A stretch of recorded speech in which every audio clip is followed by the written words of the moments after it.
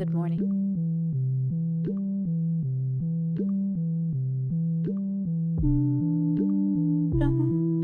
Good morning. Good morning.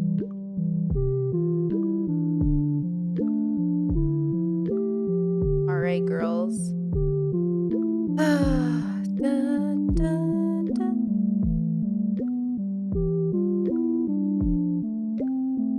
All right, so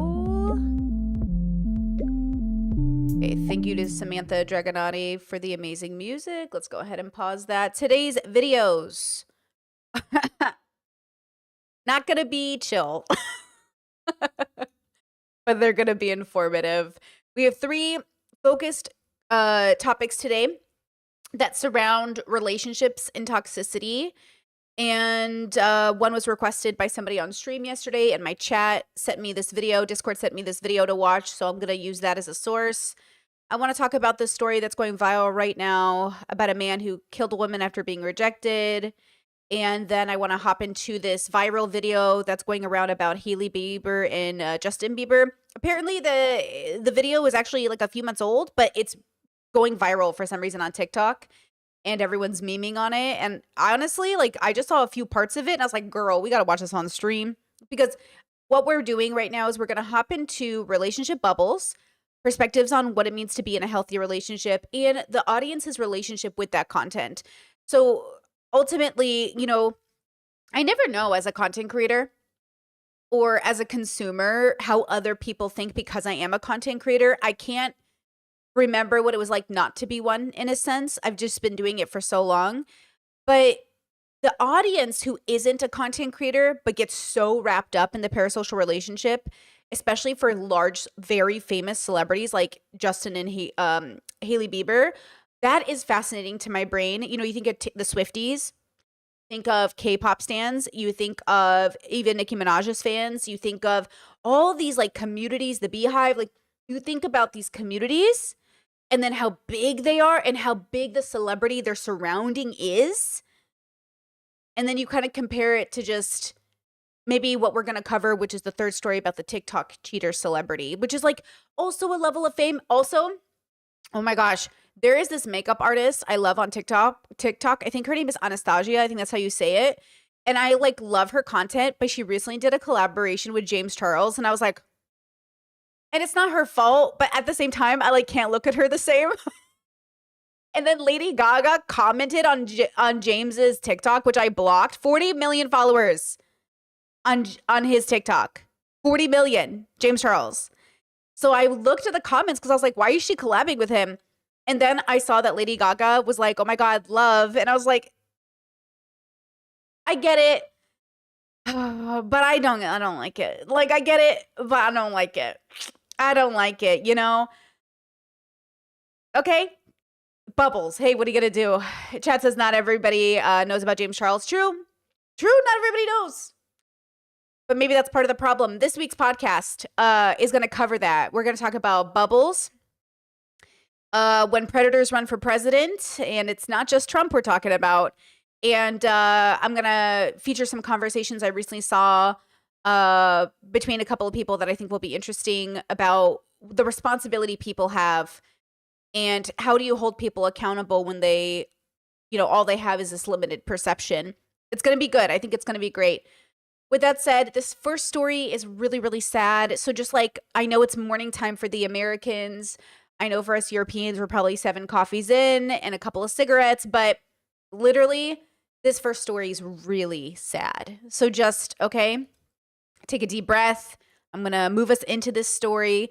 This is a new breaking story, and it's just, okay, ready? And there's a few of these going around, so, this isn't even the only one that's happening. But let's go ahead and listen to this news broadcast. Today moved to tears as the parents of murdered water polo coach Lily James begged others to teach their sons to respect women and accept rejection. Tonight, with their consent, we can show you how the man she casually dated stalked her and then planned and rehearsed her murder. And a warning, this story is confronting. It is chilling Paul Tyson casually testing out hammers in Mitre 10 just 2 days before he used one to murder 21-year-old Lily James. He selects a second, practicing a strike, eventually buying a third and a roll of tape. The day of the killing, he's in St Andrew's Cathedral School, outside the bathroom where he ambushed Lily. He rehearses rushing the door, a move he repeated several times across the day. This image, as he stares at the camera, was taken seconds before the actual attack. The hammer is hidden in his right hand. Lily changing in the bathroom. We see the cleaning sign he used to lure her into the only cubicle that didn't lock. Lily's parents, carrying her photo, watched all of those videos and more for the first time this week, and today addressed the court. Through tears, her mother Peter said, "Sweet Pea, I am so sorry that we couldn't protect you from what happened that night. The guilt that I feel will stay with us forever." Lily had broken off her casual relationship with Tyson, who then hired a go-get car to stalk her as she caught a train to Alloa Station, and half a dozen other times outside her home. Her mother declaring, "If we're not teaching our sons how to respect and value women's opinions and choices and how to accept rejection, then we could be setting our daughters up for failure. In our case, a moment in time we will never recover from." Tyson had also monitored Lily's location using social media apps. We know that stalking is a red flag. It is a risk factor that indicates that a relationship, particularly in that separation phase, is at risk of escalating to serious harm or death. Before taking his own life at Vaucluse, Tyson rang 000. There's a body that in St Andrew's Cathedral School in Sydney CBD. He was calm. I think someone should just go in there before people arrive in the morning. Thank you. The courtroom here was charged with emotion. Lily's parents held hands and sobbed as they spoke. Lawyers were crying. Even the coroner was clearly affected, as she told the family they were rightly proud of their daughter and that their presence here was powerful and would save other lives. They departed with a promise to forever love and remember their beautiful girl. Daniel Sutton for 10 News First. All right. So when I tell you that with no doubt, I think the greatest thing I'll ever do is write a book on rejection, it's because of this. I think what is missing from all society globally is a proper relationship with rejection. We see rejection as an offense to our character instead of a consent issue. It's about consent. Chad shared a quote. What's that saying? Men fear women will laugh at them and women fear men will kill them. Yeah. I'm not kidding you when I say that rejection is so deeply a consent issue. And we are ignoring it because we bully people for being rejected. We make fun of them. We tell them they're pathetic. We laugh at them. We don't accept that rejection is just a part of life, whether it's a job or a date or anything else. Being rejected it's a common experience. We just amplify it for some reason. And I want to encourage parents, and this is why I say I'm sorry, but most parents are not very good at their jobs. It's because I doubt you sat down with your sons and told them not to rape anyone because you never thought your son would do it. Because you never thought you would have to teach a human this, but humans are animals, evolved over time. We have to teach humans not to kill, not to rape. It's not something that's inherently ingrained in us. This idea that I think religion kind of encourages is like, oh, God is written on your heart. You know what's right or wrong. You know, your something will tell you it's right or wrong. I just don't think that's true. I really think it's our responsibility as a collective, as parents, as family members, to remind people you're not entitled to people's bodies. You're not entitled to people's time or space or spoons. And it's so important to recognize, like, this is too common for us not to be paying attention. I don't think men are inherently evil or bad. I think humans are inherently at risk of engaging in evil because we don't have enough structure, community, and consistency. We don't have enough reasonable data to go off of. And like religion just isn't the answer you think it is, because so many of these predators exist in your churches. So we know religion isn't the answer. We know it's not. So what is the answer? It is proper education. It's an acknowledgement too that we are these biological creatures with limitations. Instead of assuming, again, we give humans so much credit when we haven't deserved it. Give us the credit we deserve, but don't go over, okay? We give ourselves so much credit for being these great, amazing things. I'm sure this boy, I'm sure this man, I'm sure his parents think he's just the bee's knees. I'm sure his parents think he's just the sweetest little gem. Well, your sweetest little gem bludgeoned a woman with a hammer because she wouldn't keep going out with him. Okay, there's another story coming out. I was going to cover it, but I didn't have time to gather all the information, of a couple of students on vacay, and a woman drowned in the ocean. I don't know if you guys saw it. Again, I'll cover it in next stream. I didn't have enough time to do prep. I'm sorry. But even that stands out to me, where the parents are so eager to defend their sons when they were the last ones to see this woman alive. If you're the last person to see this person alive, and his story kept changing, but what I'm taking away from this is parents' desire to like so quickly defend their children. Like, I love that parents want to believe in the goodness of their kids. But I also know so many parents are the reason their predator children are getting away with stuff. And so many people around us, like there are so many reasons why you might be afraid to say something, because we look at the world and like people are doubted. And until you're killed, people just don't want to believe you. They don't want to believe how scary it can be just to be a person, right? Yeah, Chet says, was it the recent one on vacation? Yeah, the Indian girl and the white boy. And so the story is being, you know, there's some question about whether or not it's not being as famously covered because she's Indian, but American Indian, right? Like, she's American. Like, you know, I'm looking at her like, hello, where's our American government doing its job? But it never does its job. So what am I surprised about? You know what I mean?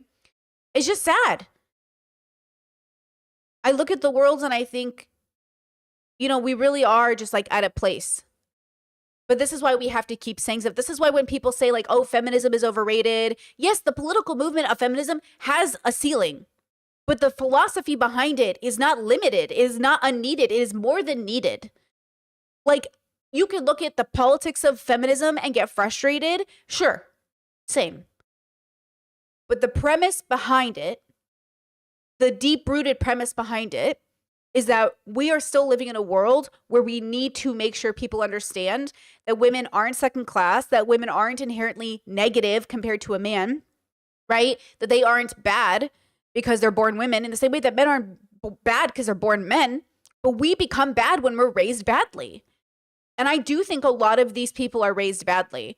I also think it's really hard as family members who think you might have somebody like this in your family to get everybody on board with what to do, because you don't need a mob. Again, I don't want to punish people, right? I don't feel any desire to punish this person. I mean, he killed himself, so I don't feel a need to punish him. I feel a need to keep him away from others. I don't feel a need to torture him. I don't have an internal desire to see him suffer. I have an internal desire to see him never hurt anyone else again. I mean, killing himself was one method of making that happen.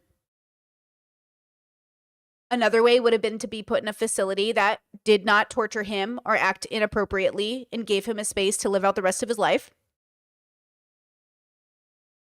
Again, we don't have to become ugly because they are, but I really do think parents aren't doing they're not playing the role they think they are. And with the economy the way it is, with parents needing to work 2 to 3 jobs, with people being out of the house so much, with your kids being raised by iPads, I'm telling you right now, it's not going to get better. It's probably going to stay about the same, if I'm being honest. I'm not sure there's that much difference. I mean, your kids have a higher probability of reaching maybe a more progressive YouTuber and therefore learning about consent. But if they get lost in the Andrew Tate bubble, Andrew Tate, who has bragged about having sex with minors, who's bragged about, abusing women, who's currently under investigation for sex trafficking.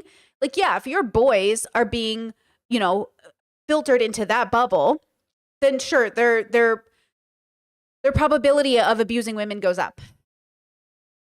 right? But this is just a reminder that regardless of how you see the world,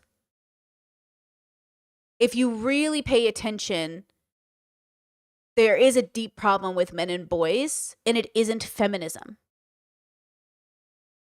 And so as long as a man blames feminism, he is a danger to your life. He is a danger to your safety. So take this with a grain of salt, ladies and non-binaries and gay men. You're dating a man who in any way, shape, or form gives you those red flags because of the way he talks about women or doesn't believe them. We saw this with Alex in Love is Blind. Alex took Mason's side more than he took the girl he was about to propose to. Not that I'm saying he should blindly believe his partner, but there was something about bro code that was coming out with his language. Like, well, that's just what Mason told me. But see how he was doubting her when she was also telling him something? That right there is the danger. Like, are you going to marry me and trust me less because I'm a girl? And the boys in the pods have already expressed, like Dave said to the girls, I don't want to get in the middle of your girl drama.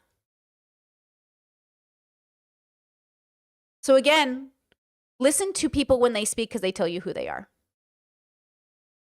You know? Chat says, my mom wouldn't defend me if I harm somebody. Her values won't allow it. Yeah, wish I could say the same about my mom. Wish I could say the same about the women in my family. The women in my family, way too eager to defend men who do wrong. I really wish I could say the same. And that's just the truth of it. The truth of it is, like, I didn't grow up. That's why I say I grew up in enough of a misogynistic home to know that when shit goes down, the women are always blamed, no matter how old they are. The girls are always blamed. And that's the reality of living in like a misogynistic home with people who don't have a complete traditional outlook on men and women dynamics, but ultimately always blame the women. If you're always going to blame the girls, even though it's so clearly the man's problem, like, that's a dangerous space for girls. That is a dangerous space for girls to come forward with their problems. It is a dangerous space for people, victims of any gender, to come forward in those bubbles. You know?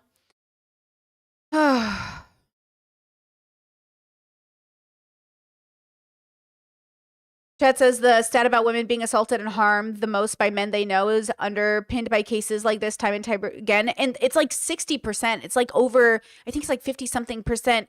The highest risk you have as a woman is by somebody you know. Family, relationship, friends. It's somebody you know. And you have to think about that. You have to think about that reality because it is this idea of like, this is my friend, they wouldn't do that. It's probably going to be your friend. That's why betrayal feels so deeply like there's a wound to it.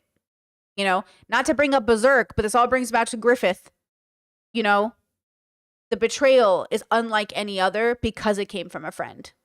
It's like, and the sexual assault that went into it, like there's just layers of depth. And this is within human nature. This isn't like unique. This isn't like, oh, that's a monster over there. That's just your son, dude. Oh, that's a monster. That's your homie, dude. Oh, that's a monster. That's your local priest, dude. It's not a monster. It's your neighbor. It's not a monster. It's your brother. It's not a monster. It's somebody you know. You know?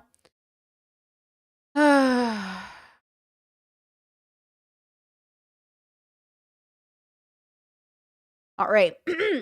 With that said, let's move off this story. And if you guys want, I'll share the TikTok with you and you guys can check the story out in more detail if that's interesting to you. Let's go to this next story. This, again, goes into toxic dynamics in relationships and actually kind of flips it. This is pretty anti-Hailey Bieber. So it flips it in terms of gender, but what is gender? It's a construct. Nobody cares. So let's watch this. Apparently, this is going viral on TikTok again, but this is the full YouTube video that it's based off of. So there's a 7-part series that you might have heard of, but this is the whole series just through the YouTube video instead of going through all the little segments. So here it is about Hailey Bieber. I feel like we're going to learn a lot here that I didn't realize, but also what I'm focusing on is how they tell the story. This is from a YouTuber called Internet Oddities. And this is Hailey Bieber's dangerous decade-long obsession. And if you guys are unaware, Justin Bieber and Hailey Baldwin got married And the fans think that she's been stalking him all of these years, and they accuse her of copying Selena Gomez because, you know, Selena and Justin had like their whole relationship and it was a very big deal for that bubble. And they feel like she's always trying to they feel like she's always trying to be the better Selena, right? Chat says, oh, I think Internet Oddities is being sued for this series. Perfect. Let's watch it. Oh, perfect. From the undeniable hits of the Backstreet Boys and NSYNC to the breakout success of One Direction and the Jonas Brothers, every generation has their teenage heartthrob, and for teens and preteens in 2009, that position was unmistakably occupied by Justin Bieber. Known as Beliebers, Justin fans were known to pack arenas, flood social media with endless posts, and even cause near riots at his appearances. This behavior was so common that it was even given a name. Bieber fever was taking over the world, with one famous case in Australia where they had to cancel the show after only a few minutes as 8 girls in the crowd fainted after catching a glimpse of the artist. Let's talk about this. Not good. You know what I mean? Like, who's raising you? Who's raising these girls? I feel like if you raise your children to faint over celebrities, you failed as a parent. Period. Like, period. Period. And yes, I've seen the Justin Bieber documentary, but period. Okay? This is not good. These are not this is not it. While teens and preteens around the world dreamed of being Justin's baby, Beliebers would never get the chance and eventually grow out of the fandom. But what if I told you one Belieber never gave up? In fact, she was there the whole time, lurking in the shadows, using her famous friends and dad's Hollywood connections to turn her 13-year-old dream into reality. This is the story of how relentless ambition and a hidden agenda turned Hailey Baldwin into one less lonely girl. Following the 2009 release of Justin Bieber's debut singles, One Time and One Less Lonely Girl, he was invited onto the Today Show to perform them. Unbeknownst to Justin, this appearance would completely change his life, as Hailey Baldwin's father, Stephen Baldwin, would take her backstage to meet 15-year-old Justin Bieber when she was just 13 years old. This is my daughter, Hailey. The third song? Yeah. We've been enjoying your music. Like many 13-year-old girls at the time, Hailey likely had a crush on Justin, and her father Steven was using his connections to do something sweet for his daughter. So obviously, if you guys know Alec Baldwin from 30 Rock or from other things, this is his brother Steven. And I think Steven's the Republican and Alec's the liberal, and both of them are, as far as I have heard, are pieces of shit. As far as I know, all the Baldwin men are pieces of shit, abusive, like, but you know, what do I know about life? Alec Baldwin's also married to Hilaria or whatever, the woman who pretends to be Spanish and have an accent. Do you guys remember her? She like plays Spanish. Why do people do? I don't know. Humans. I don't know why they do things. You know, was it Steven or Alec who yelled on the tape? Who yelled on the tape? Is my audio stuttering or is my audio stuttering like on my microphone? It's my mic hygiene. My mic, I have to be like this to be clear. Is it my mic hygiene or is it the video on YouTube, guys? The stream? Is the whole stream stuttering, not the mic? Was it Alec Baldwin? That's the most vile recording I've ever heard. But you know whose was worse? Mel Gibson's. Okay, I don't know why YouTube is freaking out, but if it's sputtering for you guys, you can always reset the stream. I think that also helps. Okay, let's keep going.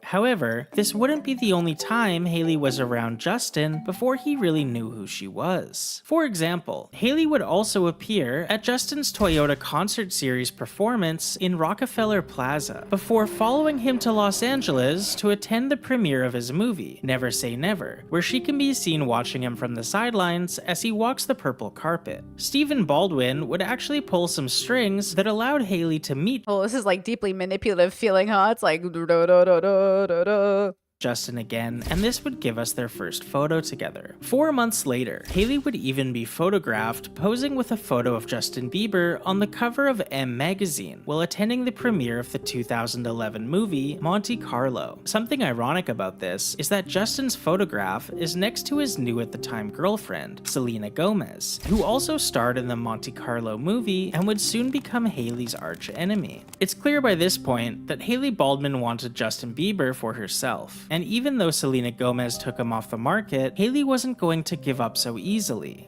Okay, this is like that's quite a statement. You know, and I do not know what's going on with this couple. I just know that Justin is obviously a suffering human, but I'm not sure that it's her fault. Like, I want to make sure that our like internalized misogyny isn't playing a role in this, and also the women in the audience who love Justin aren't giving him excuses to, you know, because he comes from a broken home. You know, Justin Bieber's dad didn't even care or talk to him or was in his life until he got famous. Justin Bieber was raised by a single mother. He was abandoned by his father. You know, then he gets famous and his dad's all of a sudden back into his life. Justin Bieber was a YouTuber who got picked up, who used to basically like show up at Usher's club to get Usher's attention. And eventually Usher paid attention to him. And then he got introduced to Diddy. Okay. So again, like when we talk about like blaming the women in these men's life, like you don't know what you have no idea what's going on behind closed doors.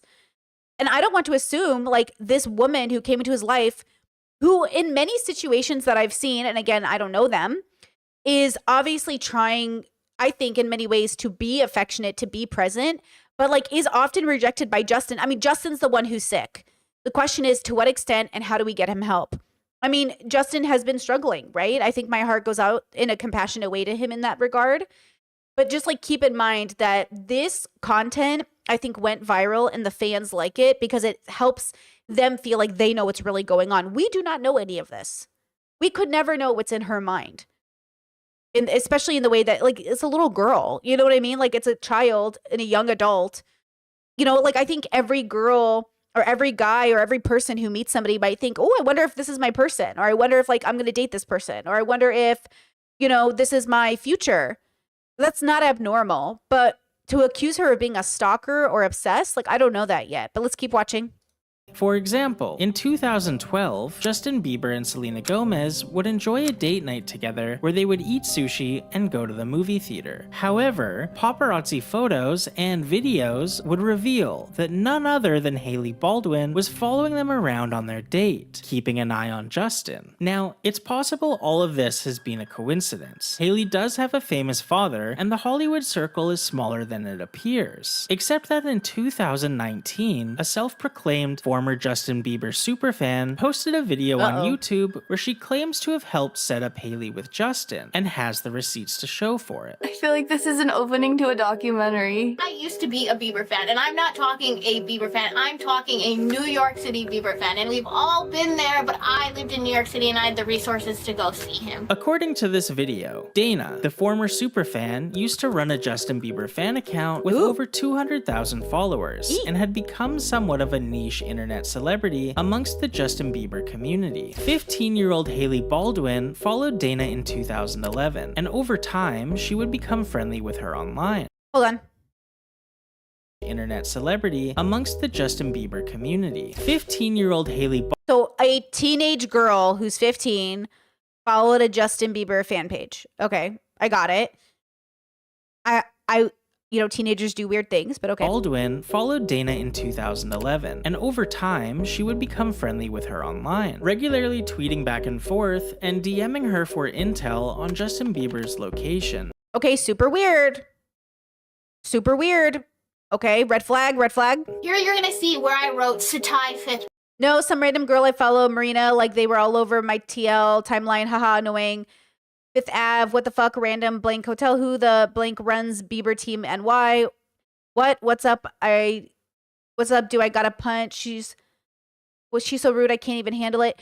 Okay, first of all, so is Dana also a stalker? I just want to be so fucking clear right now. Because if Hailey is hitting up Dana for locations on Justin, does that mean Dana knows where Justin is? Why do you even know where anybody is? Like, I'm confused. The DM that was right above that she sent to me is gone because she unsent it right away. And if I went back to my MacBook from 2013. Maybe I could find that, because above that, and you're gonna have to take my word for this one because I don't have it, but she said, "What hotel is Justin staying at? Kylie and I want to know." According to Okay, well, why would Haley need, if she's with Kylie, why wouldn't they just go to their resources to find Justin? They're celebrities with a much higher status and better networking. Why would they have to go to a weird stalker account? I'm so confused. Wait. Make it make sense. Kylie Jenner?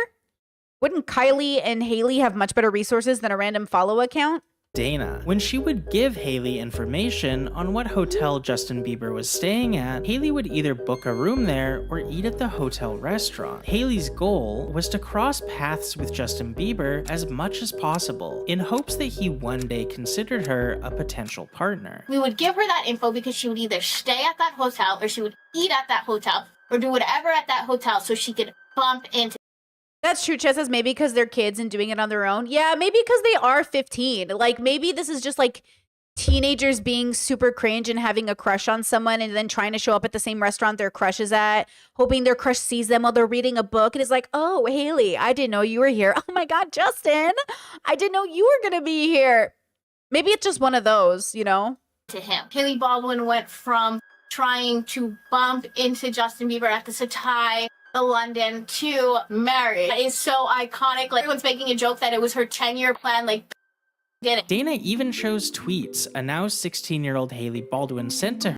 I mean, I can't tell, but this might be manifestation to the T, bro. Maybe Haley just manifested it and then showed up in all the places, and then it's not that abnormal. The question is how aware of is Justin of it? I think the only scary part is is Justin aware that she's like, "Oh my God, she'd follow me to different places and try to show up." Like, I feel like, yeah, Trisha, levels of manifestation. I don't know. A part of me thinks this could be the most creepy thing I've ever heard in my life, or not that weird, but also, you know, we got to teach boundaries and consent. Right? And also, why would Haley need to sneak around? She could just be like, "Hey, Justin, we're both celebrities. What's up?" I don't know.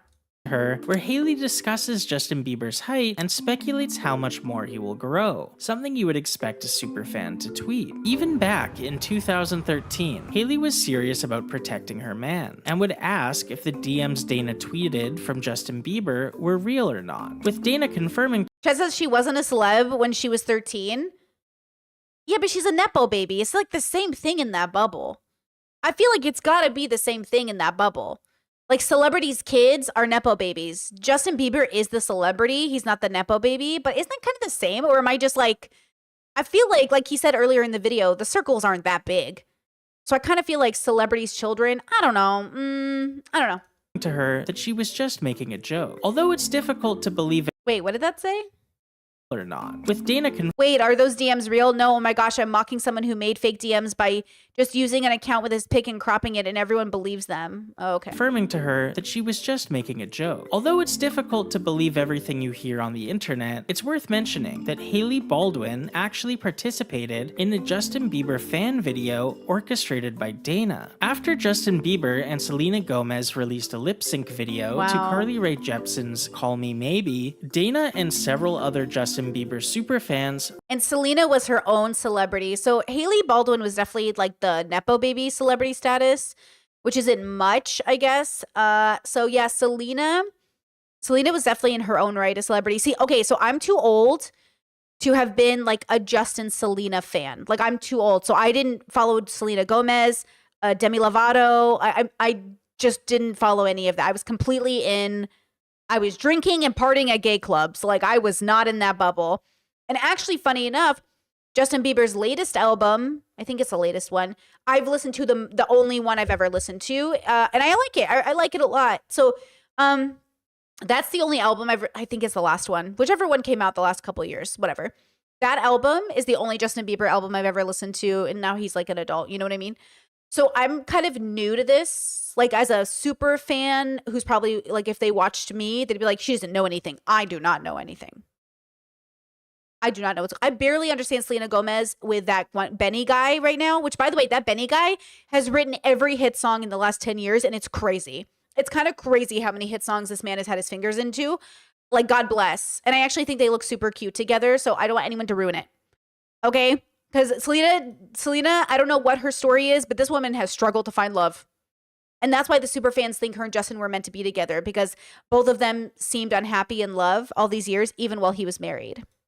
Recreated it with none other than Hailey Baldwin sending Dana a clip of herself to include in the fan recreation. At this point in time, Justin Bieber and Selena Gomez had broken up and gotten back together multiple times, but 2014 would mark the beginning of their longest break yet. And luckily for Hailey, she had become close with Kylie and Kendall Jenner. This is important because Justin was also friends with the Jenner sisters, and because they now shared mutual friends, Hailey's access to Justin had never been easier. She would no longer have to rely on Belieber fan accounts to give her intel on his location. Now she could simply ask her friends. This newfound connection with the Jenner sisters proved valuable, and things were looking up for Hailey after she was spotted getting dinner with Justin, going to a movie, and then going back to his house, where she wouldn't be seen leaving until the following morning. However, with Justin's heart healing from the recent breakup with Selena and New Year's Eve quickly approaching, Hailey had her eyes on the prize and didn't want to risk Selena ruining that for her. It's a little loose, but fans speculate that Selena Gomez's last-minute New Year's Eve trip to Dubai with Kendall Jenner and Gigi Hadid What a different fucking life. What a different life. What a different bubble. Like, these people are not even close to relatable to 99% of the global population. Wow, what an interesting different bubble. I couldn't even imagine, you know what, like, there's just nothing to compare to, like, hey, you guys want to go to Dubai? It's like, okay. was actually a setup to put Hailey and Justin together. With Selena out of the country, the chances of Justin and Selena rekindling their relationship at midnight were now zero. Unfortunately for Hailey, I wonder how many of this too is like, you know when you think like high school is the peak of my life? I wonder if these fans think this was the peak of their lives when all of them seem pretty fucking depressed and sad. You know what I mean? I feel like there's no way Selena and Justin were each other's high compatibility partners, but I will say that I think the fans are holding on to like a perception of a young person's relationship that just isn't real. I mean, like, the idea that the fans are still kind of shipping them is kind of a sign of the mental health issue with the fans. Because, like, they're just kids. You know what I mean? They're babies. And so for you to think after all this time that he still should have ended up with Selena, like, it's just weird. Justin would make it clear that he wasn't looking for a new partner, and instead was more focused on having fun. And just like old times, Hailey would defend her territory. After Halsey was photographed leaving a building with Justin, Hailey would post a video of herself to social media telling her driver to change the radio station after a Halsey song started playing. Can you change the station? Yeah. Please. Thank you. This is when Hailey really started to lose. I mean, she could be, you know, out here doing all these things, I suppose. There's you know, Hollywood's so toxic. Music industry is so toxic. The plot and get progressively more and more bold. Yeah, and didn't Justin Bieber cheat on Selena? I just learned this. Wait, chat says kids in toxic relationships where the guy kept cheating. Yeah, didn't Justin Bieber cheat on Selena? What? Pourquoi? Do you know what I'm saying? I just learned this week. I'm learning so much about Justin Bieber. So, you know what I'm saying? Like, what are we shipping this woman with this man for? With this boy for? Let's move on. With her actions. While Justin and Selena were still separated, Justin would do a series of interviews where he praises Selena and describes her as the love of his life, going on to say, Yo, chat. Says consistently or constantly and apparently with Hailey? He cheated with Hailey? He cheated on Selena with both Jenner sisters? Yo, messy. So basically, Hailey's like, I won. I got the prize. You got a cheating boyfriend, girl. Congratulations. Loser. So everyone's like, Justin's the victim of Hailey Baldwin. Sounds like Hailey convinced herself this cheating loser was worth her time and married a boy who won't go to therapy. That's what it sounds like to me. They were, quote, so in love, nothing else mattered. We were all about each other. Clearly feeling jealous about how Justin was speaking of his ex, Hailey began accidentally retweeting Also, I am a fan of Hailey's fashion statements. tweets that shipped Justin Bieber and herself, as well as tweets from people wishing that Hailey would fight Selena. Oh, this Lord. is when Hailey's behavior stops coming across as enthusiastic and starts coming off as obsessive. As I feel like Hailey's too deep in. She feels like she got the prize, and if she if she divorces him, people are gonna hate her even more because they're gonna be like, why would you let go of the greatest prize? But like, he's not the prize. He's just like a broken boy who won't go to therapy, which is sad. But like, you know. over the next couple of years, she would seemingly try and mold herself to be more like Selena Gomez in hopes of receiving attention from Justin. For example, Hailey has a tendency to copy Selena's outfits and poses. Fans have dug up many examples of Hailey posting photos shortly after Selena where she's either wearing the same exact outfit or something very similar. The copying allegations even extend to the poses she makes in the photos as well as her facial expressions. Now, if you're shopping at the same stores or keeping up with the current fashion meta, the reality is your outfits are going to overlap. Is this true? Like, that's the problem, is like, this does feel crazy right here. This feels inappropriate and weird. But then I'd have to know, like, is this true? Because you know what? That would make someone crazy. That's some psychological damage right there, bro. Is this true? Or is this like, has it been verified? Did somebody actually do the research? Because that feels crazy. But that would really get under someone's skin. Being like, she's following me, she's posting, but then how do you prove it without sounding crazy? Like, hey, you're copying me. It kind of sounds, you know what I mean? I don't know. That feels weird. I feel like statistically it'd be improbable for them to have complementary outfits within a few days of each other. I feel like that's really unlikely. With what other people are wearing. April, May. Yeah, it's hard to say. You know, chat says they could have the same stylist. They could, which at that point would be crazy, get a different stylist. Like, if the stylist is making you, you know, the problem is, like, things do trend, but if they're following trends, I don't know. It's hard to say. I wonder if you could do this against another celebrity, how many of them would be true? Like, it's easy to go to Hailey and Selena and say, like, see, but I wonder if you went Hailey, Selena, other celebrities, like, how many of them all dress the same in a similar period? But all of these outfits were posted by Selena first, with Hailey. All of them? All of them? That's not it. Do you know what I'm saying? All of them? That's crazy. Sometimes posting her in the same exact outfit as soon as 24 hours later. The accessories, the facial expression. Hold up, bruh. As soon as 24 hours. That's crazy. Like, this one's crazy. Hours later. The accessories. This one's not right after. This is May and October. That could be anything. The facial expression. March and October, that could be anything. This is too common. No. I'm going to be cynical. This is typical. This is like a very typical lipstick pose.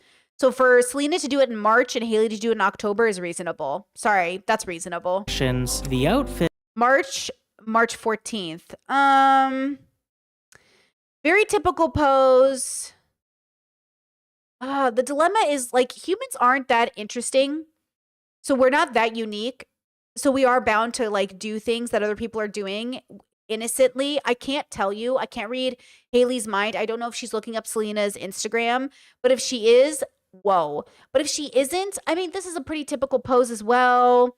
I don't know. It doesn't seem that unique. I don't know. It seems like a big stretch, but it could be possible. That's the thing, is like, it could be possible, or it could just be a really big stretch. They're all the same, but it doesn't just stop with clothes. On June 4th, 2015, Selena Gomez would be spotted with a new tattoo behind her ear. This tattoo is just the letter G and is supposedly a tribute to her baby sister Gracie. However, on June 16th, just 12 days later, Hailey Baldwin would be spotted sporting an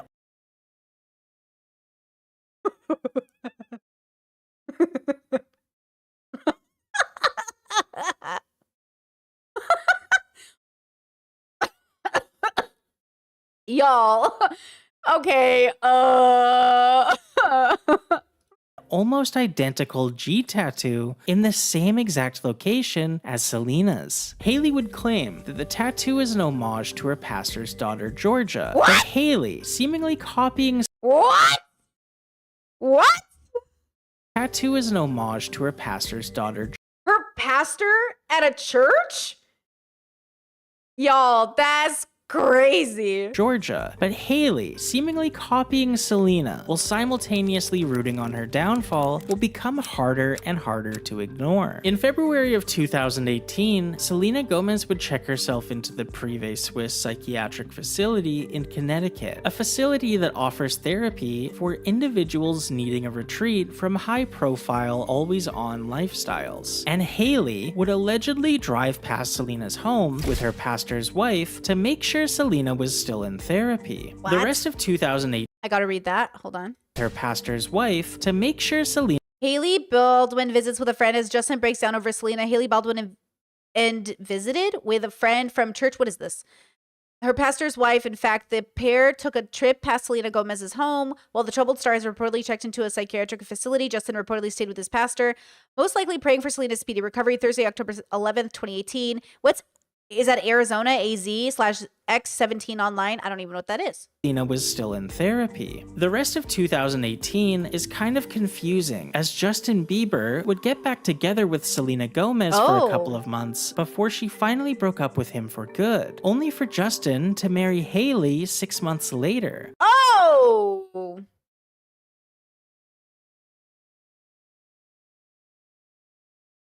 Oh.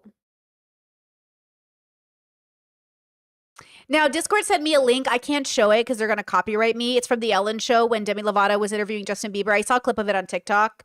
And basically, he says the marriage was like arranged, which it could be. It's not all. Some arranged marriages work, some don't. You know, obviously, maybe it was a business marriage. I mean, look at Jay-Z and Beyonce. Some people think that's like business related. Who knows? Like at the end of the day, you can't know these people's lives. We can't know, you know? But at the same time, I don't know about this, you know? Chet says, my ex and I broke up and he married within 6 months. Not a crazy time frame. I mean, I still think that's crazy. Like, I do. I think, like, it's possible to run into your high compatibility partner right after a breakup. But also just, like, human beings usually need more time to stop being the person they were when they were toxic. So if Justin was cheating and he had problems with, he's going to need that 6 months or more to heal, not 6 months to get married. So within 6 months, he was married. So when did they start seeing each other? When did the wedding happen? Like, you know what I'm saying? Everyone's different. Okay. But that feels very like a stretch to be like, I just got done with my on again, off again cheating relationship with Selena Gomez. And now I'm married after 6 months.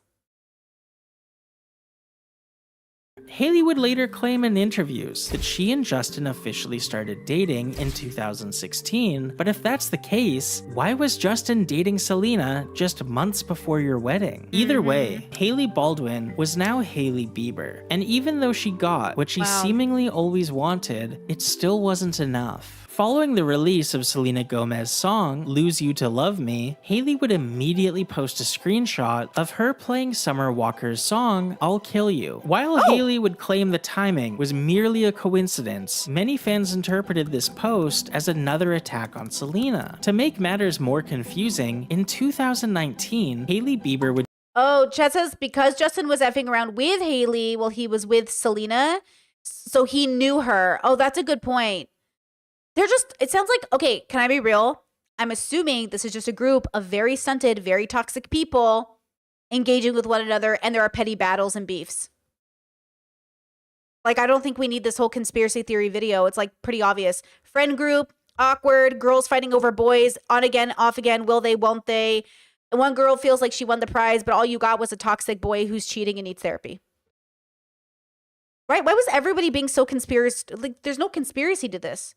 It's just like toxic people in a group.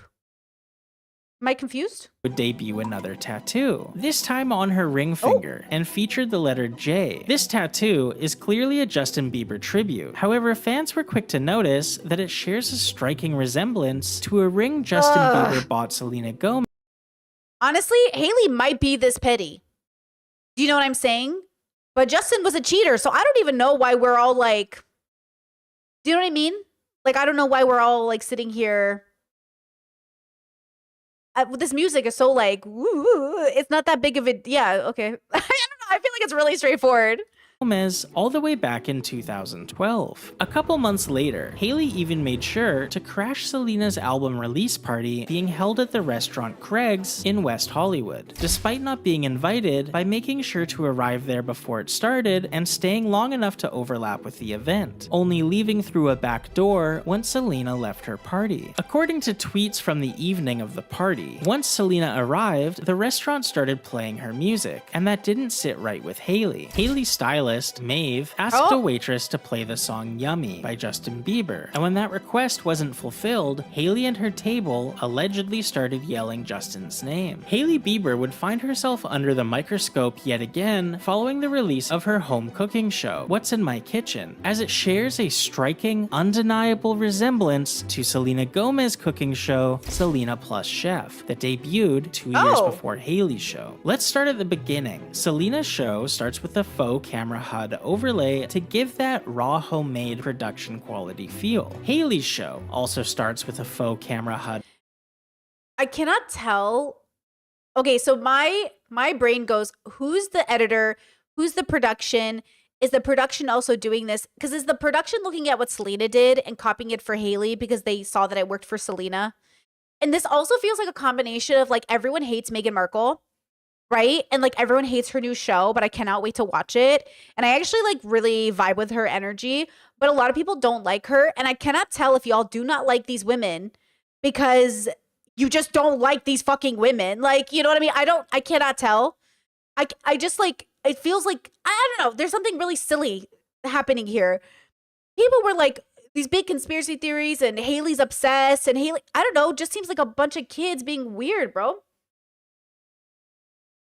I don't know. It seems weird already, but let's finish it. Overlay. Selena points out that the show does in fact take place in her real home. This is my real home. Everything that we're doing is at home. Haley points out that the show is actually recorded in her real home. Yes, we actually are in my real kitchen, in my real house. Selena has her Nana introduce the dish they will be cooking. So Nana, what do we call this? Cheesy tortilla chip casserole. Haley has her Nana introduce the dish they will be cooking. And Nana, what are we making today? Selena Plus Chef. Yo, Nana kind of dish they fashion will be queen, And bro. Nana, what are we making Who's this? Who's this middle one? Is this her mom or her sister or something? This is the grandma? today? Selena Plus Chef would go on to have 4 11-episode seasons on HBO Max, as well as a spin-off that's still currently airing titled Selena Plus Restaurant, while Haley Bieber's What's in My Kitchen would release 5 episodes before being abandoned completely. After fans caught on to Haley practically copying Selena, I think people forget, this is like one of the facts about the Kardashians that always blows my mind, is the Kardashians have started like so many failed businesses because they're not actually passionate about anything. They're just trying to start whatever business makes money. And I think people forget that's what celebrities are doing. Not every celebrity, but a lot of the celebrities that like credit the Kardashians with being good at business don't understand that they're just taking everything and throwing it at the wall and seeing what you guys are willing to pay them for. You know, it's the same reason why Kylie Jenner, right, had to pay to be called a billionaire on Forbes, even though she wasn't a billionaire yet, because these celebrities are paying for status to convince you that they're basically worth your time and money, which they might be to some extent. But, you know, it's a brand. So the cooking shows look the same. The editors could be the same. Chad brought up a great point and said this can happen. People were accusing different artists of copying Leigh Banks and Flinabos TikToks. I don't know who that is, but turns out they have the same camera op and editors. Exactly. Like, that's what I'm saying. If you have the same operation, the same team, the same people doing your stuff, and they're not looking at you as like an individual, but just like another cookie cutter brand they can make money off of, you might end up looking the same. And also, some YouTubers literally will give that advice to starting out YouTubers, like, pick your favorite YouTuber and copy their style because it's working. Now, to some extent, you're like, where's the originality? And then the reality is like, what originality? You know, the TikTok trend, the new thing that people do, which is like, hey guys, breaking news. And then they just read the headlines. It works. People love that shit and it takes off. There's like 3 or 4 content creators who have the same, hey guys, breaking news, Trump just did this. And people think these are journalists when they're really just like you and me reading a headline, which is not the worst thing in the world if you understand what you're watching. Right? But if you think they're journalists because they're reading you headlines in the first paragraph of that's not what's happening, right? I think people have forgotten what a real journalist looks like, to be honest. If you watch like the guy Dylan on TikTok who does news, that's great. If you watch Philip DeFranco, that's great. But to some extent, there's like, you know, Phil is reading the story, understanding the details, and getting it to you. He's not necessarily, as far as I know, going to Gaza to get the story firsthand, right? He's not a journalist, right? Which is fine. There's nothing wrong with that. It's just like we miscategorize what we're consuming, and then we don't know how to. So I feel like a lot of Justin Bieber fans, they all need therapy. You know, you can't be out here having this whole conspiracy about Hailey Baldwin. You don't know anything about this person. I guess I should say Hailey Bieber, but you know, you can't just be, you know what I mean? It's not good for you. This isn't good for anybody. It's just crazy, you know? I don't like it. I don't like this energy. It's just not good for you, you know? So don't do it, especially if you're an adult, you know? Chad says, I thought DeFranco has gone through school for journalism. Maybe I'm wrong. Oh, is that true? I'll Google it. Selena, word for word. Things got even darker when they dug into Hailey's interviews. I realized that everybody else seemed to be narrating my life for me. Yes. So why don't I put something out that... Quick Google says a biology student from Asheville Technical Community College and later a junior at East Carolina University. So a technical college and a university. I don't see anything that says he has a degree in journalism. I have never heard that. That is my side of the story. I realized that I was able to tell my story about who I was from my own mouth instead of people from the outside being able to tell my story for me. Wow, the most typical and basic shit everybody fucking says. There is nothing significant about this. It can be. I'm not saying it's impossible. I'm not saying it's impossible that this is what's happening. I'm just saying like everything they're showing right now in this regard is like, yeah, that's the most basic shit everybody says. Especially if you're a certain kind of celebrity. That was one of the moments where I was like, I don't have to be that 19-year-old body shape anymore because I'm not. That's the other thing too that I think I'm learning is I'm not 19 anymore. I'm 24 now. I feel like my body has changed the most even this last year. Somebody asked me a while ago, what's the one thing you wish people knew about you? And I said I wanted it to be my heart. What do you wish more people knew about you? My heart.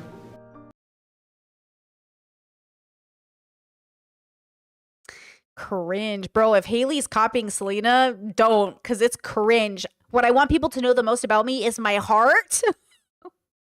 Girl, that's like, what are you, 15? You know? Okay, man. Lame. But yeah, if she's copying Selena, which could be possible, super cringe, bro. Copy somebody better. People didn't really know me. They didn't know who I was. They didn't know Hailey for Hailey. And this is 4 years later. So you're saying she copied Selena's interview 4 years before? You know what I mean? Chad says, don't be mean to Selena. Okay, first of all, you don't know Selena. Relax. I'm not even being mean to Selena, but like that was a shit answer, and you know it was. That was a publicized answer. What I want people to know about me is my heart. Girl, please go sit down, okay? Stupid answer, and I hope she regrets saying it out loud. It's like, it's such a fake answer. What do you mean? I hope, that's like Trump. I hope, listen, Melania, all I wish is that people knew my heart. I just really wish people knew my heart. As I deport all the brown people and take away trans rights, I just really want people to know my heart. It's like, sit down, girl. Sit down. And I just always had this constant battle where I was saying, I wish people just knew my heart. For what it's worth, this last Selena Gomez interview where she talks about her heart isn't even easy to find. It comes from the press circuit for the movie Rudderless, and at the time of this recording, only has 2,870 views and is seemingly only hosted on a Portuguese Selena Gomez fan account. If Hailey really did copy Selena's quote, and this is the same source she stole it from, she would have had to have been far down the Selena interview rabbit hole, as this clip was hard to find even knowing what to search for. It's almost comical how many instances you can find of Hailey Bieber coincidentally doing something Selena Gomez has already done, even extending to the ad campaign for Hailey's beauty company Rhode, Well, whose fault is this? sharing a striking resemblance to Selena's beauty company, a company Whose fault is this? They're acting like Hailey and Selena have any power over a lot of their products. Selena Gomez and Hailey are trapped in the same bubble every celebrity is. They're at the mercy of published, like other, what's the word I want? Managers and publications and magazines. And do you think they, like, when they say, like, I had my hand in this, I really helped make this product, like, we know this isn't technically true. Yeah, marketing departments. Thank you, chat. It's like, what are you talking about? Why are you acting like, you know what I mean? Like, these people have any power in the way that you think. That's also part of the marketing, is they say, oh yeah, I was there in the shop. It's like when Trisha went and she was like, yeah, like I was like in the shop making products, but then she, like, you know, it's obviously not, it's for the shot. Like Trisha even said they threw out the batch she was like fake stirring because it wasn't a real batch. Yeah, because they're not really there. It's fake. It just makes the client feel good, you know? It's, I hate people. Okay. Company that, when not copying Selena's, is allegedly copying smaller, lesser-known brands, even down to the descriptions. Hailey's greatest life achievement will be marrying Justin Bieber, and just for a bit. Rip, dude. I agree with chat. It says, I feel like the behind the ear tattoo is the thing that is kind of weird. That is super weird. I 100% agree with that. It's like, what is that, dude? Let's give her some credit. Like most girls during the Bieber fever era, she wanted nothing more than to be with Justin. And through her relentless ambition, world-class hating, and a meticulously orchestrated plan, Hailey spent 9 years building connections with people to put herself around Justin as Okay. Chassa says this YouTube channel is Selena fan. This YouTube channel is going with the trend. So one of the best ways to blow up as a YouTuber is to find a controversy, find out which side has the most viewers, and pick that side. So if you look up controversies with Selena and Hailey, Hailey is the underdog. Nobody fucking likes her, which is like really interesting in of itself. It makes me think there's something at play here. And Selena is really well loved. So if you're going to take a stance on this issue, you're going to want to pick Selena over Hailey. Because like the biggest amount of people, like the believers, they're not going to want to hear you say. So I think he's just picking a topic and picking the most common response, and then that's going to get him what he gets, which is the virality. It's the 2 million views. It's the believers feeling heard, you know?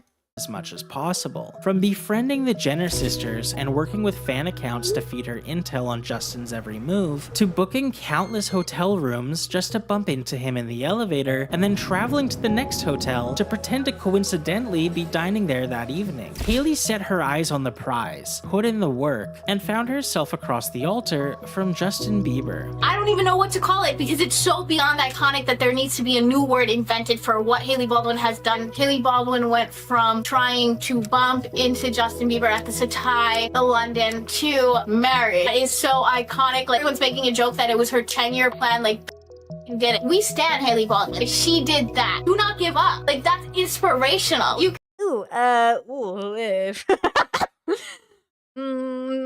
What's this girl named Dana? Dana's like, never give up. You can stalk your way into a marriage too. I don't know.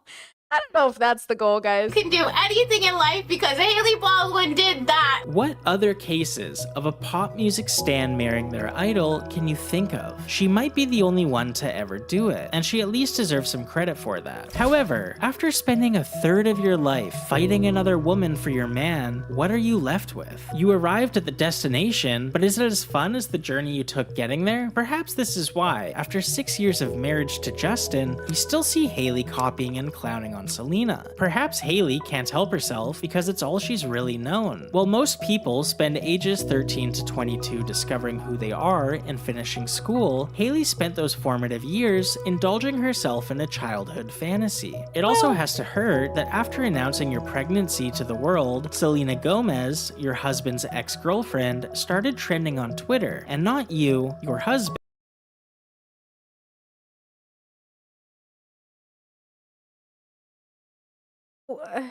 What? What? Who cares? Who cares? Like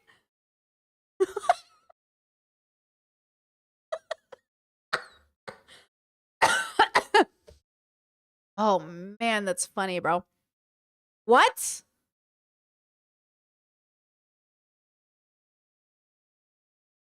Okay. Or your baby. It seems we're not the only ones pondering these questions, as despite the pregnancy announcement, the relationship seems to be on the rocks. Stephen Baldwin, Hailey's father, has asked people to pray for Justin and Hailey on Instagram, while divorce rumors swirl around the internet, with some people pointing out, oh my god, wait. The traumatized boy who didn't get therapy and turned into a cheater might be getting divorced from his wife. I'm shook. The same man that has yelled to Hailey, yelled at her in public, the same man when Hailey is showing him affection says, "Don't touch me." The man who basically in all of his body language rejects Hailey on a constant basis as she tries. Wow, I'm shocked. It came out of nowhere. I was so surprised. Wow. Shook. Truly. That Hailey and Justin arrive and leave events in separate cars, and others speculating that they haven't lived together for some time, all while blind item after blind item allege depression, substance abuse, and cheating from Justin. Always take blind items with a grain of salt, but something often alleged is that Justin and Selena's 4-month stint in 2018, just months before Justin's marriage to Hailey, came as the result of an unexpected pregnancy with Selena, followed by a miscarriage. This could potentially give some added context to why Selena checked herself into a wellness retreat and why Justin flipped from Hailey to Selena to marrying Hailey all in less than a year. Regardless, one thing is for certain. If Selena goes left, Hailey goes left. If Selena goes right, Hailey goes right. But could Hailey, for the first time in almost a decade, have a new blueprint?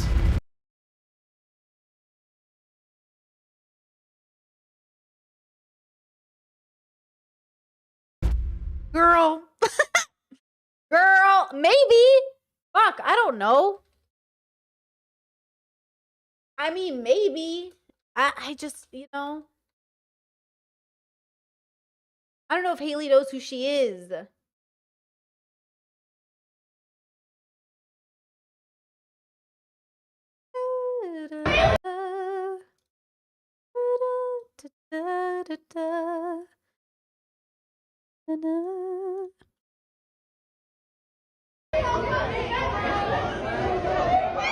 Do you see? This is like that video of Justin. Look at his language. Look at the way he's yelling at her.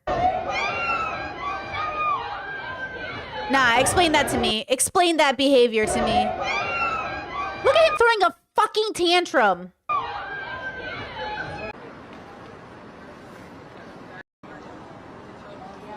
He's always yelling. He's always angry. And this is why we've always said Justin has problems. He's always mad, bro. You're always mad.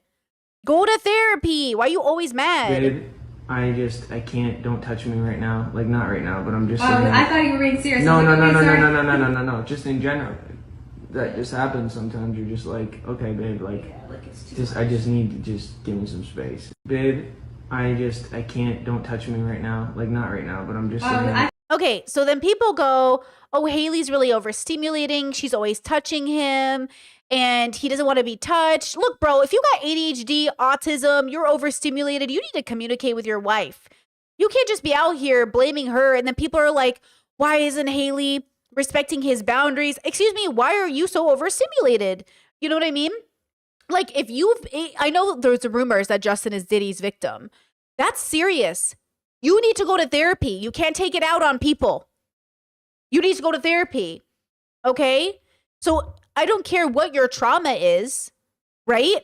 Because that's also the fault of your parents and everybody involved and the predators that chose you, if that's what's true and that happened.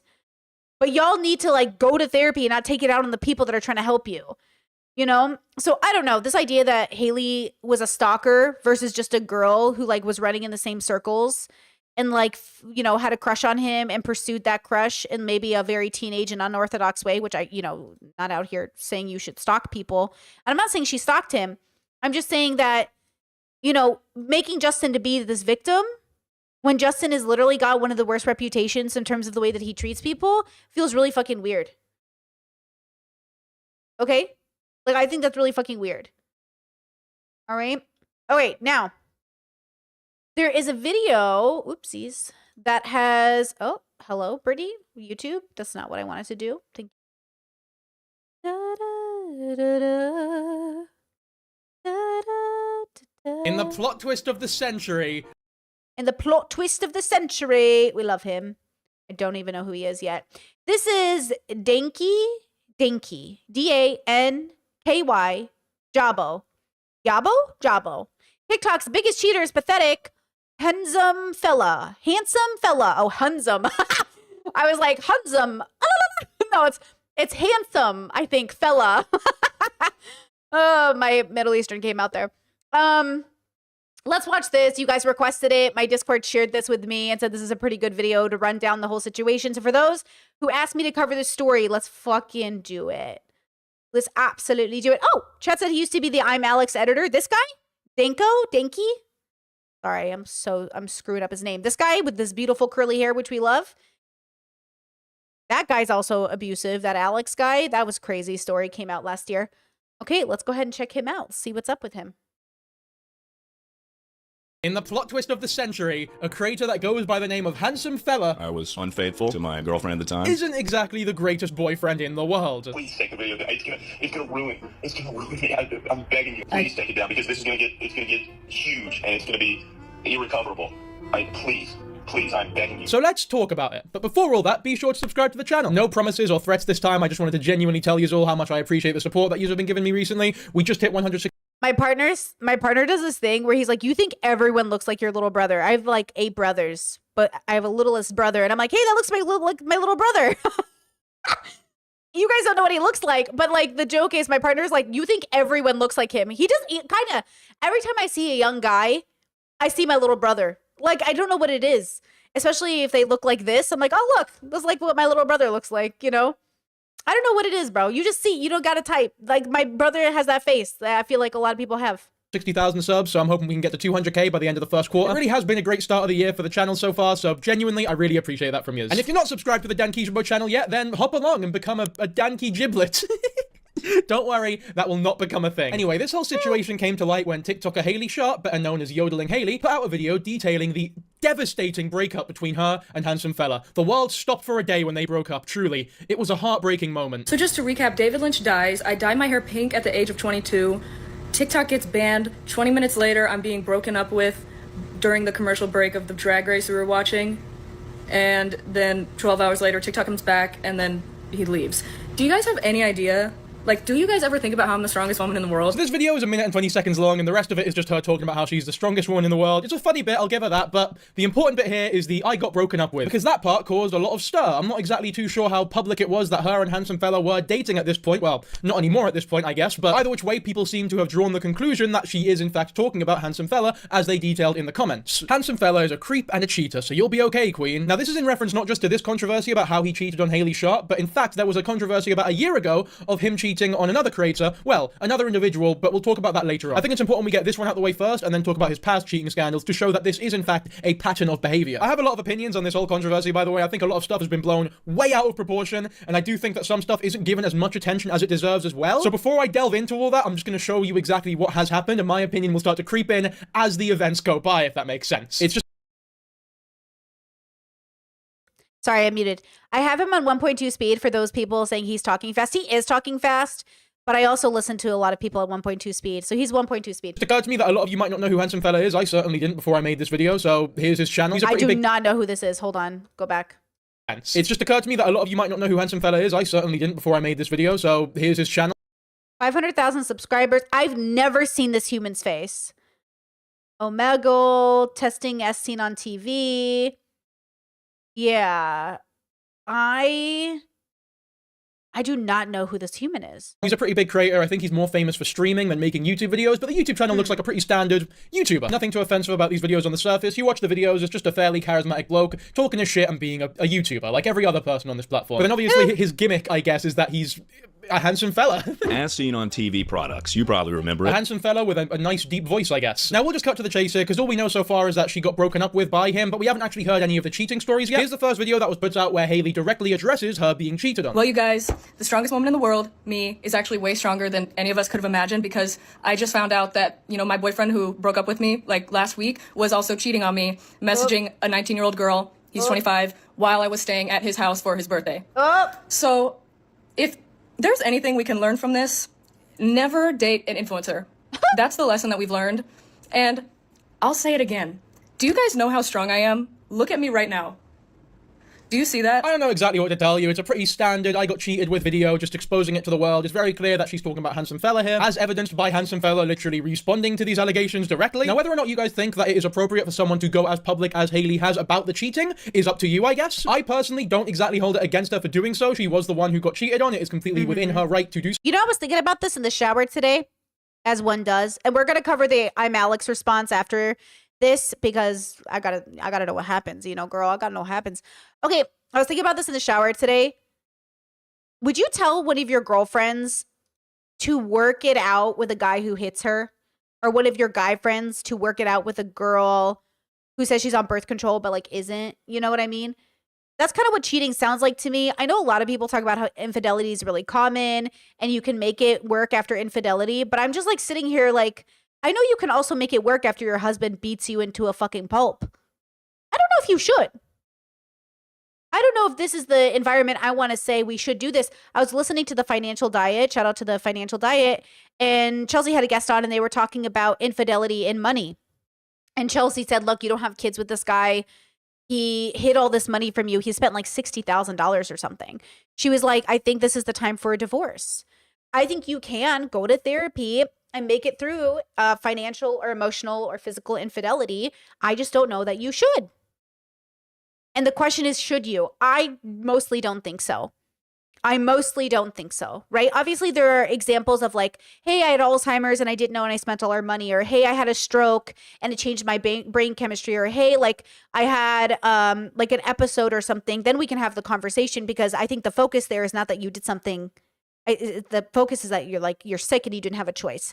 So obviously that's not the situation we're talking about. We're talking about somebody who's made a decision, you know, did an act, and you know what I mean? So it's kind of something to think about. So when people come forward with their cheating stories, I think it's important to remember that maybe for you it's casual, but for a lot of us, like, it's no joke. And same with financial infidelity. You know how many stories I could tell you, you know, about people who have, I knew this one woman who literally came home to finding out her husband not only had spent every ounce of their life savings, but had basically left her to like with nothing. And like, and they had multiple kids together, right? Like, he just took all of their life savings out to gamble it. And she came home and she was like, where's our money? You know what I mean? Like, that's crazy. That is just the most, that's just like the most heartbreaking thing, to come home and feel so betrayed by somebody, you know?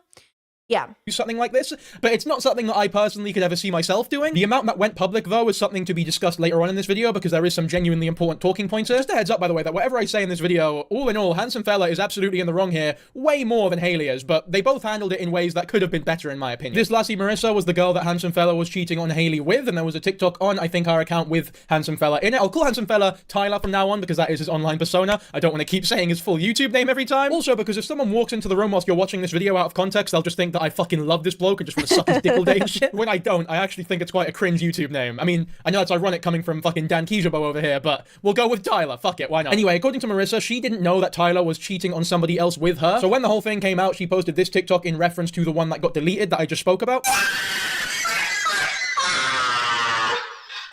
No, I don't feel bad for making him wear this outfit to the bar. Today's my birthday. I don't get it. And the caption was, mind you, he was embarrassed to be with me, and then they straight up just hashtag him, so that's confirmation if you ever needed it. And the mental thing is, since this whole thing went down as well, every girl that That's the infidelity proof? Is that what we're catching up on? Tyler was allegedly messaging whilst being in a relationship with Haley has basically come out and gone, yeah, he was messaging me as well. So it seems as though this bloke doesn't actually flirt with anyone. Chad said, are you involved with ABBA? And then he said he talked about a redheaded woman that he was involved with, and that's why I asked. We're not even friends, bro, with peace and love. We're not even friends. Wish everybody the best, though. Until he's in a relationship, and then he just goes fucking mental. He cheated and I know it. I named the baby Heaven, cause that's where it's going. Here's them talking directly to Haley. Oh my god, I'm so sorry. I just saw your comment. Yeah, on and off since like last April. I'm really sorry. I should have done my due diligence, but my friends and I treated him like a bitch. Who knows if that's true? I don't even know if Tyler was messaging this woman. There is no proof or evidence of any of this. The people in this comment thread don't seem to believe her, though. Apparently she has a boyfriend as well, so it's a little weird that she was entertaining this whole thing, unless that's something that they've sorted out between themselves, and this is like an open relationship or whatever. Who fucking knows? I don't really care. I don't even know why I'm talking about it for this long. Let's go back to the topic at hand. And in what is easily the biggest development so far, and most shocking thing that has happened so far, Handsome Fella did a live stream responding to these allegations, which in my opinion is always a very silly move. When you get called out for something, or allegations come up against you, do not live stream your response to it, because in my opinion, I guess if you're a really confident live streamer and you know exactly how to talk the way that you feel, then go ahead. But for me, in my opinion, when you do a live stream, you say a lot of things you don't really mean, a lot of half-baked thoughts come out. Yeah, I say things I don't mean all the time. Trust me, Melania, she would know. I say things I don't even mean all the time. Like, did you see that video of me sucking JD Vance's toes? I would never do that. I've thought about it, but I wouldn't really do it. But I've thought about it. I'm thinking about it right now. Head that you haven't thought through too much. Like, if I were to go live, I think that I would say a lot of things that maybe I don't really believe in, that like an hour later I would look back on and think, why the fuck did I say that in front of my audience? That's, kind of regret that. That being said, when you do live stream, I think people give you the benefit of the doubt a little more, so you can get away with a bit more, because I feel like it is universally understood that you don't have a script and you're not graced by the editing and post-production, so people cut you a bit more slack. But when it's a response to a controversy, that slack will not be given to you, because people are paying attention to every word that you say, and they want to hear what they want to hear, whether that be some sort of semblance of taking accountability, or an apology, or, you know, an accusation back, or maybe a rebuttal. And I just think when you live stream your response, oh god, you're not going to make anyone happy. Hello, testing, 1, 2, 3, testing. Sorry for What's happening? What's this background? What's going on? Okay, interesting. the emote only chat, ladies and gentlemen. All right. So also sorry for the late stream. I'm gonna take these earbuds out of my ear because I don't need them. Yeah, sorry for the late stream. It's gonna be a quick one though. It's gonna be a real quick one. I just realized I fucking forgot to disable. Hopefully people don't have pre-rolls right now. And thank you for the subs if you have subscribed. So our boy's nervous. Let's jump into it. Not our boy.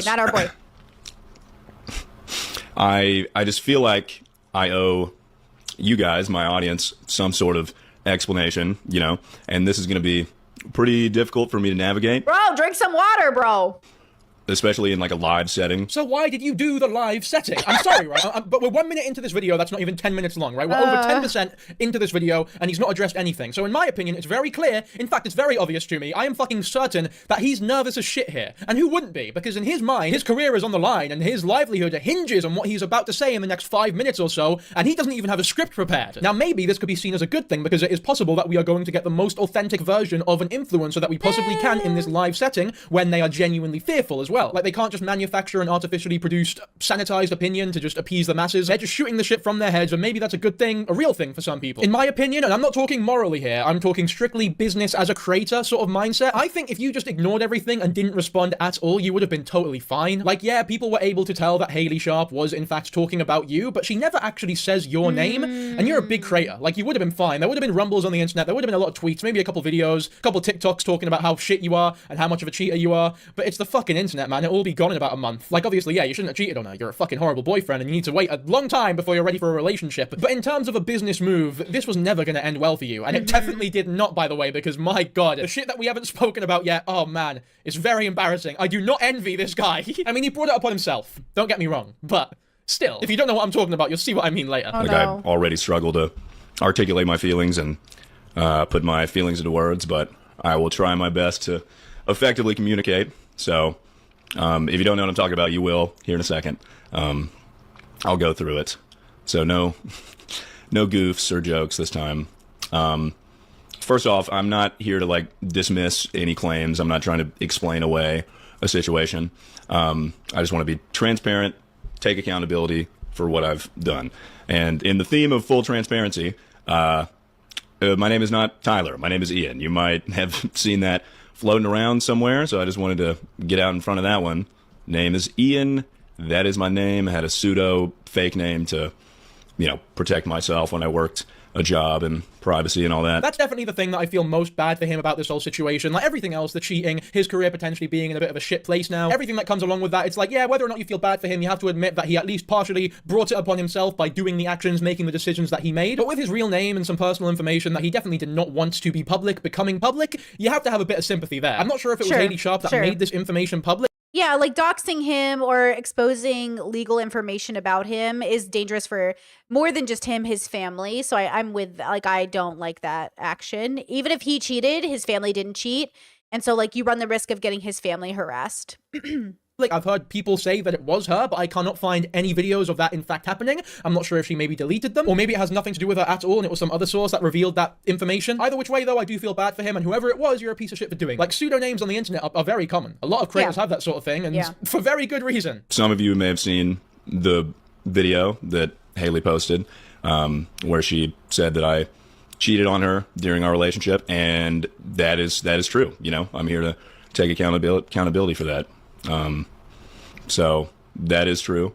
My now ex-girlfriend posted that TikTok detailing it, and yeah, I'm not here to explain that situation away. I was unfaithful to my girlfriend at the time for the past month and a half, and did message people while being in that relationship with her, and that's something I've got to own. You know what's crazy? I know it's not going to sound good, but I am kind of shocked when public figures make these decisions, because I'm like, girl, that's definitely going to be in the public eye now.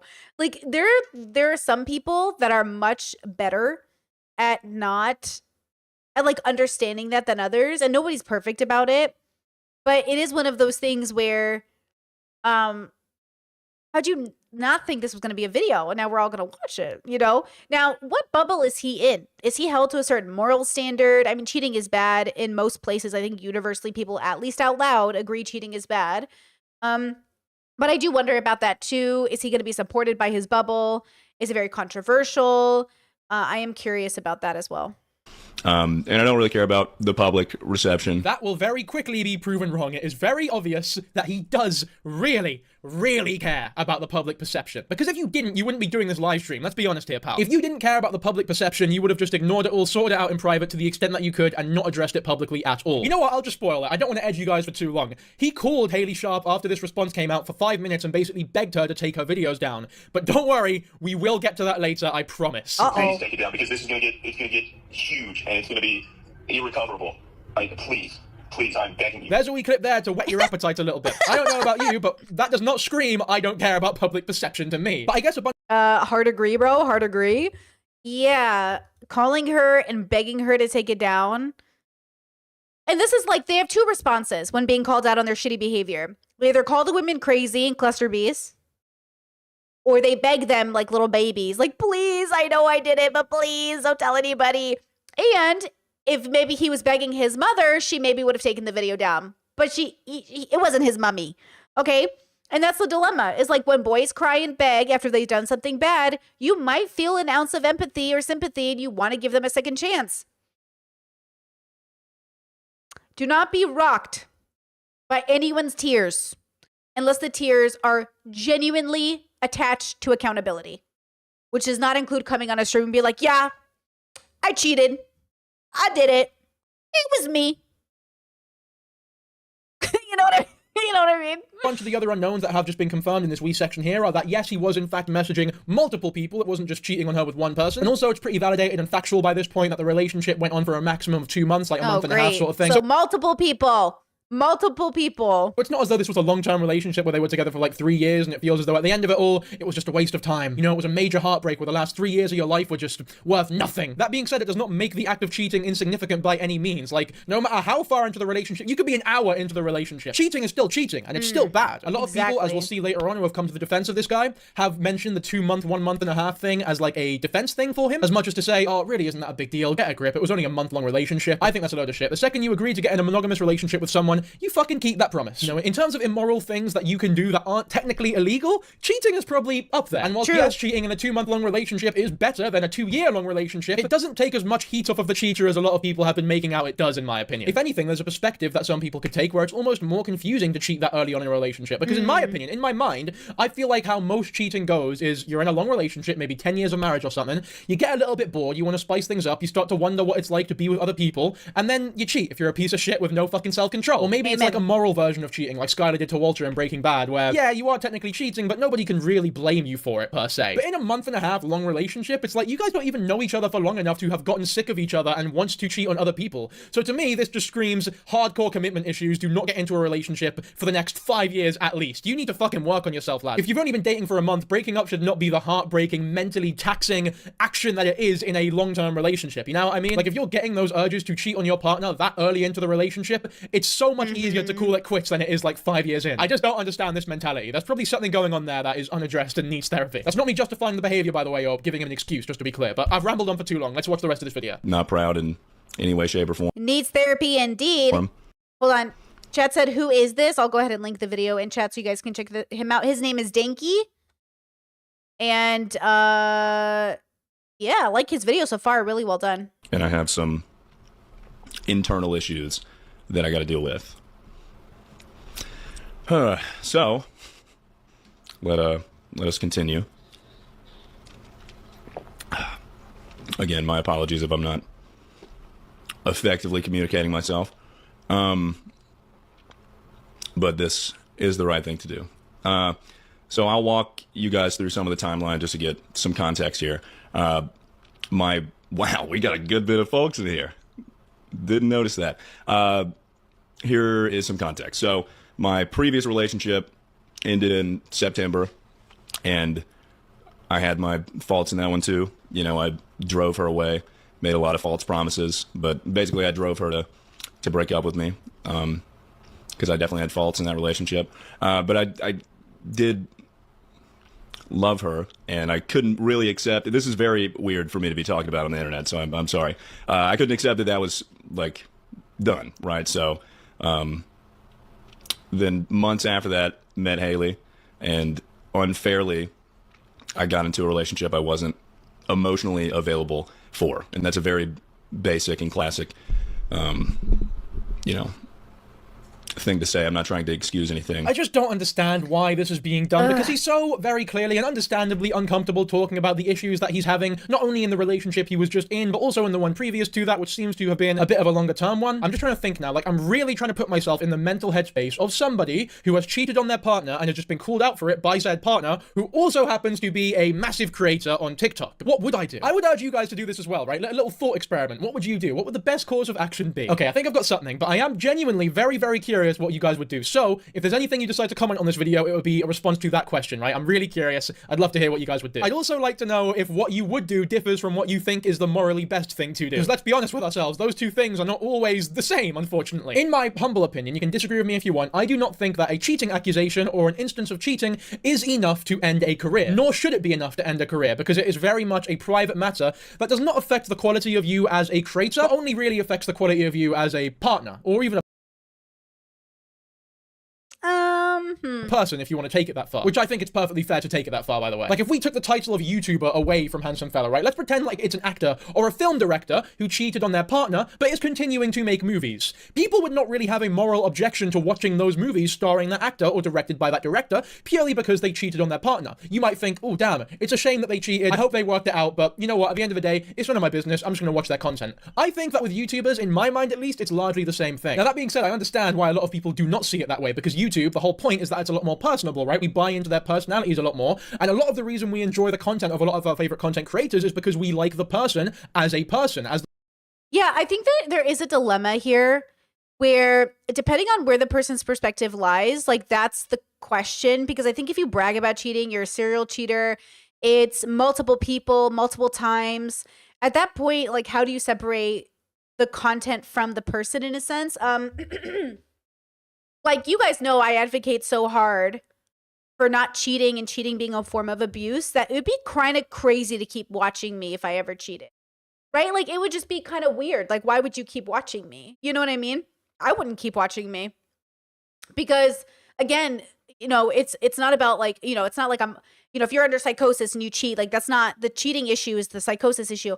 But if you're doing it with your full chest, multiple people, and then getting on stream and talking about what a good person you are, what a reliable person you are, how you don't lie, well, well, in that sense, like, it doesn't make any sense, right? So I think it's the kind of content you watch, the kind of content creator you watch, how much it matters. Like, if you're watching them for them, then I feel like you would have to stop watching them if they cheated, to some extent, for sure.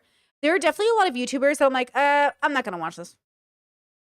You know, like, I don't want to watch this. Like, I don't want to watch this anymore. Like, sometimes I just think that's how we are as people, and that's fine. I don't think cheaters should have their careers ended necessarily, but I think it might warrant an ending of a career, depending on the circumstance, depending on the kind of cheating, depending on the abuse at hand. Like, all of it is contextual to me. Because if somebody beat their partner, I feel like it makes sense for that company not to want them to come home, right? Or come to work. Same thing with cheating to a certain extent. Like, do you have a problem? Because a lot of cheating is a problem.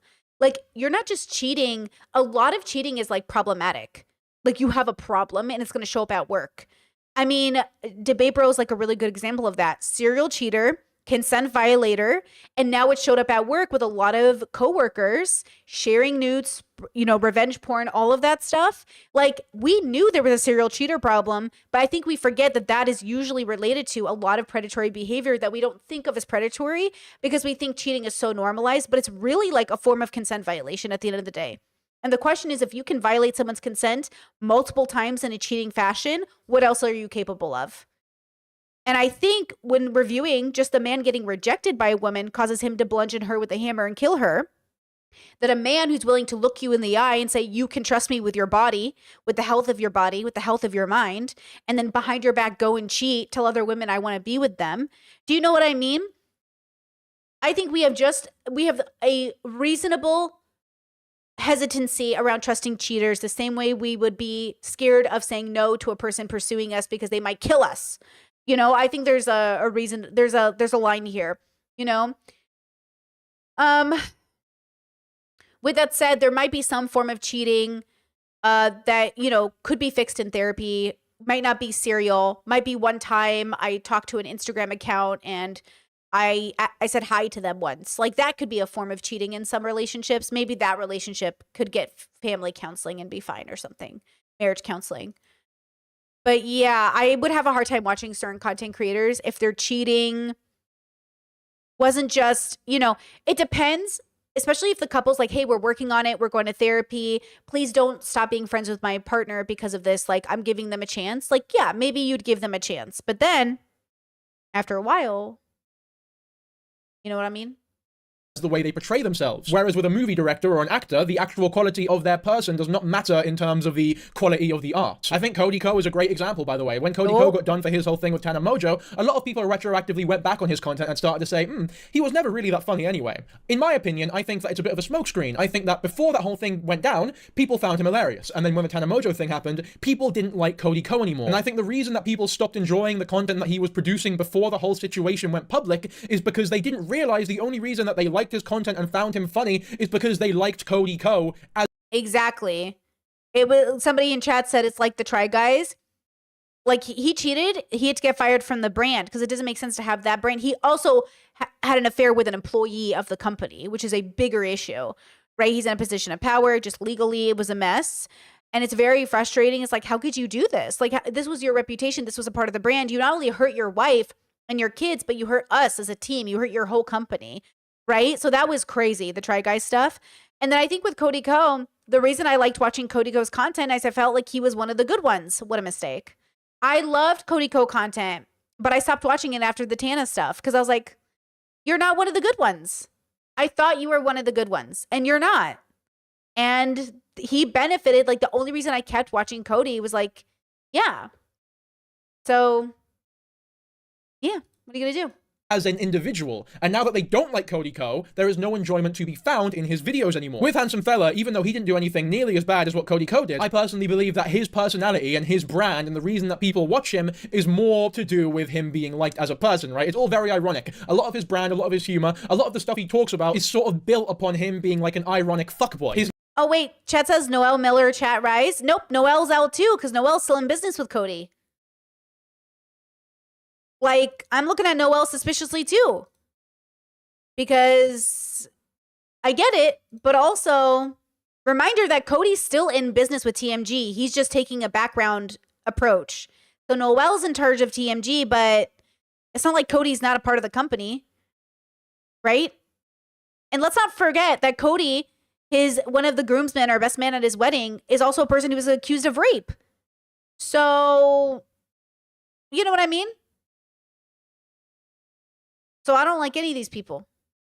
His name is Handsome Fella, for God's sake. So now whenever he makes those jokes about being a boyfriend or being a cool bloke or just a nice individual fuckboy sort of guy anyway, I'm not sure exactly how to phrase it. All I'm trying to say here exactly is that his brand of humor is going to be a lot less effective and a lot less likable now that the truth has come out about his actual quality as a partner or even just as a man. Me personally, I don't exactly see it that way. I think if you're a fan of Handsome Fella, that shouldn't really change, right? You can batter in, watch his videos, it don't really matter too much. It's none of our business who are cheating on who and what his interpersonal relationships are, whether it be him or Hailey Sharp. I think the most you can hope for as an uninvolved bystander is that they sort it out between themselves, and any more involvement or any more care from someone who is completely not involved in this situation and doesn't know any of them personally, I think would be a little bit parasocial and weird. I can definitely see why people care though. Like, I'm making a whole video on it because of just how much stuff has come out, and again, we've not even covered the phone call yet. But I think I personally would have just done everything in my power to try and sort it out personally with the person that I just cheated on, and if they refuse to give me any closure or speak to me or just don't accept my apology, that's fine because they don't owe me that, right? Hold on. You guys are saying I thought Cody left TMG or whatever? But, like, this is what I'm... Oh, hold on here. Dox myself here. Wait, oh my god. I don't... Hold on. Reddit's showing all of my emails for some reason. Okay. Is it gone? Yeah. Okay. So, as we enter into this next phase of the studio, we want to let you know Cody will not be involved in the day-to-day operations at TMG Studios, which has transpired over the past few weeks is a personal issue for him. Now, Cody wants to remove any effect this is having on your personal or professional and personal lives and the work you and our other hosts have done to make TNG Studios successful. Noel will continue to lead the team. His top priority remains the life and growth of the studio and its talent. Our audiences see your hard work every week, and we want to continue. They deserve it, and so do you. Blah, blah, blah. Okay, Cody Ko will not be involved in the day-to-day operations. Does not mean he stepped down. You know, that does not mean he's leaving the company. It means they're saving face as a company and saying Cody's not here anymore, so he's not a problem. But Cody definitely there. He definitely making money, you know? And Cody's back, by the way. Like, Cody came back on his Cody Trains videos and barely even, like, referenced the issue, right? And so, like, it's just, like, you'd think someone's a good one, but they're not. That's not what I want. Look, all humans are doing their best, but it's just not good enough for me. I'm sorry. And I can't look at Kelsey the same. Like, I don't look at any of them the same. I'm like, no, you know, no. Like, I can't look at any of them the same. But hey, humans are going to human. I hope everybody gets the proper care they need. But yeah.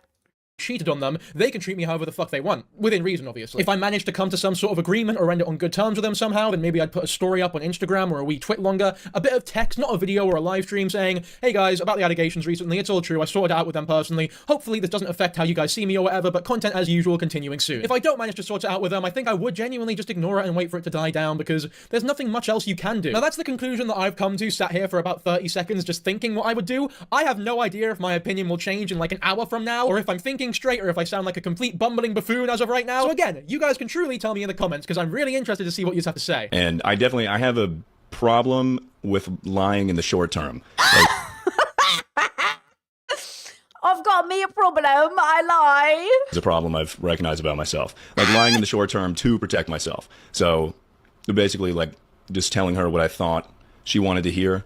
You know, that I was ready for this, and I feel like deep down I was not fully over the past one, and that's not cool to do. You know, you can't play with someone's emotions like that, and clearly I have a lot of work to do in that department. And I also want to, but I'm not trying to provide justification for what I did, and we'll get to that in a second. But I do feel really guilty. But I thought... Well, I mean, like, guilty you were caught, you know what I'm saying? Guilty she put up the video, because, like, you asked her to take the video down so so it wouldn't blow up, you know, because it was going to ruin your career. You think one of the good ones says, take this video down, it's going to ruin my career? You know what I'm saying? Like, so for the guy we're watching, Dinky, he said, I don't think this should be the reason you don't watch him anymore, that he cheated. Yeah, but maybe you don't want to watch him anymore because he cried like a little bitch to his ex-girlfriend who he cheated on and said, please don't post that video. You're going to ruin my career. Please don't post that video. Like, excuse me? Excuse me. It was a step in the right direction to move forward. And, you know, she's great, and I enjoyed our time together. But I did come to the decision that we should break up, and I should have conveyed that earlier.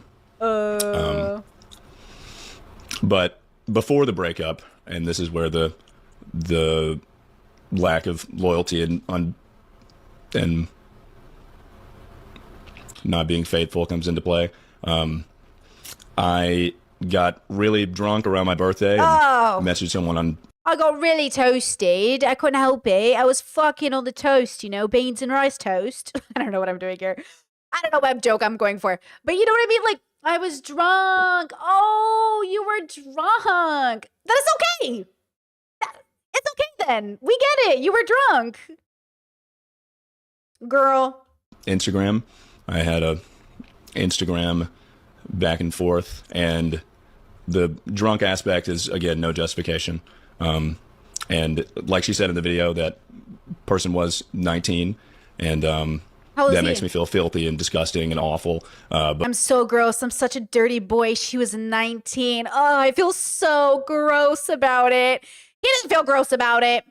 How old is he? I'll Google. But, you know, again, I'm not here to explain that away, right? That's where I'm just laying it all out. And I guess he's 24 according to a very quick Google search. I want to make it clear that the alcohol was not the problem. Like, I have an alcohol problem that I've been working through. And wait, you guys are saying 25, 27, 34. Please be serious, guys. What are we all getting? Are we missing? Are we all getting different ages from the internet? I just want to make it clear that that is not the issue. Alcohol was involved, but clearly I, myself, am the problem. And I have a lot of stuff to work through. And yeah, what are we going to do without all the men? We need good, strong men. This is why women need to stop tearing down good men. Maybe if she was nicer to him. Maybe if she took shots along with him. Maybe if she put out more. Maybe if she bent over faster. Maybe if she kept lube by the bed. He wouldn't have done this.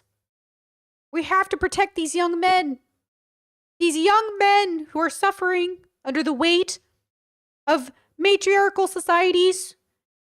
These Machiavellian mothers. What are we going to do without men? just got a lot of self-reflection to do. And this is like telling of my character, very telling of my character. So I understand the reception But ultimately, I was inconsiderate and selfish when it came to Haley, and not faithful and bad to her. And yeah, there's, whether it's on the internet or not, I feel deep remorse. But all I can do is just try and be a better person, you know? That's really all I can do. I'm not really sure what the game plan is. It seems very personal, it seems very honest, but then you start to think about it, it's like, how honest are you really being? It's all well and good saying that you feel deep remorse and you're going to try your best to not let it happen again, but as we come to find out, this bloke is a serial cheater. He's cheated on, like, every partner that he's had publicly that we know of. We'll talk more about that later, but this is not the first time that he's been accused or even— Oh, you know what I learned? This is going to sound really bad, but I really, this is the rock and the hard place I've been in my life. And you guys saw it happen with Debate Bro, where people serial cheat, they talk about it, you call them out, you mentioned like, don't take, remember when I said don't take relationship advice from him and he was so mad because he thought I was coming for his bag? You're a serial cheater. When their victims beg you, like, please, like, we're working on it, you know, I just really want to see this through, I want us to see if we can work it out, you kind of feel bad. And then I realized, like, when do you let the victims dictate how you come at somebody? Because I definitely know some stuff about some people, but the victims have like, please don't talk about it because they're going to get harassed, which is true. Because then the victims are going to get harassed. And this is what I hate is, like, I can't even out people because, like, I know they're going to send their people after people, right? And this is why I'm so frustrated, I think, on the behalf of victims and people who feel like they can't come out with their stories because no one will believe them. It's like, even with the evidence, oh, just wait until you see Monday's podcast, bro. Just wait until you see Monday's podcast and tell me there's not some fuckery happening and these little boy bubbles, bro. Oh, the boy bubbles are about to get smeared this week's podcast, bro. So it's like this kind of stuff where, you know, my heart goes out to the victims, but we have to put things in place for the victims to be able to tell these stories without them getting harassed. But right now, it's very risky for them. It's very risky. Even outed as a cheater, and that's putting it lightly, truly. So it's like, do you feel this deep remorse every time you do it, or are you just saying what you think your audience wants you to hear? But that can't be right, because apparently you don't give a shit about public perception. But you not giving a shit about public perception was proven wrong when you called Haley Sharp for 5 minutes and begged her to take her videos down. So what exactly else were you lying about in this video? In my opinion, this stream was a very poorly made impulse decision where he tries to convince his audience that he is a good individual and that he's working on himself and that he feels really, really bad. I'll be honest with you, I just don't think that this is how it seems at all. But I'm no detective for figuring that out. Like, it'll become very obvious very soon when we look at the phone call. It's really all I can do. I'm not really sure what the game plan is content-wise. I don't know, and I'm going to be back to the stream grind, but clearly I need to take some time off the internet, right? Like, I need to assess myself and my problems. But yeah, I mean, I guess that'll be it. I don't see why he couldn't just go back to streaming and making content as usual. I think this would be a very different sort of situation if it was like a Try Guys kind of thing, because he was someone who got cancelled for cheating on his wife as well. Not only that, but with an employee of the company. I think his name was Ned. I can't remember exactly, but I know he was one of the Try Guys. But that's different, because his whole thing, his whole brand, every joke he made was how much he loves his wife, essentially. So with him, cheating on your wife is genuinely a career-ending move, because your whole personality was how much you loved your wife. This guy streams video games, from what I can tell. He streams video games and he makes Omegle YouTube videos and stuff like that. Like, he's a very standard sort of YouTuber. If he got outed for something else, you know, something a bit more heinous, I'm sure we're all thinking of some things that are a lot worse than cheating that a lot of YouTubers have been outed for, and I think you'd have a lot more reason to be scared about where your career is going. But even then, there are so many YouTubers who have done things way worse than this and still have massively successful careers. True. Although this response is not the worst thing in the world, and if this is all it was, if this was where the story ended, there wouldn't be anything to talk about, right? It would be fine, his career would be fine, maybe a little bit of a blip, but in about a year or so, no one would even remember this happened. I'm sure there are a certain subgroup of people who would not watch his content anymore because they don't want to support someone who is willing to cheat on a partner of theirs, and that is absolutely fine, right? If you think that, that's your prerogative, and I respect that, right? If you don't want to watch someone who does that shit, that's fine. I get it, right? I really do understand it, because it's a fucking horrible thing to do to somebody. But I think it's pretty safe to say that, widely speaking, the majority of people, and definitely the majority of his audience, would be fine with it. Or maybe not fine with it, but they'd be willing to look past it because they enjoy the content and they enjoy him and they find him to be funny. And that's fine. I don't think that he deserves to have his career ended because of this. I just think that he's an absolutely terrible boyfriend. He would be a fool to get into another relationship, and you would be a fool to get into a relationship relationship with him. That's not me Oh, somebody's definitely gonna date this boy in like 6 months. blaming Haley Sharp, by the way, because the extent of his serial cheating habits were not clear until right now. So from now, you'd be a fool to get into a relationship with him soon. Anyway, guys, it's time for the moment that we've all been waiting for. Handsome fella begs strongest woman in the world to take down the video exposing him for cheating. Emotional. Now, I have some opinions about this phone call becoming public anyway, but I will say the caption's funny. I think the strongest woman in the world thing is genuinely a pretty funny bit. I'll give her that. And I do think she has the right to go public about Tyler cheating on her and everything of that sort. But this potentially could be a step too far in my opinion, but we'll talk more about that later. Let me actually watch the video first. Because, oh man, is this a real bloody doozy? It's pretty embarrassing to say the least. It will be like a huge thing that I'm gonna have, like my career, my job, like I don't have a job now, like I'm gonna get pushed off of the internet, and like it'll just be this whole thing, and it's gonna snowball, and like last time it just became, you know, like now. The last time you cheated? I explained that situation. Is there an explanation for the situation? Now, that situation will be talked about in this video right after this one, so don't you worry your little bottoms about that one. But one thing that I do need to state here is that it's very obvious right off the bat that Handsome Fella does not feel the deep remorse that he is claiming to have felt in his response video. That was all said purely because he knows that's what his audience wants to hear from him. He's gone through cheating scandals before. He's a fucking pro at handling them. He just didn't expect this to go public, and that was his fatal error, I guess. Now, the reason I say he doesn't actually feel any remorse because of the situation is that the first thing he's talking about with all this emotion in his voice isn't, you know what, I'm really sorry for cheating, Haley. I understand that I put you through a lot and it was fucking horrible of me to do. I know it was only a month-long relationship, but that doesn't fucking excuse it at all. It was horrible of me, and I'm genuinely apologetic, and I hope I can make this right someday or whatever. It was nothing like that. The first thing he talks about, the thing that he is concerned about, is not the feelings of the person that he has cheated on, but it's his career. It's how this affects him. How does it negatively affect his finances, his mental state, his emotional well-being? There is no semblance of care for the person that he has just cheated on, and that is pretty fucking scummy. Like, that goes to show a level of two-facedness and fakeness that I don't really appreciate, to be honest with you. And as much as I'm criticizing him for the way that he's handling this phone call, I understand that I said I would also try to, you know, handle it and figure it out with the person that I cheated on if I were to be in a situation like this, which I never will be. Well, who knows how this YouTube thing will infect my mind in a couple of years or so, but yeah, the obnoxiousness of the handsome guy, whatever, Tyler, whatever his name is, to sit here. So he has like 500,000 followers on Twitch. He's got like 500,000 followers on Instagram. And on YouTube, I think it's a little bit less. He's less of a YouTuber and more of a streamer. And like he's acting like this is gonna ruin his time. I'm gonna have to leave the internet. Okay, I don't know like why you think that's true, but also if you feel that way, maybe you should leave the internet. And if you don't think you should leave the internet for cheating, then it's fine. You'll have an audience. Boys probably watch you. Kids probably watch you if he's doing Minecraft videos. It's not like, you know what I mean? Like, unless his audience is girls, which would be very interesting. Pretty doubtful. I don't know. It's just the audacity to think of his career first is the point. Like, you're not feeling guilty. You know what I mean? Like, that's not what holding yourself accountable is. And so it's just like very annoying. Hopefully I'm never in a situation like this. But I think the option of calling Haley and figuring out with her is, in essence, a good idea. And if this phone call was made public the way that it has been made public, but instead of this, Tyler was saying all the right things, the things that he should be saying, the things that you would hope or expect somebody who is genuinely a good person who fucked up, made a mistake, to say to someone that they cheated on with, like, you know, I'm sorry, I feel bad, blah, blah, blah, whatever shit you might expect them to say, if that's what was made public, it would have gone very well for him, in my opinion. People would have seen it as somebody who is, in essence, a good individual, a good person with a good heart, who just made a lot of mistakes and has a lot of problems. Like, everyone has problems. Not only would people have seen it that way, but if he had acted that way, he would have actually been that person, because he didn't know that the phone call was being recorded. If he was acting in some... Well, okay, what is this?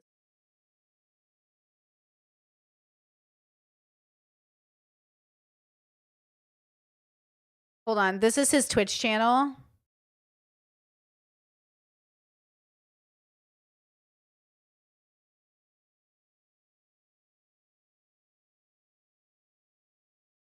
Twitch's heartthrob, handsome fella. Ew. What is that? Like, Twitch's heartthrob. Girl, sit down, girl. Made 18 days ago.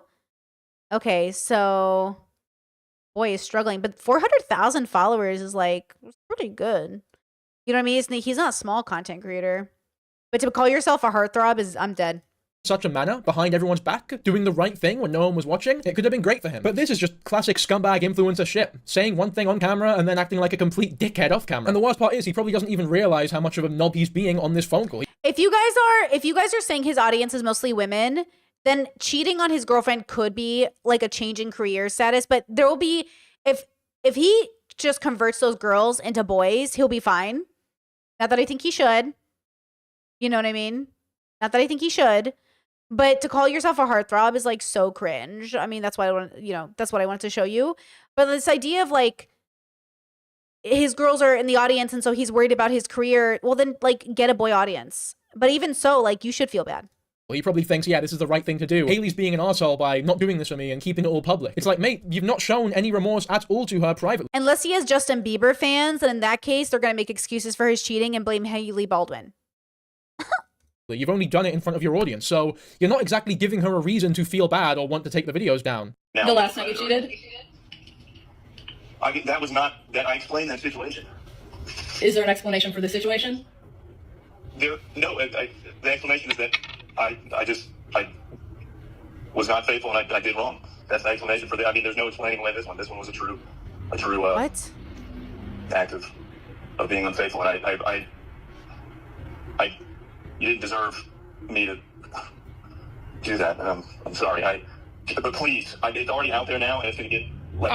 It's cringe. It looks really bad. Like, this is fucking embarrassing, genuinely. Like, you can tell the pain in his voice, how much he really doesn't want to apologize. He doesn't even really apologize, but that is the closest thing we get in this video of him apologizing to her for actually cheating on her. And this is him when he believes that his career is on the line. Who knows how he acts when he's just, a regular person in a regular relationship with nothing on the line. If he didn't believe that his potential financial situation could be changed by this controversy, he probably wouldn't have even bothered talking to her or trying to sort it out at all. But the fact that he just so briefly goes, yeah, look, like a child as well, like just sort of turning away. If he was in the room, he wouldn't make eye contact. He would go like, yeah, look, like, sorry or whatever, but I shouldn't have done that. But the videos are out there. Can you please? But please, it's already out there now, and it's gonna get like bigger and bigger. Like, I'm begging you to just take the tweets and the TikTok, like, just clean break.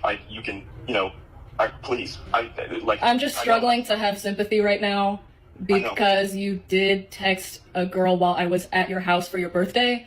So it just kind of, to me, I just don't care. To be honest, that's just a little ridiculous. And if I'm getting cheated on, I'm gonna talk about it. Yeah. It's just a little insane, Please take the video. It's gonna ruin me. I'm begging you. I know you have no sympathy for this, and I know that's awful. I know. I completely know. I'm begging you. Listen, Melania, when I asked that prostitute to pee on me, I was thinking about you. I wanted you to do it, but you wouldn't do it, Melania. So I had to pay another lady who remained nameless, I don't even remember her name, to do it. Maybe Elon will do it next. Who knows? I do love gold. And showers. Yo, this is the most exhausting human. I'm begging you. I'm begging you. Yo, the begging, bro. The begging. I'm begging you, please. I beg you to stop Please take it talking. down, because this is gonna get huge, and it's gonna be irrecoverable. Yeah, exactly. Chat says this is what men think is women not caring about their problems. This is exactly it. Men will be like, I'm vulnerable with you. I'm sharing my feelings with you, and you don't even care. Bro, you're crying because you cheated. You're crying because you cheated. Go cry to your mom, bro. Go cry to your therapist. The irony of this all is that the only reason this situation could potentially be irrecoverable, but knowing the internet, it's not even irrecoverable now, but the only reason it's as bad as it is getting, or will get, is because you made this fucking phone call and acted like such a doofus. I've never used the word doofus in my life, but it's such an accurate representation of this guy. That word's brilliant to describe Tyler. Let's just be honest here. It don't matter if you're a fan of him or hate him or whatever. We can all agree that this is just pathetic. And with all that being said, I don't necessarily think it was the right thing for Hailey to publicize a phone call that he didn't know was being recorded. Like, he didn't give his consent for this to be recorded. He definitely did not know it was being recorded. He would have acted. Yeah, I don't know the timeline in which he posted the video or if it was necessary, but I can't fault people for outing a public figure as being a cheater as a way to also warn other people. Because, and again, you could warn as many people as you want. They're going to do what they're going to do. But at least it's out there now, which I think is like really important. And I don't think it's wrong of her. Of course, assuming she was in a state where she could record him without his consent, I think that's important to protect yourself legally, or at least to have it for your own privacy. But yeah, I think it's important to tell people that a public figure is a consent violator. In this sense, especially if you have a video of him admitting it, right? Like, he's literally admitting it. If you have DMs of them admitting to the crime, the moral crime in this instance, then I think it's within reason to want to protect other people in the community. Very differently if he did, I'm sure, but Hailey obviously does know that it's being recorded. I don't know if I'm too opposed to it being released. Like, it's not like a big thing, like, oh, I can't believe you released this video. Once again, it's something that I personally wouldn't have done because I think that it is just a little bit sleazy. Like, it just wouldn't sit right with me, even if I was cheated on and they were an influencer and had a career or whatever. God. It's because Denki, is that his name? He's downplaying the cheating in his head. He thinks it's not that big of a deal. He went hard against cheaters in the beginning of this video, but he keeps allowing it to be casual in his head. Like, oh, it's kind of sleazy of this girl to mention it because it was just cheating, you know? But, like, that's the problem. If he beat her, right? But that's the thing. If he stole, what if he stole, like, $100,000 from her? It's just money, you know? This is a values difference. For me, I can't downplay the cheating enough, especially with him begging the way he is on the phone call. That implies to me that not only is this a pattern, but other people should deserve to be warned. You know, not that, trust me, another girl will date this loser. And she'll be like, she just didn't love him the way I would love him. And I loved him great. Like, now he doesn't cheat on me, blah, blah, blah, blah. But just putting it out there is so important, right? There are definitely content creators that, like, I didn't even start watching because of, what was that guy's name? Who was found out to be watching the Pokimane and Cinderella, deep AI porn, whatever. He was part of their friend group. And I was like, I did, what's that guy? Ace something. I don't watch him anytime he, like, I don't, nah, bro. Like, first of all, I can't believe you were dumb enough to go live with tabs open. That was the stupidest part of your whole thing. I can't trust somebody that's stupid. You know what I mean? But that guy, like, crying and being like, I didn't mean to. Bro, why are you even Googling it? Like, why are you even Googling that shit? This is what I mean. I do not Google celebrity leaks. I do not Google people's pictures taken unconsensually. That is, like, one thing I will pride myself in. Never looked up no pictures of nobody. Because I don't want to know. If it wasn't their in intention, if they didn't do it themselves, I don't want to see it, bro. Super fucking weird. You know what I mean? So for people just to casually be like, oh, someone's nude got leaked, I'm going to go look at it. Yo, you're not supposed to be looking at people's nudes, bro. They didn't leak it. I would just feel awful putting something like this out there. However, I understand it and I do not hold it against her because she's probably thinking, this fucking bloke is calling me, begging me to take the video down, showing no remorse, acting completely differently from the way that he was acting on stream. People think that he's remorseful or whatever, people think he's changing, but he's calling me and not apologizing at all and basically telling me to fuck off. Atrioc, the streamer Atrioc, I just Googled it. Sorry, this picture's so funny. This guy. Yeah, this video was pathetic. But yeah, nah, I could not, you know? You better own that you're the creepy friend that looks at everybody's deepfakes instead of acting like you're so fucking innocent. You know what I mean? Like, if he had come out and said, like, yeah, I'm the pervert friend that looks at everyone's, like, deepfakes, then his friends have to consent to that friendship. But it was the idea that, like, you've got a friend in the group, you've got Cutie Cinderella crying, feeling really violated by these videos, and you take a video that your friend feels completely violated by and then watch it, and then stupid enough to stream with the tab open? Useless, you know? Go to therapy. Useless. Forget this ever happened. So I can totally understand the series of mental decisions that come to the conclusion of, I do not want people to support him and think that he is something that he is not when he has wronged me this much. I get it. It's a classic case of, I understand it, I just don't agree with it. And I hope that's something that you can respect if you disagree with me, right? Because if you think that this was the right thing to do or the justified thing to do, that's totally fine. Like, I don't think you're an immoral person, or I wouldn't think any less of you for thinking that. I wouldn't think any less of anybody for thinking that this is a fine thing to do. Because I do get it. And hey, maybe if I was in this situation, I'd do the same thing. I'm just speaking strictly in terms of what I think I would do, which you never really know. Please, I'm begging you. I'm willing to do anything. Like, I will. You're not asking for money, obviously. I don't want to bribe. So you want to bribe me into taking a video down when you cheated on me when I was at your house for your birthday at 1:45 a.m. I'm being desperate right now, but I am. I'm hearing that.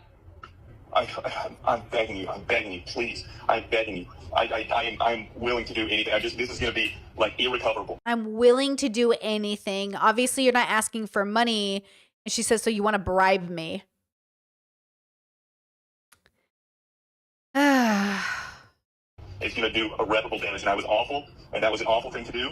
And it's just a little crazy that you cheated on me and your first response is to beg for me to take a video down instead of feeling bad for what you did and fessing up to it. So for that, I have no sympathy for anything that happens to you because I was literally nothing but good to you. Yeah, bang on. That's exactly what I've been saying. That's exactly what I've been thinking. And she hit the fucking nail on the head there. It's a very obvious nail to hit as well. Like, you can't fucking miss it. It's the biggest nail ever with the tiniest hammer ever. You could chuck a hammer 100 meters and probably still hit the nail. That's how fucking big and obvious it is. And the fact that you haven't apologized to her yet unprompted, now it won't be the same. Now that she's told you that the reason she has a problem with you is because you've shown no remorse, if you show remorse now, it's too late. You know, we've already seen your true colors. We know how you act when not prompted to do the right thing. And now, if you apologized, if you show remorse privately, it just won't hit the same because you've been told that that's the reason that there's no sympathy here. And I get it. Like, I would not have sympathy for this person if they cheated on me like this and didn't show any fucking remorse for it. Even if it was only a month and a half, because to text someone, to cheat on someone whilst they are in your house on a birthday at 1:45 a.m. whilst they're fucking next to you, it's like, man, you need to get a grip, lad. And just watching the way he's begging and squirming and fucking, a lot of people have taken satisfaction in this. I don't personally feel that way. I can definitely see why people would feel that way because it's almost cathartic, especially if you've been cheated on yourself. Watching something like this must be really almost validating in a way. But me personally, I just feel like dirty. It just feels weird to see an adult man, a fully grown man, acting this pathetic, this embarrassingly online, begging for something. Oh man. I'm sorry, did we not see the Diddy tapes? Do you remember how Diddy came out in his little cabana behind him and he's like, I've really been thinking about things. God's with me. I'm paraphrasing, obviously. You go, I was in a dark place. I did some really bad things, you know. I shouldn't have done it, you know. You got like a it's crazy. Oh my God. Like, these men, bro. These men. And the women who defend them. And the non-binaries who honestly mind their business. Shout out to the NBs, bro. But you know what I mean? Crazy. And it just really rubs me the wrong way. This is quite possibly the least manly thing that I've seen all year, which if you've been following this channel, is really saying something. Honestly, it's something that I should have seen coming from the way that your internet persona is and the way that this has happened before. Oh. So the fact that you call because you're worried about your reputation and not worried about the fact that this is really weird, something I never would have thought would happen to someone like me. Especially with a random girl who DM'd you on Instagram, it's crazy. Crazy. Correct. I know. You're right. I know. If the next words out of this man's mouth aren't, I'm sorry, I'm going to fucking break something.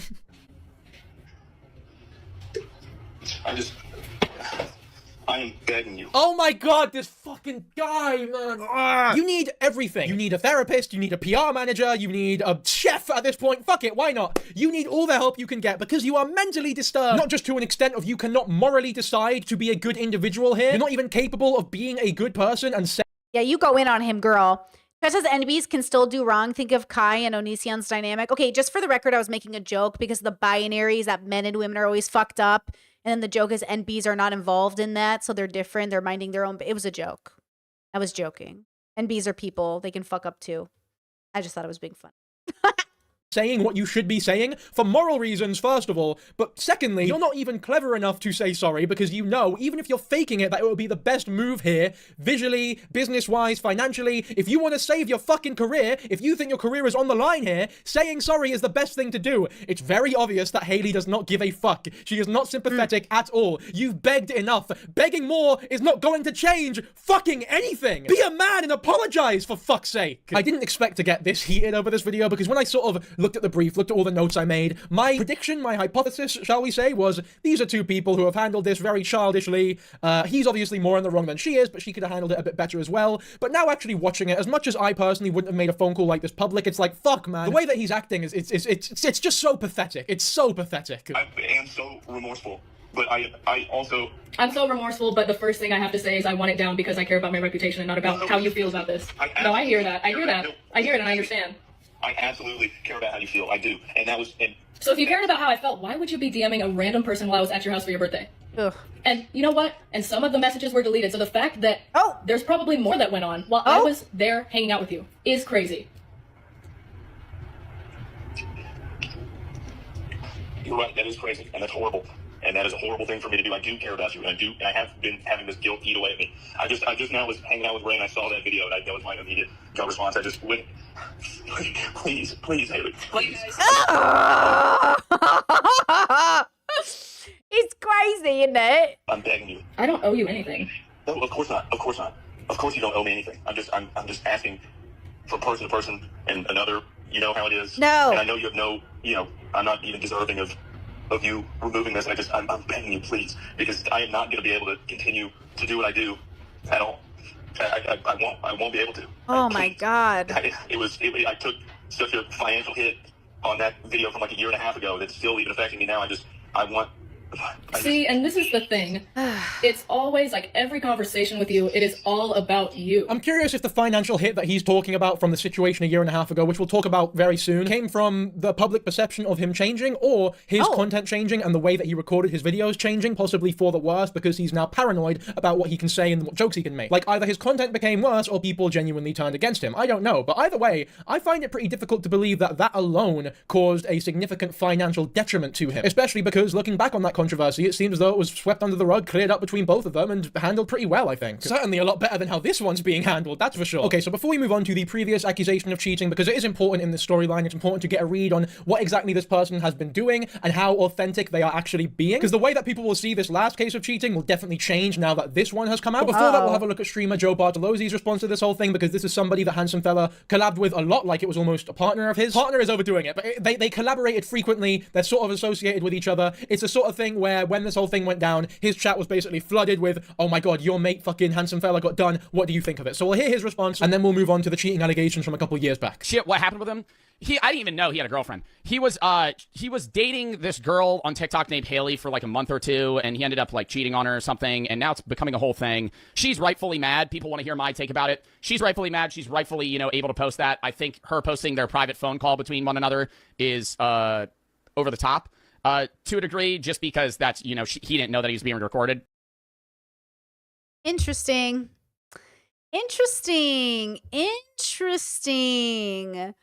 What do we think about this pattern we're seeing? About the boys saying that it's over the top? Even though what it really shows is that it's true, that she wasn't crazy, that she's telling the truth, that he admitted it, that he's as pathetic as she says he is, that he's not really remorseful. It's interesting that they don't see him as being a liar, being outed. They see it as like her going too far. Because really, this is for the boys too. Like the boys who collab with him and trust him, now they know he's a liar. You know what I'm saying? Yeah. Another red flag to look for in conversations. Because I'm not going to say it's over the top or not over the top. It's within her right to tell her story, her lived experience, especially since she has the best receipts possible. His verbal confession. So I don't know. I can't even, how is it over the top? It's just true. It's her story, Crazy. Regardless, she's still rightfully mad because, that's fucked that she got cheated on. Do I think Handsome's a bad guy? No. Right? Do I think that I don't think he's a bad guy. Even though there's video recording, even though it's out there, even though he did it multiple times, what does it mean to be a bad guy? I think, maybe he's a good guy who did a bad thing, but right now, because he's in the middle of doing the bad thing, until he does better, he's still going to be in the bad thing. So you know how I always say life is moments of time? Well, right now, he's in a moment of time where he's done a bad thing. So your goodness doesn't matter because you're in the cycle of bad right now. So you have to wait till you get out of it for us to consider you in the good again. So you might be a good person, but in this moment, you are not the good guy. You are the bad guy. So we'll talk to you again when you stop being the bad guy. If that even happens. Because right now it's not. So, if he saw the video, which he says he did, and this guy is begging for her to take it down because his money, because his career, his reputation, then yeah, I don't know what more he has to do to be considered a bad person in this moment. Right? Made a fucking mistake and was a bad boyfriend? Yes, right. Like it's kind of hard for me to share my opinion because I'm not a woman in that relationship that feels that way. So far, I think this is a pretty reasonable take from this fella here. I don't massively disagree with anything he said. I think at the very most, it would be boys are so young and silly. Like imagine it happened to you. And imagine a girl did something similar to you or whatever gender you date. And would it be good? Would you just be like, oh, okay, get it, bro, cash? You know what I mean? Like, I don't know what they're looking for, but it is interesting. Yeah, how they're like, it's really bad. I can't believe he did that. He's a scumbag. But also, I feel like it's not that big of a deal. It's like, okay, well,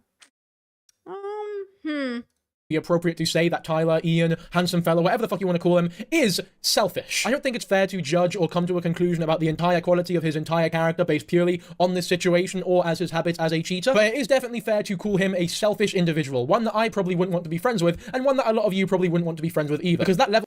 Interesting. I think logically, I don't think it necessarily tells us everything about his character as a whole, but it tells us about the whole of his character in this moment. And the whole of his character in this moment is very, very bad. So yeah, once he's out of this moment, we can reassess. But while he's in this moment cheating, multiples, and begging her on the phone not to tell anybody, I'm judging the whole of his character because that's what's shining through right now. Level of selfishness can get really fucking tiresome. It does not mean that he's the fucking scum of the earth or a horrible person, but at the same time, it's pretty difficult to call him a good or morally virtuous or great person, you know what I mean? Now, I understand that judging the quality of someone's person, like, oh, they are 50% a good person, 60%, maybe like 64.72% is mental illness. That is not a habit that we should be getting into right here. Excuse me, I love percentages. Let's repeat that. But at the same time, it's pretty difficult to call him a good or morally virtuous or great person, you know what I mean? Now, I understand that judging the quality of someone's person, like, oh, they are 50% a good person, 60%, maybe like 64.72% is mental illness. That is not a habit that we should be getting into right here. So we'll focus on the facts. And the facts are that I like a percentage. based on everything we've seen, Tyler is a fucking dogshit boyfriend and a very selfish individual. Someone who needs a lot of work done on themselves, someone who needs a lot of therapy, and someone who definitely needs a PR manager. Interesting. Is this Gen Z boys? Is this the bubble I'm in right now? Because I don't know this kid. Is this the Gen Z boys who are kind of woke enough to say go to therapy, but not like educated enough to not make excuses for the cheating? Is that what I'm witnessing? I feel like that's what's happening right now. You know what I'm saying? Like, I feel like he's saying a lot of the right things, but then he fucks it up by saying the wrong things. And I'm like, what are you doing? It's like he's like the centrist of woke. He's like half in. That's so interesting, huh? Now, in terms of the whole recording the phone call thing, that's an opinion that I kind of shared with this bloke. I was like, I personally wouldn't have released it. I think recording it is fine, by the way. Like, recording the phone call so you can look back on it later is totally fine. It's the publishing it that I have a bit more of a problem with. Like, if you really want to go public with it, which, based on the way that he treated you on that phone call, I wouldn't blame you for going public with it, like, at all. But when I say go public with it, I mean detail the events of the phone call, tell people how it went down, and then maybe based on the events that precede, like, if he comes out and lies about the events of the phone call, or basically tells people that you're lying in your video detailing the phone call, I think it'd be a lot more appropriate at that point to release the phone call. I was just yeah. So get harassed, be called crazy, have your reputation ruined, make sure everyone thinks you're a batshit crazy cluster B woman, and then come out with the receipts. Because everybody knows that's how it works. Psychology 101. When newspapers print articles, people rarely take into consideration the corrections. So basically, she can either get ahead of it and post her receipts ahead of time and be the voice of the story, which I recommend, or she can wait till everyone accuses her of being a liar and then post her receipts, which nobody will care about because all they heard was that she's a liar.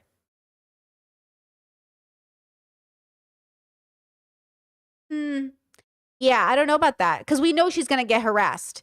I bet she's being harassed right now and she has the receipts, you know? So I think it's kind of, he's probably just a young person who's pretty naive about these things. But yeah, nah.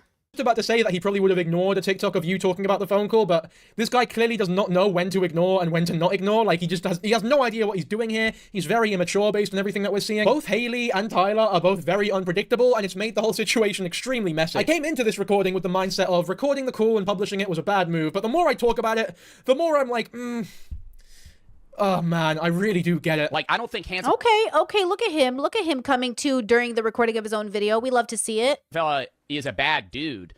Do I think he's a bad boyfriend? In that situation, yes, right? But that's my take. Not just in that situation. You're giving him too much credit there. He's a bad boyfriend. Man, this guy give me whiplash. Danky's giving me whiplash. He's just like, you know, this woman's amazing. Shing, this woman moved too fast.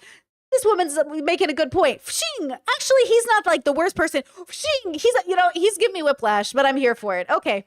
dogshit boyfriend. He's a horrible boyfriend. One that he'd be a fool to get into a relationship and you'd be a fool to get with him. Like I said earlier, he's not a good boyfriend. It's not just that situation. He is a habitual bad boyfriend. But anyway, we'll move on to the previous allegation of cheating, because this was also viral, but not as big as this one, obviously, but it was pretty fucking big. It just didn't go on for as long and will have nowhere near of an effect that this one will. Here's the video of the initial allegation. I found out that my boyfriend of 2 years has been making fake accounts to talk to other women and other creators and flirt with them and cheat on me.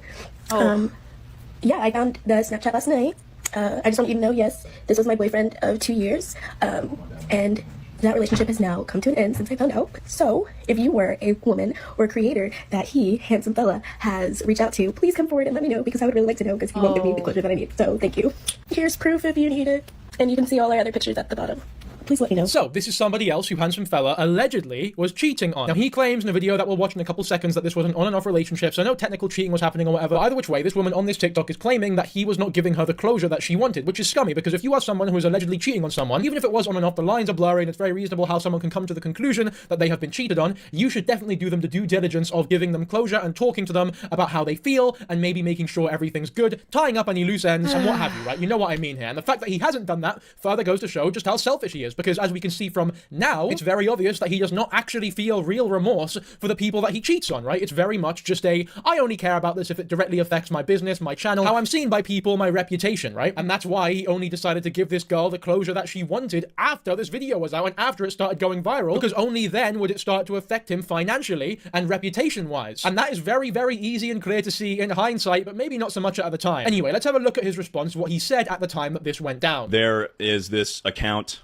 anonymous account on TikTok that uploaded a screen recording of a TikTok my ex-girlfriend posted in July of 2023. So I want to clarify this is not like a recent thing. Oh, 2023 was recent, guys.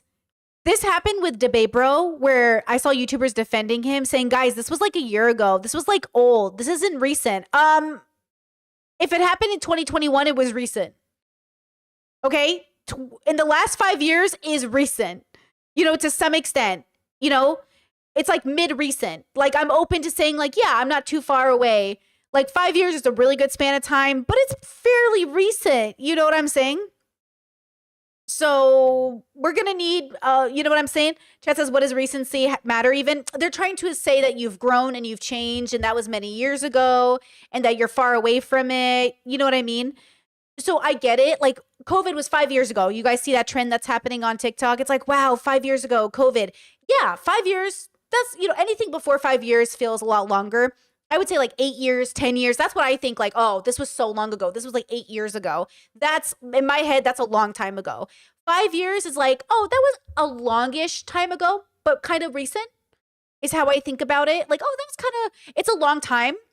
It is a long time, 5 years, depending on, I think, what we're talking about.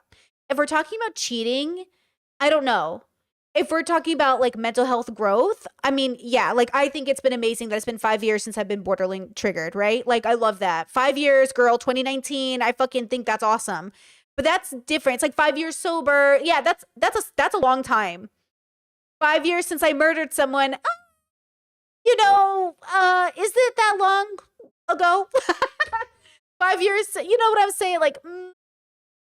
So for him to say this happened in 2023, you mean yesterday?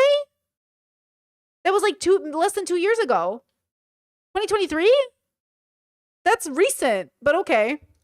This was last year, more than a year ago. So July of 2023 was when this video was posted. Okay, yeah, that is something important that I forgot to mention. The initial video by this woman was posted in July 2023, and then it was deleted 15 minutes afterwards because supposedly Handsome Fella went out, reached out to them, asked them to delete it, and they actually did because they're not Haley Shy. They clearly just handled this situation in a very different way, or maybe he genuinely gave a good explanation. Who knows? I wasn't there. I haven't seen any of the messages, so there would be no evidence in any assumption that I am about to make. But we can make educated assumptions, I think very educated assumptions based on what I'm about to show you. But yeah, this... Oh, interesting. Chet says, okay, I just checked it out. Dinky is still friends with Alex, and when called out, he basically just curses people out and insults them. It's pretty wild. Well, we're going to take a break after this and then come back and watch the I'm Alex uploaded recent video. Let's see if he has a reason to still be friends with him. But that does not sound good because those Alex videos that originally came out were pretty bad, which I might have to pull up the Philip DeFranco video for us to watch them again just to get a refresher before we watch the perpetrator try to defend themselves. So we might have to need a refresher after that. Interesting. Okay, now thank you for telling me that this guy is in that bubble. So this guy was the editor for Alex, right? And he's still friends with him? Wait, no, chat says I thought he denied being associated with him whatsoever. Okay, we'll have to figure it out because I don't want to throw Danky under the bus for no reason. You know, I don't want to throw him under the bus for no reason. Let's finish out this video. We're almost done. This whole thing started because someone screen recorded this initial TikTok that was up for about 15 minutes and reposted it a couple months later, starting this whole drama again, and on a way bigger scale than it was originally. This is like an old thing. I've seen some stuff saying it's like recent. So that's the first thing. The second thing, she deleted that video after 15 minutes for good reason, because we were on and off a lot in that relationship, and there was kind of some miscommunication about where we were at in the relationship during that time period. So it was deleted for a reason. There are some things being thrown around online, like I was not making like secret accounts or something. That was like a creator account. And again, my point is this was settled between us a long time ago. This was like a very long time ago. So, you know, settled between us long time ago. And Chad says, is there an allowance for your 20s being an expedited growth, because 20 to 23 is a big jump for growth? Yeah, like, look, young people make mistakes, old people make mistakes, everybody makes mistakes. There's always opportunity for growth, but how you handle it in the moment is how people have to react to you. So this is a pattern of his. He's now done this in recent time. He's done this to multiple women. He has a long form pattern in which he did not grow. So again, look, life is just moments of time. You're not a bad person forever, but if the moment lasts forever, then that is what it is, right? Every one of us has an ability to be a different version of ourselves, just given the timeline that we're in and where we are in our life. So if this guy was like, you know, he appropriately handled the situation, largely appropriately, subjective, okay, and then he was self-aware and didn't repeat the pattern, it'd be different, but he's repeating the pattern. You know, he's repeating the pattern, right? So I think there's like something to be said about that. I think right now he's just in a moment of bad, and who knows who he will be when he's 30. Hopefully a different person. Hopefully a different person. And we're just trying to, I don't know, move forward. She doesn't want the video posted. I don't want the video posted. She's like DM'd that account a million times and they refuse. They just care about like sending hate my way. Now, obviously, this can be looked at very differently now than a couple months ago when the whole Haley Sharp thing hadn't happened yet. And we'll get onto that later, don't you worry. We'll talk about how it looks now. But to put myself in the perspective of myself again 3 months ago, who was just watching the situation with no knowledge of how Tyler is acting in relationships now, how he's still a habitual cheater, I think it would be reasonable to say that they sorted it out between themselves. It's no one's business. It's fine, whatever. No crime was committed. Let's just move on with our lives. There's more pressing issues at hand here. And whilst we're on that, let's look at the initial TikToker, the one who made the initial allegation. Let's look at what she had to say about this whole thing once the screen recording was reposted a couple months later. Hey guys, I'm here to address something super quick. An account has reposted an old video of me talking about an old relationship I had with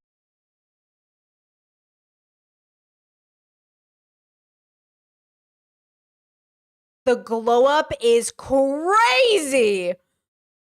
Yo, I'm sorry. This girl, I need her stylist. I need someone to help me glow up the way she just grew up.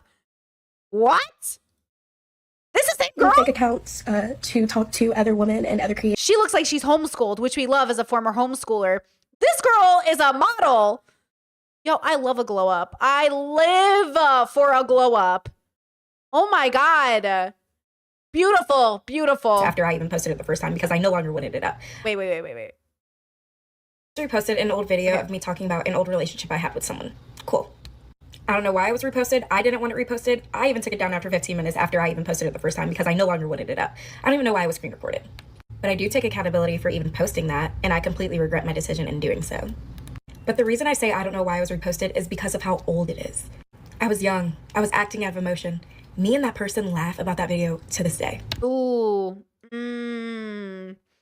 Internalized misogyny comes for the prettiest of us. She's lost in the cloud of dust of her boyfriend's infidelity. I don't know. There's a song here somewhere. What? Girl! I love laughing with my ex-boyfriend about how he cheated on me. Girl. And honestly, no one even knows what happened in that video or after that video or between us because it's a personal matter. Me and the person that I'm talking about in that video are grown now. We have moved past it. I was clearly young in that video. You can hear it in my voice. You can see it in my face. We just are trying to let everything go. Like, we literally hate that it was reposted for both of them. Let him go. Let him go. Girl, doing too much for this man. Let him go. The person that I made that video about shouldn't receive any hate or anything. That was a video of me reacting out of emotion, and it was posted and it was deleted for good reason. And people think that they are helping me and defending me, but you're really not, because I look really ugly in that video. I am an ugly crier. You're not helping. But yeah, we move forward, and y'all will actually really never know what happened between us, because I will only give the answer no. If you ask me what happened, I'm just gonna say no. If you ask me if it's true, I'm just gonna say no. No one will ever really know what happened, because it's between us. Everything she's denying here, if it's the truth, it's the truth. I certainly hope it's the truth for her own mental health sake. Because if the guy really did cheat on her, this whole situation's fucking insane. I mean, either which way, it's none of our business. Maybe she's just saying this because she wants to stay out of it. She does not want this to be a part of her life anymore, even if he did do wrong by her, which is totally fine and understandable as well. And if She posted from Boss Sing Say. She was giving Boss Sing Say vibes, bro. I was giving like, it was giving hypnotized. It was giving, it would literally, there is no war in the Earth Kingdom. Like, okay. If that's the case, I really do feel bad that this became as public as it did. Whoever posted it was definitely not helping her by posting it, by the way, because she is very vocal about how much she does not want it up. So if your claim is that you're posting this because you want the truth to be heard and that you stand for victims of cheating, I guess, you're chatting shit. Like, that's a load of shit. It very easily could have been a misunderstanding or a miscommunication. I am not denying that that is absolutely a possibility. However, based on what we've seen now, based on how he acted when he called Hailey Sharp in that one video that was leaked, I highly doubt that this is a situation where he has done nothing wrong. I think he cheated on her. And as much as you might say that that is unfounded, unfair, or whatever, well, the girl released a TikTok recently when this whole Hailey Sharp thing went down, and I'll play it for you. You know, I thought about texting my ex today, but then I realized that would make me a weird, desperate loser, so I decided not to. Do with that information what you will. Do with that information what you will, indeed. And now look, I am not dismissing as well the possibility that this is a pure coincidence, but man, would it be a hell of a coincidence. And I also think that based on the way that Tyler was willing to bribe Hailey Sharp, by the way, I mean, I'm not saying anything, I'm just saying that it's possible, right? It's possible. Oh, he's saying, did you take money from this man? Did she get tricked? Honestly, to be honest with you, more than money, he probably said like, you were the most beautiful woman I've ever been with. You changed my life. You made me a better man. I was nothing without you. You gave me a glow up of my life. Like, you are the biggest regret of my life. Like, I disrespect you. I don't even deserve you. And then she's just like, yeah. And then he's just like, yeah. And like, he probably just told her a story she believed, bro. He probably just spun a web of lies that made her feel good enough to be like, we should drop this. And in 5 to 10 years, I would love to see how she feels about this situation. Trust me, as a woman who's made lots of excuses for shitty men, sometimes you fall for it until you realize like you've been played. You've been played. You guys can make your own conclusions. And here's the thing that sucks for Tyler if he is innocent. The fact that— Wait. Chat says she seems naive, but I also want to believe in her agency. Everybody has agency. It's just but at different spectrums of agency based off education and tools. Everybody has agency. It's just dependent on your tools. Just because you have agency doesn't mean you can't be tricked or make a mistake or be raped or be assaulted or be, scammed. Like, I believe in her agency. I also believe it's limited. She's 22. You know what I mean? Like, I'm sorry. Like, you're 22. What the fuck do you know about life? Like, you're 22, bro. You know as much as any 22-year-old's gonna know. So I do believe in your agency. I just think you have 22-year-old agency. That he handled this situation in the way that he did will inevitably lead people, including me, to believe that— Plus, our boy admitted he has a lying problem. Like Chat points out, he literally said that he does that. He tells people what they want to hear exactly. This situation is not everything that it seems to be. Because Hailey has money, right? She's an influencer. She's fine with or without Tyler's donation. I'm not too sure about this lassie's financial situation, but if she is in one that is not as fortunate as the two people that we are currently talking about in this current drama, then yeah, I would not blame her for taking such a bribe, or maybe just succumbing to him begging like she did Hailey, because maybe she's just a bit more of a sympathetic or empathetic individual, and it doesn't take as much for her to take the videos down. Like, maybe she fell for the manipulation or just felt bad, genuinely. There's so many unknown factors here, and I would feel uncomfortable saying anything definitive or coming up with anything confidently, asserting anything, because at the end of the day, it's all just an opinion. There's no facts behind it. There's no real rock-hard evidence. But all I can say is that this past situation looks a lot more fishy and a lot less innocent on Tyler's side now that we know the type of man that he truly is. Are we saying that there's not evidence because now we're saying the girl's video doesn't count because she was working out of emotion? Does the emotion change the fact that he was cheating on her? Is she saying I was in an emotional state when I posted that video because it wasn't true, or because I should have kept it between us? Isn't the evidence that she showed that, I don't know, maybe, okay. In his relationships. And that's that, really. I don't see how anybody could disagree with me. But if you do, be sure to leave it in the comments, because I'm very much open to the conversation. However, if you do think that I was being an ignorant prick this whole video and you disagree with everything I was saying, leave a dislike and call me a prick in the comments, because fuck it, why not? I'm open to that as well. Appreciate you all. Hopefully. Okay, let's see. Him on the call saying this is gonna ruin me reminds me of Justin Timberlake's "This Is Gonna Ruin Me" tour, or "This Is Gonna Ruin the Tour." Oh yeah, "This Is Gonna Ruin the Tour." Somebody said that in my chat and I forgot the reference. Yeah. Okay, let's see. I did not hear a single word of this apology over the nauseating sounds he was making. Like he has something in his mouth, chewing gum or hard candy. I feel violated through my ears. A woman that cheated on a man would never be treated with this much leniency. Well, you know, man, boys will be boys. Boys will be boys. You know, what are you gonna do? What are you gonna do? What? Chat says unrelated, but did anyone hear in the chat that Ian left H3H3? I know we got a lot of X fans in here. Damn, I did not hear that. I wish him the best. Shout out to Ian.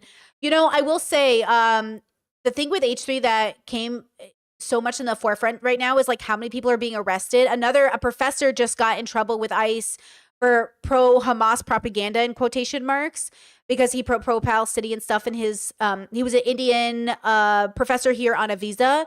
He also got arrested. Same with Mahmoud. So like, remember that Ethan calling Hassan a terrorist sympathizer and saying like you're pushing terrorist propaganda and like making this the big deal that it is, like, or him saying it's a big deal even though it's like pro-Palestinian in the end. Like, people calling people, this is why I say terrorism is a word people use to politicize the enemy. Like, you can call Hamas a terrorist, but you better call Israel a terrorist too. Is Israel and what they're doing to Palestine is 1,000 times worse than Hamas has ever done. Ever. For the history that Israel has been an occupying state, has committed more death than Hamas will ever. So this audacity of calling Hamas terrorists and not Israel at the same is why the word terrorism is a political term used to keep you from being accountable. See, we're the good guys, they're the terrorists. Oh, we have prisoners and they have hostages. Oh, I see. Okay. So Ethan is contributing to people like Mahmoud being arrested because he's the one perpetrating this idea that any stance for pro-Palestine in a real sense that's anti-Israel is pro-Hamas propaganda.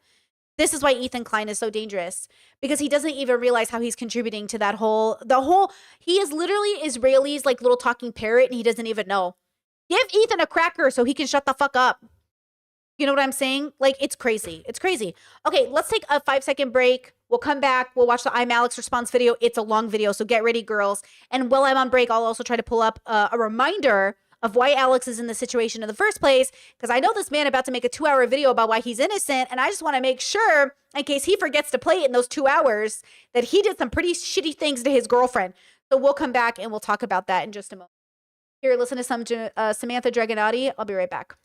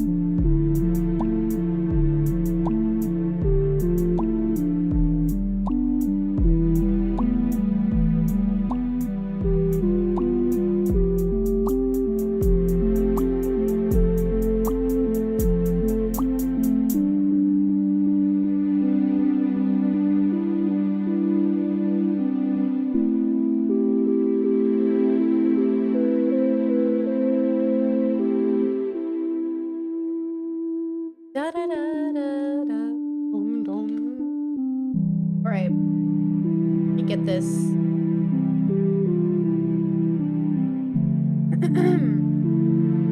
This video is my response to. I didn't. You be quiet. Thank you. Da, da, da.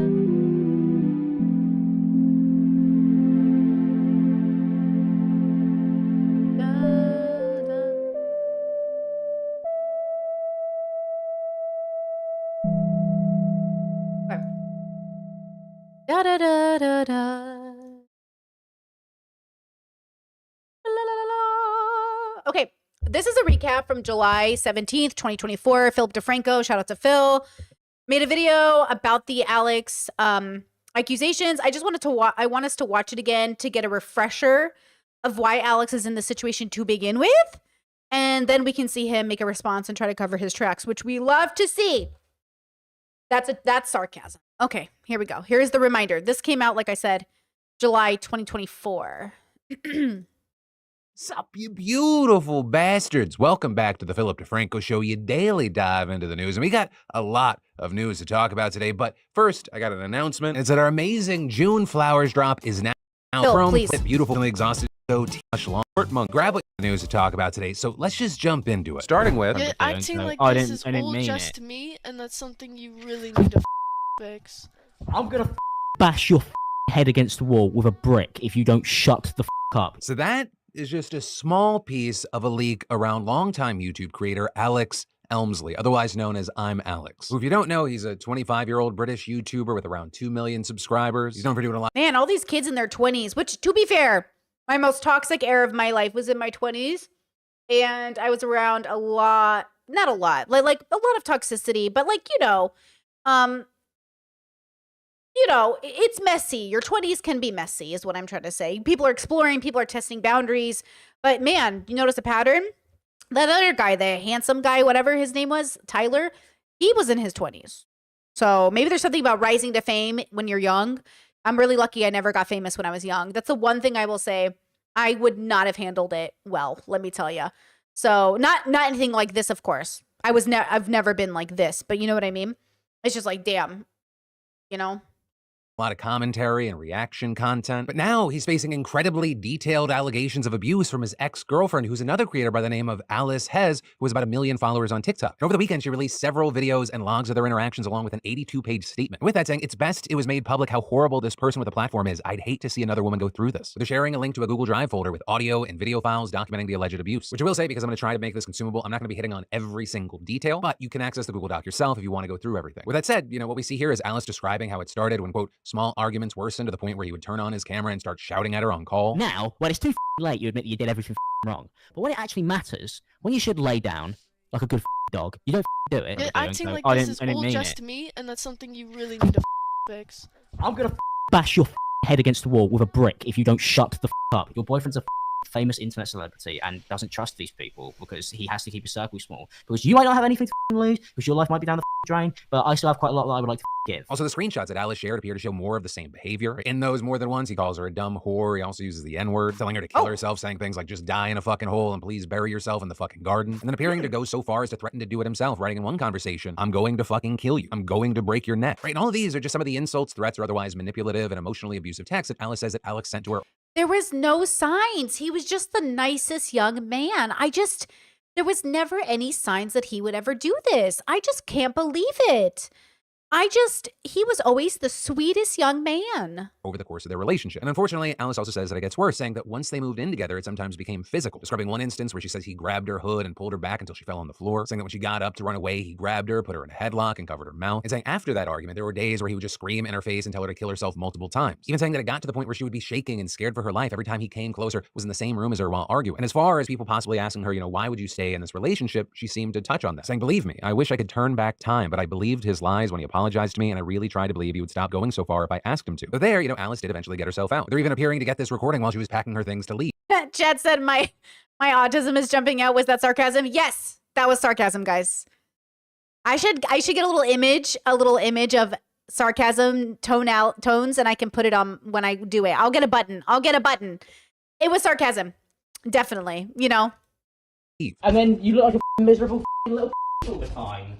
But your face is annoying to look at, like when I come downstairs. They're saying that even if she left, he wouldn't leave her alone. And so with that, saying she's decided to speak out now because he's threatened to, quote, create a contradicting story to discredit her own. And seemingly with that, also acknowledging that she also insulted Alex in their conversations, writing, "In no way am I trying to make myself look as if I never said anything mean. I stooped down to his level and became reckless with my language to try to prove a point." They're even appearing to have changed his contact name in her phone to racist N-word at one point. And on top of that, she admitted to slapping him in the face at one point. They're saying that she only did that after he backed her into a corner while screaming at her. And with all that said, as far as the other side of this, we haven't seen a response from Alex yet. And I mean that as far as him releasing any sort of public statement, as well as we reached out last night to see if he had anything to say. As of recording, he has not responded. Though among all the other people who have reacted to this, notably this includes several internet personalities who have been a part of Alex's circle at one point or another, such as with YouTuber Will N.E. saying there had been rumors of Alex's behavior last year, and also saying the severity of the abuse that Alice published was far worse than anything I'd heard being discussed. That Google Drive is fucking abhorrent, and what he put her through is inexcusable. Also, Twitch streamer Mia Mon saying Alex's behavior was something, quote, well known throughout the industry. But they're also adding that she found it genuinely hard to believe the creators close to Alex had no idea this was going on. And creator Memulus writing, "I would usually wait until both parties have said their side publicly before speaking about it, but I think the evidence here is overwhelming. It's awful and disturbing and has seriously shocked me. I'm still processing what's happened. This is one of the worst situations I've ever seen in my life, and I hope Alice is okay. It took a lot of courage to speak about this." But ultimately, as of recording, that is exactly where we are. And so for now, we're gonna have to wait to see. So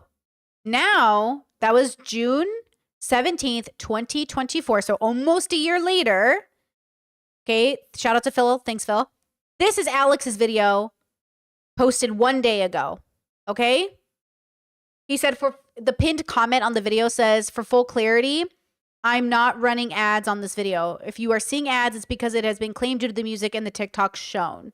Okay, ready? Ugh, brace yourselves. It is 1 hour and 42 minutes long. I'm going 1.25 speed. Let's do this, girls. This video is my response to allegations made by my ex-girlfriend Alice Hez, who I was in a relationship with for the majority of 2023. Alice hit me, kicked me, emotionally, verbally, and physically abused me, as well as threatened me and blackmailed me constantly throughout our relationship. Alice has continued to harass me by posting false information about me, as well as fabricating stories about our relationship online to this day. All of this will be covered in detail in this video, and for full clarity, I will be reading from a document that I've written to make sure that this is treated with the seriousness that it deserves. Since our relationship ended, Alice has lied continuously for the last 12 months that I was under a police investigation to friends, ex-girlfriends, and YouTube commentary channels. Alice has continued to make false allegations about me to this day and said that she had pressed charges against me in a comment on TikTok. This is a lie, as at no point have I been interviewed, arrested, or charged with a crime, but Alice continues to slander me publicly with these lies. Alice said that future partners can check Claire's law, and later claimed she got... Okay, girls, this is a very big accusation, so let's put on our neutral hats. Let's put on our, okay, we'll hear you out, bro, bring out the receipts, but also understand that this is a very big deal. So we have 2 parties saying they've been abused. We've learned recently that mutual abuse is not really a thing. You can have mutual toxicity, but actual abuse is usually one way, and then there's reactive abuse. So Alex is going to take the claim that it was reactive abuse, right? Reactive, is that the right word? Where, you know, he's being abused, and so he had to lash out at her to protect himself. And then she might say, so, okay, let's get ready. Let's put on our, okay, let's see, because... Let's see. Got me put down in the system so that any future partners who know how Claire's Law works can use this information to stay safe from me. The information that is accessible through Claire's Law would be a criminal record, also known as a criminal history. All of this information is available on the Claire's Law website, which I will link in the description. Alice has said that Claire's Law can be used and that I am in the system, alleging that I am a convicted criminal or that I have a criminal record. Alice also says in the same messages that the police didn't do anything at all. These statements completely contradict each other, as it would not be possible for the police to have... I mentioned in my statement that I wouldn't be releasing anything until he ever responded and tried to avoid accountability or twist the narrative to get out of what he's done to me, because that's what he threatened he would do. And realistically, I think there's enough evidence out there for everyone to know and understand how shitty he was to me and as a person, you know? And it's been dropped by police, and it's been dropped. Police don't do anything about situations like this. They never have, unless I took this to court and he contacted me again. But he has been put down in the system, so anyone who knows how Claire Law works can use this information to stay safe from him, aka his new girlfriends can request. Have done nothing, and for the police to have put me on the system as a convicted criminal or as someone with a criminal record. Alice's story continues to make no sense, as Alice later said that I was charged by police, but this would not be possible if the police never did anything at all. Alice claims she had achieved her goal of getting me put on a list accessible via Claire's Law, and that she had saved people because of this. None of the statements made about the police investigation make any sense via Claire's Law, and that she had saved... Thank God, and those were my intentions at first place, to save anyone who gets involved with him ever again, because going by all this, he was shitty to every girlfriend he's ever had, so it just happens.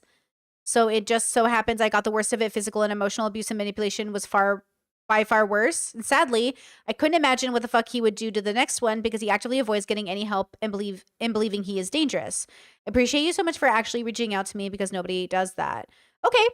Saved people because of this. None of the statements made about the police investigation make any sense, as Alice claims she had put me on a list that would require me having a criminal record and a caution from the police, but also says the police didn't do anything at all. This is because Alice is and always was lying. I would like to make it incredibly clear. I have never been contacted, approached, or interviewed by police at any point in my life, and I do not have a record or any cautions. Claiming that I am a convicted criminal or have a criminal history is the first of many lies that will be covered in this video. There has at no point ever been a police investigation, but Alice has continuously lied to hide the truth about what really happened in our relationship. Well, maybe she thinks there was a police investigation because, you know what I mean? Maybe she doesn't know if he's ever been contacted. Maybe she just did what she thought was, maybe she just reported him. Do you know what I mean? Like, just because I don't know. It doesn't necessarily mean she's lying, but could be. And solidify the false narrative that she's built about me over the last year. Alice wrote all of these messages and posted the document knowing that the police investigation was... That says Claire Law shows if you have someone, shows you if someone has a history of abuse complaints, even if they weren't charged with anything. Okay. Okay, so is he trying to make the claim that he was never charged with anything? But he's saying he was never investigated, which means he never spoke to a police officer, which means I don't know what that means. So I guess we'll just watch. Was a lie, as it would not be possible for Alice to share any information if this was at any point an ongoing case. A YouTube commentary channel called Samuel said that she had been dealing with the police instead of immediately taking it to social media when he spoke to Alice. Hey, I just thought I'd come in to say that I've spoke to Alice, the ex of Alex, and I've also spoke to Ainaba. Now, Alice is dealing with this with the police as well. Has got the police involved. So instead of just immediately taking it to social media and speaking about it, has also got the police involved beforehand. And is dealing with it that way. She's gone to the police about that, trying to get the situation sorted properly before she speaks about it online.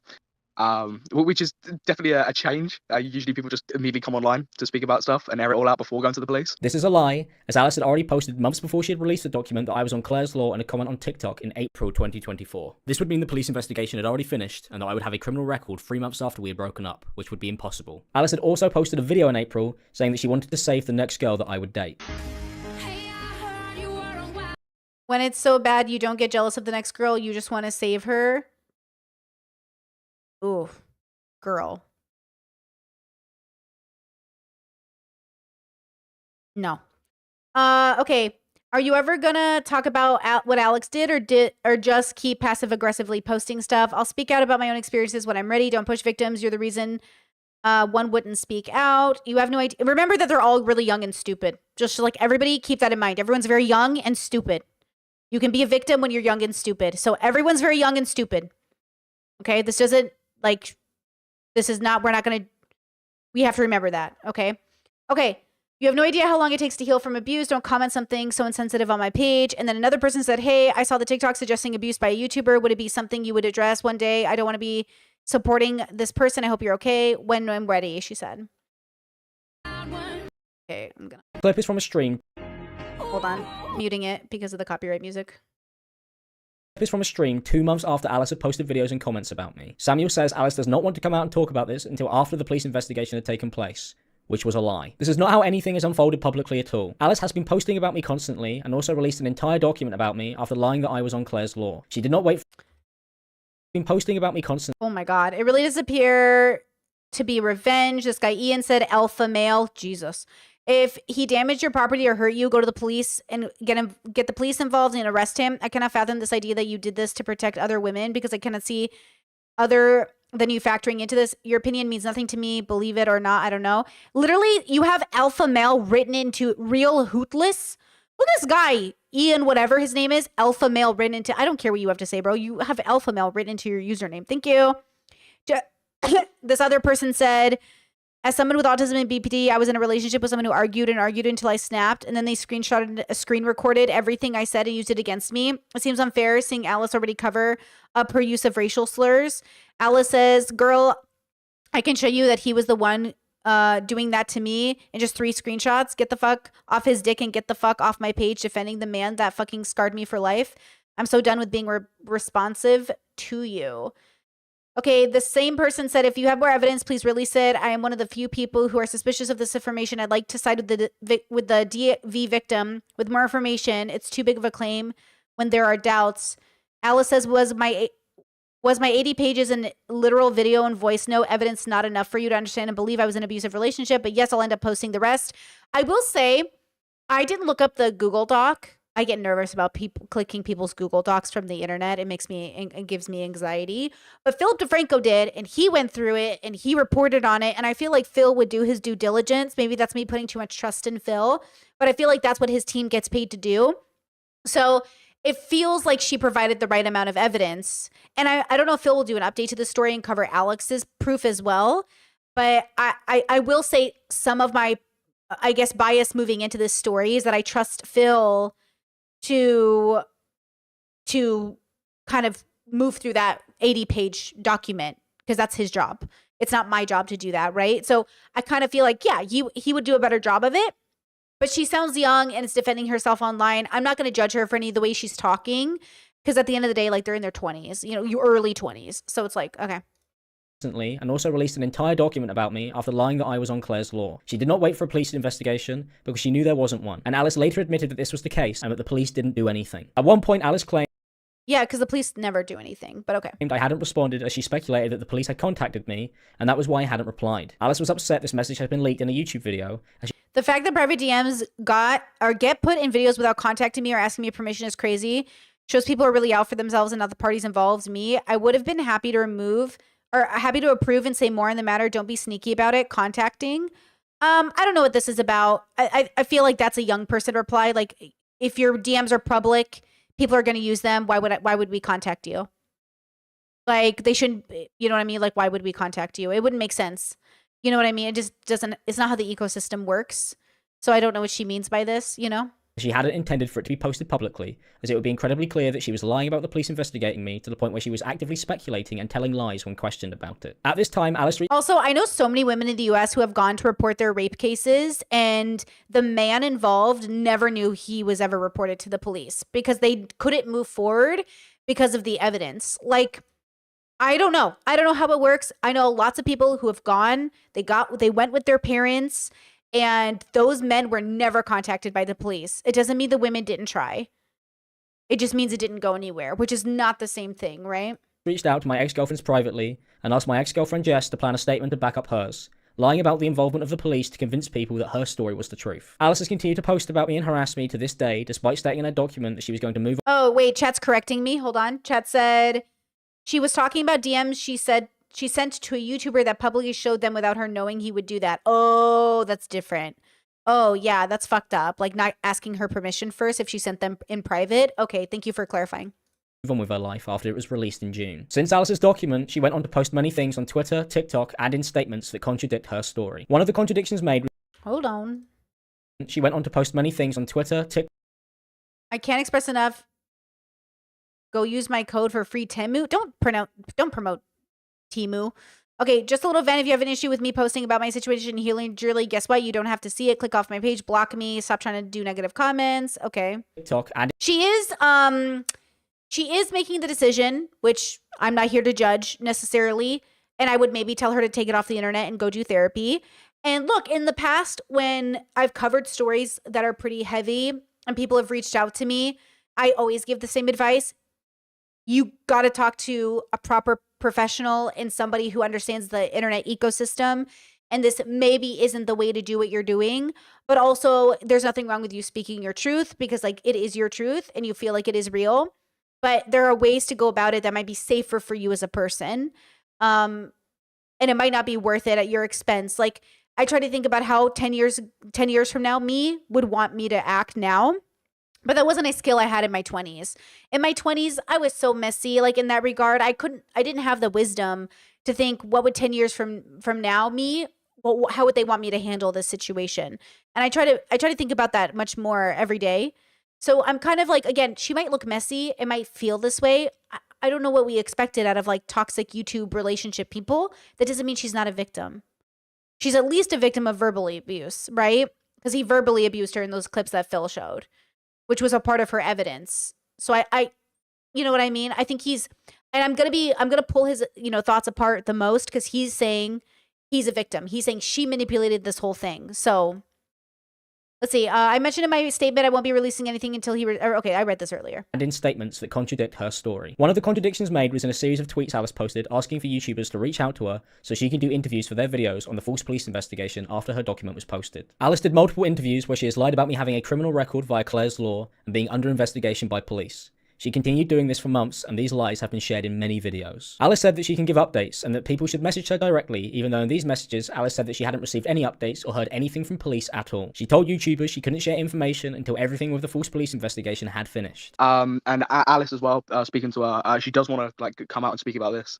Like eventually after like all the police stuff, and just wants to be able to get all the information. She's got proof as well, and she wants to be able to get all that out there once she's spoken to the police properly. This story at no point has made any sense, as Alice says that she would only post about this after the police investigation had finished, but then continued to say that the police were involved months after she had posted her document, which once again shows that Alice was lying the entire time. Alice claims she can provide updates to YouTubers in this tweet, but made an excuse to people she was arguing with on Twitter that the reason she couldn't provide updates to them was because of the fact that there was a police investigation, and that she wasn't allowed to share anything until it was finished. I don't think it's... Depending on her reasoning, I feel like that could make sense. Like, I might tell a viewer in my audience a different response than I would tell a YouTuber. I feel like I do talk to YouTubers different than I do talk to my chat. Because it's behind the scenes versus upfront in public. Do you know what I mean? I feel like, yeah, like I feel like that could make sense. Because you're arguing with like a username versus a YouTuber who has his credit on the line the way you do. It's different when you're arguing with another, or like you're talking to another content creator who like, you know what I mean, than a Twitter. Like she shouldn't be talking to she shouldn't be replying to people on the internet. I think that's a part of the problem we're facing, but she's a young person. So, you know, what are you going to do? Elon Musk replies to people and he's the richest person on earth and he's fucking our president, allegedly, in a video game. So, you know what I mean? Again, we hold internet celebrities way more accountable than we ever hold our politicians. Just compare her behavior to the president of the United States and Elon Musk, and I think we're all okay. Hello? They bullied Zelensky over whether or not he owned a suit. Like a bunch of frat boys. Okay, so again, I'm not going to hold this whatever how old 23-year-old, whatever she is. Does anyone know how old she was at the time?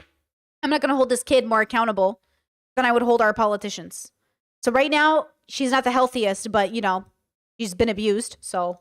And that now it finally finished, she could share more information again. This makes no sense, as Alice had already shared an entire document about me, and was then asking people if she could continue to share more information about me in interviews on her Twitter that were then posted onto YouTube. Alice wrote right at the end of her document that for legal and obvious reasons, she wouldn't attach all the evidence she has, but in due time, it may be made public. Not only is this not how police investigations work, but Alice has not posted more evidence since, despite saying the supposed investigation had now ended. This is because there never was an investigation, as it was a lie. It would not have been possible for Alice to share anything at all by her own admission if there actually ever was a police investigation in place. Alice has continuously lied and claimed that this was the only thing stopping her from releasing information, and she acknowledged this herself in this tweet and when speaking to YouTubers. The reality is, there never was a police investigation, which Alice later admitted to. This is why Alice decided... Also, Chet said my mom made me so mad about that. She said it's tradition to wear a suit.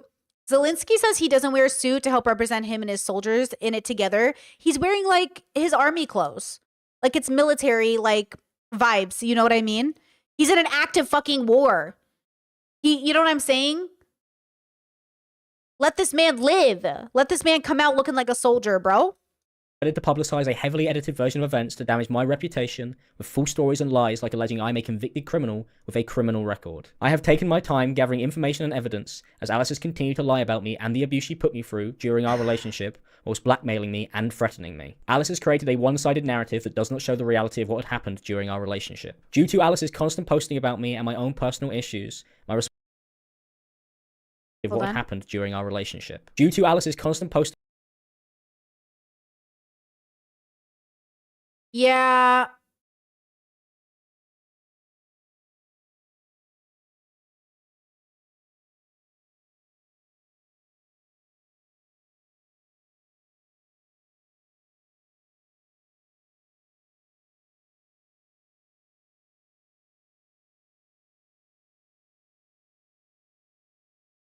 Hold on. I don't want the misogynists to hear me and think I'm talking to them, because go fuck yourselves. I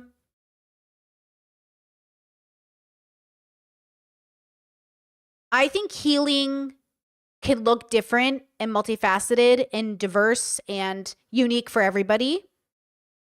I think this looks like not healing healthy, but it could be her form of expressing healing. Sometimes anger feels really good. I've been there. I get it. Like, you're really angry and you want to express and you want to feel vindicated in that anger. And so you post, you make content about it. I mean, half the reason I scrubbed my old stuff from the internet is because it was such I was healing unhealthily. And it was clear to me now that it was important for me to do that in a sense. Like, I really felt like it was reasonable for me to post things. But now that I'm older and I'm healed, I'm like, okay, we can take that all down now. I did it, you know?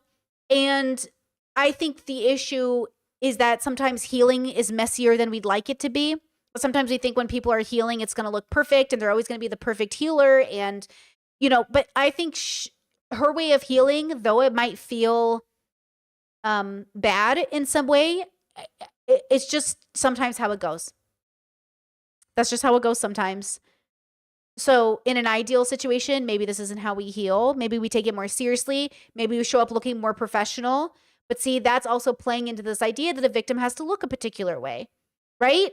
Because the way she looks allows people to say, see, she's immature, she's silly, you shouldn't take her seriously. But we know for a fact that even if she comes in dressed appropriately with minimal makeup, with the right vocabulary, she's still going to be discredited. So then at some point, it's like, why try? But it's not for them, it's for you.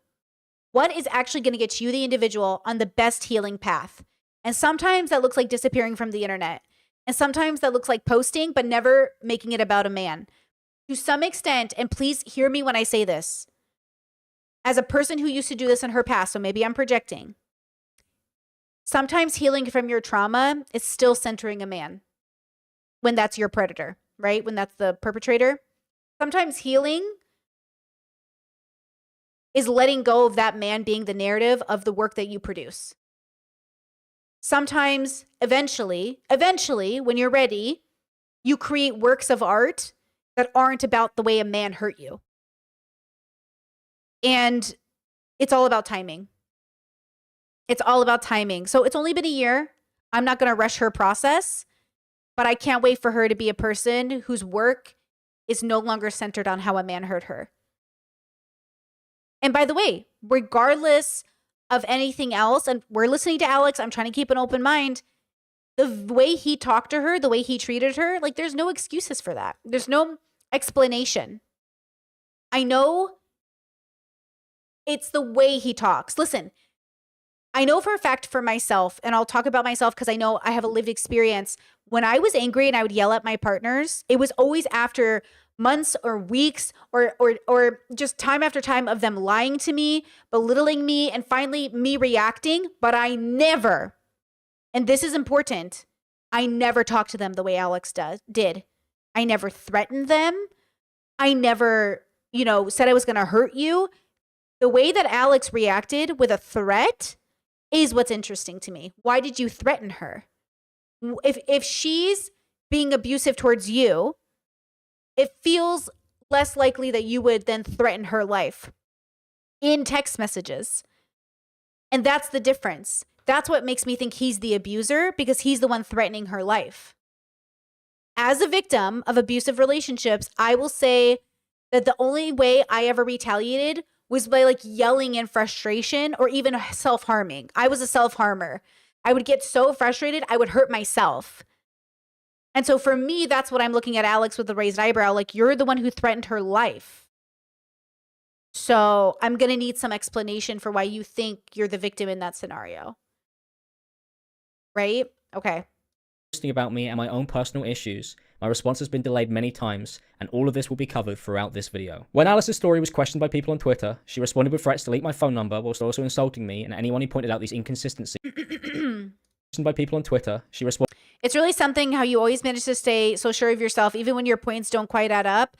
I guess that's a skill most people don't have, but I'm generally curious, how do you manage to stay so certain when everything everyone else is so wrong and you're always correct. I don't know what the fuck that means, but these people have like no viewers and no likes. So just keep that in mind, please. Alice retorts, if you wanted to suck off Alex so bad, I can give you the number. Okay, not a good look, but you know, what are you going to do? No likes. This has like little to no engagement when the screenshot happened, right? Responded with threats to delete my phone number whilst also insulting me. You have gone above and beyond on this for me, 45 accounts, which actually I'm quite flattered about. You took it personal as soon as you became an Alex fan account and started replying to me with arguments and defending him in the comments because you want to suck him off so bad. I don't know why she keeps using this as an insult.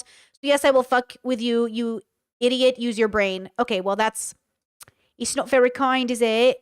It's not a good look. So that's not a good look on a person. She's not doing herself any favors. That doesn't mean she wasn't victimized, right? Chat says, I just thought, why do we center stuff around men? Isn't it the only option? I mean, in this case, it's not centering it around men. It's just centering it around another human. I don't know.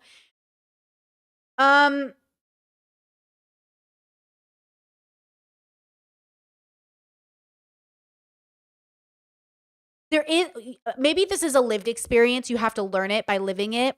When you create art that's reactive because someone hurt you versus about the relationship you're having with yourself, you can tell when art comes from the soul. When art comes from the healing and the pain versus when the hurt comes because a man hurt you, right? And so I think when you create work, if you stand up for a movement because someone hurt you, it's going to feel like revenge versus like justice. Right now, it feels like she's angry at Alex and she's reactive because she's in pain. But she's not making this like a justice movement. She's not trying to stand up for women in a justice-y political way. She's angry and wants everyone to know Alex was abusive, which is fair. So that centers it around Alex versus centers it around victims, which is, I get it, fair. But I think that's a part of the healing journey is like when you create something beautiful out of something ugly, that's a form of healing. Right now, she has yet to create anything beautiful because she's still in a lot of pain, which is fair. You don't have to turn your pain into an activist movement, guys. That's not your obligation as a victim. But sometimes healing looks like getting off the internet and talking to our therapist. Sometimes healing looks like saying your piece once and never talking about it again. Sometimes healing looks like bringing it up again in a way that is like, not this. Whatever this is, like this isn't the goal, but it is the reality. Okay? Who knew if you abuse people, they might have unhealthiness. There might be an unhealthiness to them. Like, that's sarcasm. Obviously, abuse can lead to unhealthy behavior for the victims, which is why abuse is bad for everybody. It's bad as the perpetrator. It's bad as the victim. It's not good for anybody. Nobody wins when there's abuse. Nobody. Me and anyone who pointed out these inconsistencies in her document. Alice would then block these people after arguing and insulting them for replying to her posts as they were highlighting many of the inconsistencies and lies that Alice had made. Alice changed her Google document multiple times to hide these criticisms and has cropped messages that showed her using the same racial slurs that she had accused me of bringing into our relationship, as it directly contradicted her story. This was unacceptable behavior, and I deeply regret using such okay, hold on, white boy. I just want to say for the record, I don't know what they're talking about. I don't know the context of the N-word. Wait, let's go back. Shit. Not that it matters, but hold on. Crop messages that showed her using the... I want to know how ugly they got with it. You know what I mean? Racist N-word. I think there's a highlight here. It's confusing to me. I don't understand what it is. I feel like,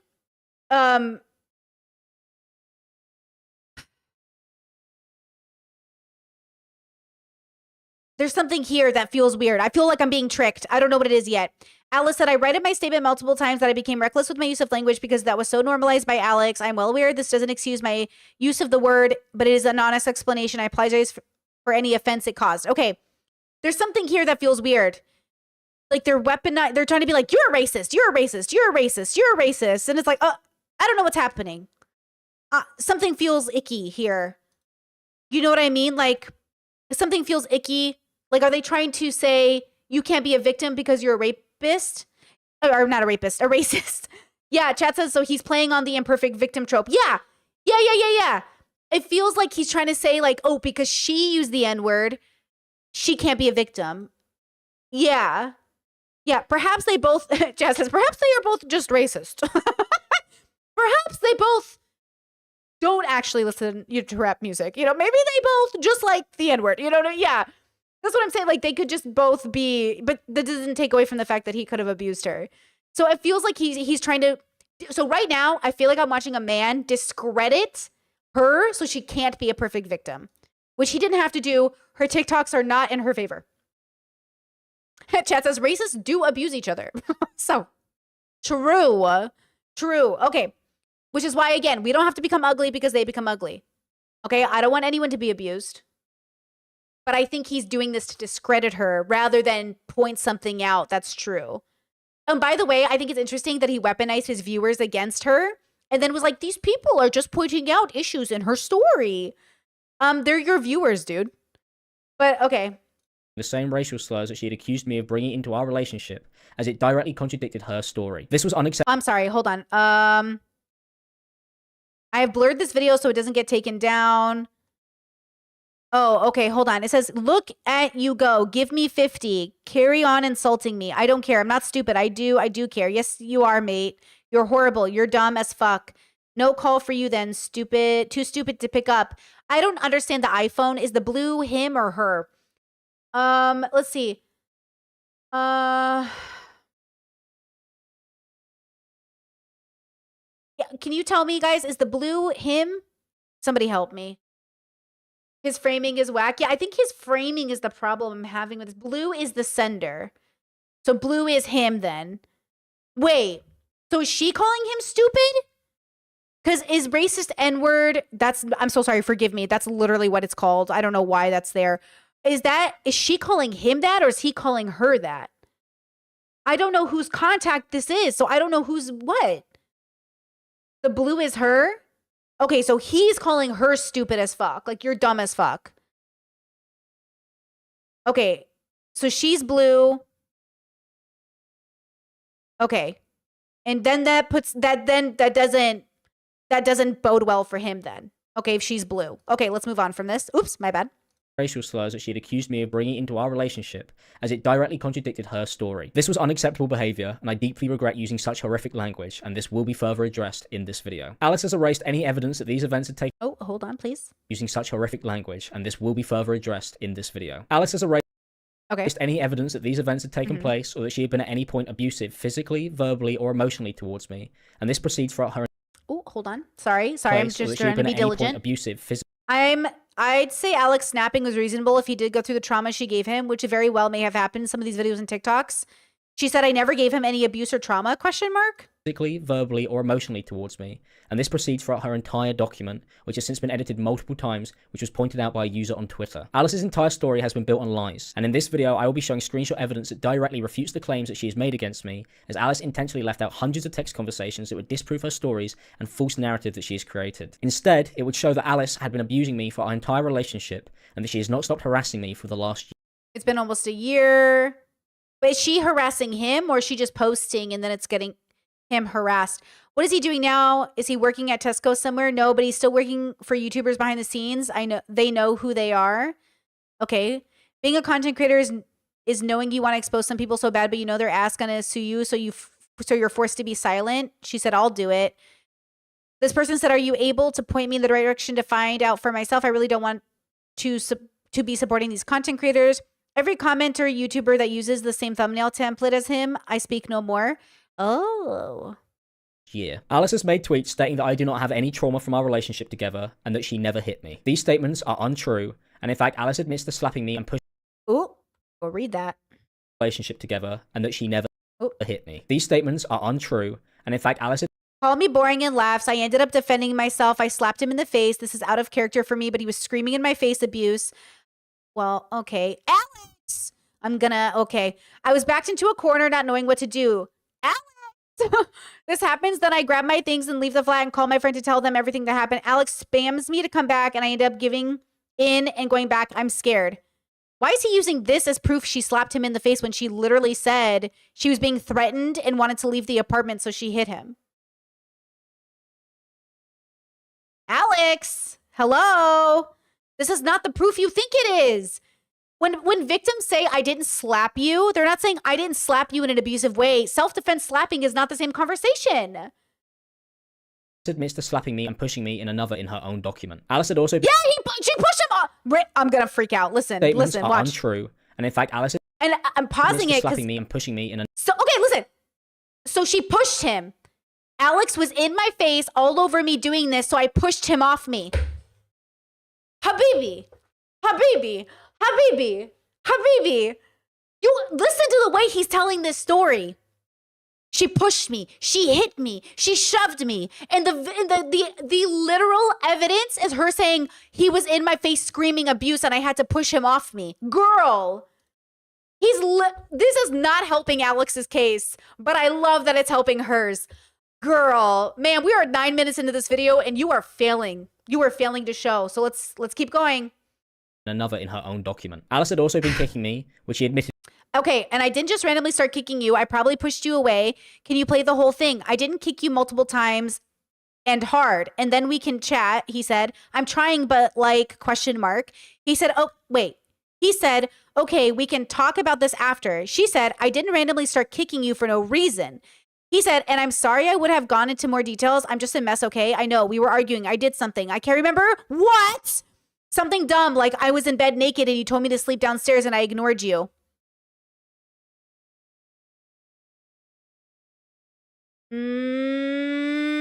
This is why we pause to read.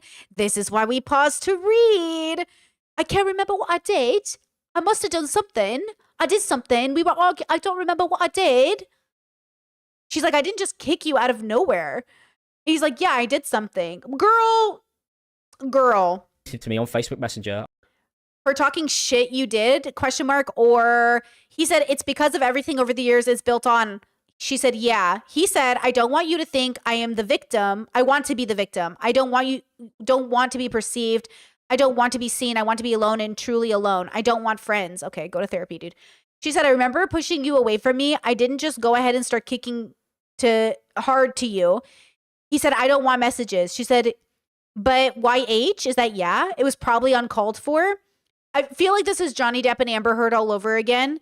Where when you first hear the messages from Amber, you think like Johnny is absolutely the victim. And then you review the case and you're like, oh my God, it's literally Johnny. Johnny's like the abuser. Sure, they were toxic, but Johnny's the abuser. Like you really, genuinely, going back and watching Amber Heard and Johnny Depp has really forced me and to challenge my brain and to remember that like things don't look the way they seem. And so again, I'm open to like Alex having the Amber Heard experience, but right now, even the evidence he's providing to provide his innocence is not helping him. So then it makes me wonder, does he think we're going to fall for this because we're not going to read the messages? We're just going to think, oh, he posted a lot of receipts on the screen, so it must be real. After she had lied that I was on Claire's law. And all of this will be covered separately throughout this video. Alice has done all of this despite claiming she was never physically abusive at any point in our relationship, which is a lie, as Alice was physically abusing me regularly, which she has hidden and now lied about publicly. Alice also posted a series of tweets in argument on Twitter, stating that I do not have BPD. Okay, yeah, he doesn't have BPD. I never said he did. I want to know what exactly he claimed to have had. Okay, I forgot to ask you a question under a random tweet about Alex. I was like, why is this bitch getting sassy with me out of nowhere? So sorry, bitch. Didn't know giving info was something that I thought was regarding him as sassy. I don't know what this is about. Also known as borderline personality disorder. Alice has even gone as far as diagnosing me as a narcissist in her document, and she claimed that she is an empath. Okay, relax. Both of you are stupid for using any of those words. There's so much more I could talk about, but I really don't want to relive it any longer. This is an awful toxic relationship I should have left 2 months ago and knowing and finding out the kind of person he actually is, but that happens when a narcissist meets an empath. They feed off of it. I had communicated my best, made him aware of what made me uncomfortable, and it wasn't listened to. Look, everyone's stupid for using those words because none of us know what they mean. There's like calling yourself an empath. Guys, grow up. But they're babies. They don't know. I used to use words like that too when I was in my early 20s. They're in their early 20s. She's not diagnosing him. She's not a doctor, but she thinks he's a narcissist and she thinks she's an empath. I think they're both 22, but like also more than that, he might exhibit narcissistic behavior and she might be exhibiting a trait of making excuses for abusive people because she can see and empathize with them. Yes, you can think of yourself as an empath. I recommend you don't because I think it's silly and teenage-ish. I think instead you should recognize that you have the ability to be taken advantage of because you're ignoring the painting on the wall. Chess says they're 22. I just made up an age. He's 25 as of last year, so he's currently 26 in this video. And I don't actually know how old they were when this was happening, but they were in their mid-20s, okay? So I don't know how old they were when this was exactly happening. He must have been like, what, 24? So I don't know how old she was. But I think what happens is that people get taken advantage of because we can be very empathetic, very introspective, very like thoughtful. And then we can believe people are really hurting and fall for their like, please, please, like that guy we watched before this where he was like begging, please, this is going to ruin my career. I can empathize with this is going to ruin my career. But I need you to understand that I need to put down boundaries. So I'm sorry that your career is hurting because of an action you took. I'm not going to do anything that puts me in jeopardy and allows you to get out of a mistake you made or a action you made or whatever. And I feel like sometimes young people use the word empath and narcissist without understanding what they mean. But if just to translate it, I dated somebody, not me, she's saying I dated somebody who's very selfish and abusive. And I'm a person who is empathizing with their story, and I allowed them to take advantage of me by believing what they told me, but that's also not my fault for believing the person I was dating and wanting to be compassionate towards them. But instead we shorthanded it to, he's a narcissist and I'm an empath. Something like that. I was diagnosed by my psychiatrist with what they believe to be emotionally unstable personality disorder, also known as borderline personality disorder. Wait, what did he say? Gotta rewind that. Me as a narcissist in her document, and she claimed that she is an empath. I was diagnosed by my psychiatrist with what they believe to be emotionally unstable personality disorder, also known as borderline personality disorder. I was then referred to my local community mental health team after the diagnosis from my psychiatrist. To claim that I haven't been diagnosed with BPD is untrue. Alice's... Oh. Fun fact, a lot of narcissists who won't handle the narcissistic diagnosis get diagnosed as BPD. Which is why BPDs can also have a really bad reputation. Not that narcissists don't deserve help. They're just like, they're a little... Sometimes they're harder to get through to. Because they're in denial that they're narcissists. That's why when they are, it's like, oh, interesting. Yeah,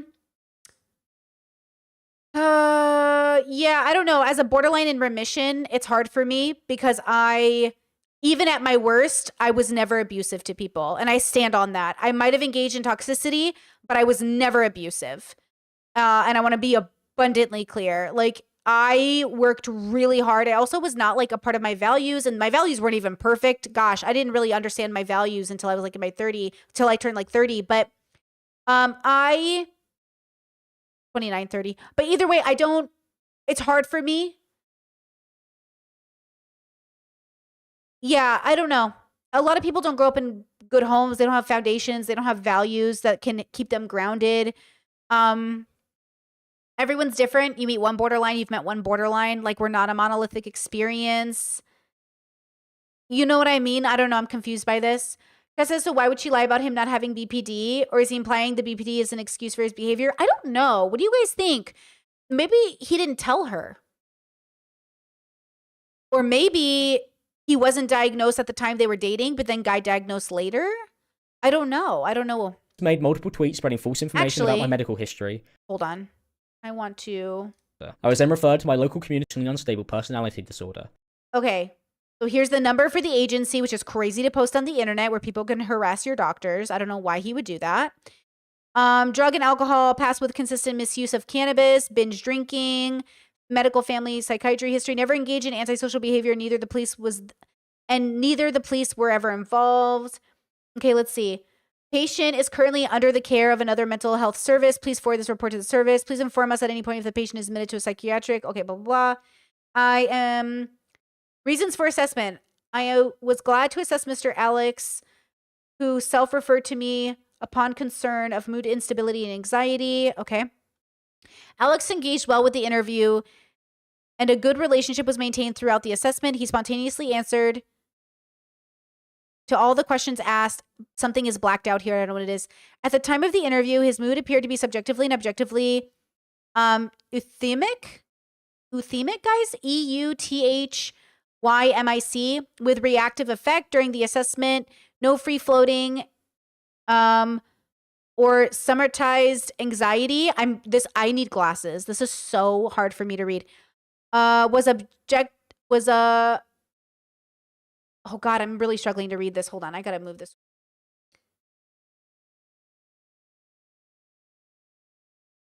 Okay.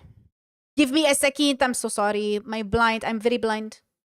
I'm very blind. I need glasses. Okay.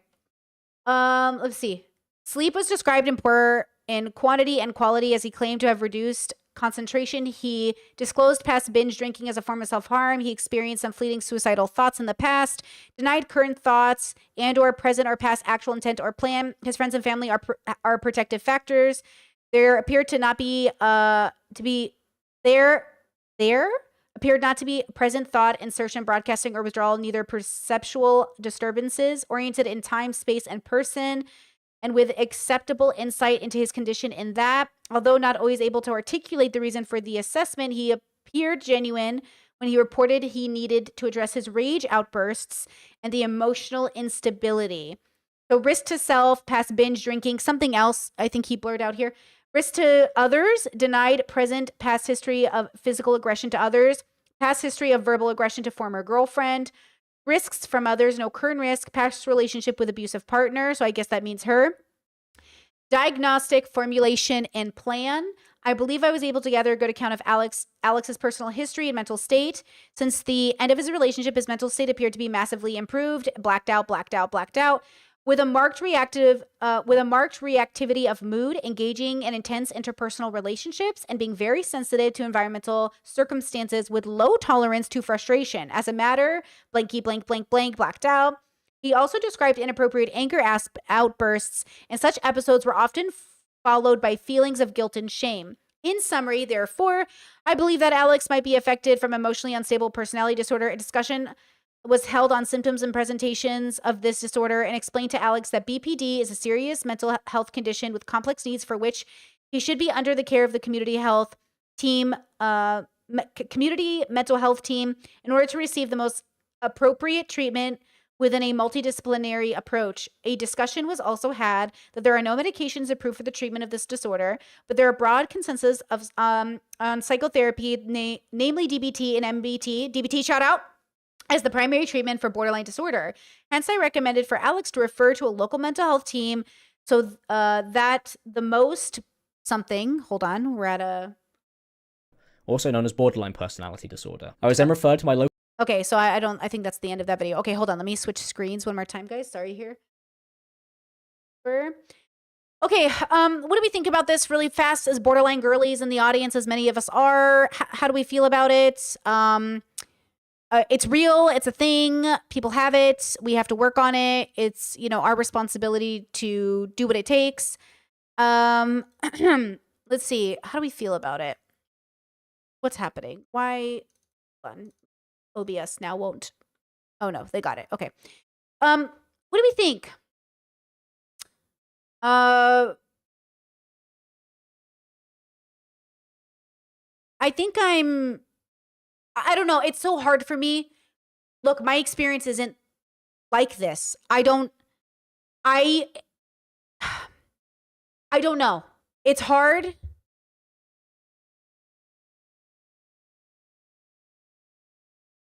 I think I think he must have been more traumatized maybe as a kid, where his outbursts come off more abusive and reactionary. To be honest with you, I'm almost positive. I'm almost positive that like my ex-abusive partners were probably borderline, but one of them in particular was probably borderline, but was raised in the kind of environment that didn't give them a strong foundation, and they couldn't adhere to the foundation. Like, their brain really struggled to learn. I don't know how to explain it to you, but regardless, like, they're still accountable for what they did. Like, being sick isn't a reason. Sometimes it's an explanation, but your values are literally there to keep you stable. So my borderline experience, it like was also different because I had values that kept me from acting out in particular ways because they didn't make sense to me. So I'm struggling, I think, to say the BPD is like an explanation for the bad behavior, but it could be in combination with his bad values. So he might feel so overwhelmed that when he's triggered, he lashes out, but doesn't have like a conscience to tell him like, you can't yell at people this way. And it's not just the yelling. I don't have a problem with yelling. Brittany, I don't think yelling is bad. I think telling people I'm going to kill you is bad. Like, I want to make it abundantly clear, growing up in a Middle Eastern home where people yelled, I didn't care about the yelling. I cared about what you were saying when you were yelling. So in all my years where I've yelled at partners, I have never threatened them. I've usually said like, hey, I've asked you to do the dishes. It's been 12 days and you haven't done any chores and I am working 16-hour shifts. Please help me. Like when I yell, I'm usually like begging them. I'm like, please fucking help me with something. I'm overwhelmed. Please help me. That's the yelling I'm talking about when I say I've yelled at my partners. Like, I'll be like, please, like, help me. I shouldn't start yelling. I have neighbors. But, you know, I'll be like yelling, like, I'm so overwhelmed. Like, please, I'm dying. I used to make videos saying I just got done with a 12-hour shift. Here's me having to clean our whole apartment because I have no one to help me. And then I have to record and create content. And this was all building up over time, right? It's like, please help me. Versus Alex, he's threatening her life. He's belittling her. You know what I'm saying? If he's the abuse victim, why is he threatening her life? I don't know. I feel like that's fucking weird, bro. Okay? I feel like that's fucking weird. You know? I think that's just crazy. Discord says, yeah, I think perhaps you had a different experience with BPD and having a foundation. A lot of people don't have a solid foundation at all. Not that it excuses his behavior. Exactly, but it could make sense why he could have borderline. Maybe he grew up in a really fucked up family, was abandoned by them, had no values, and then abuses his partners because of it, you know? Yeah, for sure. I just think it doesn't excuse the behavior, but okay, right now he's trying to prove that she's saying he doesn't have BPD, but he's saying he does. Okay, great. Chat says, Brittany about to get a random visit from neighbors offering to help. Bro, when my partner and I play Switch and we play Smash, sometimes I'm worried the neighbors are going to call because I'm like, I'm such a gamer boy, dude. I get so loud and I start like yelling like, no fucking way, bro. No, you did not just hit me like that, bro. And like, I'm just like, my neighbors are going to hear us and think like, oh no, what's happening? I'm just losing at Smash, but that's not important here. But that's what's happening. I'm just losing. Anyways, let's go back to the serious conversation.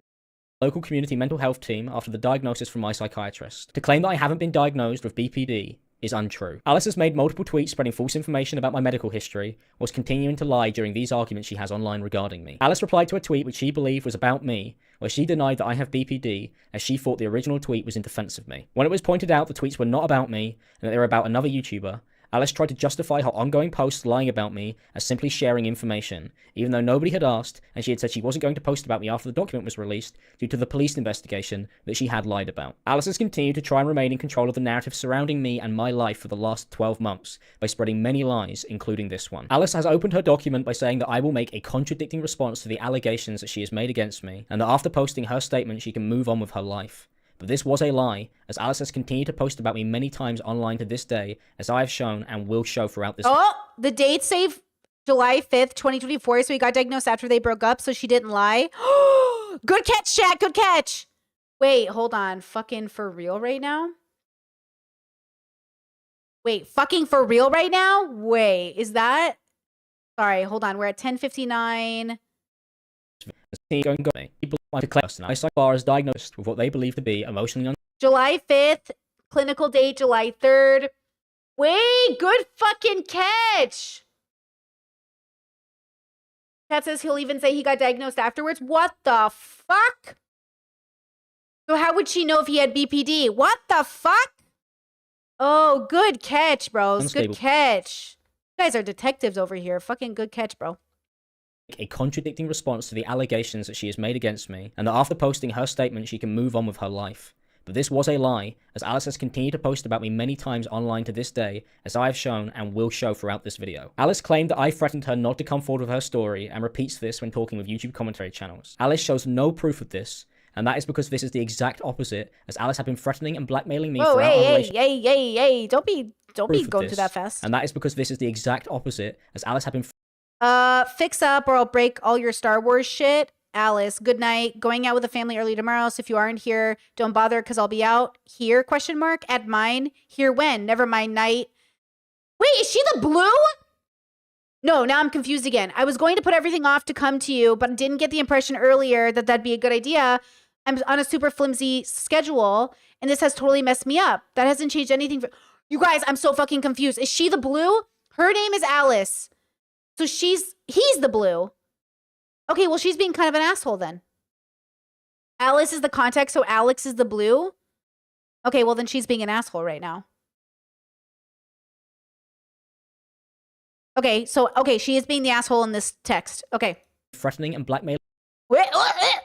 Bro, why are you going so fast, Alice bro? shows no proof of this, and that is because this is the exact opposite, as Alice had been threatening and... You fucked it. Wow. Wow. What? You're a nightmare? Lucky I don't expose that shit. I just said I was looking forward to the house. Let me update my story real quick, she said. He said, and you did this. I'm not calling you. You pushed me too far with everything I have. She said, I said I'm scared. AKA reassure me when we will be okay. He said, it's too much. And she said, you couldn't. Bye. Okay. Okay. And blackmailing me for... Then own up to it and stop messaging me. Say sorry publicly. I don't know what you want to do. Just go away. Why publicly, he said. Because of why you're messaging me? Yeah, but why do you want that? He said, okay. Our relationship. Man, stay the fuck away from you. She said, you kicked me. He said, me, you psychotic freak. I'm not dealing with this. She said, keep going. It's adding to the report. He said, you start shit today. What the fuck? She said, you did. You started today. He said, leave me alone. She said, I was minding my business cleaning. He said, you've destroyed everything. Seriously, hope you understand. No walking back from this. She said, you did that. And months. Okay. You're being mean and not understanding me. He said, okay. She said, okay, grow up, to be honest. Stop taking it out on me. What's the point? He said, can't deal with it. Speak. Don't start making a call and then shout at me in public and threaten to hit me. What? She said, I was doing what you wanted in your time, not mine. He said, you went too far. She said, you did. I'm literally crying. After it had ended. And forgiving, she said, about what he said. She said, everything you did, you do to me. He said, is this me getting assaulted? I'm confused. Oh, is this about me getting assaulted? I'm confused. No, she said, this is about us and what you did to me. He said, do you want to talk about it? She said, I want you to leave me alone forever and stop lying to be civil with me and say shit like that behind my back, saying I used to hit you. It's insane. I can sue you for that. He said, I would have preferred to just talk to you about all of this since the start. She said, saying that we'd argued after I'd hit you. I had told my friends that Alice had been hitting me. Alice denied this on text when she found out and threatened to sue me if I continued to tell people she had been hitting me throughout our relationship. Wait, Alex! Oh, the way he denied goes. This on text. I hate the way he edits. I also do have it sped up a little bit, so to be fair. When she found out and threatened to sue me if I continued to tell people she had been hitting me. Hey. And I didn't just randomly, oh, this is what he showed before. I didn't randomly just start kicking you for no reason. Ugh, they're both so exhausting and toxic, bro. Throughout our relationship. Okay, I was going to go downstairs because all you do is get mad at me in bed. Didn't force anything. It's normal to do it. Literally, I was sad about you going all the time. He said, I don't want to upset you. Right? He's the blue, guys. Correct me if I'm wrong. She said, I asked you to stay like fucking hell. He said, that's why I was asking questions in the kitchen. She said, read the room. I wanted you to be with me. My God. He said, yeah, but then you call me fat and kick me in the bed. Whoa, wait a second. He said, it's hard. I don't understand. All I ever want to do is be with you, play games with you. I come down to kiss you. Wait. Okay. That's not good, bros. This is toxic couple right here. Alice says that my story will contradict hers, and that's because Alice knows our relationship is not how she has portrayed it online. Alice has lied constantly, and I can prove this with the text evidence that she is intentionally not included, as it contradicts her. Okay, so first, let's take a step back. They're in a toxic relationship. They're both toxic. We agree. We agree. The question is, who was abusive enough to create reactive abuse? Okay? So that's what we're focusing on. Okay? So the toxicity, fine. But who's the one creating the abusive situation to create the reactive abuse? Or is this just levels? I mean, I obviously think this is abusive behavior, but is there, like, what's creating the level? Who's the person unable to do the work, or are they both just so fucked up they can't do the work together no matter what? And then in the process of it, who went over and beyond, like, the boundaries? Like, he obviously threatened to kill her, right? I would say, like, I'm going to need her to threaten to kill him. Do you know what I'm saying? Like, not literally, but he threatened to kill her. So that's, he threatened to literally, so that's, you know what I'm saying? Like, we crossed the line, and it's not like I get it. Some people say, like, I will fucking kill you. And don't get me wrong, when I'm playing Smash with the husband and I'm like, I will fucking murder you. It's obviously in the video game context. When Alex is talking to her, it doesn't feel like they're playing Smash and they're angry. It feels like he might mean it. So I'm going to have some problems here with the context of what we're looking at here. You know what I'm saying? Own story. Alice says we had a huge fight where I dragged her, covered her mouth, and put her in a headlock, and that this happened on the 19th. We had the worst arguments I've ever experienced with anyone, but after the move, it became even worse. On the 4th day of living together on the October 19th, he had taken it out to the next level and got physical in a fight. It started as a screaming argument where I begged him to leave me alone and just stop. I ended up trying to get away from him and he followed me. I went to walk downstairs and he grabbed my hood and pulled me back until I fell on the floor. He told me that I'm not getting away, so I got up and made a run for the bathroom. He gets in my way and grabs me, pushes me in a headlock and covers my mouth because I'm screaming for him to get off me. I go to the bathroom, lock it behind me, and he screams from another side, calling me crazy. Telling me to leave the house, I asked him to leave me alone. Just a reminder that Cassie, there were rumors that Diddy had hit Cassie, but there was no proof. And even after that video came out where he's beating the fuck out of Cassie, people literally still to this day, that didn't happen. I don't think that happened. I didn't see any tape. So I'm going to be so for real with you. I am not on anyone's side except the victim's side. Whoever the victim of the abuse is, I'm on their side. And so far, I'm still leaning towards her than him. Okay? But we're only 11 minutes into this very long video. So of October, a few days after we had moved in with each other. There are no texts from this time that even suggest that we were fighting or had been in a fight. And that's because this did not happen. On the 19th of October, Alice asked, you're coming or yes, which call? In my server, if you're on a FIFA DW, Discord, what is that, DW? Because I'm on the new game, hi, October 19th, and then October 19th, so 2, okay. They're getting rid of the blind pick. Good, do bike come? asked me to call, and the next text message was Alice asking me to sort out my bike in the garage. Later that same day, Alice asked me what's happening, and What's happening? The cat shut me in the cupboard. Why are you in the cupboard? Are you going to the shop? Because you have a recording soon and we need to eat. I tell her the cat had shut me in the cupboard because I was fixing our heating. And then that night we texted about packages arriving the next day.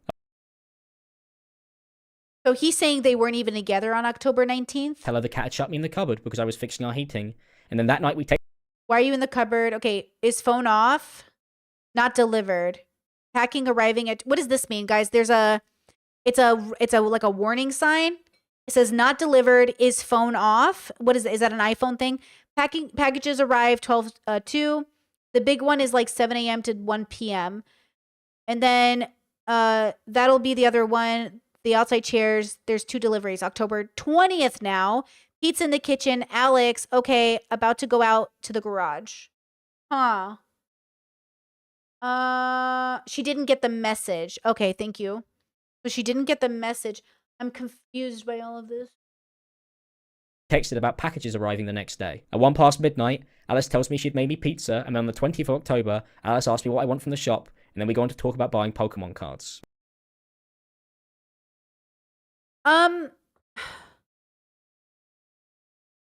This is going to sound really crazy. I'm trying to create reasons why this happens. Have you ever seen that meme on Instagram or TikTok where it's like, having the breakdown of my life, but also having multiple conversations with my friends. So like, hey, bro, our relationship's been the deepest it ever has. You're my man. You have my back. I love you, bro. Crying. Also sending my sister funny memes at the secondary conversation.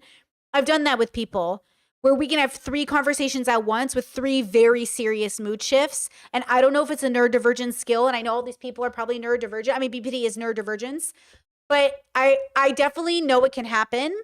So like, you can be having a situation where like there's abuse and rape happening, and at the same time you're tweeting about how funny you both think each other are. Yeah, code switching with your emotions, exactly, chat. It's really hard to explain to people, but like that's why I say like some of us are like multifaceted. So I wonder if that's what's happening, but I don't know. Is he really proving right now that they weren't even together that night? Or is she saying like 2 things happened at once? I don't know. I don't know what I'm seeing here. And on the 20th of October, Alice asked me what I want from the shop, and then we go on to talk about buying Pokemon cards. The claim we had a huge fight where I'd physically assaulted Alice is a lie. I never did these things Alice has accused me of doing, because this never happened. Alice... And I don't know if she just got the date wrong as well. I don't know. Just texted her mum and used this as proof that this event had taken... Okay, let's see. Mom. Hi, love. How things? Miss you. Yesterday. Things are fine, then bad, then fine, then bad again. Excuse me. When I say I'm fine, I mean I'm not forgiven or feeling better, but I'll move on so he stops complaining and being mad that I'm upset from his actions. I've never wanted to leave somebody so badly and come home so badly. I can't help holding back tears whenever I think of coming home away from this hellhole. I'm literally on the brink of a breakdown. Whenever I see you and dad, I just want to come home.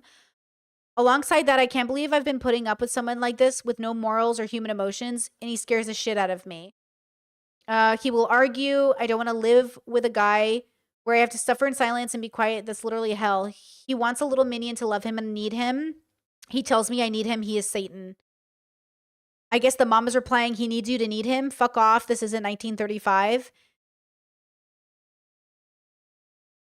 She says, he broke my glasses the last argument for no reason and hid them. Mom said, oh my gosh, that's psycho.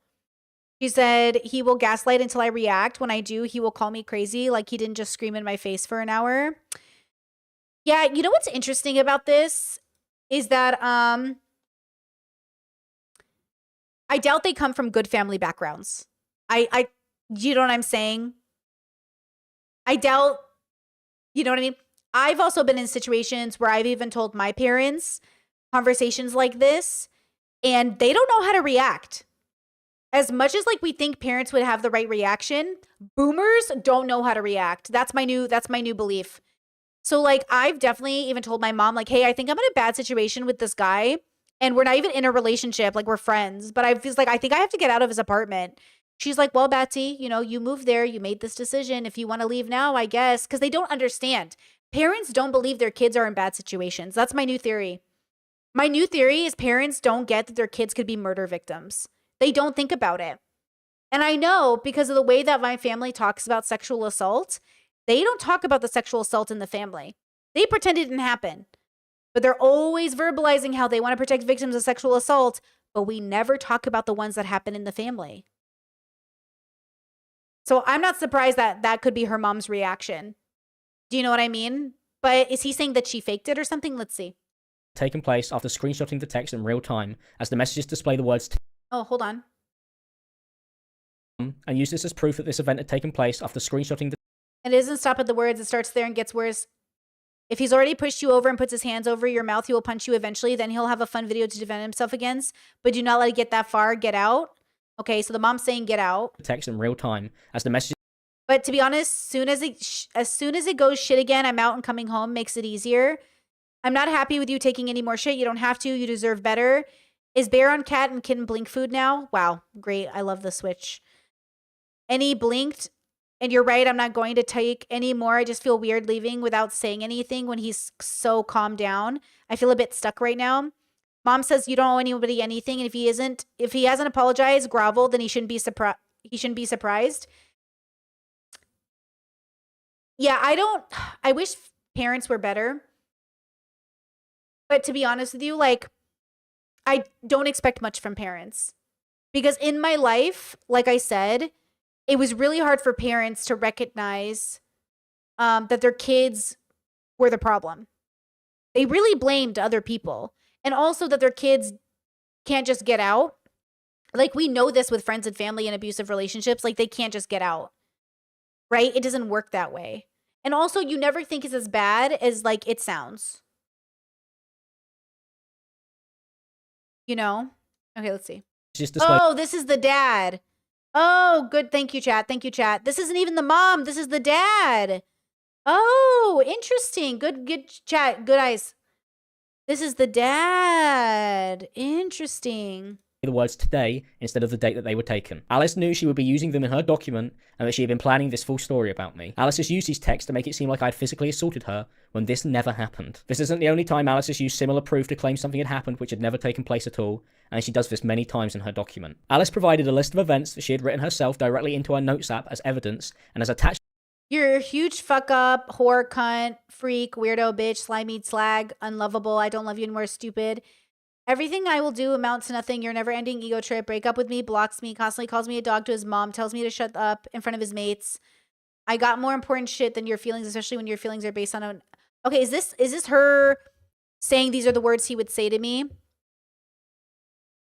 Look, hey, one thing I will say about this, it's definitely not a healthy relationship because healthy relationships don't have these kinds of receipts.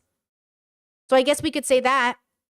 At least we know it's not healthy. So we know it's toxic. The question is, we know there's problems and abuse. Who's the abuser? Right? Like, none of us have to argue if it was healthy. Obviously, we're in this is a bad relationship. Why is it bad? You know? That's the problem. Okay, let's see. To her document as proof that Alice was still writing these stories after she had said that she had moved out. December 28th, argued, kicked me as I walked away, moved out that day. Well, this is just a list of her making this is normal for victims to have to go through. I had to do this for like an abuse case. I don't want to get too into it, but somebody asked me to make a compilation of all the receipts I had and all of the timestamps and calendar dates I had of a person that I knew to be abusive. And I made a document. And this is how my document looked. And this is what it looked like. It looked like me making a Word document with, oh, here's this calendar date. Here's the text message. Here's what I remember this day. Here's how it felt like it happened. Here's the last day I saw this person. Here's the relationship I had with this person. Here are the insults I was used to hearing from this person. So I think that's what this is. I just think that's what this is. And by the way, I didn't do that for somebody I was dating. You could do this for a friend, family, work, coworker.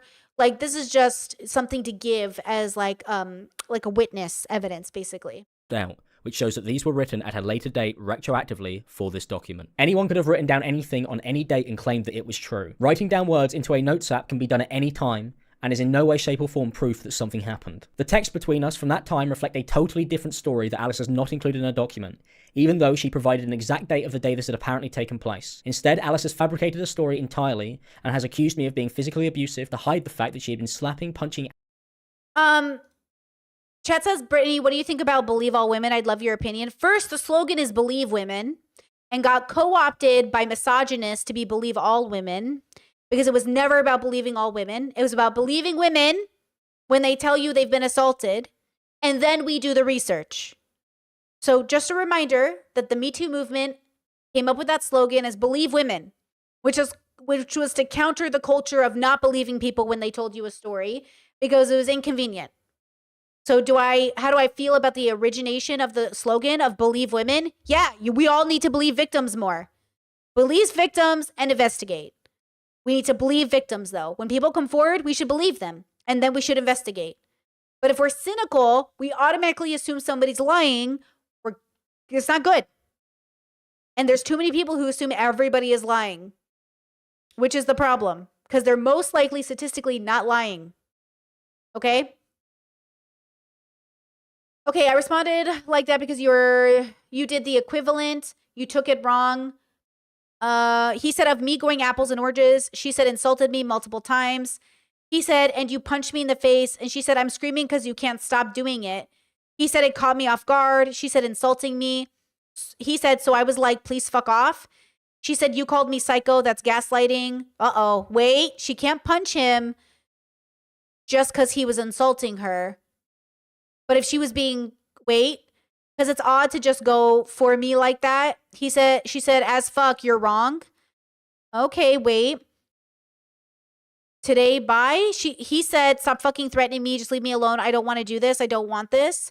She said, I'm getting my shit and leaving you forever. He said, I wanted to know what was wrong. She said, so you do want this. He said, and you're fucking punching me. She said, question mark. Oh, he said, you're punishing me. She said, what? He said, I get it. You hate me. She said, I didn't punch you. And he says, I don't know what I fucking did. What? I'm being gaslit through these text messages, bro. I feel like they're both fucking with me, but he feels like he's more fucking with me. I don't even understand. And kicking me throughout our Hey, whoa, hey. Oh, we already read these. Relationship. Something that she had tried to hide from her document and has lied about on Twitter. Yeah, so she said she didn't abuse him physically, but I want people to make sure we understand that I don't know what's happening. You know what? I'm going to play it a little bit without pausing it because I think I'm confused. publicly. At no point has this story ever been consistent, as Alice said that this happened on the 4th day that we moved in with each other in her document and in her notes app, but then it texted me that it happened on the 2nd. And to be clear, So he's saying, okay, I didn't wait too long to pause it, my bad. He's saying that she changed her story. clear day that we moved in with each other in her I walked away for space for 1 minute. He grabbed my hood and pulled me back to the floor. October 19th. document and in her notes app, but then it texted me that it happened on the 2nd. You didn't give me shit 24/7, pushed me away. LOL, I didn't. You dragged me day 2 of living with you. I mean, look, if they're high on weed, if they're drunk, you know, if they're gonna miss text. I like, you know what I don't think this is like foolproof of anything. It sounds like they both have bad memories. You know? Okay, let's see. She said, you dragged me day 2 of living with you. He said, to the point where I didn't even to sleep in the same bed as you. Didn't even want. Okay. You put hands on me, pushed me. He said, because I knew you'd just be mean to me. She said, headlock, blah, blah, CBA, 2 days in. So yes, you get whatever you did from me, because you're an asshole and you broke everything we had. So they both, okay. So so there's both of them have admitted in messages to have gotten physical. She's saying it was to protect herself. He's saying it's because he knew she'd be mean to him. You put hands on me, pushed me. He said, because I knew you'd be mean to me. Does that mean like they were in bed together? Right? And then they, boom. Like they were in bed together and then they, boom. Is that what it is? You know what I mean?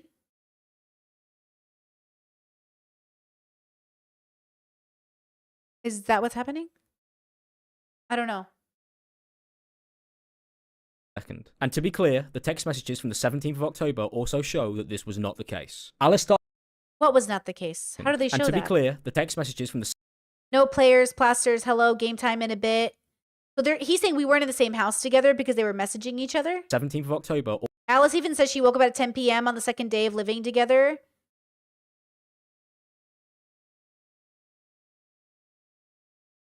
What does this prove? I don't get what this proves. Also show that this was not the case.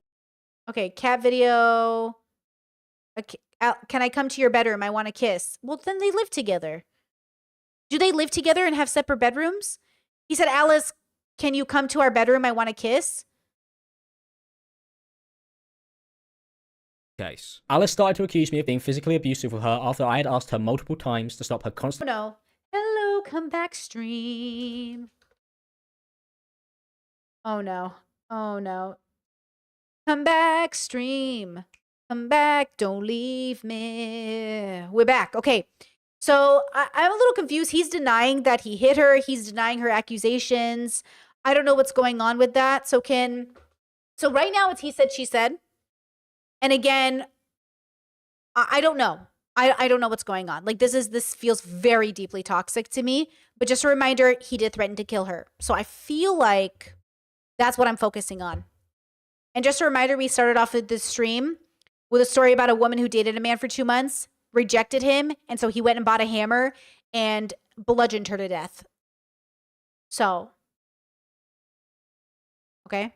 What happened was when we were in an argument on the day we broke up, and I had told her to leave the house. Alice accused me of grabbing her and said she could prove that this had happened because she had written down the date in her notes app, and then started to blackmail me and threaten me that she would go to the police and start calling me an abuser. I denied this ever happening and explained how it disturbed me that Alice was trying to gaslight me into believing that this had taken place. I had asked Alice not to come back to the house and that I would leave her stuff in the garage because I wanted to break up. Hold on.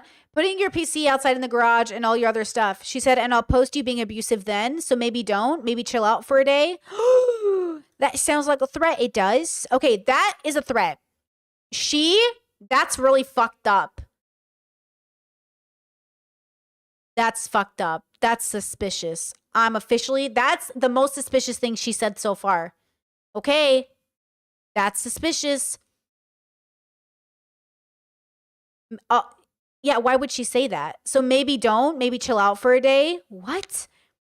He said, I've had to cancel tomorrow. You've destroyed everything for what? Because I'm meant to do everything for you. Insane. Don't come back. Can't believe you actually left over cleaning the kitchen. Put so much more stress on me for nothing. It's so fucking weird. Don't ever contact me again. She said I left the house because you kicked me and insulted me. And I didn't want her near me anymore, as she had been assaulting me and threatening me since we had started dating. When Alice had left the house, I finally thought I could escape our relationship and that I wouldn't have to see her again. This is when Alice Okay. began to start blackmailing me and threatening me because I was asking her to stay away. Alice told me that she was Can't believe you actually left over cleaning the kitchen. Okay, I left the house because you kicked me. You put my things outside. I'm calling the police. You actually then have a serious issue. He said, I'm not putting it outside. It would be in the garage. Why would I want it here? You left. She said, for a night. What do you want me to do? He said. She said, leave it all alone. He said, so what? You're coming back? And she said, and chill out. Think about the shit you do. It feels like a toxic relationship where they're both trying to fix it and ruin it at the same time. Like, I don't think either of these people are healthy. Right? I think both these people are unhealthy.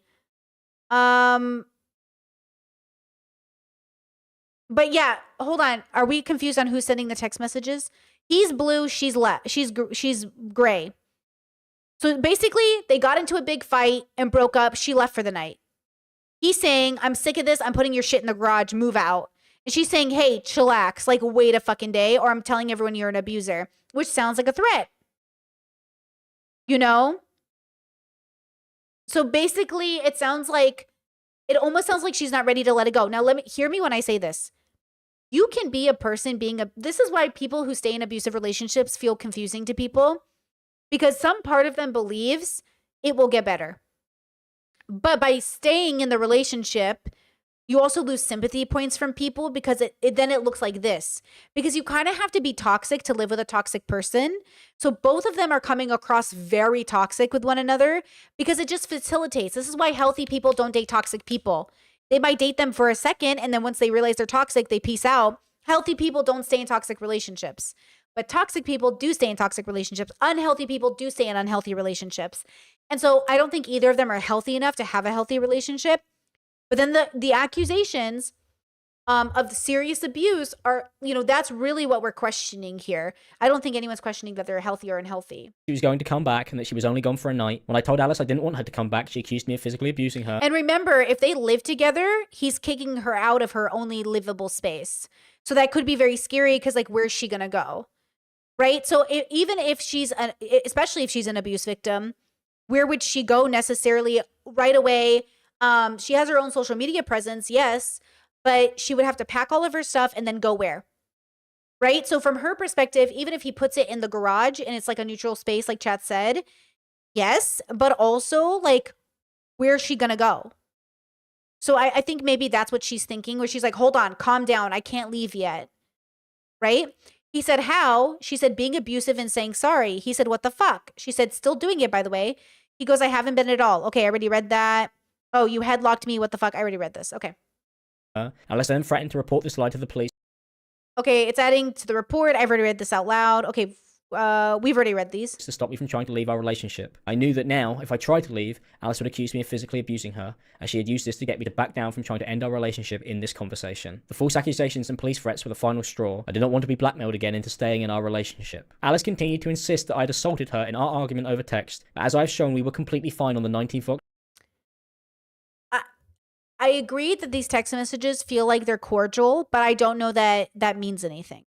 October because this fight never took place. Alice has created this story because she'd been threatening me for our entire relationship with ruining my life and career, and she knew she could bully me into submission and control me with these accusations and threats. Alice had told me that she had recorded me during my manic episodes and when I'd reacted to the constant threats and physical attacks in our relationship. Alice would threaten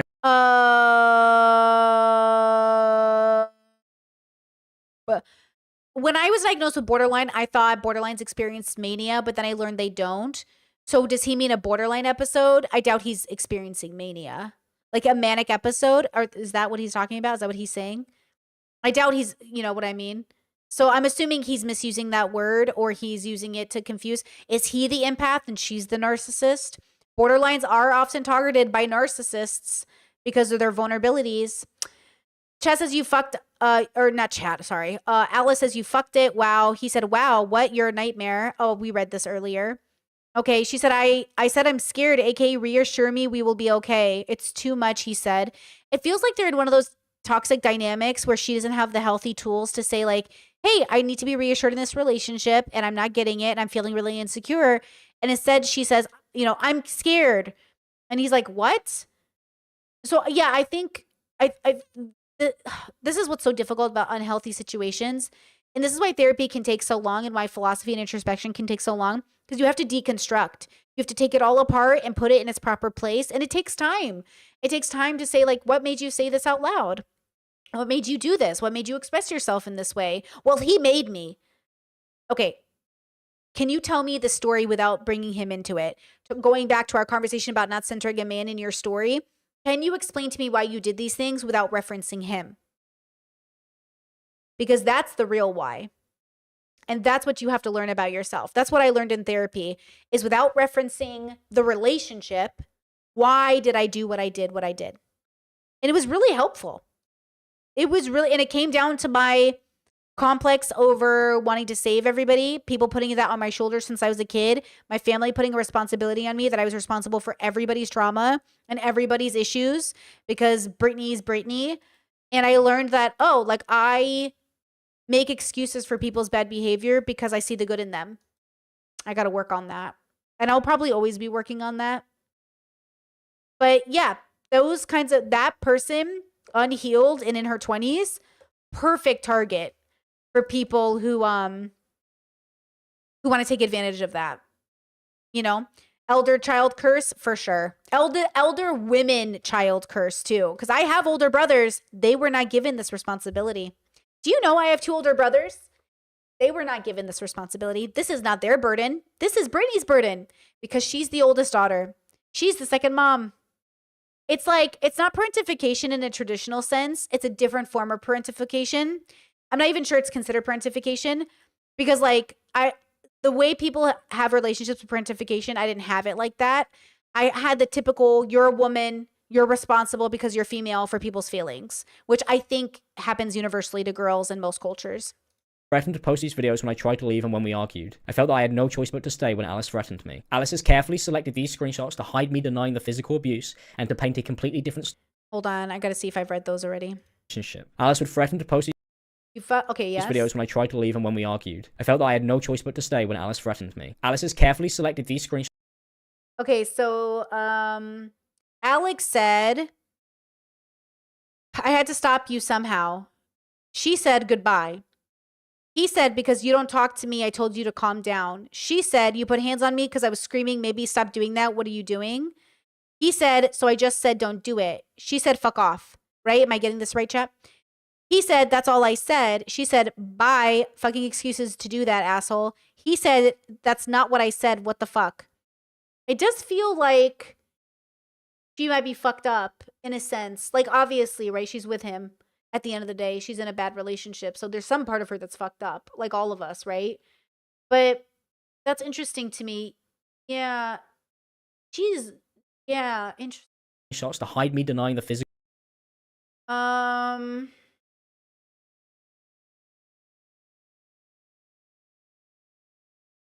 Okay, this is the same messages. Well, what the fuck? She said bye. He said, I didn't say that. See, this is why you should call me and not text because I can't talk properly here. She said, bye. He said, I didn't say that. Let's see, or type fast enough. We're having 2 different conversations. This is so stressful for no reason. It's so simple. Interesting. He's mistyping because he's typing quickly. She said, I did stop. I was walking away. The only reason I started screaming was because you dragged me on the floor, idiot. I was trying to get away from you arguing with me and you did that. I was talking about hugging you.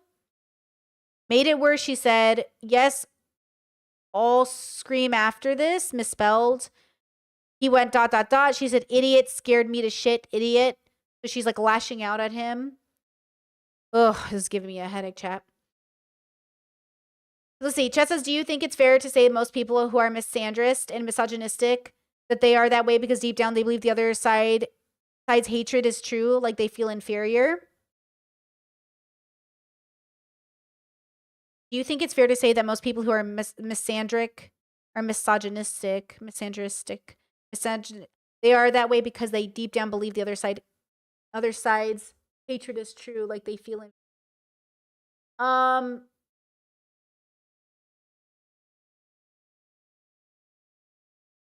I'm sure for some part of the population there could be like a complex in which they would produce it that way. I guess like, oh, I'm a misogynist and I hate women because women are right. I'm a piece of shit because I'm a man.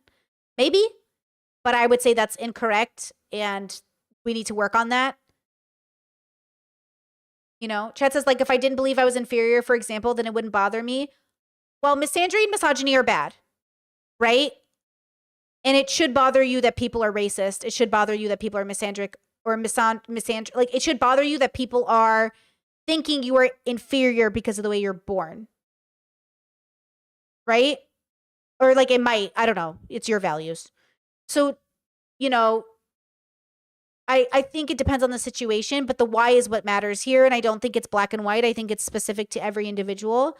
But every individual is having a different relationship with, you know, this idea that anyone is inherently anything because of the way they were born. It's a very, you know, it's a very common idea. Lots of cultures around the world believe things because, you know, it was passed down through tradition or it's bad science or whatever. But I think we always have to dissect and deconstruct why we believe anyone is born anyway. Like people who think like babies are born bad. Like, I don't know. I don't know what that means. Like if you mean like factually they have a genetic predisposition, their brain is actually malfunctioned, and no matter how much we help them, they'll like mass murder everybody, maybe. But probably not most people, am I right? So, you know, the why is what matters to me here. Okay, let's go back to the video. Physical abuse and to paint a He was saying I was talking about hugging you, and she lashes out at him. When Alice threatened me. Alice has carefully selected these screenshots to hide me denying the physical abuse and to paint a completely different story, which is untrue. In the full thread that Alice hasn't shown, I told Alice I'd only tried to hug her, as I was not talking about grabbing Alice at all at any point in the conversation that she has tried to misrepresent. And when we discuss this at a later date, Alice says that I had hugged her and that I had walked away to avoid us fighting, which is not what she's tried to portray in her document at all. Yeah, I mean, that does happen where physically people try to like hold you down or hug you because they think they're protecting you. But when you don't want it, it can feel really bad. So this is where like better skills come in, you know?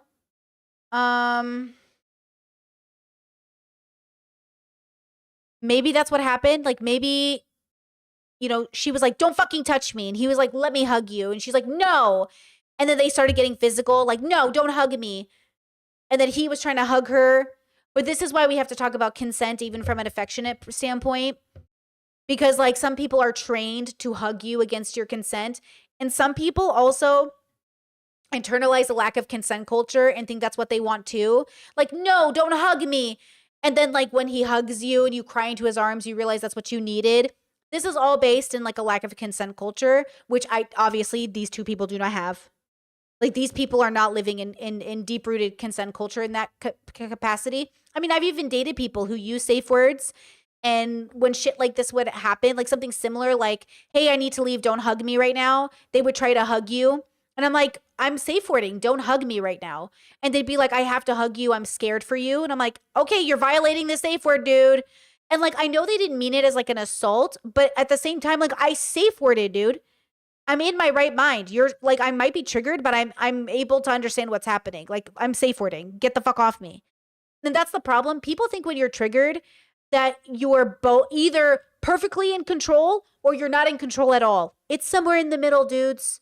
When I'm triggered, I can safe word and get myself a glass of tea and sit on the couch. But sometimes when I'm triggered, I can't stop crying no matter how hard I try. Or I can't switch my mood back to normal. So it's like, it's not either or. So when someone who's triggered uses a safe word, they're cognizant enough to use their safe word, believe them, you know? And then sometimes if you feel like they're truly out of their mind, you can intervene, but you better be ready to like defend yourself on why you think they're out of their mind. Because now you become a threat if when I am triggered and I use my safe word, you still don't believe me. Because that's the point of the safe word, is it knocks us both out and makes us focus like, oh, this is serious, you know?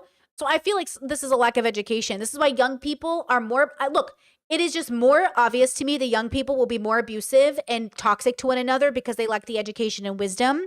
And if they do not fix it while they are young, they will take it into their elder years. So the idea for all of us is to break these generational curses, to get healthy, to figure ourselves out So we can be healthy 35-year-olds. We can be healthy 40-year-olds. We can be healthy 50-year-olds.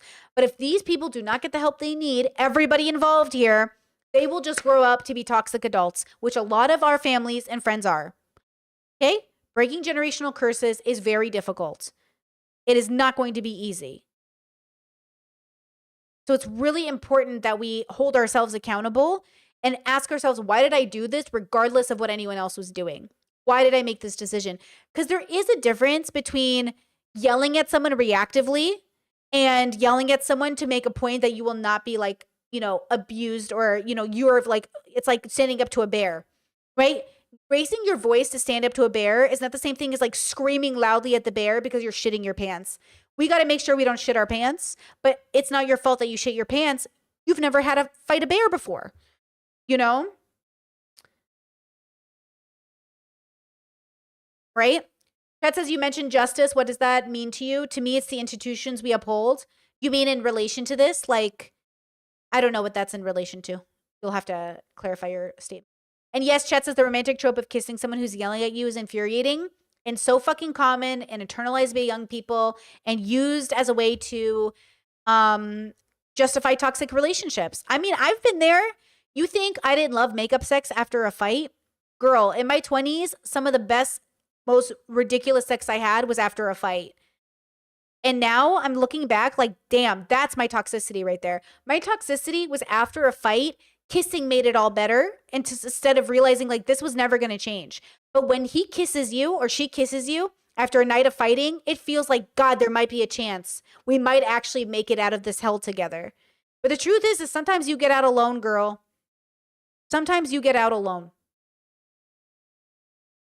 You know, sometimes you really get out alone.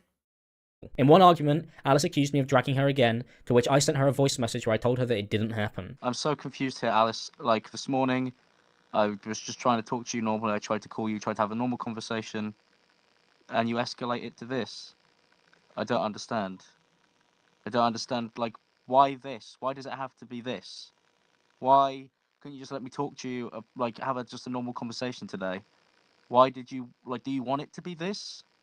I don't want to fight you. I don't want to have fights with you. I don't want to have angry text messages with you. And I also don't want to be accused of doing stuff that I haven't done. Alice then mocked me because I brought up her slapping me. Alice No, bye. You want this? I can do this. Bye. Does she mean I can't? I'm not accusing you of shit. You're so deaf. Goodbye. Yeah, Alice is giving toxic. She's giving toxic. She's giving something. Man, it's really hard to tell.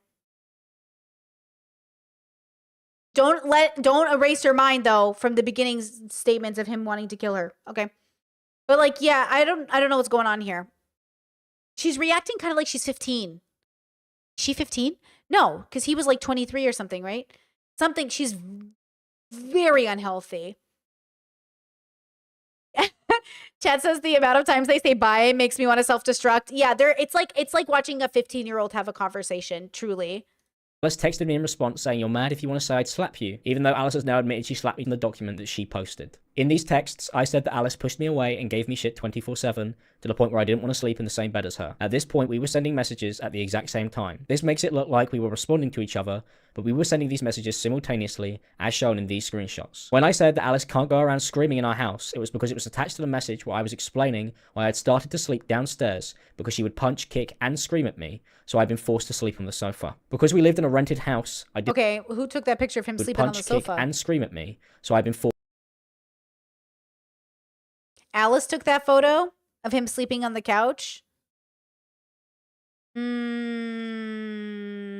Forced to sleep on the sofa. Because we lived in a rented house, I didn't want to be evicted because of the constant arguments and screaming when I would sleep upstairs. Alice has cropped these messages intentionally to hide the entire context of this conversation. Alice has not only not shown these texts from when this apparent fight took place, but has now cut around messages to portray a story which is untrue. Alice hit... Wait, chat says it comes out later saying she has BPD. So is it BPD? Is it BPD on BPD crime?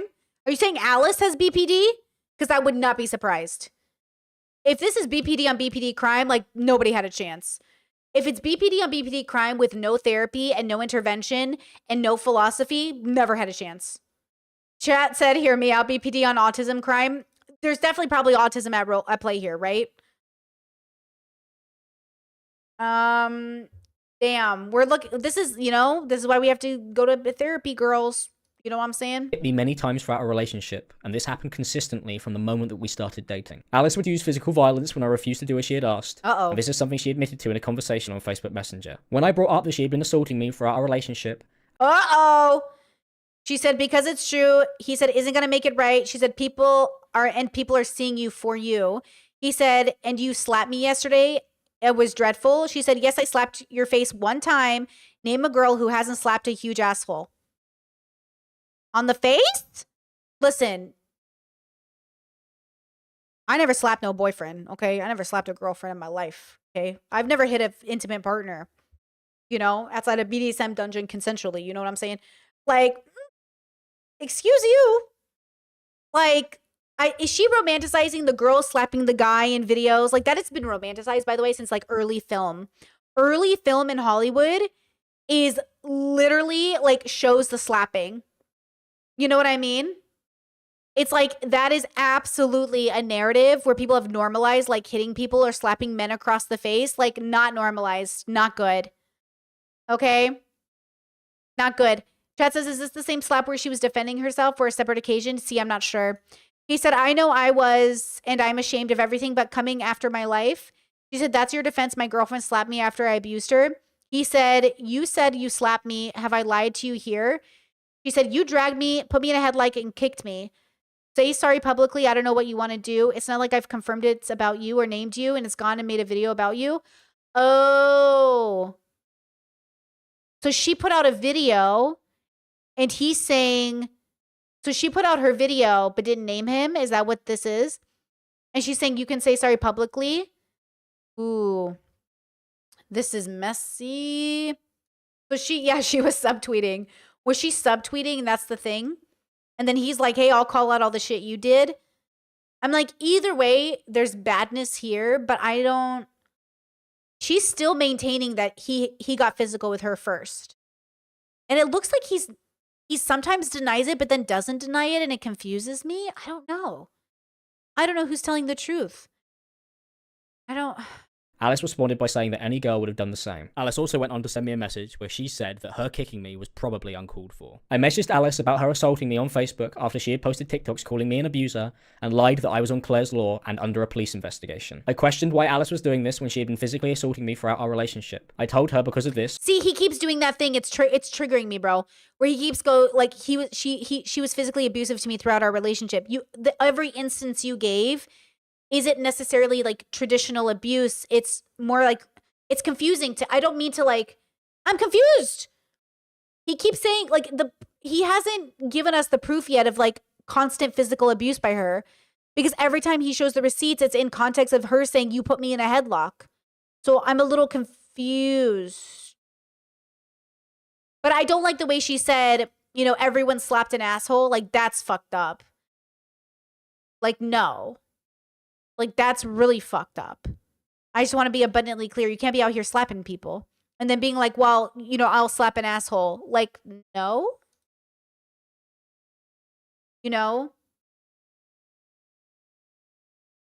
You guys think it's the TikToks? Like, maybe she put I thought she put those TikToks after the fact, but if it's the before the fact. This is why I couldn't actually be a therapist, because I'm exhausted, bros. This is eating up my spoons. Like, you know what I mean? These people are just toxic. This is so toxic. And therapists sit here, and I know it's like their special interest, so they actually it's their passion, and they're able to handle it, but oh my God. Chat says maybe he doesn't think it's abuse and is just saying, well, if she's calling this abuse, then I'm physically abused for the whole relationship as well. Yeah, maybe. Yeah, maybe. I would have to defend myself because of the accusation she had posted publicly. This is when Alice threatened to sue me for suggesting that she had slapped me, which she later admitted to in her document. I messaged Alice about the time she... Yeah, but she admitted it within the context of self-defense, Alex. Make it make sense! Like, that's what I mean. The clip he keeps showing is her saying she did it in self-defense, so it's not the same. Kicked me, which had led to me sleeping on the sofa and staying away from her to stop her from assaulting me. I retold this story on messages, and Alice replied saying she didn't just start kicking me randomly for no reason. Alice admits in these messages that she was kicking me because I had refused to put my shirt on, which is her reason for assault. Wait,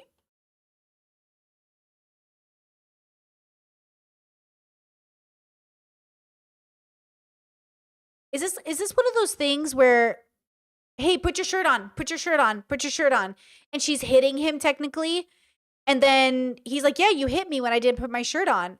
Are they talking about slap fighting? This is why you can't slap fight with everybody. But also, that can't be about putting on his shirt, or is she being like, I kicked you because you didn't get your shirt on. Get your fucking shirt on. Well, that's okay. Hello, what are we talking about here? I probably pushed you away and I didn't just start kicking you. So confused. Oh, this is where he says we were arguing. I did something. I can't remember what. Something dumb, like I was in bed naked. And you told me to sleep downstairs and I ignored you. So he's saying, I don't remember what it was. See, when we read that message earlier, we were thinking he was saying, I hit you, but I don't remember why. Versus she's saying, oh, okay, now, see, now I'm getting fucked up. I'm too human to put this together. Assaulting me. Alice responded with, yeah, that's pretty stupid, in response to me refusing to put my shirt on. This is because I had a skin condition that Alice was aware of. I said it was stupid at the time because I regretted not just doing as Alice had asked, as it would have avoided her assaulting me, and we wouldn't have ended up arguing. We had What? Something dumb, like I was naked in bed and you told me to sleep downstairs and I ignored you. It was stupid. She said, yeah, that's pretty stupid. He said, I'm sorry I'm shaking. This is really traumatic for me and I'm really sorry if I'm not clear and that's not because of you. She said, for talking about shit you did, or these messages do make her sound like the abuser. But I'm not sure. I'm confused. They do make her sound like the abuser. But then her messages make him sound like the abuser. And this is why this is tough. Because I regretted not just doing as Alice had asked, as it would have avoided her assaulting me, and we wouldn't have ended up arguing. We had also texted about this exact situation. I told Alice I didn't want to upset her as she was angry that I no longer would share a bed with her anymore, because she had been kicking me and calling me fat because I told her that I couldn't sleep with a shirt on because of my... It's hard. I don't understand. All I want to do is ever be with you, play games with you, come down to kiss you. Yeah. Not looking good, girl. My illness. I've had a skin condition since 2021 that was brought on by stress. That's real, bro. That's a skin condition for sure. This skin condition would cause me to have full body itching episodes when I was touched, pushed, or hit, and it made it very hard for me to sleep. I was told by my doctor to try and avoid stressful situations and to stay dry and avoid... Oh, he should definitely dump her then. Warmth, as it was seemingly making it worse. This is why I would sleep with no shirt on. When we first started dating, it was minimal, around the stomach area, but a few months into our relationship, it had spread to my entire body. Throughout my time with Alice, it got worse, and the stress of our relationship and other issues I was having at the time were having a huge effect on me. And I'm going to say this with peace and love. In your 20s, if you're dating, you're probably just stressing everyone out, including yourself, unless you're ready for marriage. Unless you're ready for a long life commitment, you're probably just going to have the next 2 to 3 years of a stressful fucking dynamic. And that's what dating is. Dating is the most stressful fucking dynamic with unhealed people who you're probably not seriously going to marry. And you move into, you know, in a place with, you know how many times I've moved out of a person's house? I hate that shit. You know what I mean? I am starting to feel conflicted, guys. I'm confused. I'm officially confused now. I don't know what's going on. I don't know. Let's finish this video though. And Alice was aware of this. Originally, she seemed supportive, but it quickly became something that she would use to hurt me. Oh, I gotta read that. Alice was aware of this. Alice, what do you mean? He said, I've got to like put cream on it and get rid of it. I just couldn't do it well. And I want it all gone. It's getting worse. She said, yeah, DW, I'll help. Is it just cream you have to use? He said, yeah. She said, no medicine things. He said, I take antibiotics. She said, okay. He said, I got more today. It's just tanking my mental health, looking at how much worse it's getting. Originally, she seemed supportive, but it quickly... True! Bryson, fucking true. Bryson in chat says, Brittany, be saying that shit bad for your skin. It's bad for your skin. I'm telling you, bros. Telling you. Not to compare this, but my heart... Have you seen the video of the Palestinian little girl who lost her hair from the stress? Oh, she's so stressed. She's lost her hair. And it is the saddest, most heartbreaking video I've ever seen. And she's so young. And she knows it is. She goes to the doctors. Like, she's explaining. It's the saddest. It's like, this is what stress does to your body for real. It is truly a real phenomenon. Like, your body, stress is a killer. Stress is a physical killer. Guys, this is meditation, but also, like, can you imagine? I'm so, like, free Palestine. Damn. Damn. It became something that she would use to hurt me. Alice started by calling me fat and texting in person, and this was because she wanted me to keep my shirt Hey, hold on. that she would use to hurt me. Alice started by You fat fuck. No, Alice, it's over. It's done. We're done. I'm not talking. You asked. We won't speak again. How to stop, I said. I'm fully over. Stop insulting me. It's done. With everything going on, you had to keep going. Stop it, Alex. No, you asked me. I fucking know what's up. I'm just trying to talk about it, you fat fucking monk.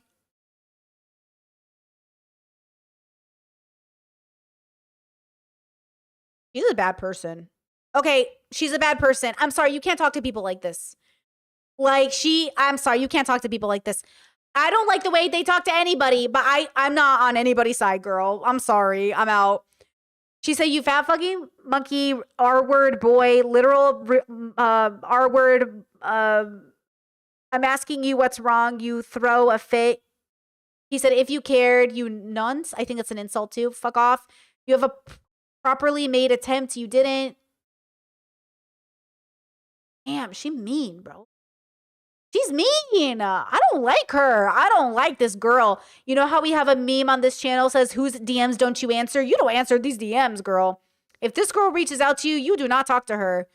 This is not good. Does it nonce mean pedophile? Oh, does it? Yeah, I do not like her. She's a bad person. Nah. Okay, bad person. He seems like a bad person too, so I'm not, throwing any punches. But I do not like these people. Ooh, this is bad. by calling me fat and texting in person, and this was. Hold on, girl. I want to read all the insults so I can really But gauge it quickly became something that she would use to hurt me. Alice started by calling me fat and texting in person.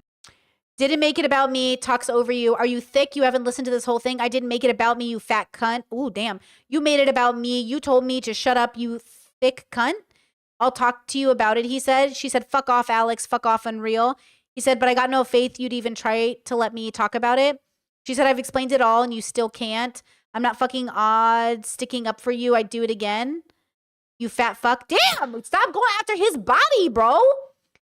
He said, you quickly stop caring. Don't. Fuck off. I'm literally begging. Please never do that again. She said, it's literally not. I'm not joking. Wow. I really didn't want that. No, you idiot. I fucking mean this. She said, you're such a mean prick. Oh, bro.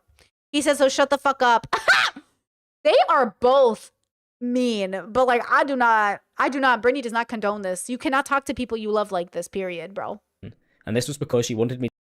Really, he said recently it's been pretty relentless and I don't pull you up on it because you were annoyed. She said, I'm just so not happy right now. He said, like, there's so many times in bed you've said stuff to me. She said, I am miserable. He said, I just like to have to go to sleep downstairs. She said, because you've not stopped insults, you gotta try to understand me.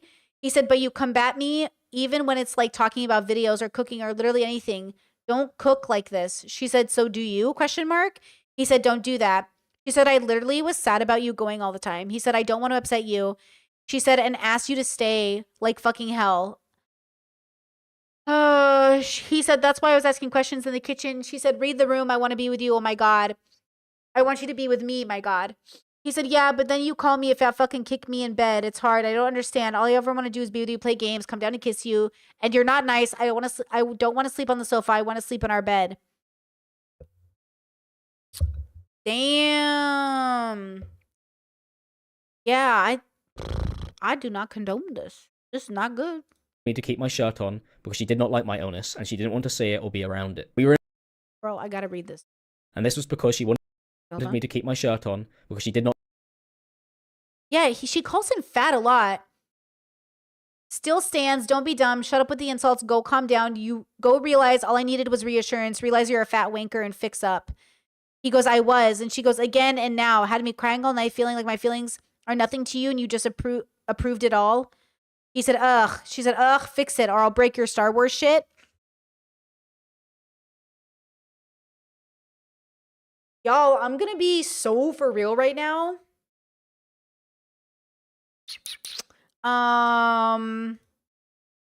She's threatening him. Threatening to be physical. Psychological abuse.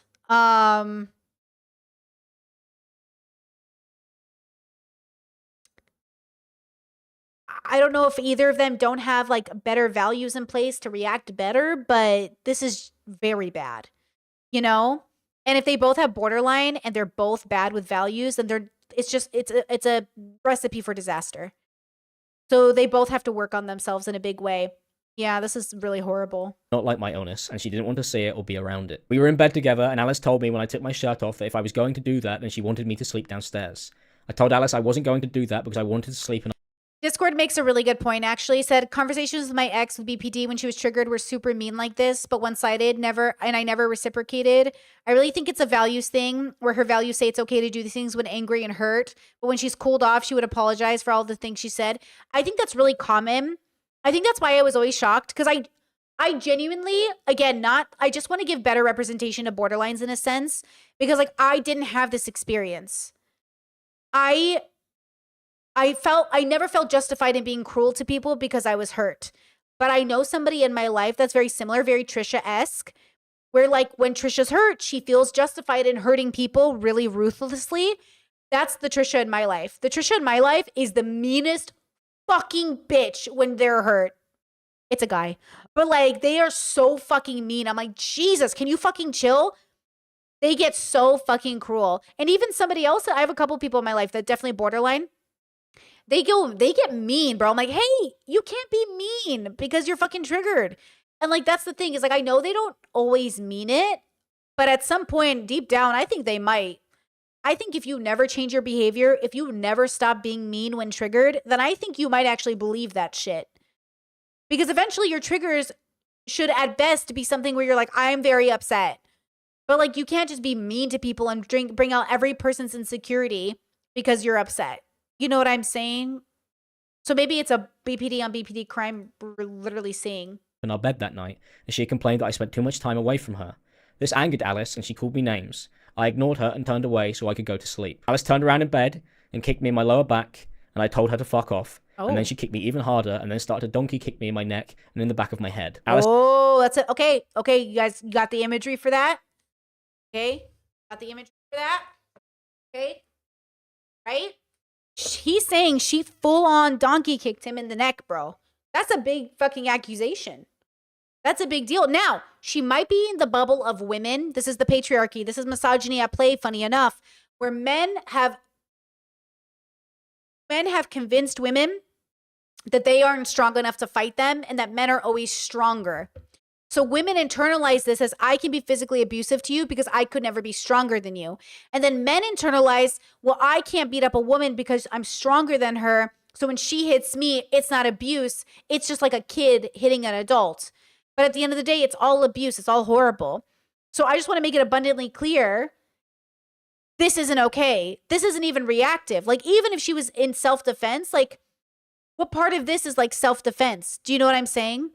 Like, what part of this is self-defense? This isn't self-defense. You know, so, like, this is not justified. Like, she full-on... So now the question is, was Alex ever abusive towards her?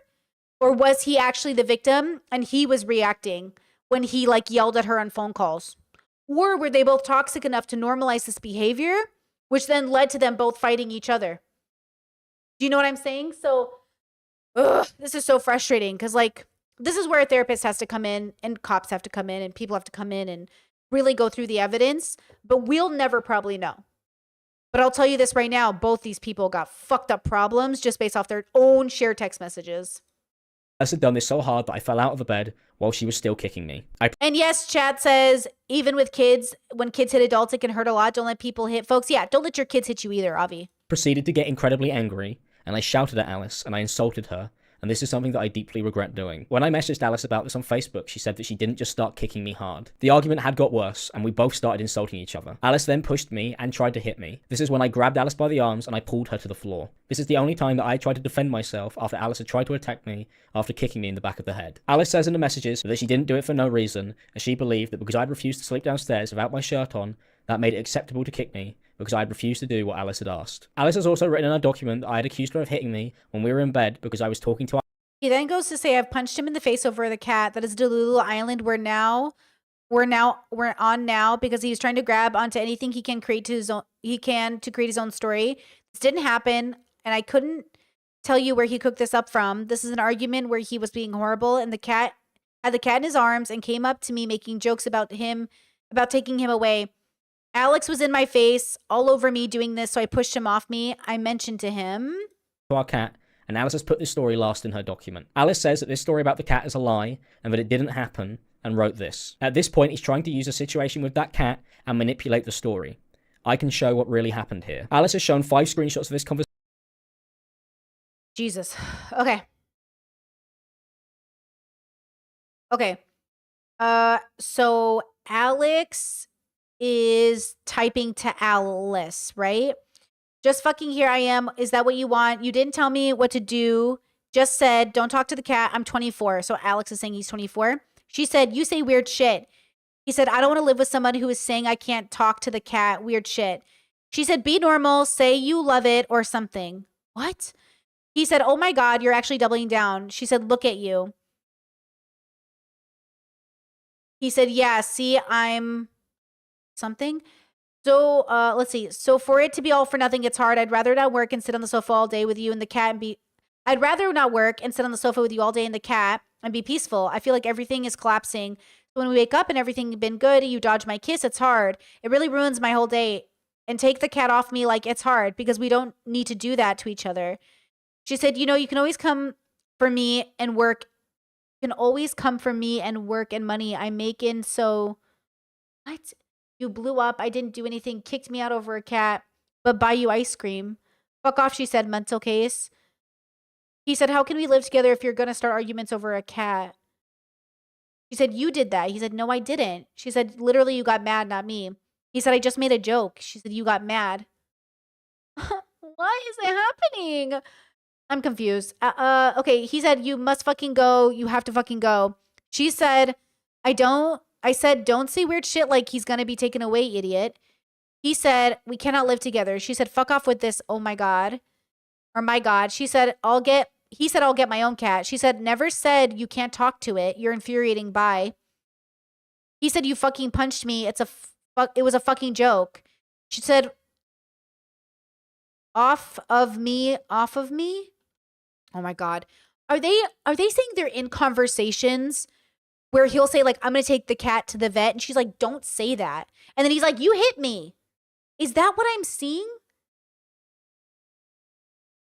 These chat logs are, they're not in order and they're very, like, spliced together.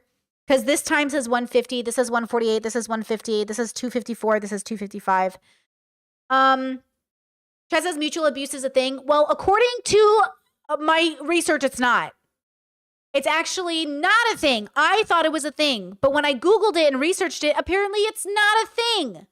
That's why I'm trying to figure out what the proper language is to use. I'm not a fucking therapist over here.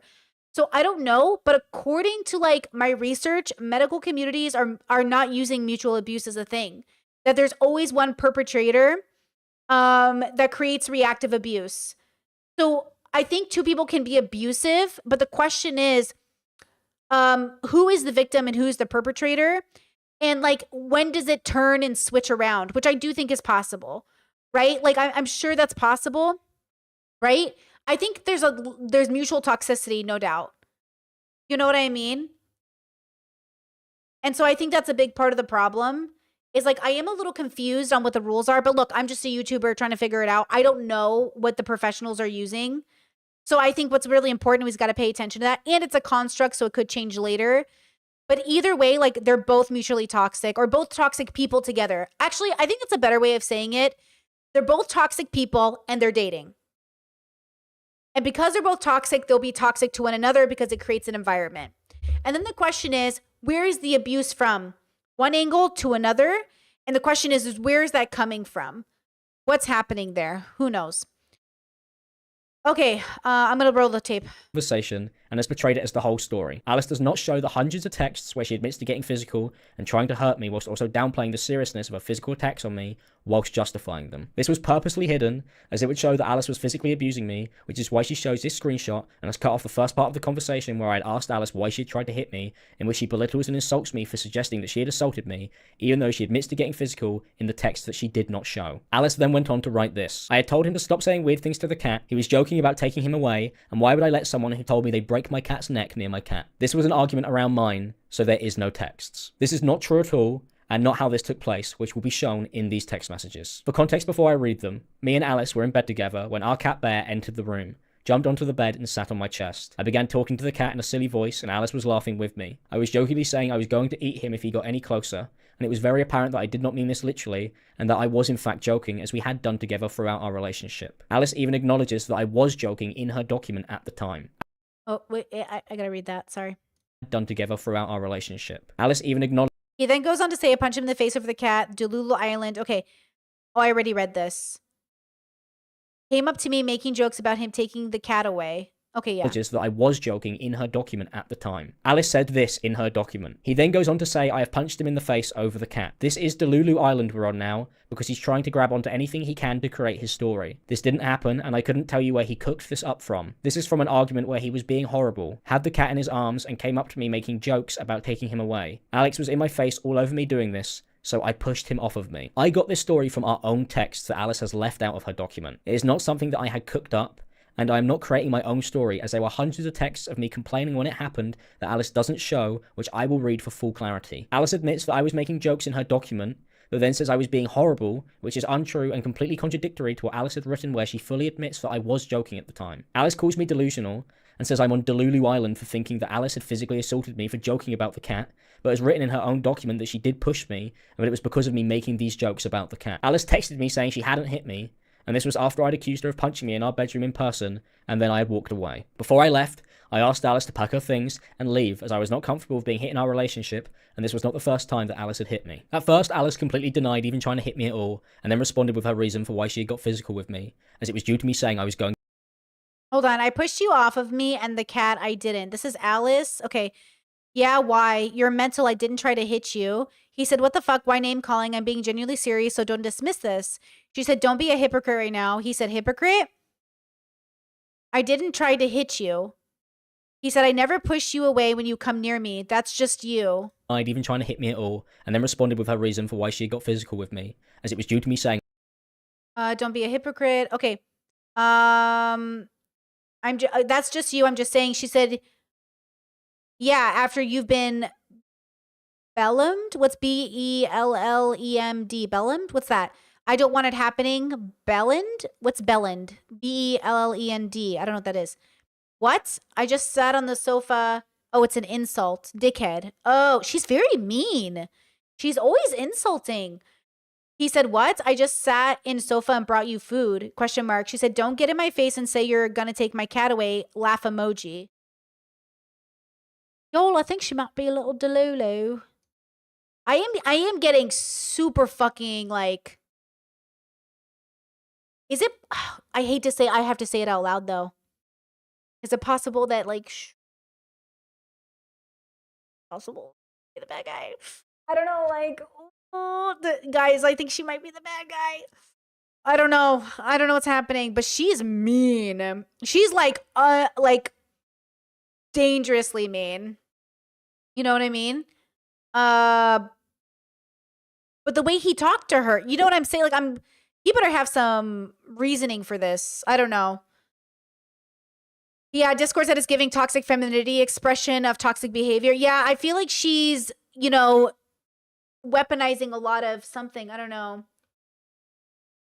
Yeah, I don't know. I don't know why I'm getting trolled in my comments by people, but mods, keep an eye out. I don't know why people are in my chat. Probably because I'm covering like a more trending topic. So just like, you know, if you see some comments. Yeah, interesting. I don't know. Yeah, Chad says no one is the good guy in this situation. Dude, I'm exhausted. Okay. I was going to take the cat away as a joke. I was incredibly thrown off by this, as it was minutes after Alice had assaulted me. Alice began to gaslight me over text and tried to get me to think that this had never happened and that I was overreacting. Alice didn't apologize for getting physical, but instead doubled down on why she'd assaulted me. Alice hadn't told me she didn't like the way I was joking around before she assaulted me. We were in bed laughing, so I thought He's okay. He said, I'm being serious. I've had enough. If you're going to make this into that. She said, because I didn't laugh, question mark, and start saying I'm gaslighting you, then I'm really like this to be over and you can leave with the cat. She said, because I pushed you off. Just stay away from me now in the house. Yes. Elmo, laughing my ass off. You're mental. She said, I'm going to stay in my room. He said, I'm going to stay in my room. I won't talk to you or acknowledge you, and I'll sleep here. So they're joking, they're in bed. He goes, I'll eat the cat, I'll break its neck. And I could, the humor is like, I can see that being humorous, like, you know, like, you know, whatever. And then she's like, no, that's not funny. But I could, are they having like a serious miscommunication dilemma? Or is somebody really like, you know what I'm saying?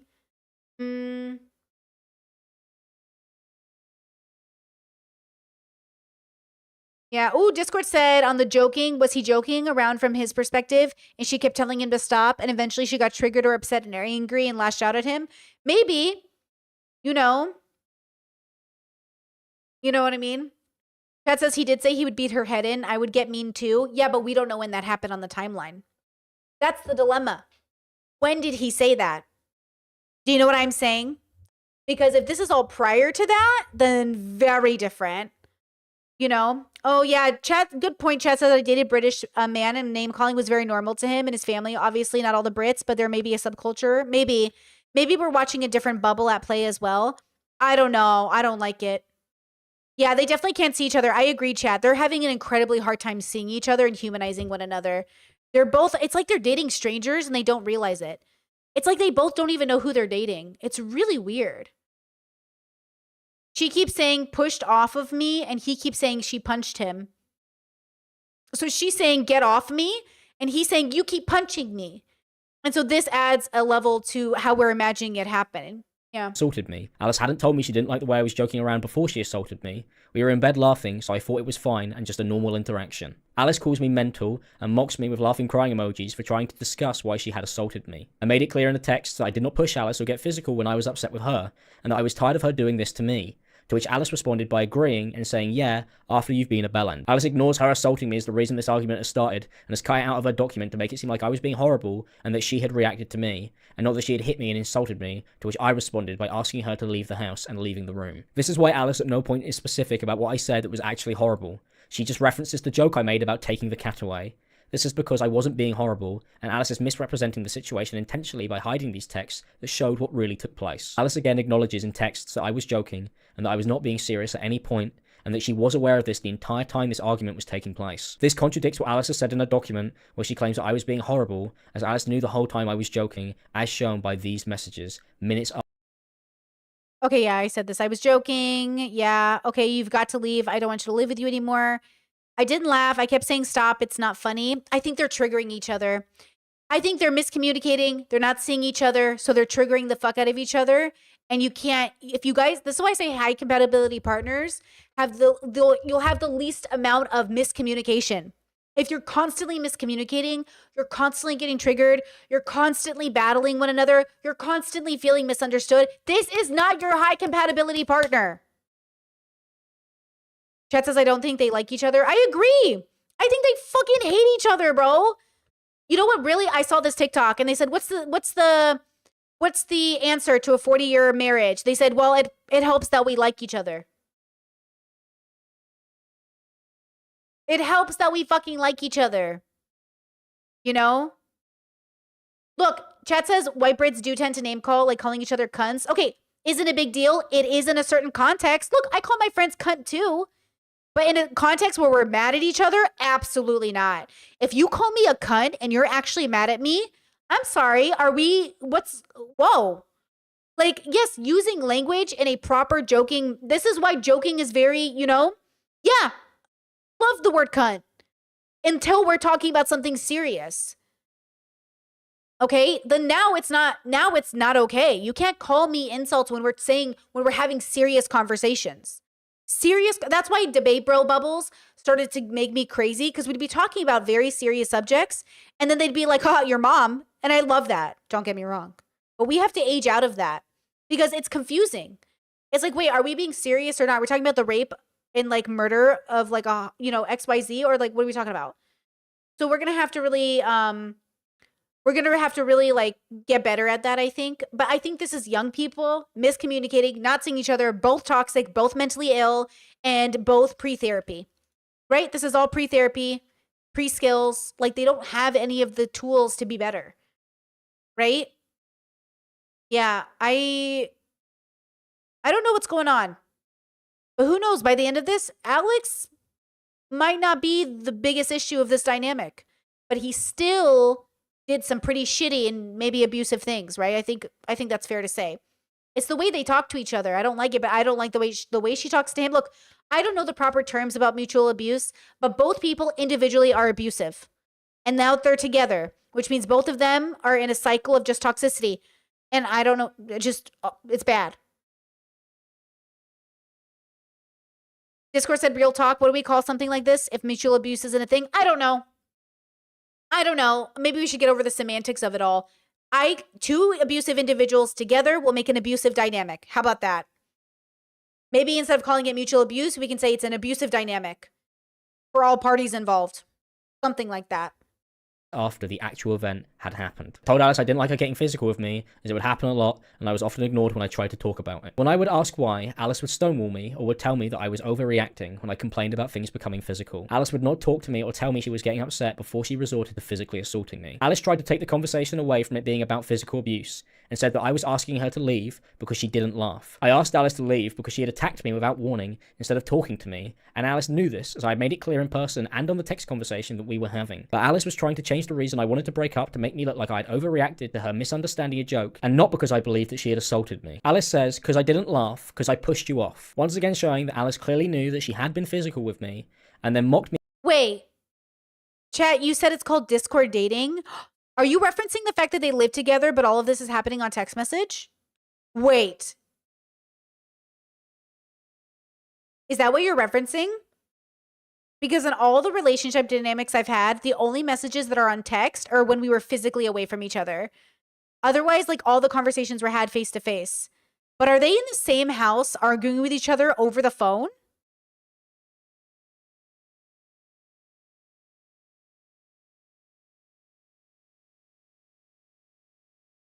Because that's what I'm wondering. Because that would change even the way they are dynamicing. Is like, are you in other parts of the house yelling at each other over text? That's... What? Me and belittled me for it, even though she had started by calling me delusional for even suggesting that she had been and that this had taken place. Alice still calls me delusional to this day for believing this even took place, and says I'm on Delulu Island in her document. I asked Alice to stay away from me, and she called me mental again. I told Alice that I don't know. I don't know if they're...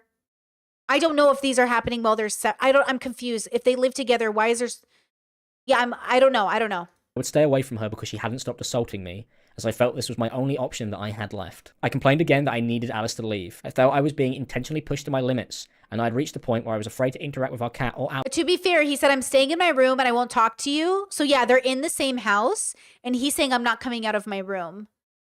Out of fear of being assaulted, as it had been going on for months at this point. Alice calls me delusional again, and blamed me, saying that this was my decision when I had asked her to leave the house. But I wouldn't have asked Alice to leave if she hadn't have assaulted me. I had let the physical abuse towards me become normalized for reasons that I will go on to later in this video. But I had reached a point where I couldn't deal with it anymore, and felt there was no excuses to justify this situation, as it seemed Alice now believed that me wanting to leave because of this was an overreaction. Our relationship was incredibly toxic, and it affected us both severely, and I felt that we needed to be apart as things were getting worse. Alice says that I was horrible to her to justify the continued physical assaults on me, even though she had started this fight. I guess he's saying I was afraid of being hit again, so I didn't want to be in the same physical room as her, which is fair, right? Because I was joking, and they tried to hurt me to get me to stop. But to claim that this behaviour was exclusively one-sided is untrue, and does not justify resorting to physically assaulting me because of a joke. Alice then mentions I had said something to her the other day when her brother was over, and this story is actually in Alice's document. This wasn't the first time where Alice had treated me this way over the cat, but was becoming a daily occurrence throughout our relationship. There are so many cases where I end up taking Bear into another room, saying that taking the cat off him is starting an argument when I only did it after he said weird things to him. Acts like a child had his toy taken away when realistically, I was uncomfortable with him being near my cat after saying what he does. Alice says that I acted like a child had his toys taken away, and that I complained that taking the cat off me is starting an argument. Alice then says I said weird things to him, and that's why she had taken him away. I was upset with Alice because, like in these texts where Alice justified assaulting me for talking to the cat and making jokes, Alice would use the cat as an excuse to assault me. I had broken down on a few occasions due to this, and I had gone to Alice and spoken to her about this because, as she says in her document, she was constantly taking the cat away from me, and I felt that this was done to get a rise out of me, as she knew that it upset me. Alice knew that I cared for the cat, but constantly referred to me being affectionate with the cat and talking to him as weird when I had asked why she'd taken him away, or pushed me and... Maybe she was... this is so strange. Maybe she was, like, jealous or worried he would love the cat more than her? Maybe? and or maybe she didn't like the way, like, people can be pretty possessive over their pet companions, animal companions. So maybe it felt weird in a sense. I don't know. But this cat, yeah, this cat's like a kid and his divorced parents, bro. Except that there's a difference. Like, with all the partners I've had, Indiana's seen me through 3 relationships. My cat. She's seen me through 3 relationships. And this one I married, the person I married, is the only person that has truly loved Indiana the way I love Indiana. And, like, is truly, like, when I die, I'm going to trust him if I die early. I would trust him to take care of her, or like we would trust my in-laws to like take Indiana if we both, God forbid, died. We talk about that all the time. What if we die in a car accident together? You know, they better take Indiana, which they will. You know what I mean? But we really think of her as a unit. Like, it's definitely like our cat now in a big sense, but even then, even though it's our cat now, which has never happened before, he knows, and he says this all the time, but she's really your cat. Yeah, because like, obviously, she's my main companion, and the way Pikachu is Ash's Pikachu. She's my Pikachu, but it doesn't mean you're not part of my family. You know what I'm saying? But she is my Pikachu. So maybe she was feeling possessive over her Pikachu, and then, or maybe she was using the Pikachu as a tool. I don't know. I don't know. I don't know.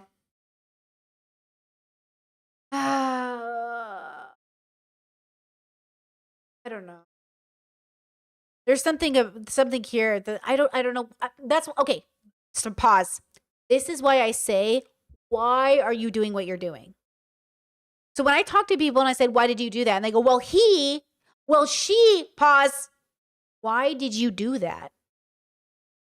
Well, he's being weird about my cat. Pause. Why did you react that way? What do you mean? I wouldn't have reacted that way if he wasn't there. What was happening inside your body? What was happening inside your brain? That was the action you took. That's what you're asking. You're not asking yourself on the surface level why you did what you did. You're asking yourself deeply, why did I act that way? Why was that my initial reaction? When I was dating a guy and he would get mad, I haven't been diagnosed, but my partner and I are pretty sure I have dyspraxia. And I'm really, if you know, like I've had this problem since I was a child. Like, I drop things, I break things. It's very common. My family's dealt with it their whole life. And of course, we don't get diagnosed because Brittany's just quirky. Anyways, a whole other tangent. So I remember I dated a guy and I dropped a dish, I broke it. And he was so mad. He like took dishes and he like threw them. You know, he threw them on the floor like, fuck you. I'm so sick of you breaking fucking shit and dropping shit. And I was like, and why in that state of mind was my brain, instead of leaving the relationship and never coming back, thinking, yes, I'm the problem. So it's not like, why did you react one way? It's like, why did you make this decision? Well, not he. Regardless of what he did, though that's shitty, why did you do what you were going to do? Why did you do what you did? And that's really hard because we always think we do things because of the things that are so obvious. Like, well, my parents did this and I was raised in this environment and that's just how things go. This is why we deal with men who are stunted and we say, why did you do this? Well, I don't know. I just felt like it was the right thing to do. Okay, but why? If we're going to get upset at these men for not knowing why they do things, then we better hold ourselves accountable too. Gender aside, that's very binary. Gender aside, all of us need to know why we do things so we can decide if we really want to be people who do these things. Or if there's a way for us to stop and stop young. To the best of your ability, break those generational curses, you know? Break those habits, break those cycles of expectation. Gosh, I can't even, like, I look back at Brittany at 22 and I just think like, damn, like, I wish I knew better, but I'm so glad I figured it out eventually. Hey, never too late. You know what I'm saying? But yeah, I couldn't even imagine. On top of this too is they're both pretty famous. She has like 1 million followers. He's got millions of followers. So now they're also dealing with the expectation of being public figures, which thank God I was never famous when I was young. That would have added in so much stress. In all honesty. Here, how many? Alex has almost 2 million subscribers on YouTube. It would have been very stressful for me to have been famous during my toxic 20s. In any even small famous, you know? And that's another layer that they're both dealing with, you know? Left the room. Alice messaged me, but she realized I cared for the cat after we had broken up. but has still gone on to portray me being affectionate with the cat as a justifiable reason to physically assault me, which is why she had kept things intentionally vague when describing me talking to the cat as weird, and has cropped these texts, as Alice knew I was doing nothing out of the ordinary when it came to me and the cat. Alice says in her document that I was acting like a child because of this. I had asked Alice many times to stop hurting me for being affectionate and talking with the cat, like I am doing in these text messages. I had broken down crying in front of Alice, which is why she says I'm acting like a child. Alice makes it seem like I was overreacting to something small, and not that I was deeply affected by being assaulted and mocked constantly for talking to the cat and various other issues in our relationship. This is why Alice has intentionally hidden these text messages that show why I was so upset, so she could misrepresent my complaints as childish and unreasonable, even though she admits to doing this on many occasions. It was affecting me severely trying to deal with the gaslighting and manipulation, as well as the physical abuse while sharing a house together, and to read that my breakdowns have been described. Ooh, chat, great point. Says, in my own life, abusive partners have talked to our pets jokingly, but creepily threatening, like, come here, you stupid fucker, I'm gonna eat you. Yeah, hold on. Cause I have the, I must eat you cuteness thing. Funny enough that my partner doesn't have. My partner never feels like eating Indiana. And I'm like, what? That's crazy. I want to eat you. I want to eat Indiana. I'm going to eat you. Like, I get that thing. He doesn't. But the second part of your message is what stands out to me. Saying, like, come here, you stupid fucker. That, I don't like that. So then, yeah, we don't talk to Indiana like that. We don't talk to her like that. We're very affectionate and loving. Like, even when she's annoying, even when she trips me in the kitchen, I'm like, Indiana, I love you, Indiana. Please don't do this. Like, sometimes she'll literally, like, I step on her and I feel so bad. And it's because, I don't know why she does this, but she will, like, she'll weave her body through my legs. And I'm like, whoa. And then we just kind of laugh it off. Like, oh my God. But we love her. So, like, all of our frustration is out of love for wanting to protect her. But we never call her stupid or ugly. Like, we never talk bad to her. Yeah, I think if somebody was like, come here, you little fucker, I'd be like, hey, don't call my cat a fucker, bro. It's like when people call their kids brats. I'll be real, I think it's fucked up. Talk about putting a complex on your kid that they're a brat, bro. I know you think it's cute and casual, but just a reminder, all of us are traumatized, so maybe it's not so cute. You know, like, people always say, like, what's the big deal? It's cute. You say that, but then you recognize how fucked up humanity is, and maybe we need to ask ourselves that that's not what we want to do. You know what I mean? Yeah. Yeah, I think that's a great point. Like, so if he was belittling her and like, I'm going to cut your fucking head off. I'd be like, hey, don't be weird, dude. Why are you saying that to my cat? Like, yeah, I think that'd be really weird. I want to hear what the jokes were that he was saying. Like, if he was like, I might take you out to the backyard and shoot you like Old Yeller, I'd be like, that's not funny. I don't get the joke. Maybe I'm autistic, but I don't like it. Like, I don't like the joke. Is that what he was saying? You know?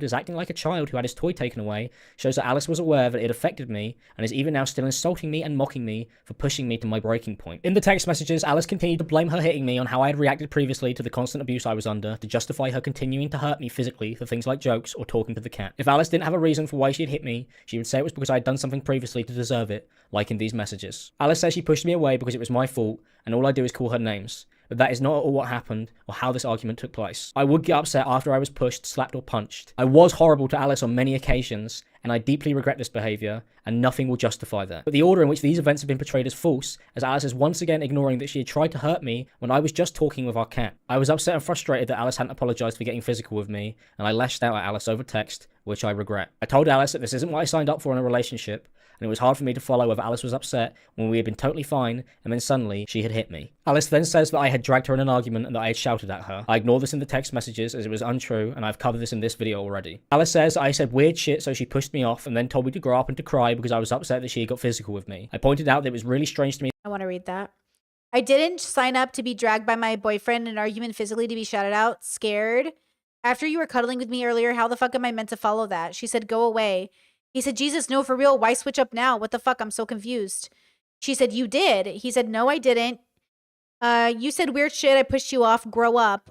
Look, I don't... Oh, God.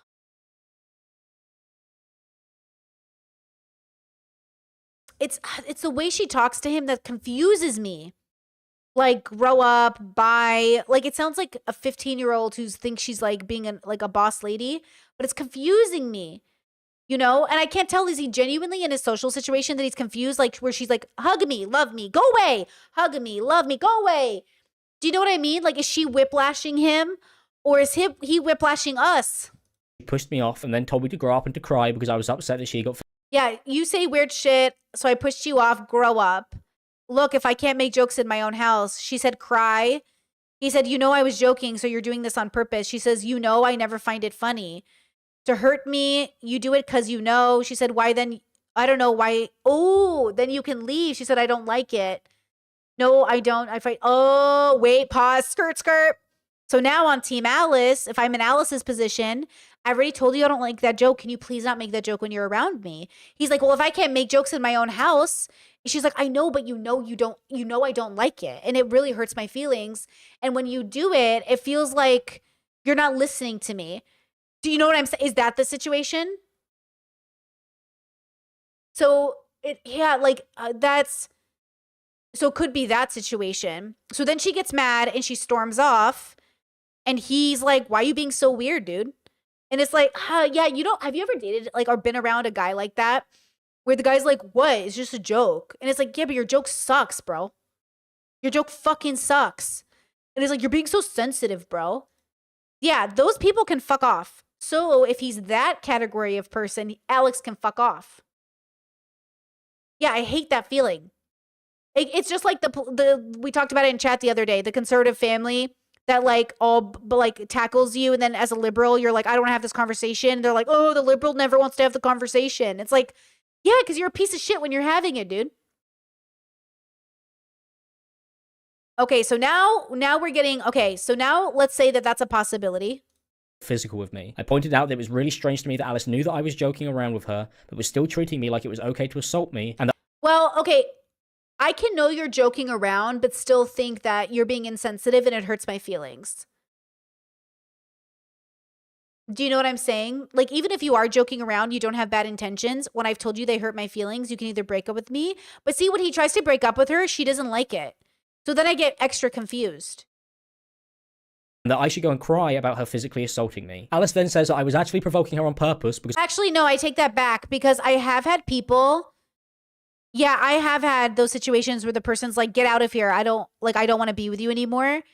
And you're like, I'm so confused. I just drove like 3 hours to come see you. You just asked me to come see you after 3 hours. I've been driving all day. And now you want me to go home? And I've had that happen. I've done that where I've driven somewhere a few hours away, and then that person's like, leave. I don't want you here. And I'm like, but I just drove all the way here. And they're like, go home. I don't want to be with you. And then you're like, oh my God, my partner's having like a mental fucking breakdown, because that makes no sense. Why would you do that to somebody? And then you want to stay because you're like, well, now I'm scared that you're not in a good mental space. And then it's like, yeah, but you have to leave because you can't break their consent, because like, at least they were with their family. So like, I could leave, but like, I've had that happen to me where it's very confusing, where you're like, you just drove all this way, and now the moment I get there, you're telling me to go home. You don't want to see me. I'm like so confused. So then I'm worried that it's one of those situations, but I don't know. I can't tell. But then I said, like, in all of my toxic relationships, like, it didn't escalate this bad. This is way worse than I've ever experienced in terms of like language being used. I think the stuff that I had to deal with was more in real life than on text message, though. I do have some pretty crazy conversations that I would have friends witness. I was like, can you please help me text? Because like, I'm really confused by this person's texting. And I've had these conversations with people over text, and you can tell, like, they'll take something you say, like, I went outside today and the sun was really bright, but I didn't wear a jacket, but then it got cold at night. And they'll say, see, you're always so fucking dumb. Like, you know it's going to be nighttime soon. Wear a jacket. And you're like, yeah, I guess I'll wear a jacket. And they'll be like, God, like, what would you do without me? And then you're like wondering, like, are you being funny or is this serious? But then you realize over time, they use it as a way to make you feel stupid, like you do need them. And then when I would go to therapy and come back, it'd be like, you're the one in therapy. You're the one who's wrong because you're in therapy. Because you have to go to therapy, you're the one who's always going to be wrong in the conversation. And then it got very confusing where I was like, no, I'm the one in therapy, so I'm the one doing the work. So I feel like I should have more clarity at some point. You know what I'm saying? There's like, this is why, and I'm going to say this way with peace and love. Sometimes it's okay to walk away without knowing the real answer. I never got my answer. I never got my closure. But I didn't need that to walk away. Because you cannot live a life where you are constantly confused and constantly belittled and constantly lied to and cheated on, and then be the one who's expected to do all the emotional labor because you're the one going to therapy, because you're the one with a diagnosis. Just a reminder, right? People will literally cheat on you and be like, hey, I think like you really have some problems around cheating and you're taking it out on me. And it's like, okay, I'm confused. What's happening?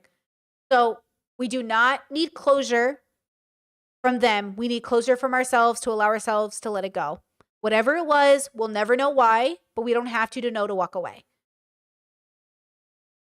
Because I knew she didn't like it when I talked to the cat. We lived together, and the cat was ours, and creating rules like saying I can't talk to him because she was annoyed at me is unfair and unreasonable. I went on to tell Alice that I was tired of being hit for just being myself. I thought we were having fun, but now I didn't know if I would be punched or pushed for just joking around, and because of this I wanted to break up, as it was clear that our relationship was not working, and we could not be together if issues this small would lead to physical violence. Alice then said she knew that I wasn't being serious, to which I told her that she shouldn't hit me.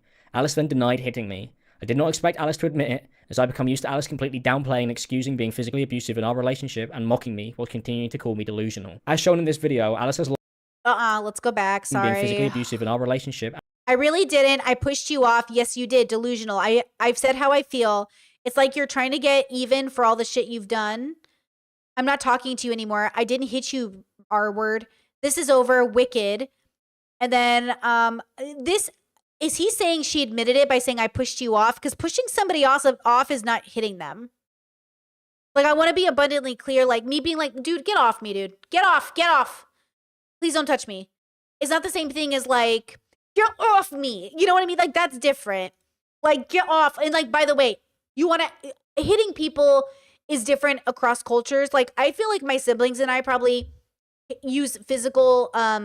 get off like this, even when we're being casual. So I'm trying to add in the nuance of like, the reason it's different, the reason we separate serious from casual is because in casual conversations with family, you can be like, get off me, dude, get off, get off, get off.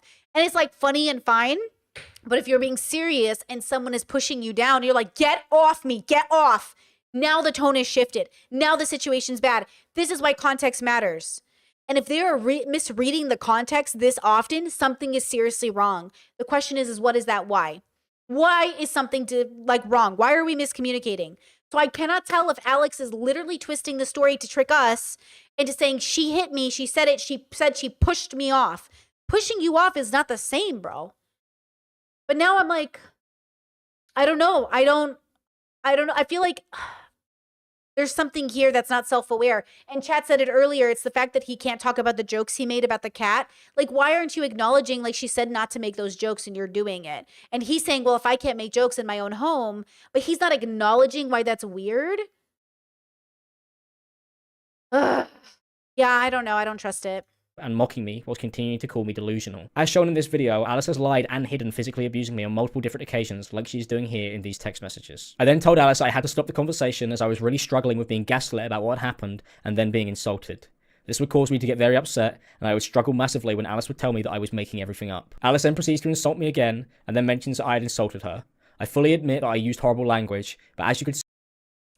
Open your eyes. I do not know. Actually open them. I am too tired and busy to want to know. Use your brain. I have too much going on. No, you've been like this since day one. Stop calling your girlfriend dumb bitch and she'll be upset with you less. But what? Because you've been a cunt? Totally been fine, question mark. You've been the worst you I've ever dated. You're the worst you I've ever dated. He said, I just did that then for no reason. She said, guy. Oh, the worst guy I've ever dated. Okay, please leave. It's over. Insult me again, and then mentions that I had insulted her.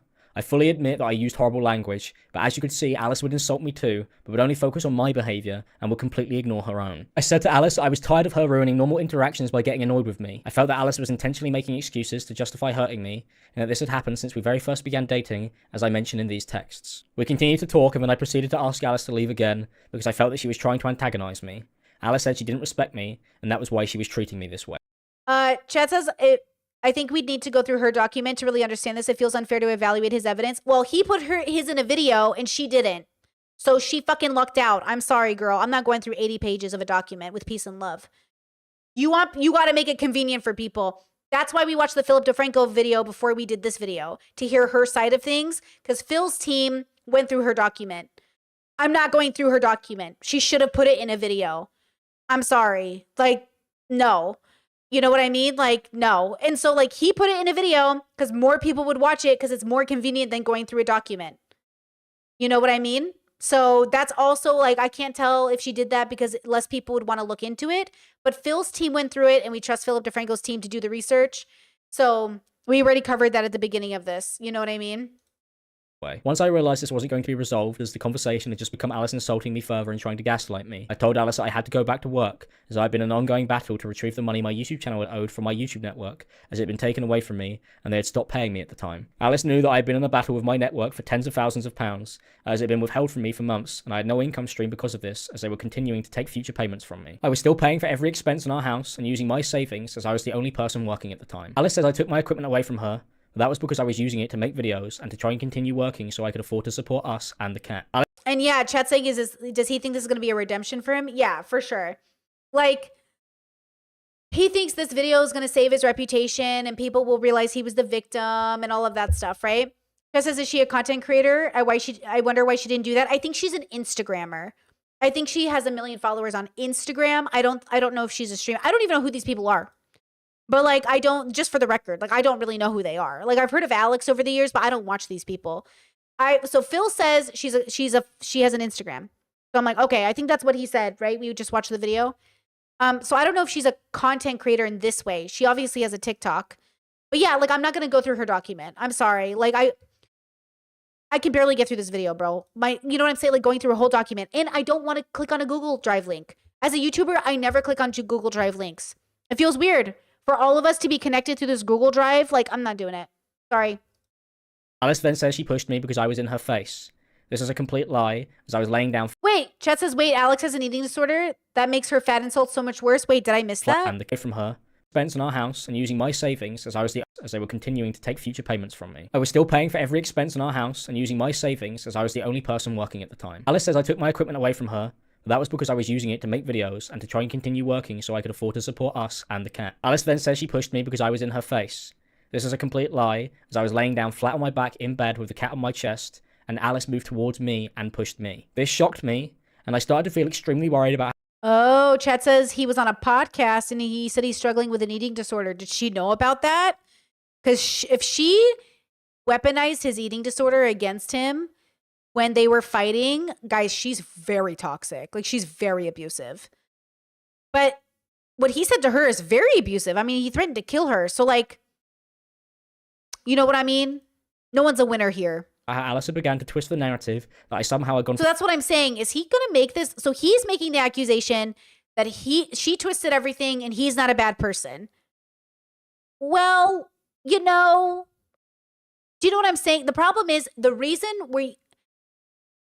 I think the dilemma is the way that he's produced the video is to say that I'm innocent, but you're not innocent. So I feel like what he should have said is, I am not innocent, but I'm not as guilty as she says I am. And I think that needs to be clear. I am working on it, but I am not innocent. In the same way, she is definitely not innocent. But instead, he is framing the video as she's the bad guy and I'm the good guy. But, like, bro, you cannot be the good guy after what you did. But you know what I mean? But maybe she's more abusive to some extent. You know what I'm saying? Like, there's some way that the framing is fucking with me.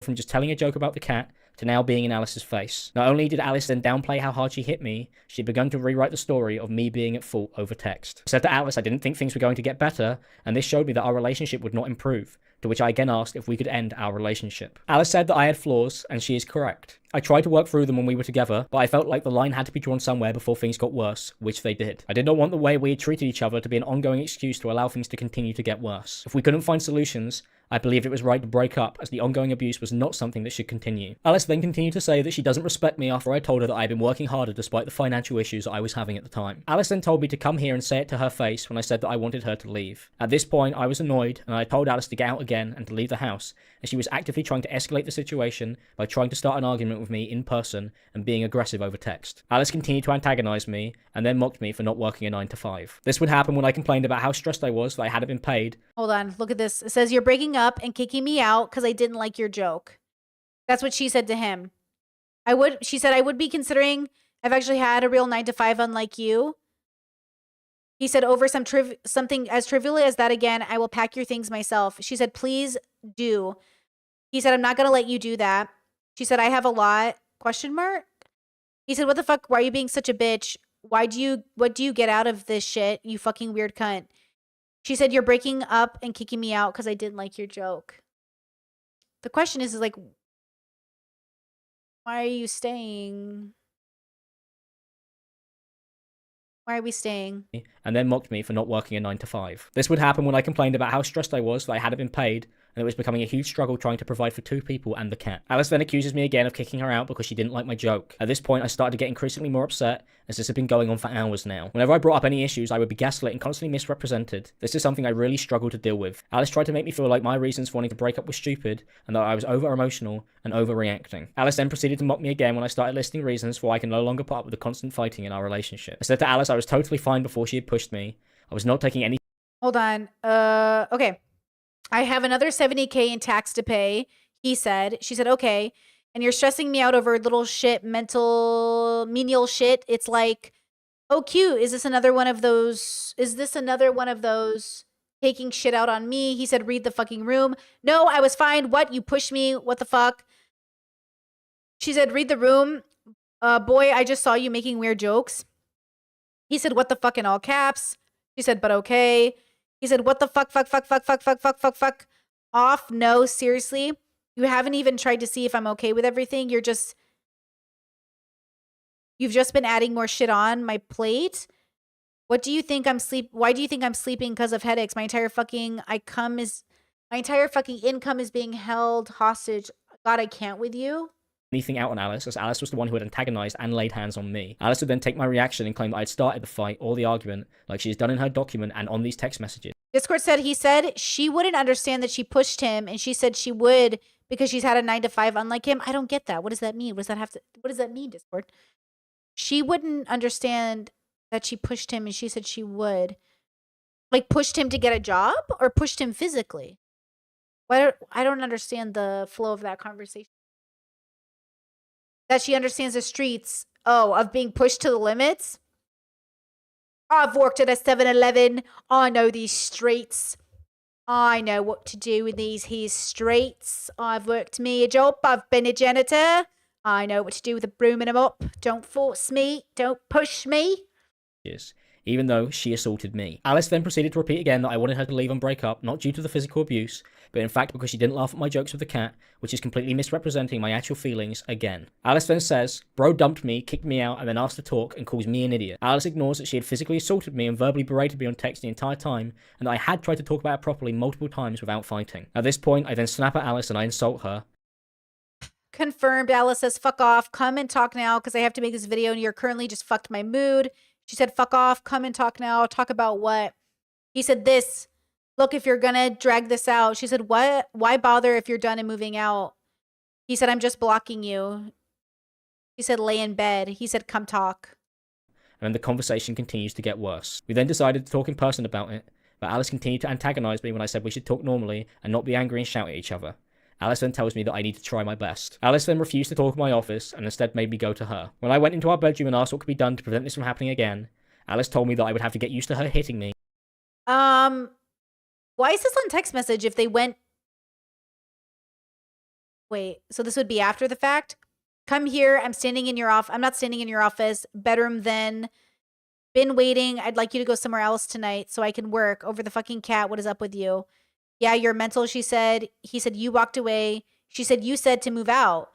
Didn't even have to say anything for yourself. When I went into our bedroom... You walked away. You said move out. You didn't have anything to say for yourself. That I'm stupid, she said. You're telling me to leave the house. Why the fuck would I stay and talk? Toxic. So exhausting. He said, because you literally said you're just going to keep doing that or doing it. She said, you're telling me you're not going to interact with me. He said, I brought it up so you can say you'll be more aware. I brought it up so you can say you'll be more aware. And you just said, nah. She said, you're reassuring we can't be together. He said, so what's your point? She said, you're saying to move out. And he said, I got my answer. You and asked what could be done to prevent this from happening again. So they talked and then they separated and then they texted again? Or they texted, I can't understand. Like, what conversation are they having face to face that we're not seeing? Alice told me that I would have to get used to her hitting me if I continued to speak to the cat. When did she say that? When did she say that? I'm so confused. When did she say you're gonna have to get used to me hitting you if you're gonna make joke? Is she saying like, hey, if you keep making jokes like that, we'll see what happens? Which, you know what I'm saying? Like, oh, okay, Chet's saying, I guess that's the face-to-face conversation. Well, yeah, if like, oh my God, I'm so exhausted. Because like, I can see a conversation where he's like, I'm gonna kill your fucking cat, make soup out of her. And she's like, bro, please don't make that fucking joke. And he's like, I'm gonna keep making jokes. And she's like, okay, well, I'm gonna keep hitting you. And it's like, what? You're gonna keep hitting me if I make jokes? Are you fucking crazy? And then it's like, you know what I'm saying? I think there's something super fucked up. But actually, he feels like the problem still because of the way he's framing the video. I don't get the way he's framing the video. It feels... You know who this... You know, I want to compare it to this, but I don't think it's analogous exactly. Is George Not Found. When we covered his video, I really felt for Katie and I felt for George. Katie and George were obviously just having like a deep miscommunication, which escalated into like a really horrible situation. But when George made his video, it was like so kind and compassionate and specific. Like, and George made his video like relatively quickly. Alex is like had a year almost. This video just doesn't seem very moving. He's just showing me that he's in a toxic relationship. I can see both perspectives, but I can't read the tone for anything. So I don't know how things are being said. I feel like I can see both perspectives. I really don't like the way they talk to each other. It's just so deeply toxic and deeply abusive.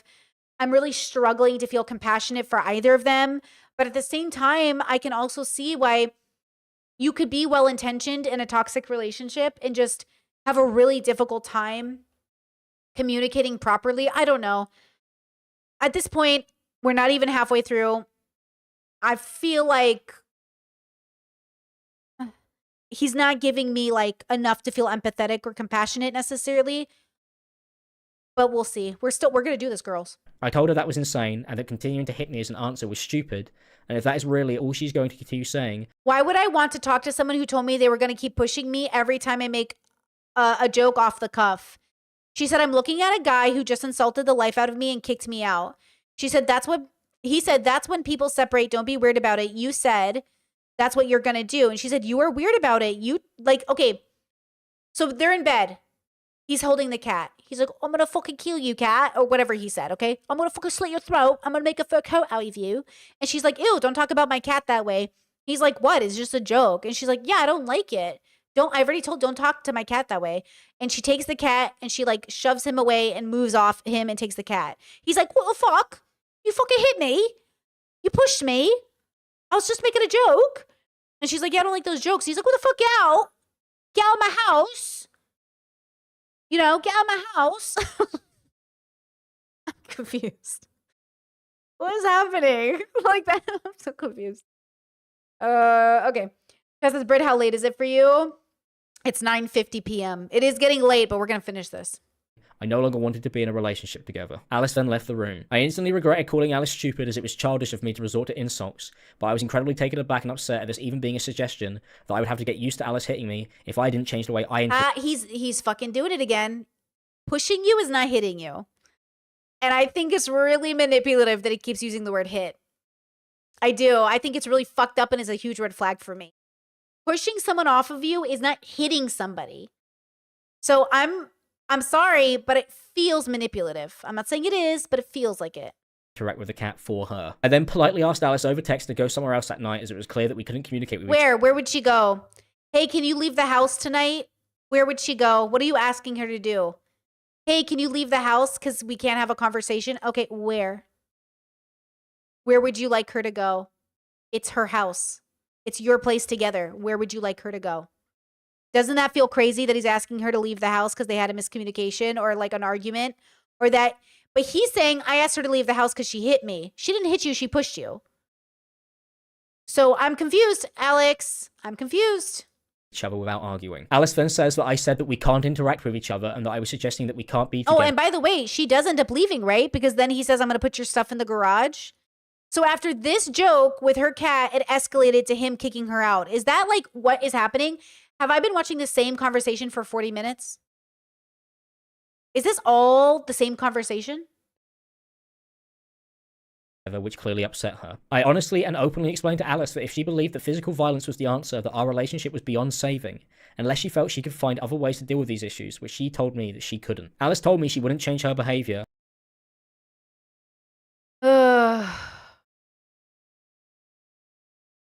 He said, you're doubling down. She said, that's you. I'm doing what you told me to do, idiot. He said, look, I think I'm completely in my right to say I don't want to be with someone who's going to harass me over the CTA. What's CTA, guys? I'd rather not be in this situation. She said, I didn't harass you. I don't harass you. He said, yes, you do. She says, I got you off me. He said, and you said you'd carry on doing it because it's weird. She said, when? I said, I don't find it funny. He said, well, if just talking to a cat is weird, then you can leave my house. She said, yawn, again, already on it. He said, because I'm not going to pretend because I'm not going to pretend it isn't just fucking here. I am. Is that what you want? You didn't tell him what to do. What? You didn't tell him what to do. You just said, don't talk to the cat. I'm 24. You say weird shit. I don't want to live with someone who's saying I can't talk to the cat. Weird shit. Be normal. Say you love it or something. I'm telling you, he's fucking with me. I'm telling you, he's fucking with me right now, bro. He's trying to fuck with my brain. He's trying to wear me down so I can't see this, but I'm telling you, it's fucking bullshit. It's fucking bullshit, okay? He is being fucking weird. I'm telling you, it's Alex. I'm sorry. I'm back. He is trying to fuck with us so hard right now. Okay, do you remember that? I'm going to bring it up. This is so stupid. Listen to me. Do you remember the infamous Dr. Laura call that eventually got Dr. Laura kicked off the radio because she said the N-word 3 times in a row? Stay with me, Gen Zers and Gen Alphas who have no clue what I'm talking about. Dr. Laura was a former therapist turned radio host who would take people's calls and give them advice. Okay, I've seen her in real life. I've read her books. I used to listen to her radio show my whole life until the day she said the N-word 3 times in a row. And I was like, Dr. Laura's lost it. We're done with her. Dr. Laura had a black woman call into the show. Follow me with this. And the black woman's married to a white man. And she says, Dr. Laura, I'm a black woman. And this white man that I've married, who I love, okay, him and his friends make racist jokes and it really hurts my feelings. And I really keep telling him, please stop making these jokes. It really hurts my feelings. And Dr. Laura goes, well, it's just a joke. And she goes, well, it's not just a joke. Sometimes they use language that's really, really offensive and it really hurts my feelings. How do I tell him to stop making these jokes? As a black woman, it really hurts my feelings. And Dr. Laura goes, are you ready, children? She goes, it's just a joke. It's just a word. N-word, N-word, N-word. It's just a joke, and you need to get over it. It's your husband. If you love him, it's just a joke. N-word, N-word, N-word.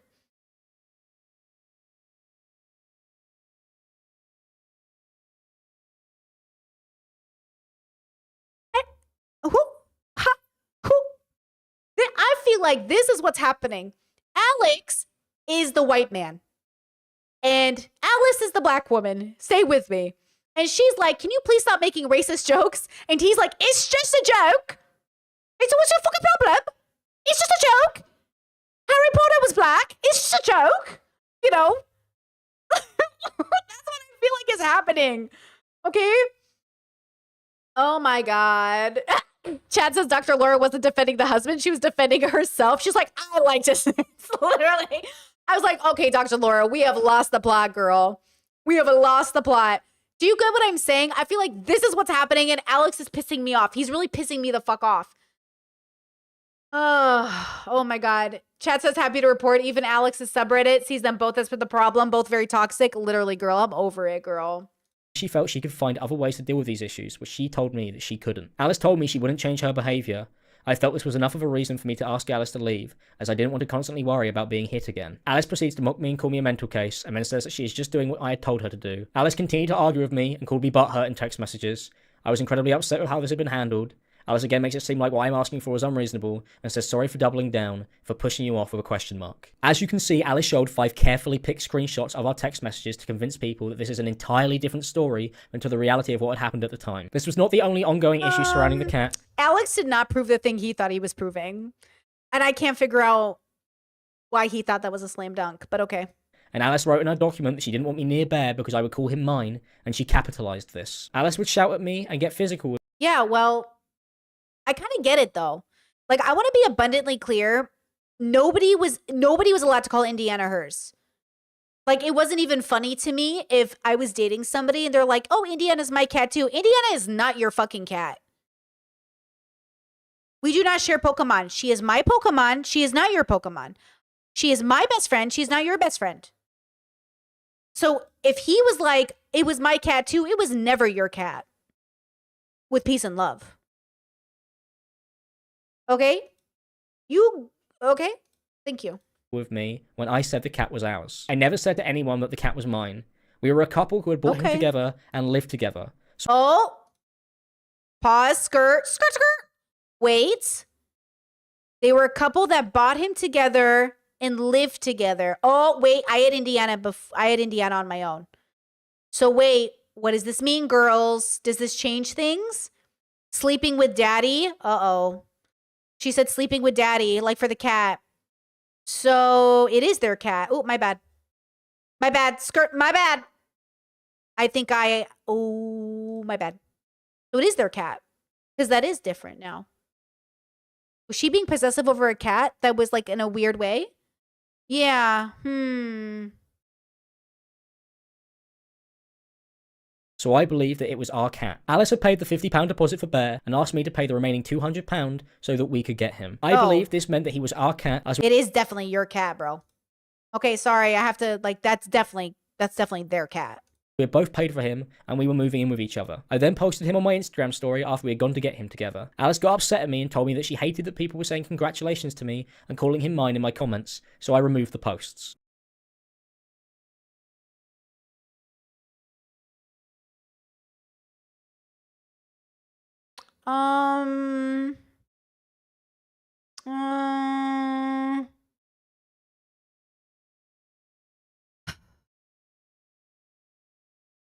Yeah, that's weird.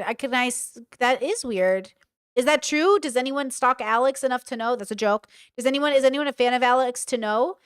Because that is weird. Like, that is so fucking, yeah, wait. Thank you, chat. Why did he take so long to say that? You know, fuck you, Alex. You're right, chat. Why did he take so long to tell us that?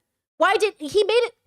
I'm 40 minutes deep, my bro, and you didn't once think this was important to mention initially? You're horrible to... How do I have... Guys, my channel needs to blow up because the fact that this man has 2 million subscribers and he doesn't even know how to tell a story? Why you tell the story that way? Was that supposed to be a bomb? Boom! What? Why'd you tell the story that way?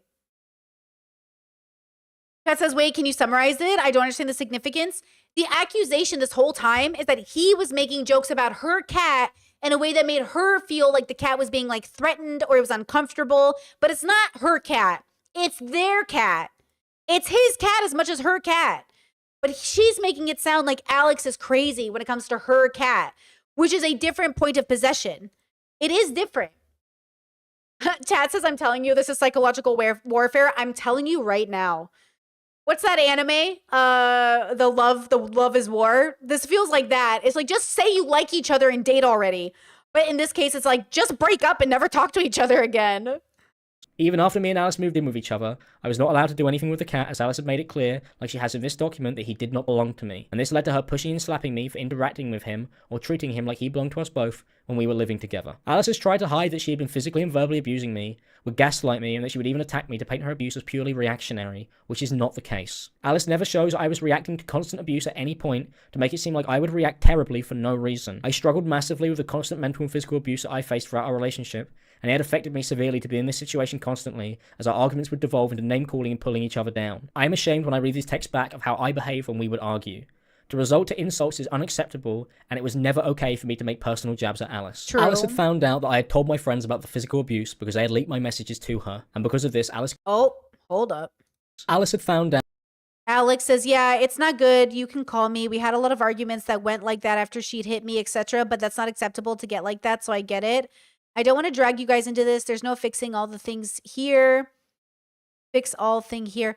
It was really fucked, but I can talk about it. The whole thing is just killing me. I know she won't include any of the stuff she did to me, and there isn't any excuses for retaliating like that. I was hoping I wouldn't have had to keep reliving this, but I think she wants me to fight her back with everything I've got, but she'd always get 10 times worse if I said she hit me. Mr. Blurt, I don't know who that is, says, I just think you need to show us those texts you mentioned the other day, mate. Like, those messages are really bad. It would help seeing context. Alex says, I'm genuinely terrified that if I post something, she's going to come back for me even worse. I think if she finds out I'm talking about it and sharing stuff, then she will try and make my life hell. It was like this when we were together. She'd try to provoke me if I got upset or angry at her, and then would come down even harder. I've spoke to a few people about it. I'm sorry, guys. I've spoke to a few people, and they told me the best thing to do is not respond in any way. Mr. Blurt said, I mean privately to us, mate, not publicly, which is, I think, fair, right? I think it's fair for his friends to say, hey, dude, we love you, but everybody knows, like, women are at the highest regard from people they know in their life. So I love you, but, like, no one in my life is so exempt from being evil that you couldn't be somebody who's evil. I love you. It's not a part of your MO, maybe. I need to see that proof. Can you show me those messages? Because, yeah, like, his friends have the right to ask. Oops. Hello? Out that I had told my friends about the physical abuse because I had leaked my messages to her, and because of this, Alice claimed I was making up a contradictory story to hers to release publicly on my own accord. She does not mention that I was responding to lies that I'm a convicted abuser that she had posted on her TikTok publicly, and that she had been going through and following my friends months after we had broken up. The girl who's been hunting down my Instagram followers 24/7 but won't talk to me. He messaged her. She says, because you're the one trying to fix it. He said, I can't fix shit when you don't give me anything. She said, I'm not fucking other people, am I? What? He said, so what the point? She said, I'm not following my ex. I'm not stalking my exes. You think I'm going to chase you for 6 months for a phone call? So Alice posts and doesn't name him. Then he realizes it's about him, and his friends realize it's about him because she messages whatever.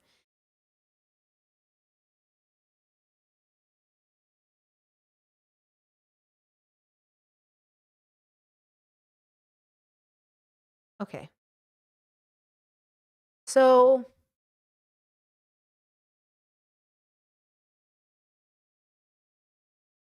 she is she's peacocking a bit, right? She's like putting on a show. Oh my God, I'm so exhausted by this video. Am I even streaming? Are you guys seeing me right now? I feel like I'm so exhausted from how toxic this is that I almost feel like I'm not even here. I feel like I've left my body. Like, I'm so tired. Okay. So she peacocking in public, like, I was abused. And then she's like, do something about it in private? Is that literally a part of it? Hit the spoon black hole. I feel like all my spoons have been zapped out of me. This is crazy. Can you imagine being in this relationship? Do you know what I'm saying? Imagine being in this dynamic. You just know it's bad. You know? Chat says we don't have to finish it if it's too much. Oh, girl, we gonna finish it. Ow. We're gonna finish it, girl. We're gonna finish it, and then I'm gonna eat the biggest fucking dinner I've ever made myself. Late as fuck, though. I'm gonna finish this, though. I'm so curious. Okay, let's see.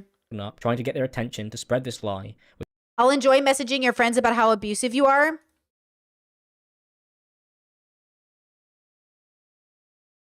Girl, I'm sorry. That's so fucked up to say, even as a victim. As a victim, who tells their abuser, can't wait to message your friends about how abusive you are? Sis, that's not it, girl. That's not the move. See, unsympathetic victims do exist. It's not about being a perfect victim, but damn, unsympathetic. You know what I'm saying? Like, he said, what? She said, bye. He said, what the fuck? Are you threatening me? She said, shit, no way. Shit, no way. Is that how it feels? Fuck. He said, I'm fucking over whatever this word is. Left my ass off what? No, I don't know about it. I said keep it. What? That tried to give back? What? They're laughing. What the fuck? Shut up. I don't even know. Are they drunk? Which ended up with my friends asking me to explain this to them after seeing the TikToks that Alice was posting online. I was reacting to Alice's public posts and lies about me, but Alice has hidden that she was constantly harassing me to make it seem like I'd gone out of my way to talk badly about her. Yeah, like she's literally... Like, he messaged her, but the way she responds in text messages is crazy. Chad says that's a common threat in people who are emotionally immature. Well, damn. Damn. For no reason, when in reality, Alice was trying to isolate me and antagonizing me into responding to her for months. When Alice... Yeah, Chad says, is there a clear instigator? That's what I'm trying to figure out. Who is the clear instigator? Who's the person not working on themselves? Who's the person who's keeping the cycle of toxicity alive? Right now, it kind of feels like both of them. I can't figure it out. I just cannot figure it out.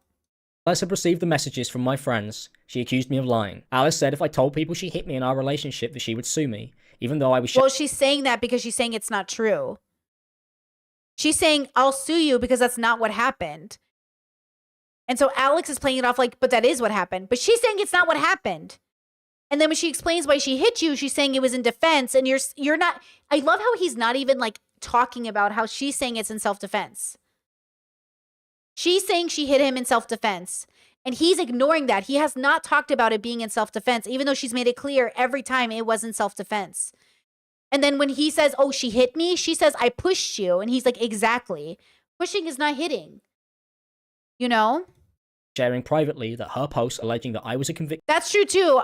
Chad says, I will say he tried to end things multiple times and Alice would just ignore it and coerce him into staying. So that seems pretty fucking bad. That does seem pretty fucking bad. Though the way he ends it doesn't make sense. So they're perfectly fine. They're in bed. She makes a joke. He makes a joke about a cat. She gets mad, so he kicks her out. That's crazy.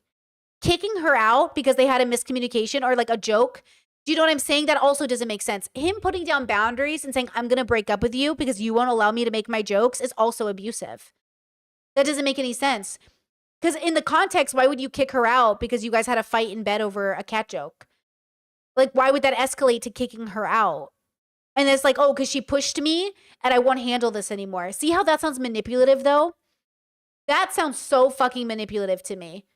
You're going to kick out the girl you were living with because she pushed you off of her, took her cat, and didn't like the joke? ...convicted criminal were untrue. Alice then proceeded to admit to hitting me during our relationship in the same conversation. Yes, I slapped your face one time. Name a girl who hasn't slapped a huge asshole. See, that's the problem. That's your defense. My girlfriend slapped me after I abused her. She's saying I slapped you out of retaliation for abuse. And he's saying, so you did slap me. She goes, yes, out of retaliation for abuse. So you did slap me. And that's why we say, yes, we never want to become toxic enough to take physical violence out on our partners.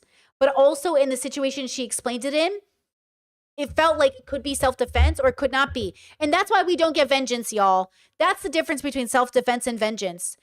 If you're doing it in self-defense, it's self-defense, right? It's like in the moment. But doing it after the fact isn't self-defense. Slapping somebody because they're yelling at you is not self-defense. It's an escalation. Walking away is a de-escalation. But I feel like I'm missing I feel like every time she brought this up, it was in self-defense except this particular screenshot. And now I'm confused. I don't know the difference. I don't know why she slapped him in the face. I don't know what the situation was. I don't know if she did it after the fact. I don't know if he was yelling at her, so she slapped him. But you can't be slapping people because they're disrespectful to you. You can't slap people in the face because they're belittling you. You can walk away. You escalating to violence is not the answer. Physical violence, emotional violence is valid, right? So I don't know the exact, I need the details. I need him to explain exactly the situation where she slapped him. Where she threatened to sue me for telling people that she had been hit. See how he's just giving me the story in the form of the text messages, but not telling me the story of when she slapped him? And if he already told it to us, it wasn't important enough because it didn't stick in our heads, did it? Does anyone remember him explicitly telling us the detailed story of why and when she slapped him in the face? That's why I'm suspicious of the storytelling. Why is it through text messages? And why aren't you telling me the actual story?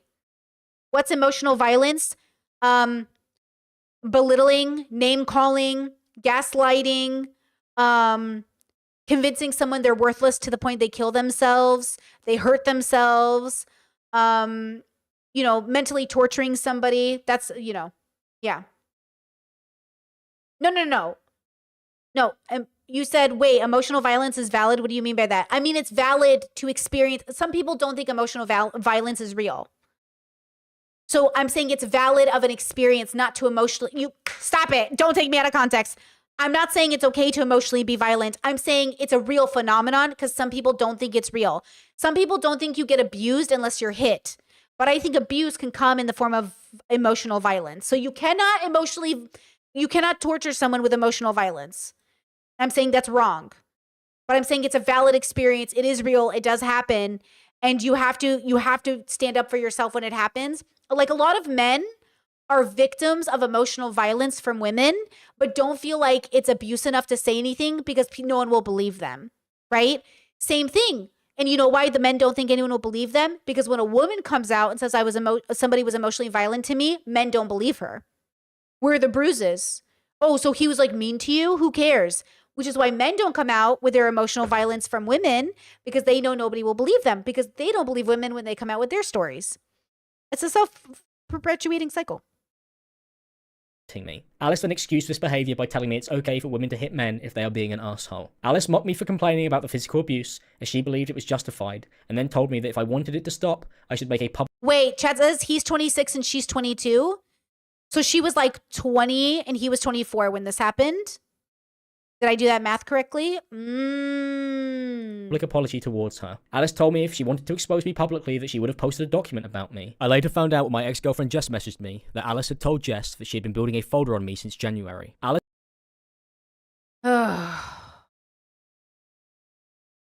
So I guess this is Alice's message to the ex-girlfriend. I ended up gathering an FBI folder on this guy full of the abuse. I just don't know what to do with it. I need to report him to the police first realistically before anything is realized. But I want people to know how horrible this guy is. He shouldn't have a platform and he shouldn't be making videos on abusive people when he's one of them. I know his housemates have heard him. It's like I've got so many witnesses and people to back the facts. I just need the balls. I spent hours and hours reading into the law side of this, and he can't do anything if it's all true and proven, which it can be. I've been sitting on this since January. Damn, so she went to another woman who's an ex of Alex's, and then the ex messaged Alex. I don't know. Alice had stayed in contact with me for— Yeah, Chet said I'm sick of seeing the same screenshots a million times. Me too. Wait, do you think that's a manipulation tactic? He keeps showing me screenshots I've already read out loud, which implies he's got all these screenshots, but they're not. They're the same 30 screenshots. Do you think that's a manipulation tactic? He said this lasted for a 5-month period. I've been talking about me. If I wasn't leaving you alone, I'd have made a fucking PDF file on you and posted it.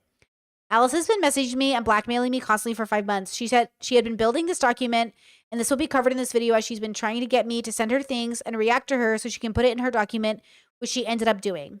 For months, where she antagonized me, threatened me, and continued to— That's possible, right? Both of them could be doing it. Both of them could be texting in a way to piss off the other to have screenshots for later. Mentally abused me so that she could knowingly put my reactions into her document that she had started building in January. Alice said that it wasn't like she had named me in these posts or made a video about me, but she had responded and deleted comments on videos she posted saying it was about me and that I was on Claire's Law, which again is a lie. My friends saw the TikToks Alice had been posting online and she had gone through and followed them all after our breakup. Me and my friends had a call where I answered questions about my relationship and I told my side of the story where I explained that Alice had been physically abusing me throughout our relationship. I made it clear that I did not believe that this was an excuse for my behavior and that our relationship was toxic and it was not good for either of us, and that I was ashamed of how I had behaved. A friend of mine at the time, a YouTuber who goes by the name of iNabber, had messaged me in our group chat encouraging me to share more stories. Okay, so this is the same message from earlier, but with a different name. Wait. Wait. Brittany, wait. That other message we saw had a different icon and different format and a different name. It was Mr. Blurt or something. This one says Frasier with Uncle Iroh, but it's the same message. I mean, privately to us, mate, not publicly. That's the same message. I'm so confused. Hold on. This is 4301. And it was never okay for me to make personal jabs at would ask Alice claimed I may convict bro did abuse to friends about the physical— This one, Mr. Blurt. I mean privately to us, mate, not publicly. Same sentence structure. Okay? Same sentence structure as this one over here. He knew me in any friends with me, hitting me in these messages.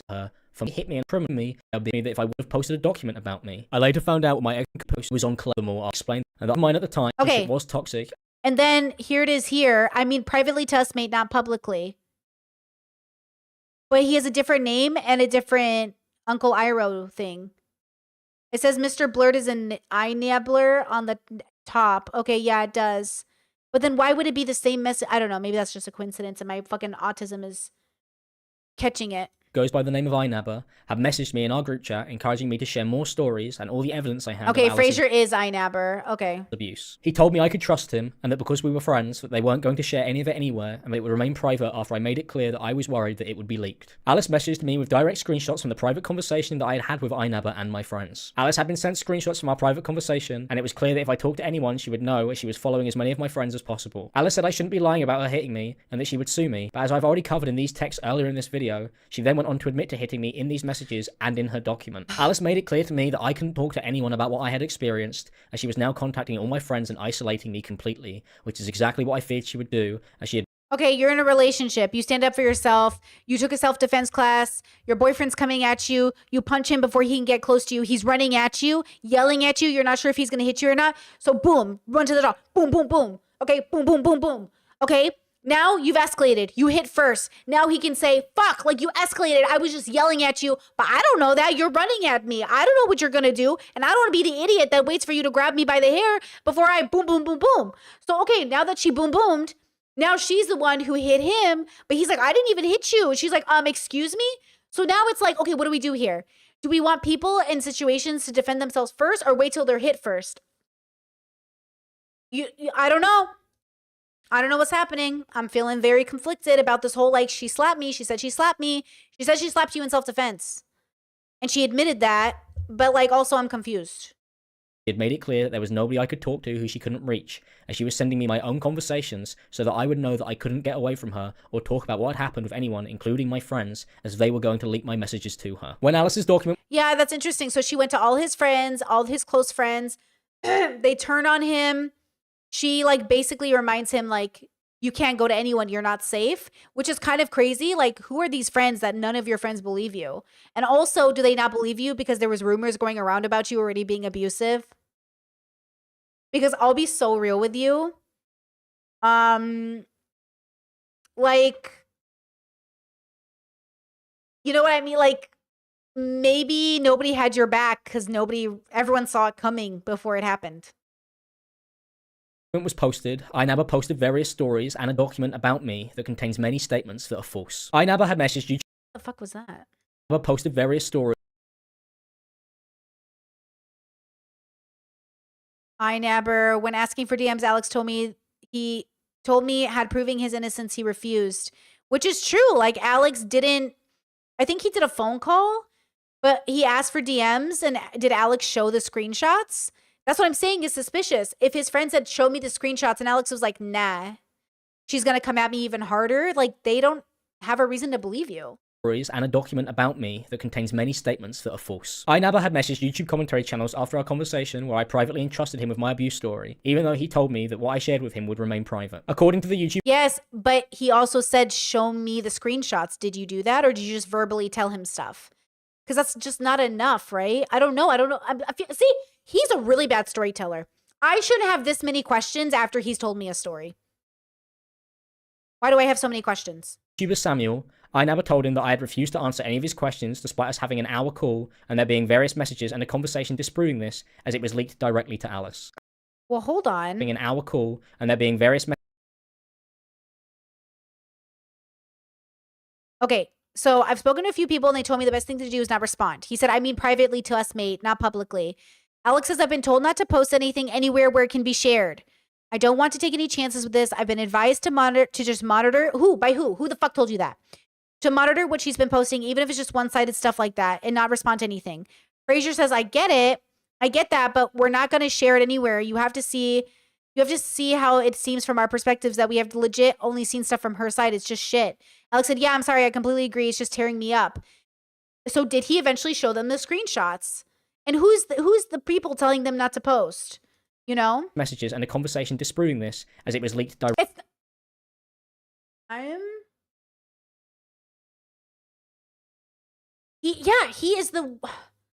He's a very unreliable narrator. He's saying, I just disproved that didn't happen. You didn't disprove anything. I have no proof. You sent these people proof of her abuse. Directly to Alice. Hey, I just thought I'd come in to say that I've spoke to Alice, the ex of Alex, and I've also spoke to Inaba.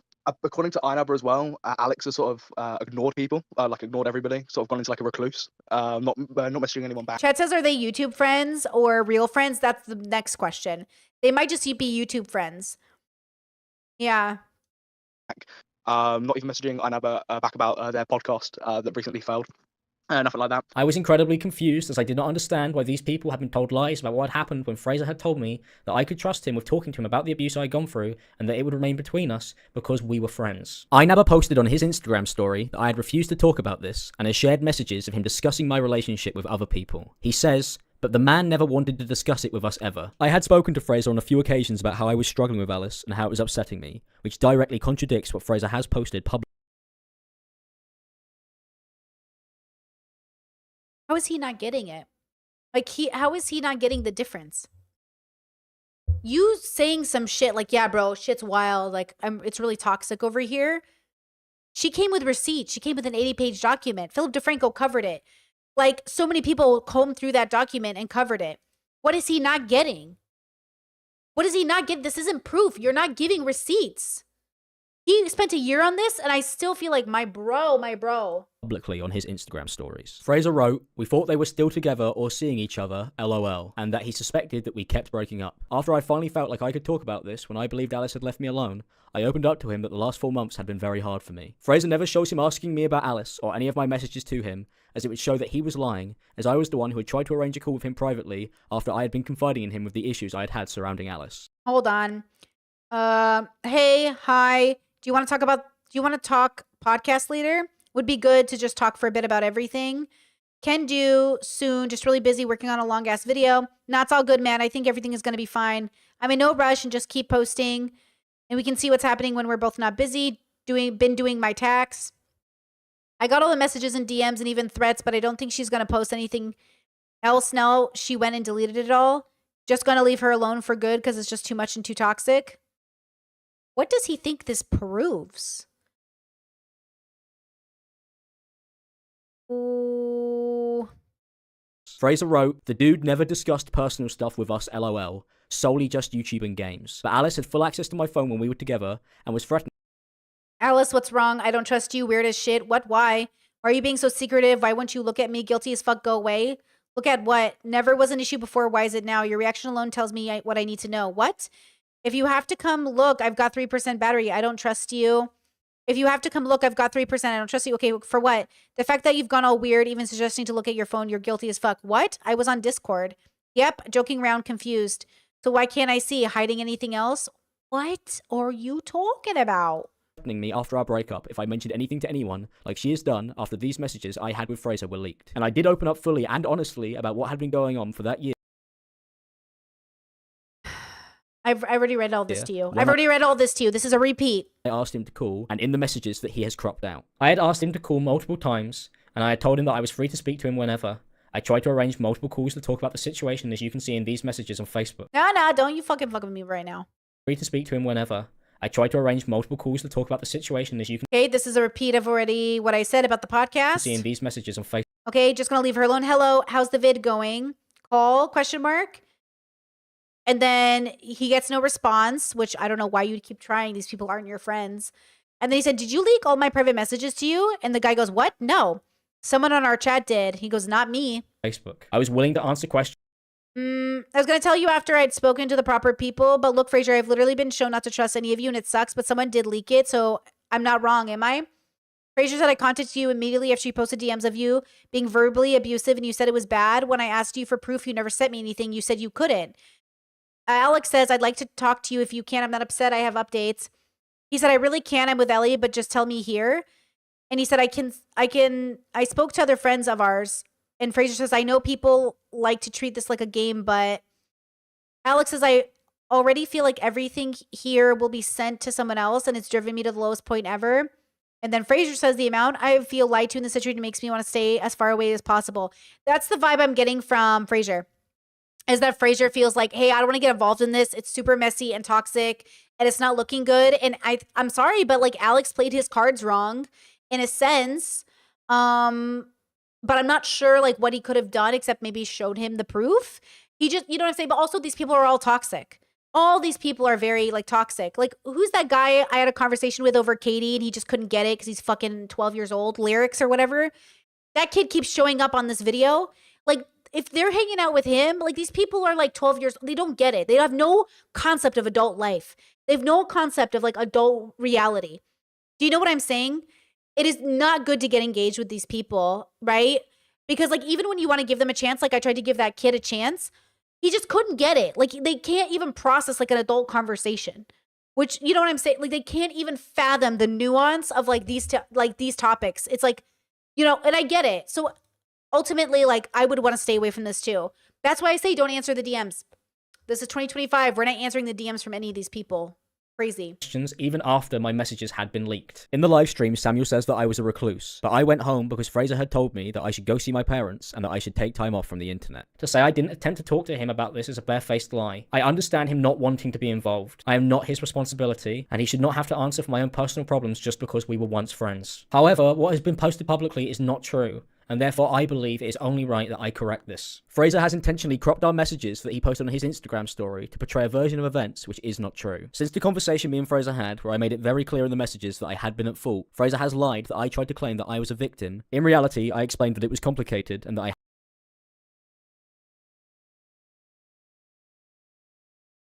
don't trust him. You did. That's exactly what you did. You made it out that you were the victim.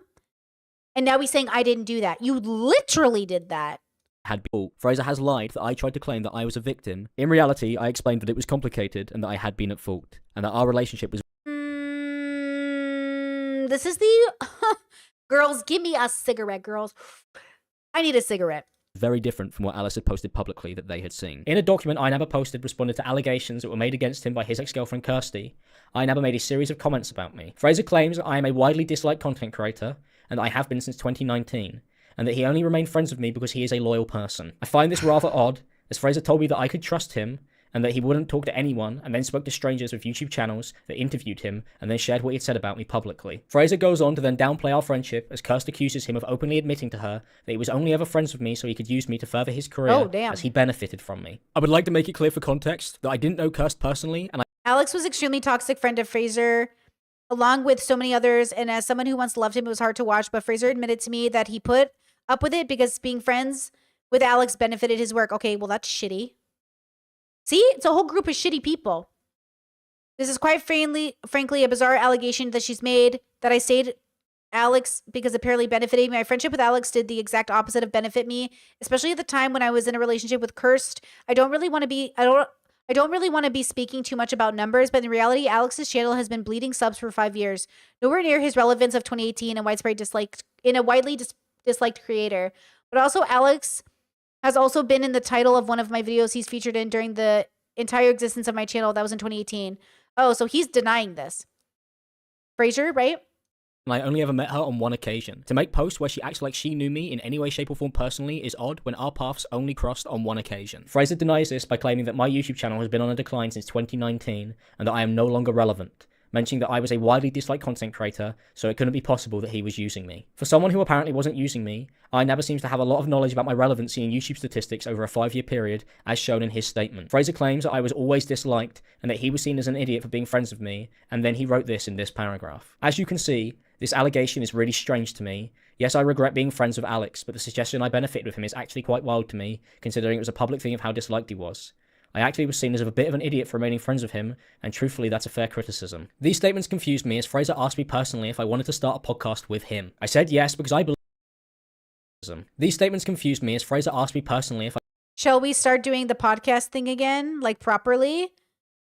Always down, man. Call when I'm at home. All of them. Pieces of shit, bro. Telling you. Not good energy. I don't like this bubble. I wanted to start a podcast with him. I said yes because I believed that we were friends and that he was asking me because we had been for years, as we had spent a lot of time together. Fraser writes in his document that we only saw each other walking his dog for the most part, and in mid-2023, we started gaming a lot more together and speaking way more than we usually did, and that obviously led to us making a podcast that lasted 4 episodes. October 2023 is around the time I had moved out of London, and to suggest that we became friends after the fact is disingenuous. We had hung out regularly since we became friends in 2018, and we used to go on holiday abroad together. We had also kept in contact just as much when I moved away. To portray our friendship as only being a recent thing is just completely untrue. Fraser's statement is also incorrect, as we have actually also done 5 episodes of our podcast instead of the 4 that Fraser wrote in his document. Fraser travelled over an hour to visit me a month before Alice posted her TikToks and stayed at my house with friends as I had moved outside of London. In our own podcast, Fraser says that we would talk every day, which is why we decided to start the podcast in the first place. I've been a big fan of podcasts that go on and are just super casual between friends, and there's like 150 episodes. But that's why I feel like this isn't going to be like your last ventures, because for one, you've always done it high budget, which is not like a thing to criticize, but it's like this is on Discord, like, and we speak to each other. We speak to each other every day. We're on calls, so like, there's no reason for us. It makes sense for us to. We talk about YouTube all the time. We're always speaking about things going on. It makes sense to just get on camera like once or twice a week and just speak about it on a long form, hour to 2 hour thing. After our call, Fraser didn't reach out to me at any point. I asked him if he leaked our messages, and then I saw the clip where Samuel claimed that Fraser had told him that I had been avoiding him the entire time, which, as you could see, was at no point true. Fraser posted on his Instagram story that I refused to share the private messages I had with Alice with him, but the reason that I didn't share them is because I was worried that they would be leaked, which is exactly what happened after I spoke to him. Fraser posted that he believed I might sue him for posting these stories, but I have no intention of doing so, and there would be no reason to worry if what he posted was actually true. Alice had followed everyone in my friendship circle months after our breakup, and was using my friends to gather information on me by posting videos that intended to get a reaction out of me by falsely claiming that I am a convicted criminal. Alice wanted to find out what I would say to defend myself to my friends so that she could build the document backwards from this to make it look like I was lying. Oh, wait, hold on. What's that? Is that new? I would say to defend myself to my friends so that she could build. At this point, he's trying to use the situation with the cat and manipulate the story. I can show you what really happened. Alice wrote the story backwards from what I told the friends and hid screenshots to change the story. Yeah, We've read this already. The document backwards from this to make it look like I was lying. If Alice hadn't continued to harass me privately and publicly, I would never have had to tell my friends that she had been abusing me throughout our relationship. But due to the constant harassment, I was left with no choice. Alice wouldn't only just threaten me privately, but would also threaten me when we went out in public. Alice had threatened to punch me in the street. When was this taken? Can I have a timestamp? What does this mean? Grow up, to be honest. Stop taking it out on me. What's the point? Can't deal with this, speak. Just don't start making a call and then shout at me in public and threaten to hit me. I was doing what you wanted in your time, not mine. I've already read this. And then it began shouting at me. I walked away from Alice as soon as she had threatened me, and this is the text conversation that we had as I was walking away from her. I told Alice that she had gone too far by shouting that she would punch me in public, because we had had a small disagreement about me visiting her house, as Alice had told me that she was embarrassed, and she thought that I would leave her if I went over and saw her family and where she lived. Alice sent me these messages, and then said that she had done nothing wrong. I told her I didn't know if I wanted to come over anymore, as she had just threatened to hit me in public. Alice So this is when they didn't live together then? shouted that she was going to hit me so loudly that I got a comment from someone who had seen me walking away after Alice. Bro, I saw you a year ago in whatever that word is. You were having a fight with your girl. I was walking with her. I was walking with a girl. What? LOL. We wasn't dating a year ago. It was like 5 months ago at the station. What? I don't saw you with your girl. She was beating the fuck out of you, bro, in public. I saw it. Okay. Alice had shouted at me, which I sent to This is fucking weird, bro. her on iMessage. Not only did Alice threaten me throughout our relationship, but she also blackmailed me throughout the entire time we were together and afterwards. Alice has written in her document that after our breakup, I begged for her to come back, and I also sent gifts and a letter to convince Alice to get back with me because I wanted her to forgive me. But this is not an accurate version of what had happened, and it is a lot more complicated than Alice has portrayed. She had intentionally lied and left out hundreds of messages and events that do not show the reality of what was actually happening. Alice was continuously blackmailing me and had been abusing me for our entire relationship. I had tried to leave our relationship at many points, and Alice has taken this and wrote in her document that I would threaten to break up with her as a form of manipulation. This is not true, and I have shown that I tried to break up with Alice. I don't know. I cannot tell. I genuinely feel like it is a form of manipulation on his part, but I also feel like I cannot fucking tell because of the way he's coming off in this video. But again, just a reminder. I'm sorry, we're going to have to do it. Just a reminder. Oh, we're gonna have to wait to see what happens. We're going to go so far as to hear as Alice describing how it started when, quote, small arguments worsened to the point where he would turn on his camera and start shouting at her on call. Now, when it's too late, you admit that you did everything wrong. But when it actually matters, when you should lay down like a good dog, you don't do it. You're and acting go, like "Oh, this is I didn't all mean just it." me, and that's something you really need to fix. I'm gonna bash your head against the wall with a brick if you don't shut the up. Your boyfriend's a famous internet celebrity and doesn't trust these people because he has to keep his circle small. Because you might not have anything to lose, because your life might be down the drain, but I still have quite a lot that I would like to give. Also, the screenshots that Okay, right? So just a reminder of the tonality of that Alex versus the one we're getting now. After she physically assaulted me and blackmailed me, and I stayed because she would threaten me if I tried to leave. When I told Alice I did not want to be involved with her anymore after we broke up, she began posting online the lie that I had a criminal record and that I was on Claire's law. Alice then started posting TikToks about me, and this led to the situation that she orchestrated when she had began to follow all of my friends after we had broken up, so that I couldn't escape her. At one point, Alice told me that she wanted me to plan something soon, and then she said I should make her dinner. This is completely contradictory to the claims Alice has made in her document, where she says she had no interest in talking to me, as in reality, she was emotionally manipulating me and blackmailing me while she was writing a document on me at the same time, trying to dismantle my life. Alice accuses me of being manipulative after our breakup, even though when I tried to end things, Alice threatened to call the police and lie about me if I didn't back down. Alice said that I am the one who asked her to dinner, when as shown in these messages, it was Alice who asked me. And Alice has constantly accused me of doing the things that she has done in her document. Alice would continually emotionally abuse me and manipulate me whilst threatening me so that she could build her document on me, which she has constantly lied in. Alice complained that after she had moved out, I didn't seem panicked enough and sent me this text message. I moved out. I thought your mind would be more panicked that I won't come back. Alice also sent me text saying she had left because she wanted me to know what it's like to be without her. We had many conversations about getting back together, and when I realized I was being emotionally manipulated and blackmailed by Alice, I tried to break it off.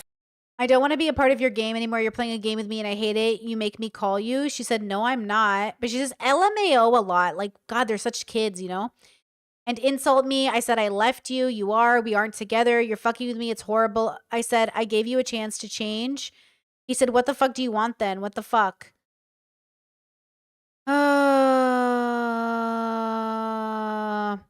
She said, you're going to argue and say something horrible. He said, no, I'm not. Blah, blah, blah. You are. If I keep saying, oh, I already read this. She said, leave a voice note. I'm going to bed. Good night, Alex. He said, you don't want me to do that. I wanted to talk like adults. You won't do that. So that's it. You can't make me text and beg you. This is not going to fix anything. I'm not doing tasks for you. You can talk to me or you cannot. I really do. Good night. He said, I will not do this if you're just fucking with me. Don't ever fucking talk to me like you have a leg to stand on. Bye-bye. Ever again. Bye with all this shit. Girl, bye. I can't have you fucking with me anymore. Bye. Sorry, I'm really tired. It's true. It's too much for one person to handle. Go away already. Bye. And this is a genuine fucking warning. Go away. Stay the fuck away from me. Ooh, scary. Oh, bro. Uh-oh. Chat gave me a link. Let's watch it. What is it? Thing about you, and this is the thing, and this is why I fucking go round and round in circles. I join call, and when I'm getting, you're talking to me, going, this is the thing. Even though now, when it's too fucking late, you admit that you did everything fucking wrong. But when it actually matters, when you should lay down like a good fucking dog, you don't fucking do it. You fight for some reason. I don't know why you fight, because you're losing. Because you end up admitting that you fucked it all up anyway. So it's just fucking weird. And I know that you're going to end up admitting that you fucked it all up. Which is why it's sorry first. So I'm a fucking whore mouth bitch retard cunt. Is it generally because you're just fucking brain dead? Yeah, I'm very brain dead, yeah. Is that why you decided to go on the fucking offensive instead of the maybe... Offensive. Okay. I don't know what to call what you did. It was weird. It's always weird. You always take this fucking weird route. Just do the normal route, which is just do the normal route, but a normal girlfriend. You're acting like this is all just me, and that's something you really need to fucking fix. I'm gonna fucking bash your fucking head against the wall with a brick if you don't shut the fuck up. Because this one, genuinely, this one, you fucked this, royally fucked this. What judging mental is, I think I may have said like 100 times, to the point where it's actually really hard to follow what I'm saying because it's so flexible. I've gone, you could do this, but you might be able to do that, but you might be able to do that, and you might be able to do this, and this might work, but you might be able to do that. And it sounds fucking mental. I don't even understand how you could possibly actually follow along to it. Like most of my friends struggle to actually understand what I'm saying. But that's why I'm a professional and you're all not. Because and then when you go, I don't like this, it's not like massive issues there. And you think you can just fucking ignore them because it's like, well, what's the worst that can happen? I don't know. Your boyfriend's a fucking famous internet celebrity and doesn't trust these people because he has to keep his circle small. Because you might not have anything to fucking lose because your life might be down the fucking drain, but I still have quite a lot that I would like to fucking give. You're making it incredibly fucking hard for me. Just like Lewis did. Yeah. I fucking hate all of you. You guys are fucking like I can't make any videos of Paul Breach. Over what? I don't understand. It's not like you've got anything to fucking be stuck up over. But for some reason something isn't good enough for you. You get to do whatever you fucking want all day. It's like, and then you look like a fucking miserable fucking little cunt all the time. Like your face is annoying to look at, like when I come downstairs. Like I'm actually fed up of looking at you. Which is why I sleep downstairs, because I don't want to have to go upstairs and, oh, you're taking all the covers. It's like, fucking woman, just like, fucking ask me to buy another one, or stop fucking complaining. Like, nothing, the thing is, it annoys me, is nothing needs to be an argument, because everything is fixable. Buy a new duvet, I sleep downstairs. But no, you've always got to act like none of this stuff, because you don't actually try and fix any of your fucking problems. Like, it's infuriating at this point. Like earlier, you're miserable about something in the kitchen. All you have to do is say what it is and it's fixed. It's fine. You don't have to like, you don't clean up after yourself. Nigga, neither do you. So, we're even. It's fine. Don't worry about it. I don't go around fucking complaining about everything that you don't clean up after. Why? Because you don't look that in your fucking little small brain.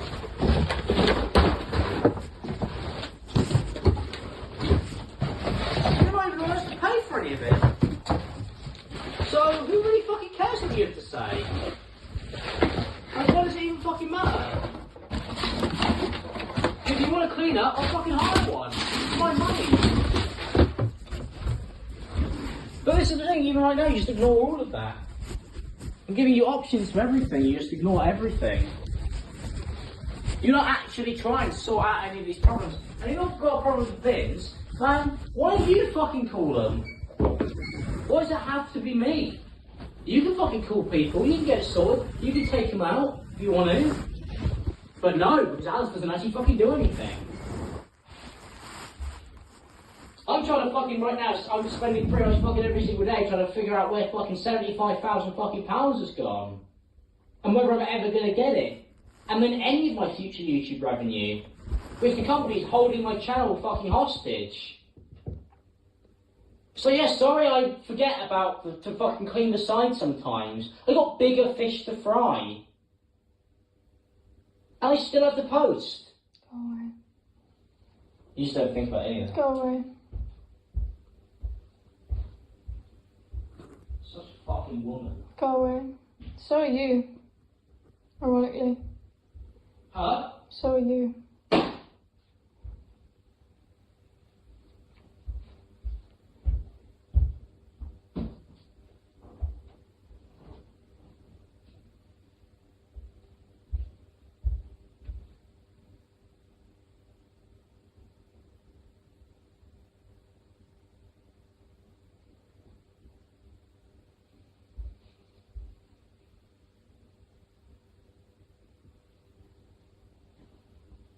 I tried to stop this like 7 times Then you could have earlier. stopped. It was you. It was all you. I tried to stop it. Go away. I did try to Go stop away. it. Go away. Just go away.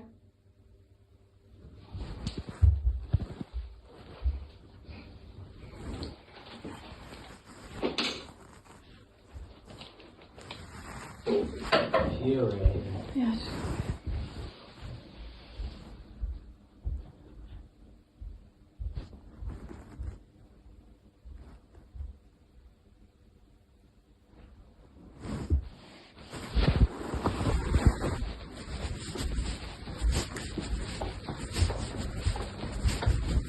Like, if you had to do half the shit I had to do, you would understand why loads of stuff doesn't get done.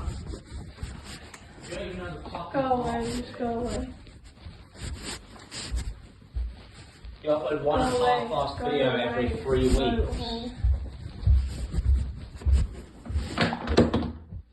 It does terribly.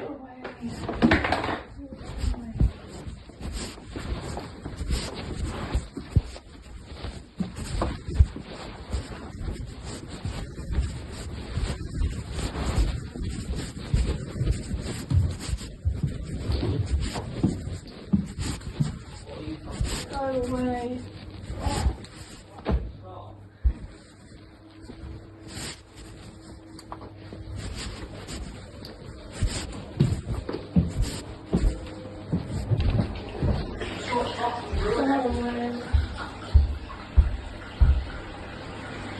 But I slept up here because you made me. I wanted to sleep downstairs so I could fucking actually wake up on time today. I didn't make you. Yes, you did. No. You were throwing a fucking fit. No, I didn't. Yes, you did. Well, you can stop this right now. Yeah, shut up. You're following me. Going on. Fuck off.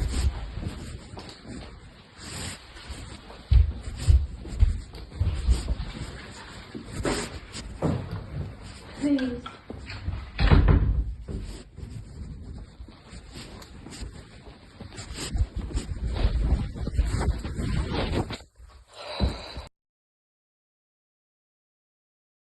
Okay, and then there's like text messages. Whew, good job, guys, getting through that. I'm really proud of you. Okay, Alive, please unblock me. I'm crying so much. This is awful. Can I say goodbye? You mean so much to me. I have to say goodbye. I can't imagine not saying goodbye. I didn't when you left because I thought we'd fix it, and now I won't even have a chance. I didn't as a voice note. If we can't ever, is this Alex messaging her? Fuck, yeah, it is. Fuck, please, anything. If you could see me, you know I'm not fucking yours. I'm not fucking yours around. I'm not lying. I'm just broken. Alice. Then he messaged her again March 9th. Alice, please don't let it end like this. Hey, I sent you a message on Facebook. You haven't opened them. I don't know if that's intentional or not. Bro. Bro. But I don't want to have to bump you on socials, etc. Facebook, hello. March 24th. So March 9th, 17th, 24th. Hello, can you see this? If so, please reply. Unblock me on Facebook and let's talk about yesterday properly. I won't call you or anything. I can send voice notes if that's what you need. I'm trying to make this work. I will compromise if I have to. What a fucking little Weasley liar, dude. To quote philosopher Hassan Piker, what a fucking little Weasley fucking liar, dude. Bro. He had us. I gotta be quiet. I have neighbors. I have got to be quiet. We literally have watched so much of his fucking shit video. Why doesn't he add any of this fucking shit in it? It better be in his video, bro. This shit better be in his video, bro. What this fucking little Weasley liar fucking begging her to come back, acting like she was stalking him, acting like she was in the DMs. Bro, what are you talking about, bro? Okay, it's in phone. Blah, blah, blah. Please don't make me feel stupid for still sending these because it really is the last time. I can, bro, I'm not gonna, listen, I don't, again, not to bring it back to me, which I think is always the right way to do things.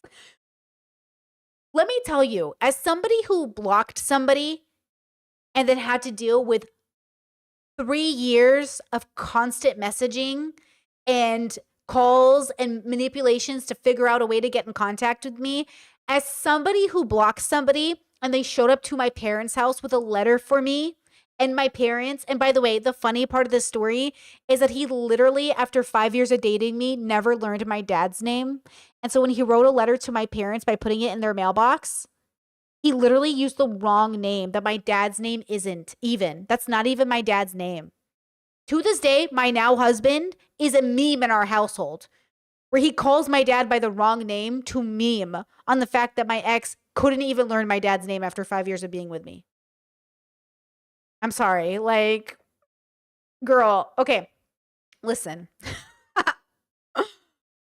As a girl who blocked a person and did everything, do you know, let me tell you this story. I've never told this story, but it's, you know, it's years later now, okay? Life has moved into the future. In order for me, okay, I didn't answer my phone. In 2019, I stopped answering my own phone because I was afraid it was him. So I blocked every number he called me with. I changed my answering machine. I changed everything, okay? I worked really hard on not giving any feedback to this person. Blocked them on every social media, wherever they posted about me, blocked them. Anytime they tagged me, blocked them. I knew what they thought they were doing. They thought we were in our continuous toxic cycle where we'd break up and we'd get back together, but I was really done this time. And it's hard to imagine it because in his eyes, we've done this 1,000 times. I'm going to come back, right? It was different this time. Okay? It was over. So I had blocked him. It's COVID. It's like lockdown time. Ish, somewhere around there. And we have a delivery guy, like a tech guy, coming to the house to put together our Wi-Fi. So maybe it's just before COVID. I think it was just before COVID happened.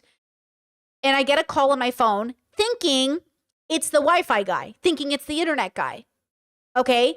And I innocently answer it. I had been so good this whole time on not answering my phone, not giving him any indication that this was my number.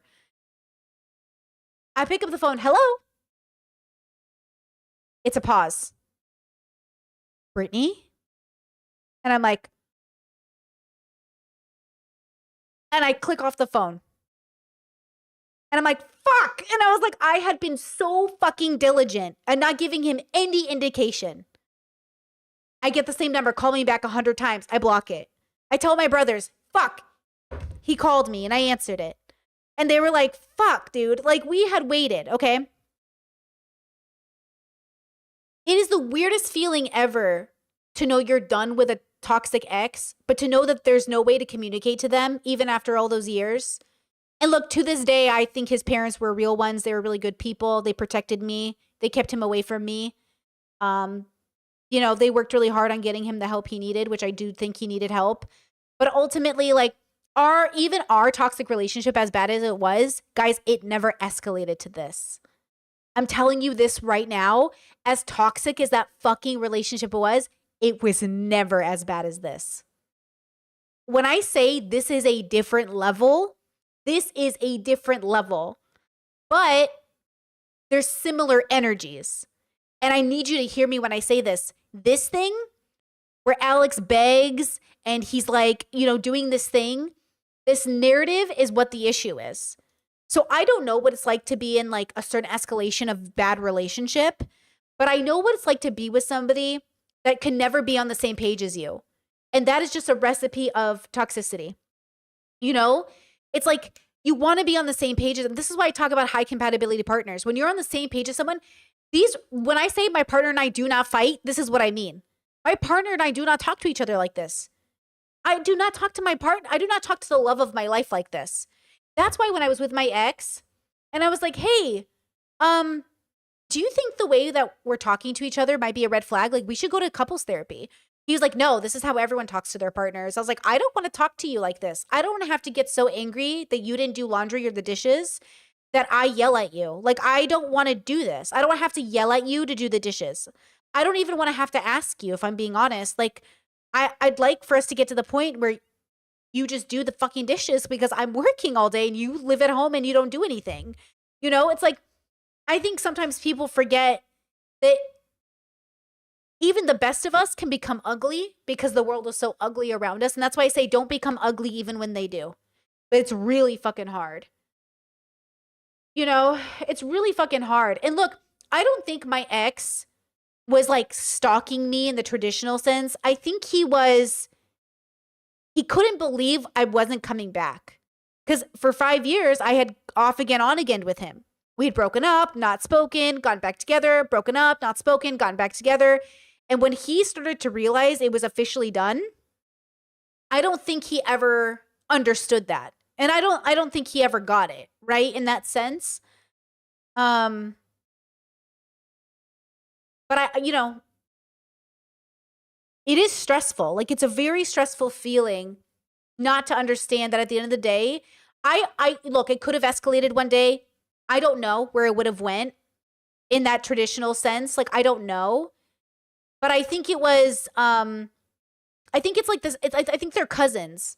I think the man who can't take the rejection and the person who stalks you because they're obsessed with you, I think they're cousins. But the flavor feels different. And I think one is out of like, almost like a pedestaling, which is the stalker. I think the stalkers pedestal you in a way, or they harass you. And then I feel like unrequited love, like you're saying, chat, it's like a version of I can't process reality, which is the same thing. They're like kissing cousins, you know? Yeah, fraternal twins even. They're like different, but they're the same. So I don't mean to discount it as inappropriate and consent violating and all the other things. It is. It's all those things.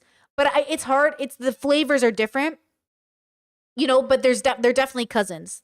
They're definitely cousins. You know what I'm saying? Yeah. And I can't tell you what the future would have held if things didn't go the way they did in general. I don't know if it ever would have escalated more, but it is what it is. Like life moves forward. So with Alex, see him and his messages, but the way he's telling us the story on the YouTube videos, she's in my DMs. She's constantly messaging me. What is this? She literally ignored you and blocked you and everything. And then you went over and beyond to basically try to violate her consent in this way. What is this? So I'm not saying Alex at this stage is a stalker. I'm saying he's not getting the hint. He doesn't understand it's really over, right? So, okay. I'm trying to make this work. I will compromise if I have to. Please don't make me feel stupid for still sending these because it really is the last time. I can't do this after today. I never wanted to be an ex who sent loads of messages, but you left me without a proper conversation, so I just feel unfinished. I don't know how you can do the no contact thing or why we haven't called. I can't get my head around it at all. You're not going to open these, and I'm tired of waiting around for months. I really tried. These are the last messages I'll send. So put everything out there. I'd rather do this as a voice note. So I'll put everything out there. I'd rather do this as a voice note. I'll send it on Instagram to the Beat account. It's like my only option for closure. Actually, no, I can't believe I'm fucking doing this. There's nothing I can say or do. I reread our messages. Me asking how you're doing. You didn't care that I was trying. The last 3 months have been so weird. I wish you had broken up with me to my face and spoke to me and was done clean. I hate reading our messages of me begging you to just acknowledge me and then claim I don't try. It's been torture. I need to end it. Yeah, you know when he was talking to himself in the house and she wasn't saying anything? He's doing the same thing here. He just monologues. He monologues to an audience who's not even there. Who you talking to, bro? You know, who you talking to? The last 3 months have been weird. I wish you had broken up with me to my face and spoke to me and it was done clean. I hate reading our messages of me begging you to just acknowledge me and then claim I don't try. It's been torture. I need to end it. And now I'm hoping you'll open this and go, let's talk. We can at least end on better terms, but it's never happening. The end. I reread the DMs and you said I'm not all there because I still message you, so I won't anymore. I thought you wanted me tonight to check Instagram DMs. Wait, look at the timestamps. So 24th of March, check Instagram. Okay, so I thought you wanted me to tonight. Something there. Then March 24th comes around. Check DMs, Instagram DMs. March 26th, check DMs, please. March 27th, why are you ignoring me? Question mark, DMs. Okay, but wait, I have a question. Yeah, okay, DMs. Wait, there was something weird about that. Hold on. Because, hold on, I'm just watching this back.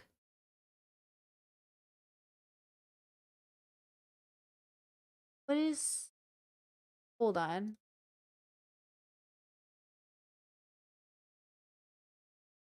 Okay, March 9th. He goes, Alice, March 9th. March 9th, March 13th, March 17th, March 24th. Okay, so this is all March 24th, right? All of this is March 24th, one day. March 27th. Okay, got it. Okay, yeah. Okay, wow. Thanks, Discord, for sending that. I really appreciate you guys. Holy fuck. Okay, so now we get it. March, let's keep that date in mind, guys, in case we see some timestamps on his end, because I'm confused. None of his videos have dates. I'm not seeing dates, and that's what's throwing me off with his video. Like, these are screenshots from her, so I get it, but I'm not seeing... Let's pay attention to those dates in case they come up. Okay, let's go back to his video. For multiple occasions. This is when Alice began to start posting about me and following friends and making threats. Alice has written in a document that I had refollowed girls I had slept with, and that I had told her I was going to refollow everyone that I had unfollowed for her. Alice had gone through and isolated me from my friends throughout our relationship, and was even stalking me after our breakup. I sent her this message to show that she was no longer in control of me, and could no longer make me stop talking to my friends. Although we had been broken up for months at this point, Alice was still messaging me about the girls that I had followed on Instagram, or friends that I had refollowed. Alice sent me this message saying that any girl that I speak to would be ugly anyway. Hold on. I want to sleep, so I don't know about it anymore. He says, yeah, we not know what we don't like now, and I guess you still care. That wasn't my point though at all. Again, let me tell you. So we sorted that now. I now understand that with that message the other day that it wasn't deep, so I get it. I understand. She said, I don't care for what you decide to fuck. They're all going to be clapped and ugly anyway. Good luck finding better than me. But my point is, if you're doing that, please stop messaging me. Okay, well, she reminds you, remember, what was that girl? What season of Love is Blind was that girl who's like, you're not going to find prettier than me. You're going to regret it when you see how hot I am. You rejected me. And I'm like, okay, relax, sis. But she said, if you're going to fuck other people, stop messaging me, which I think is fair. Chaz says, you think she watches Metaphistel? She's like, you are a broke boy. You are dusty.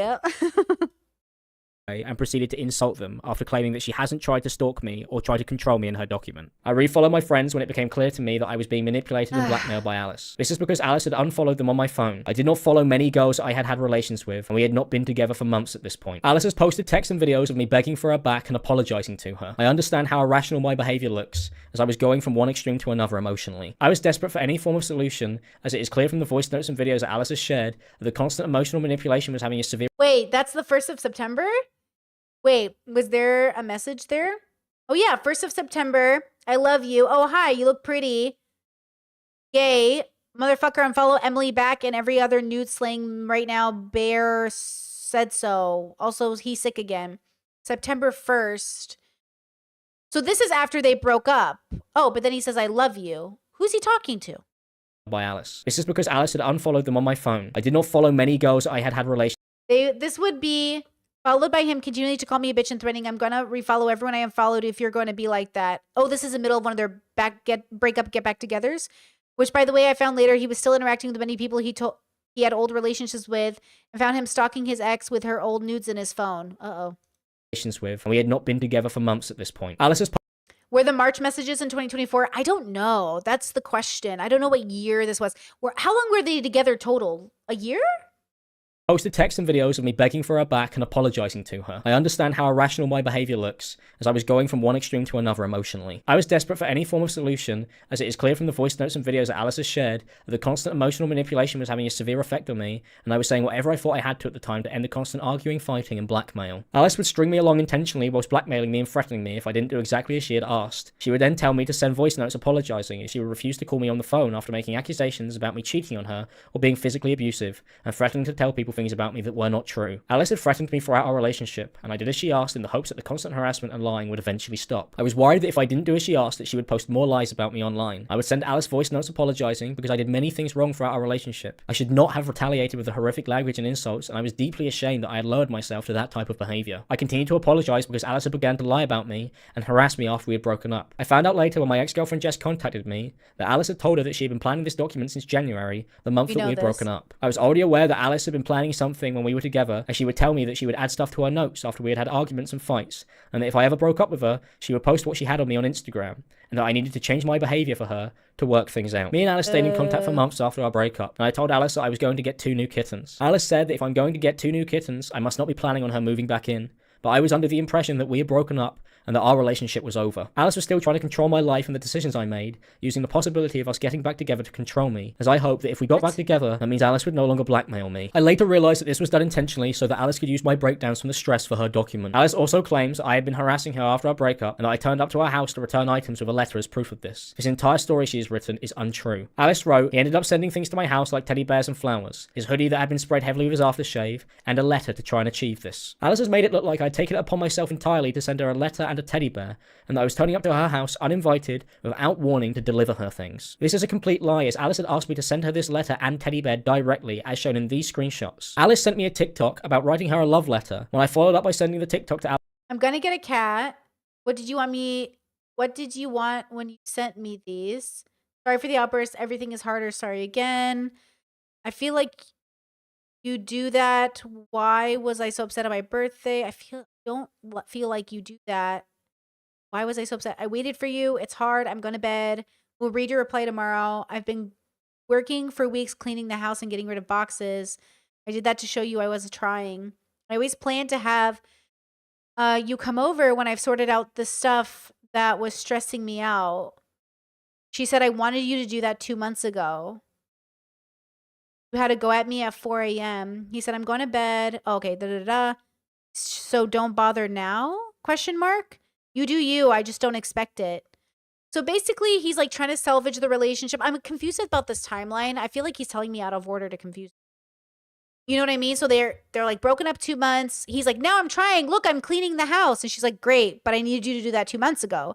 He's like, so what? I shouldn't try? She's like, I guess. This has nothing to do with me. So does he think he's still trying to win her back? And she's like, what are you doing? What? Alice and I message. I asked her if this is what she wanted. She said, you do you, I just don't expect it. Alice has not included this, as not only does it Okay, Chat kept saying, like, do you think he's autistic? Is that what Chat's been saying? And then this is essential justice. Like, do we think he literally doesn't get it? Is he literally not getting it? Like, sir, are you sure it's borderline and not autism? Or both? Because I'm confused. But then you hear the messages and the way he talks to her. I feel like there's something there. You know what I mean? Look, we all sound different when we're not being when we're not in front of a camera. But I feel like not all of us are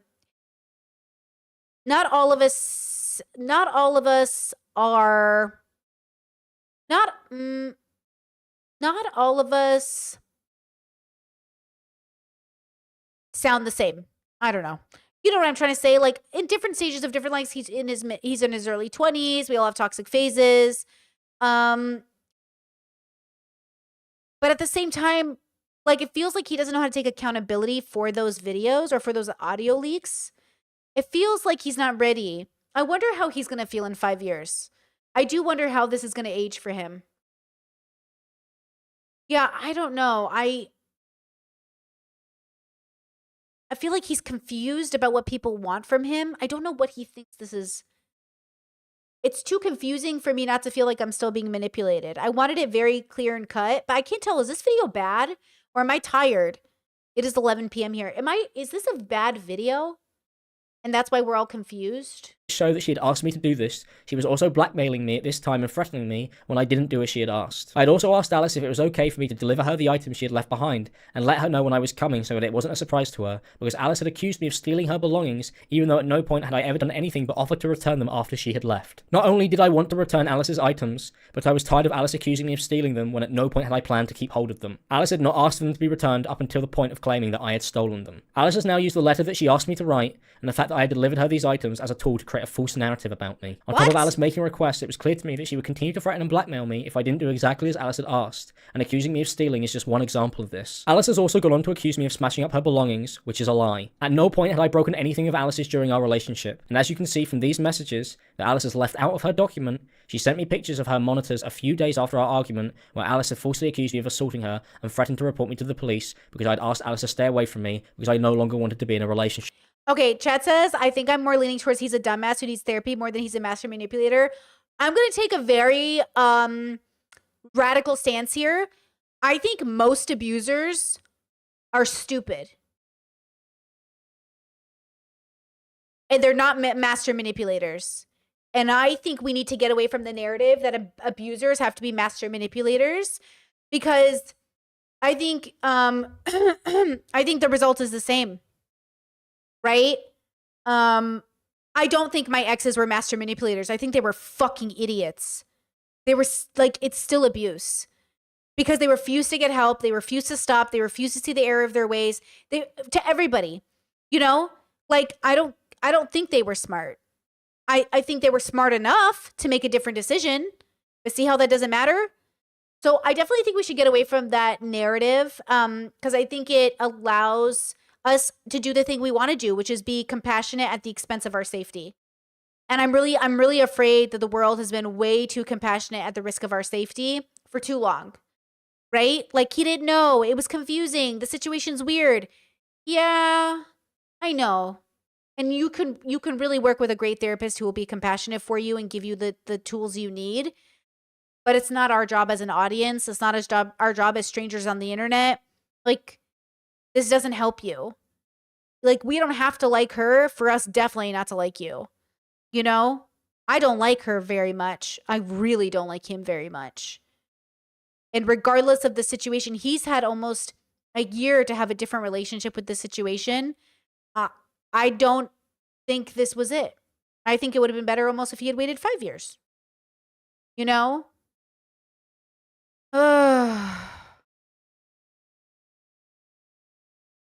Oh, Discord just shared a little bio thing from a website that said they were dating for a few months. March 17th, 2023, after seeing each other for a few months. Wait, she claimed to have began dating him on March 17th? So that must have been March of 2024 that we saw in the messages, because it was the 4th, the 9th, whatever, to June 15th, 2024. So that must have been March 2024 that we saw in the messages. Okay. Yeah. Okay, that could make sense. Yeah. I don't know how good of a person she is. Doesn't mean that there wasn't abuse. I think that's what happens a lot of the time is like abusers date really horrible people, or two really horrible people date each other rather, and they become abusive. And then someone tries to pick a battle about like, take our side. I hate both of you, but in like the best way possible. I'm sorry. I can't root for either of you. Both of you seem like really bad people. And I feel like both of you would probably make bad friends and bad partners to people. I'm sorry people were hurt. I'm sorry you were abused. I'm sorry that the world is so ugly. But I can't meet either of these people where they're at this point. And I really hope they have therapists who can do it and loved ones who could do it. But girl, that's not our job as strangers on the internet. We are strangers on the internet. We do not need to meet these people where they're at. These people are way above our pay grade. There are better people, I'm sorry, who are more along on their healing journey, who aren't even in their healing journey, who aren't as bad as these people. The biggest mistake I ever made, the person who got dubbed, the person who ended up being the woman who became the stalker, okay? I started off that interaction by trying to help her. And I learned never to help people who can't help themselves, because they will make your life a living hell. And that's what I learned. I learned that woman, regardless of how much pain she was in, she was partially self-inflicted, and two, would ruin anyone's life who came into her life to help her. And that's what I'm worried about. I'm worried that these people will ruin anybody's life that they interact with because they can't help themselves. And it's scary, and I don't like it. And I'm warning you right now, I learned in my 20s not to do this. I'm telling you, don't do it. Send them to a professional. Say, I'm really sorry you're in this pain. Here's a professional. Stop pretending to be professionals. In my 20s, I thought as an activist that I was equipped to help people in need. I am not equipped. I am not a professional. I am a person. I'm equipped to help people to a degree. But I'm not a therapist. I'm not a doctor. I'm not a social worker. We are not these things. We need to send them to professionals. Okay? To people who are qualified and educated to help these people. Because that stalker needs help. That's a mental health problem. Stalking people is mental health. You need intervention. I cannot give you that intervention. And there's nothing wrong with saying I can't help you when it's truly above your pay grade. Okay? So all the YouTubers that are just like excited to get these people in their DMs, I'm telling you right now, don't answer these DMs. Don't answer the DMs from these people. It will not be good for you. Shit with her. I told Alice I did not know how this happened, but I offered to pay for new ones to avoid any more arguments, as I was already drained from the constant false accusations, threats, and blackmail. Alice has fabricated a story about me breaking her glasses in her document, which is a lie. Alice used her notes as proof that this had happened, but has invented this story retroactively, as shown by the fact that it had been added after she had moved out, specifically for— Maybe she made it all up. I don't know. That's the problem. I cannot tell. But regardless, there's too many text messages and video clips of them for me not to think like, I don't know what's going on, but something ugly happened here, bro. The document. Alice has posted videos of me threatening her in arguments. And firstly, I would like to make it clear that it is completely unacceptable under any circumstances that I did this. I said horrific things in these arguments to hurt Alice, and we both said careless things to each other in the hopes that we could annoy the other person and upset them when we started to fight. The language used in our relationship had become deeply normal. Oh, wait. Our arguments are so stupid and miscommunicated, but like regardless, words were thrown around like it's nothing, so it's all a pile of shit. It got mutual. In the end, I called you an asshole, etc. back. Okay. Hey, membership for 21 months. Thank you so much. Says, these humans are humaning like some real professionals. Let's go. Thank you for the membership. Appreciate you. In the hopes that we could annoy the other person and upset them when we started to fight. The language used in our relationship had become deeply normalized, and I'm incredibly ashamed that I contributed to that. I was fully aware at the time that this was completely unacceptable, and nothing makes this behavior okay. Alice has continued to lie about the nature of our conversations, and made this tweet where she denied calling me a dog at any point, which as shown in this text message is a lie. In this thread of tweets made, people accused me of being a dog at any point, which as shown in... You're always right, Alice. Yep, I am. Well done. Good dog.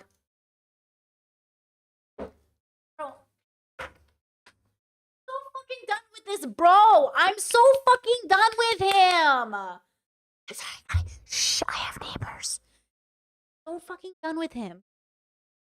So fucking done with him. I'm so done with him, bro. Sir, ma'am, hi. Okay, so I just want to...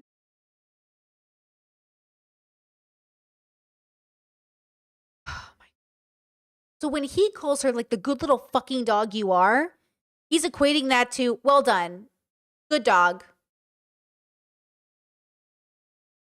And she says, just speak up next time, pup. Okay, so let's read this. He says, you're always right, Alice. Yep, I am. Well done, good job. Well done, good dog. No, I should have kept my mouth shut, Alice. No, just speak up. Speak nice next time, pup. I won't ever tell you anything I'm feeling again, Alice. Okay, 5-year-old, that's your solution. After I said, don't do that. LOL, don't listen. Proof right there.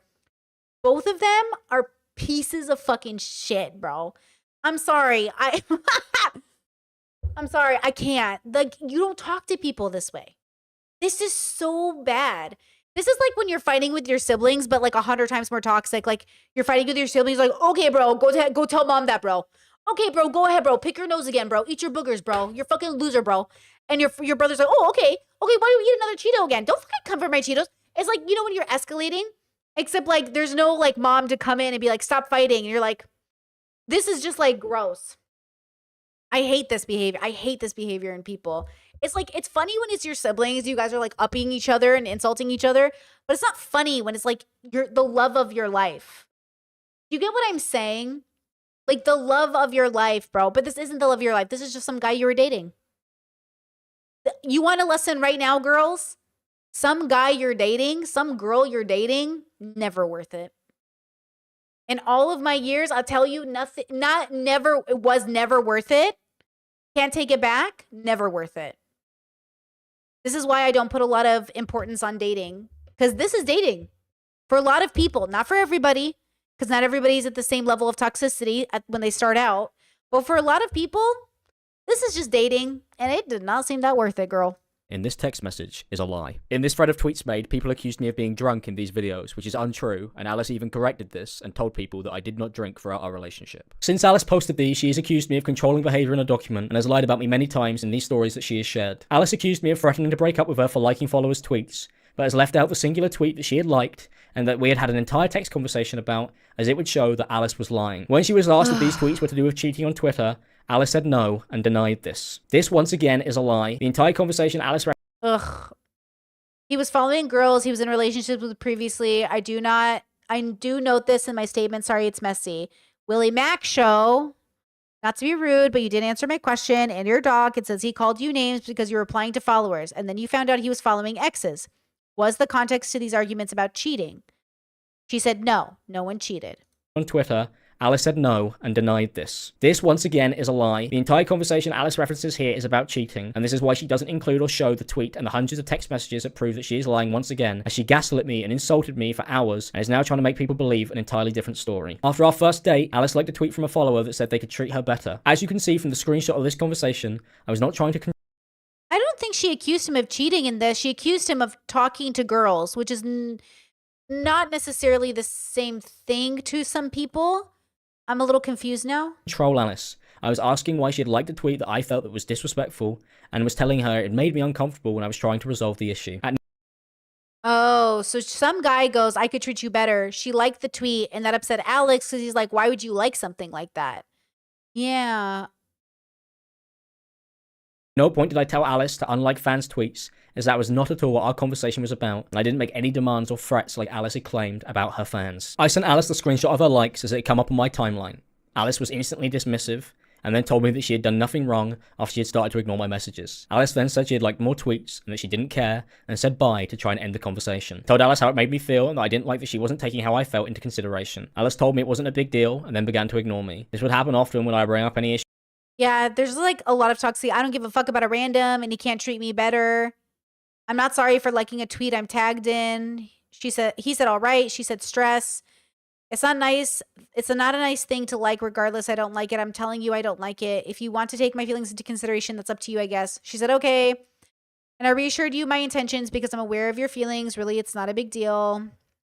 I felt into consideration. Alice told me it wasn't a big deal and then began to ignore me. This would happen often when I bring up any issues with Alice. She would stonewall me to discourage me of trying to talk about any issues that I had. When I told her again it was disrespectful, Alice dismissed me. Alice then started telling me 80% of her DMs were people saying that they could treat her right, which didn't make me feel reassured at all. I didn't feel like Alice was trying to help, and I started to feel like Alice intentionally wanted. Yeah, I think when you have a low compatibility partnership, everything feels like a battle. Everything feels hard. Everything's difficult. Everything feels like there's not enough trust there. You can't see the person. High compatibility, low compatibility is so about trust. It's about I see you and I trust you. When you tell me things, I believe you. I believe you. And your actions back up why I should believe you. And I think when you're in a relationship where everything feels like you're trying to hurt me, you're trying to get back at me, I'm liking this tweet so your feelings get hurt, that's not a relationship. That's a train wreck, you know? And so sometimes I think it can feel like we're told we have to fight for these relationships. People give up too easy. Don't give up on your relationships. You're not giving up on the relationship. You've gotten enough data. You've put it into the computer. Rejected. It's not a match. Matchmaker, matchmaker, send me a match. Make me whatever. Blah, blah, blah, blah. You know? It's not a match, and that's okay. Break up and never talk to each other again. But we're told, fight. I believe that in my 20s. It was like, fight. Believe in us. Why don't you believe in us? Okay, well, I believe in us. Will you go to therapy? No. Okay. Okay. Will you get us help? Okay. And by the way, couples therapy with an abusive partner, not a vibe. Couples therapy with somebody who can't admit they're wrong, exhausting. Couples therapy with somebody that's not trying to get better, not going to help. Not going to help. You know, Chat says, Brett, have you heard of Temptation Island? So toxic. I have heard a little bit about it. Girl, there's so many shows. I've heard just a little. I've even gone through this season of Love is Blind, working on it, and it's like, and apparently it gets even juicier outside the pods, which is the next episode I'm going to record tomorrow. Very exciting. Very exciting. Wanted me to feel insecure. Alice says I am the one doing this and not her, and blames me for even bringing it up in the first place, as if I had started this argument when I was reacting to something that Alice had done that had upset me. Alice would do this often and would turn my reactions into the start point of arguments, totally ignoring what she had done that had upset me. Alice refuses to apologize again and says she had done nothing wrong. I told her it was disrespectful to do something like this publicly, and that I didn't like it. Alice replies sarcastically, saying she is sorry she ruins my rep, and asked me what I want from her again. I then told Alice she was clearly trying to avoid saying anything to reassure me, as she had gone out of her way to do the opposite. Alice then claims she actually did reassure me, and then sarcastically texts me that she won't ruin my rep again. Alice then begins to mock me for wanting her to apologize, and then says sorry for liking a fan's tweet, which is not at all what I had an issue with, as Alice has tried to portray here and in her document. My I don't think any of those messages are going to help him. I'm She sorry. was with the way she would treat me, and now she would have been upset if I had done something similar. Alice has lied again about why I was upset, and has hidden the hundreds of messages of me trying to have a conversation about this, and then has written in a document something that is completely untrue. Alice then tries to make me feel bad for bringing it up, and was adamant that all she had done was reassure me, and I told her that what she had done wasn't enough. Alice then starts to swear at me and insults me. This annoyed me, and I told Alice she can call me when she got back, as texting was clearly not working. And as a couple, I felt that now we needed to call to settle this issue, as it had become way bigger than it needed to be, as I felt Alice was now intentionally trying to upset me. Alice then says I tried to force an apology out of her, but at this point I was just upset that I felt that I had been forced into asking for one that wasn't genuine, after Alice had continued to mock me. Alice then accused me of being the person who was throwing a fit, and continues to downplay that I was upset. I feel like Alex is the kind of guy that is like, look, I've been good for like a week. I'm good, right? It's like, no. Like, I just don't trust him to actually be healthy enough to be the partner that he promised to be. And I don't trust her to realize that she's also not the healthy partner she should be. Does that make sense? Like, it's clear Alex has problems. I don't know if she's aware that she has some problems. Like, I don't think she's self-aware enough to know she's also toxic. But I don't think Alex is self-aware enough to know that, like, it doesn't matter if you clean your side of the room today when I know tomorrow it's going to be dirty. That what I had seen was disrespectful. Yes, chat, let this love never find me. And on some level, a form of cheating. Alice says, I heard you, to which I respond in detail of why I felt like everything Alice had done was not acceptable and Okay, bye. Oh, no, bye. Okay, I know. I heard you. What does that mean? That is the most half-ass's response. I don't get fuck all from that. That's not, I'll do something about it. Or sorry, just nothing. It's shit. I hate it. I heard you. It's a joke. Is a joke. Is a joke. What do I get from that? Is that meant to make me feel better? I can't. Do these people not talk on the... I'm sorry. Is Gen Z allergic to the phone? Pick up the goddamn phone and talk to each other. Too much text messaging, guys. This whole video is text messaging. She replies, yes, dad. Why are you trying so hard for this relationship, both of you? But also pick up the goddamn phone and talk on the phone. apology. I felt I was communicating clearly, but Alice mocked me again and said, yes, dad. I then got upset even more because I felt I was being belittled and mocked. Alice then sent me another sarcastic apology when I mentioned again how disrespected I had felt. Alice then calls me a baby and tells me she doesn't understand why I was upset at all in the first place. I told Alice I felt she was more concerned with having to say sorry than she was about me being upset, and that her response threw me massively. Alice calls me a child and immature. I admit I could have handled things better from the start, but Hold on. and that her response threw me massively. Alice calls me a Doing your best to be more concerned about how you are than how I am feeling. Bye. No, not at all. You're a child, and clearly, if that's your take on everything I've said, ignores everything because I didn't say sorry right away. You're immature. Do you want to talk about this on a call instead? Okay, so he offers a call. She says, now, oh, even said sorry. I even said sorry. It's very clear you're upset, and I fucking know I said sorry, and we're still going, so what's the point? No thanks. You stress me the fuck out. I'm not gonna scream after I've just eaten. I feel like she's not really meeting him where he's at, and she's not really meeting her. Like, they're not meeting each other, you know, where they're at. I think that's the problem. Right? child and immature. I admit I could have handled things better from the start, but from reading these conversations back, it is clear to me that no matter what I had done, I was going to be mocked and insulted for bringing up how I felt. I then asked Alice if she wanted to talk on call instead, as I struggle with communicating over text, and I thought that that would make it easier. Alice then tells me that she is going to scream at me. Alice continues to insult me and calls me a baby again. I told her that this was not necessary and that I didn't like Wait, what did he say? going to scream at me. Alice struggled with communicating over text, and I thought that that would make it easier. Alice then tells me that she is going to scream at me. Okay. Okay, let's play a game. We have Alex's brain. Let's play a game. I'm Alex. Okay, first, you saw how I read the text messages, right? Do I have to replay that? No. You saw how I read the text messages? Now I'm Alex, okay? I'm hearing her voice in my head, but I'm Alex, okay? Okay, no thanks. You stress me the fuck out. I'm not gonna scream after I've just eaten. It's like, okay. He's hearing her say, I'm gonna get on the phone and I'm gonna fucking scream at you, you piece of little fucking shit, you little dog shit, you little fucking cunt. Okay, that's what he's hearing. Or that's what he's trying to tell us. When he says she was gonna scream at me. Versus what I heard is, I don't want to scream at you and fight with you on the phone. I just ate, bro. I don't want to argue with you. That's what I heard.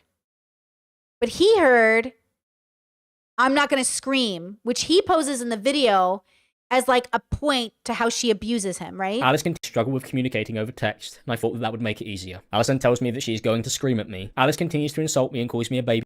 Well, she says you stress me the fuck out, and I'm not going to scream after I've just eaten. Yeah, interesting. Is this manipulation? Is he trying to trick us again? She hit me when she pushed. She yelled at me when she's saying, I don't want to fucking get in a fight with you, bro. Like, I can't tell. Baby again. I told her that this was not necessary and that I didn't like having to fight with Alice to be taken seriously. Alice responded by spamming me with messages. I asked her to stop, to which Alice said that all of this had happened because of how I talked to her, blaming me for the... Chad says, is it constant bad faith on both sides? Okay. This is what, yes, I think this is what I mean by low compatibility partners, is it's going to feel bad faith on both sides. If you have low compatibility with your friends, with your social network, it's going to feel like bad communication and bad faith on both sides.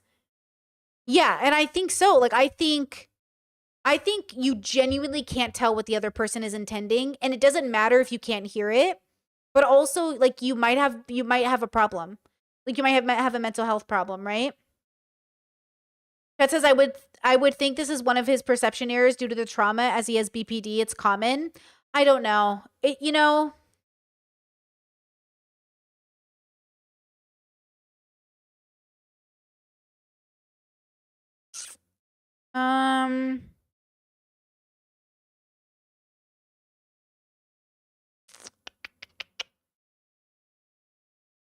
yeah.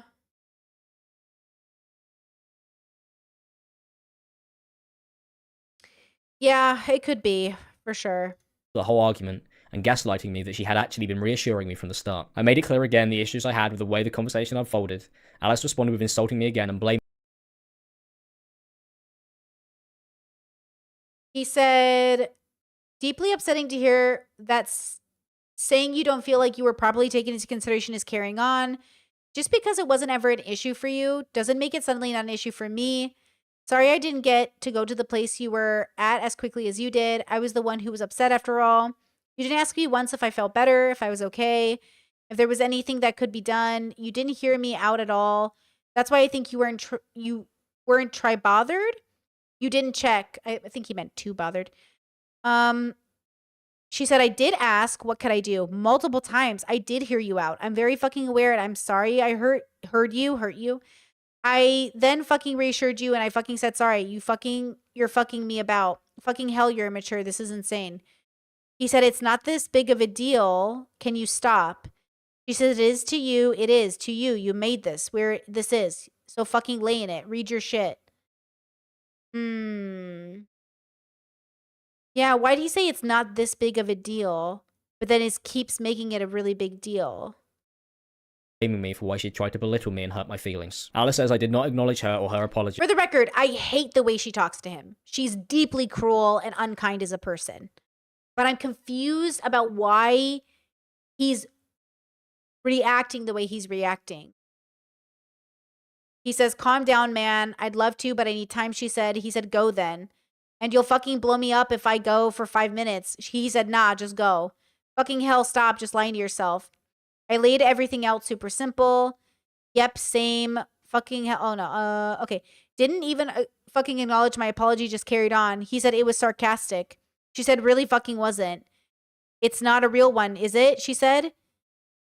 He said. She said, first one was, no one wrote a fucking block as a joke, Alex. No one writes a fucking block as a joke, Alex.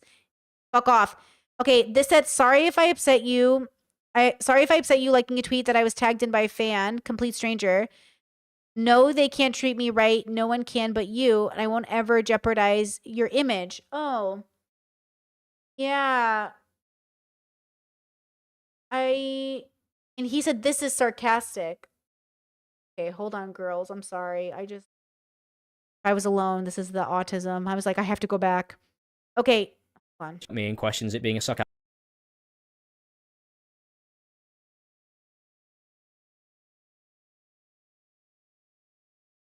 She's saying, I'm not sorry. Okay, she's saying, I'm not sorry. I liked the tweet.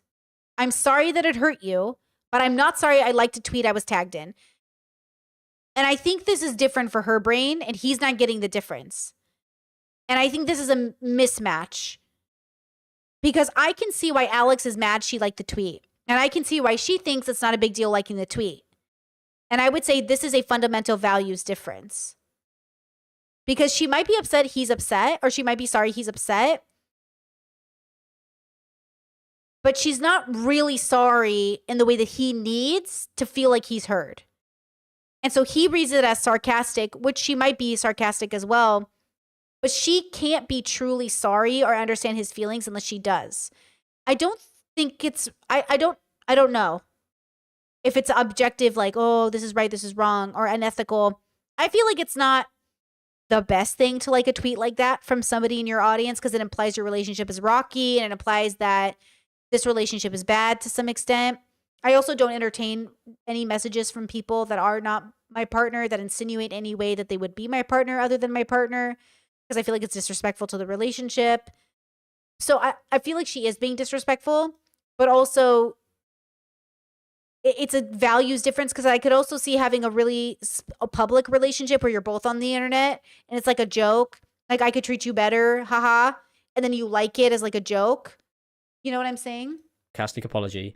She then says that it's what I wanted to hear, and then proceeds to gaslight me again that I have misinterpreted the entire conversation. I start to get annoyed at this point, as it's clear that Alice is intentionally trying to gaslight me about what had taken place.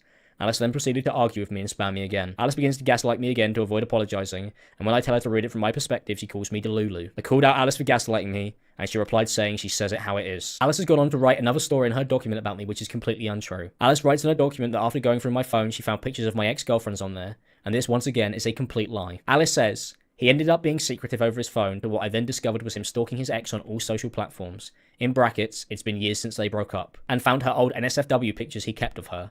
He said sorry, and that was it. Alice also showed a message that says, it was never an issue before, so why is it now, in regards to going through my phone. This is because I had refused to give Alice my phone. Alice has created this story and put it in her document, despite saying on Twitter that at no point did I ever cheat, which makes no sense, as that is what she accuses me of doing throughout the entire document. Alice had complete access— I don't remember those accusations. I don't remember the cheating accusations. I'm so confused. Is he confused? I don't think she's accusing him of cheating. I think she's accusing him of towing the line. To my phone and social media from the moment we began dating. And the moment I tried to stop this from happening, Alice got annoyed at me, accused me of cheating, and threatened This is why you're being so secretive. Why won't you let me look? Guilty as fuck, go away. Yeah, that could be a cheating accusation in private. Look at what never was an issue before. Why is it now? Your reaction alone tells me what I need to know. It sounds like she's triggered, right? It sounds like she's triggered. And because she's triggered, she thinks like, oh, you're hiding something from me. I feel like they're triggering each other. And then they're triggered and then they can't talk it out. And then it's confusing. The problem with when you're triggered and you don't know you're triggered is you think you're being yourself. Like, you think that's what you think. They think that's who you are. It's not who you are. When you're triggered, you're not who you are. You're somebody else. Like when you're drunk or on drugs. We've already done studies on this. You're not your real self drunk, guys. You are intoxicated. That's why we do not give consent when drunk, okay? So there's, you know what I mean? You're not yourself. So when you're triggered, you're not yourself. You're somebody else. That's, you know, apart, like it's your body and your mind and your brain. Like, we're biological creatures with faults, okay? So I think they're triggering each other, arguing, and then they don't know how to pull it apart and dissect it and deconstruct it, which is obviously where therapy comes in and a lot of other work, right? Break up with me, but has cropped these messages out of her document. Alice had full access to my phone from the moment we began dating, and would come in my room daily to check on who I'd been talking to. This started the first couple weeks into dating, after Alice slapped me because I'd been invited to a party in LA by a TikToker. Okay, I didn't respond to the message and showed it to Alice, which resulted in her still being upset at me for being in contact with any female influencers or friends. Alice told me she would only feel better if she could slap me, and if she was allowed to go through my friends list and unfollow and block people, which became a regular occurrence throughout our relationship. Alice forced me to cut contact with many girls I had known for years, and I allowed this because— Wait, did he tell the slapping story She would or only no? feel better if she could slap me, and if she was allowed to go in contact with any female influencers or friends. Alice told me she would only feel better if she could slap me, and if she was allowed to go through my friends list and unfollow and block people, which became a regular— Me unfollow motherfucker and follow Emily Black and every other nude slag right now. Bear said so. Also, he is sick again. Bear is the cat. Beware the bear. So she's obviously suffering from internalized misogyny. She's very sex negative. She's very slut shaming. She's very anti-women. Like, her language is very bad, right? Like, I think we all get that. Like, what are you calling women names for, bro? So she's obviously like not a feminist. You know what I'm saying, girl? It's not a feminist lady. occurrence throughout our relationship. Alice forced me to cut contact. I don't know about that. I apologize for it. I'm going to go unfollow all the people I unfollowed for you. I'm gonna go refollow all the people I unfollowed for you. If you're gonna be like that, then it can be like that. Read my messages, you asshole. God, they're so abusive. God, I hate the way they talk to each other. Contact with many girls that I had known for years, and I allowed this because I did not want to be slapped. This is so normalized. Look how normalized this dynamic is that they dated at all. That it went on this long. That we are watching these videos on the internet. You know what I'm saying, girls? Like, this is not the love of your life. This is not love. Over something that was easily preventable. I thought it would be easier to let Alice have access to my phone than to potentially start a fight that would end up with me being hit or having my phone taken because I... He's doing that thing. I just don't believe it. I just don't believe that he literally thinks she's going to hit him. I don't know why. I don't believe him. Like, she's obviously so aggressive in her language. They're both so aggressive. They're both so aggressive in their language to one another. I don't know why I'm struggling to believe it with these messages that he's literally doing all of this because he's afraid she's going to hit him. I can't, I don't know. I'm really, look, in the future, I might look back on this video and regret that statement, but I'm just not getting it from the way that he's telling the story. I'm really trying to hear it. And the way he's telling the story just feels, I don't know. It feels, and I've already called her out. I've already done my due diligence. I've already said she's obviously not a feminist, blah, blah, blah. But I still don't get the way he's telling the story. Would be accused of potentially cheating on Alice, even though I never replied to these messages that I received. In the instance that Alice is referring to, I had refused to give her my phone because I had reached out to a friend of mine and I had told them that Alice had been hitting me, and that I didn't know what to do about it as she had threatened and blackmailed me when I had tried to leave our relationship. Chaz says, is it that hard to believe when she admitted to slapping him and is aggressive in her language? They both no, because he manipulated the language. Like, we're talking about different things. Like, I don't know if you've been watching the whole time, but we have really gone through the text messages. He uses different language. He changes the language on purpose. She changes the language. Like, that's what I'm saying. I'm saying, I think we're using languages different here. Like, she'll say, I pushed you, and he'll say, you hit me. These are different things. Or she'll say, yeah, I slapped him in self-defense, and he'll say, she slapped me. So she'll say in self-defense, and he'll say, so he doesn't explain why it wasn't self-defense. That's what I'm saying. She already said it was in defense of, because she was threatening her. And he doesn't tear down the story and explain why it wasn't self-defense. He needs to explain why she slapped him. I don't, to this day, know from his perspective why she slapped him. I only know from her perspective why she said she did it. And I don't know why Alex isn't telling us from his perspective why she slapped him. Like, what it felt like. Where was he? She says, they were arguing. He was scary. I felt threatened. Da-da-da-da. Okay. What's Alex's perspective of the slap?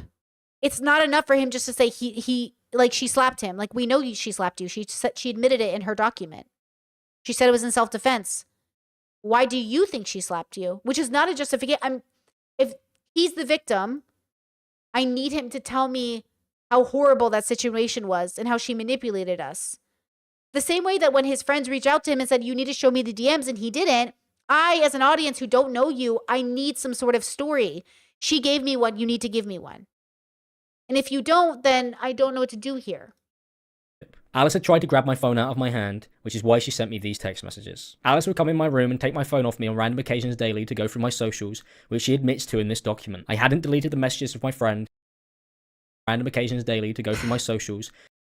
He ended up being secretive over his phone to what I then discovered him stalking his ex on all social platforms. It's been years since they broke up, and found her old NSFW pictures he kept of her. He said sorry, and that was it. Which she admits to in this document. I hadn't deleted the messages of my friend, so I refused to give Alice my phone because I knew if she found out I had told anyone about the abuse, things would get worse. In the text Alice shows in the document, she leaves out that I said she could come and take my phone if she wanted it. Alice then threatens to leave me if I don't let her look at my phone after calling me guilty for holding onto it when she tried to take it out of my hand by force. Okay, so Alex is saying she noticed I was hiding my phone because I had texted people that I was being abused. And so she said, wow, you fucking cheated on me, or you're doing something because you're hiding your phone. Which I guess if my partner randomly started hiding their phone from me, I'd be like, hey, why are you being weird? We don't hide our phones from each other. We keep our phones around the house. We share all electronics. And if my partner started hiding the electronics from me or not giving it to me, I'd be like, what are you doing? And maybe I think he was cheating, but honestly, I would think hi, are you having a stroke? What are you doing? Why are you hiding the phone? Let me have it. And be like, no. I'd be like, I think I wouldn't go. I mean, I'm old, right? I'm 10 years older than them. So I have better skills than they do. But I would say, hey, are you okay? Is something wrong? This is so abnormal for you. But they're both young and very fucked up. So they go right to accusations. Fear. Fear takes control and they attack each other. Fear is the root of all evil. Accused me of cheating and stalking my ex-girlfriends because I would no longer give her access to my phone. On this occasion where I held onto my phone, Alice tried to take it out of my hand and then pushed me when I refused. To make it clear, I at no point had access to Alice's phone and I had never asked for it. For our entire relationship, Alice had full access to my phone, went through my Is this like Trisha Paytas pushing Moses? You know how they got into it? All of that's bad. All of it's bad. It's still toxic. It's still bad. It doesn't matter, right? Like you shouldn't need, okay, look, it's not the pushing. It's the context of the pushing. I slap fight people all the time. We push each other. That's not what we're talking about. We're not talking about, this is for my autists, we're not talking about literally pushing. There's nothing wrong with pushing, shoving, fake slapping. There's nothing. My brothers and I slap each other in the face as a slapping game. You ever play rock, paper, scissors slapping games? People have a sport dedicated to slapping each other in the face. The problem isn't the slapping. The problem is the consent. Same with sex. What's the difference between sex and rape? Consent. That's the difference. It's not the sex part. It's the consent part. The issue we have here is the consent issue. She shoved me. She pushed me. Okay. This isn't obviously allowed in your dynamic. Why is it in the dynamic? You know, my partner and I wrestle. You think there's not pushing and shoving and like play fighting? We wrestle each other for funsies. It's the consent. That's the difference. Language means something. Consent means something. In this relationship, I don't know what any of these words mean. Especially when she says, I pushed you, and he says, you hit me. And then it's, oh, she shoved me. She pushed me. She slapped me. I don't know what any of these things mean in this context. And I need to understand it. That's why we use safe words. So our partners know when we're serious. Like, we're wrestling. Hey, yellow, stop hitting me. Oh, we're done. It's like, okay, we're done. Do you know what I'm saying? I feel like you can be having, it's like, you ever been tickled by a sibling, bro, and it just goes too far and you feel like you're fucking dying? Okay, imagine being able to use a safe word and they'll stop. It feels like sometimes people keep going too hard. Now I'm traumatized. You think I'm not traumatized from tickle fights as a kid? I'm fucking traumatized, bro. The way you keep on tickling when I'm out of breath and I think I'm dying? Come on, anybody got tickle trauma? It's like, I need to know what these words mean. Following and text messages, and would threaten me and hit me if I refused to hand over my phone or unfollow people who I knew. If I refused, she would take my phone later that day and unfollow them anyway. Alice would accuse me of cheating because she knew I would hand her my phone to show her that I hadn't been. I find it incredibly confusing that Alice has accused me of controlling behaviour when Alice has openly admitted in this document to having full access to my phone, to the point where she has written a story about me where she was upset that I refused to let her take it off of me, as if I was the abusive one for not letting her have it. Alice wrote in her document that time passed and small things became huge issues, which were over Discord at first. Alex felt that because I am home all day and work from home, that I would be able to call 24/7 and completely shut out any other social interactions I have with my friends. To avoid that, I invited him into... We had known each other for over the years before we interacted, and we were seeing each other for a few months before anything was official. We started dating March 17th, 2023, giving each other 100% of our attention, time, and effort with no arguments. After that, time passed and small things became huge issues, which were over Discord at first. Alex felt that because I was home all day and work from home, that I would be available to call 24/7 and completely shut down any other social interactions I have with friends. To avoid that, I invited him into my groups and stopped working as much. These small arguments worsened to the point where he would turn on his camera and start shouting at me on call. He's gone as far to tell me to self-harm at this point after I told him about my history prior. This would be accompanied with multiple horrible messages calling me a whore, bitch, and slimy. He would tell me that I caused arguments as an excuse for me to leave him, and saying, I don't know how I ended up with someone like you. And we know these calls happened because we have them recorded. We know that he also begged her to like take him back, which I'm hoping he talks about in this relationship or in this video ? So to my groups, and I stopped working as much. This is untrue. Alice had told me that she wanted to quit her job as an OnlyFans model. Bidding off for Fanhouse SFW, and they take less money. I'm gonna push only posting cosplays there and just slowly remove the rest. Okay. Well, that's working as much. This is untrue. Alice had told me that she... I think he's... To avoid that... Is he seriously misunderstanding every single message? I invited him into my groups, and I stopped working as much. This is untrue. Alice had told me that she wanted to quit her job as an OnlyFans model. Well, nothing in this says she's going to quit her OnlyFans money. Bidding off for Fanhouse I don't know what any of this means, SFW, and they take less money. I'm going to push only posting cosplays there and slowly remove the rest. Okay, none of that says I'm working less. None of this says I'm quitting my job. Going to leave soon. Aren't you happy with me? Did my messages not come through? I said, if that's what you want, I'll support you. We can talk about it later. She said, okay, I'm happy for you. I'm with Arthur and George right now. Her saying she's going to focus more on cosplays is not her saying I'm going to work less. And her saying I'm getting off OnlyFans or nude content is not saying I'm going to work less. So is he implying that, like, I didn't make her work less? A lot of people get into relationships and stop doing OnlyFans. Trisha did that. Trisha got married to Moses and slowly got off OnlyFans, right? After a while, because she felt like she didn't want that stuff on the internet. She got rid of it, as far as I know. That's fine. That's valid. I still like my OF. And I still like creating stuff there. Will it change over time? Will I change what I'm doing? Sure. Like, I'll probably change what I'm doing eventually and make it something different. But that's not me changing OnlyFans. That's me changing my relationship with the work that I do there. But I'm working the same. So I feel like I don't understand the statement here. Like, sometimes he does this in the video. Like, well, how do these two things relate? And I'm really good at relating things that people can't relate, guys. You know that's my superpower. So I feel like he is confusing me with why he's relating these two things. It was her idea and not mine. The arguments about work stemmed from many things. We would both insult each other and belittle each other. Our relationship was horrifically toxic, True. and none of this is acceptable. Alice had willingly invited me into her friendship circle to play games with her and her friends, and I had invited Alice into mine. Alice would insult me when I was working, and would insult my friends when I would play games with them, and accused me of not spending any time with her. We were both incredibly toxic, petty, and mean to each other. True. Yeah. Why not with me? I only get sad when you go off with them all day, and I get less than an hour with you because you go to bed sooner after you call me.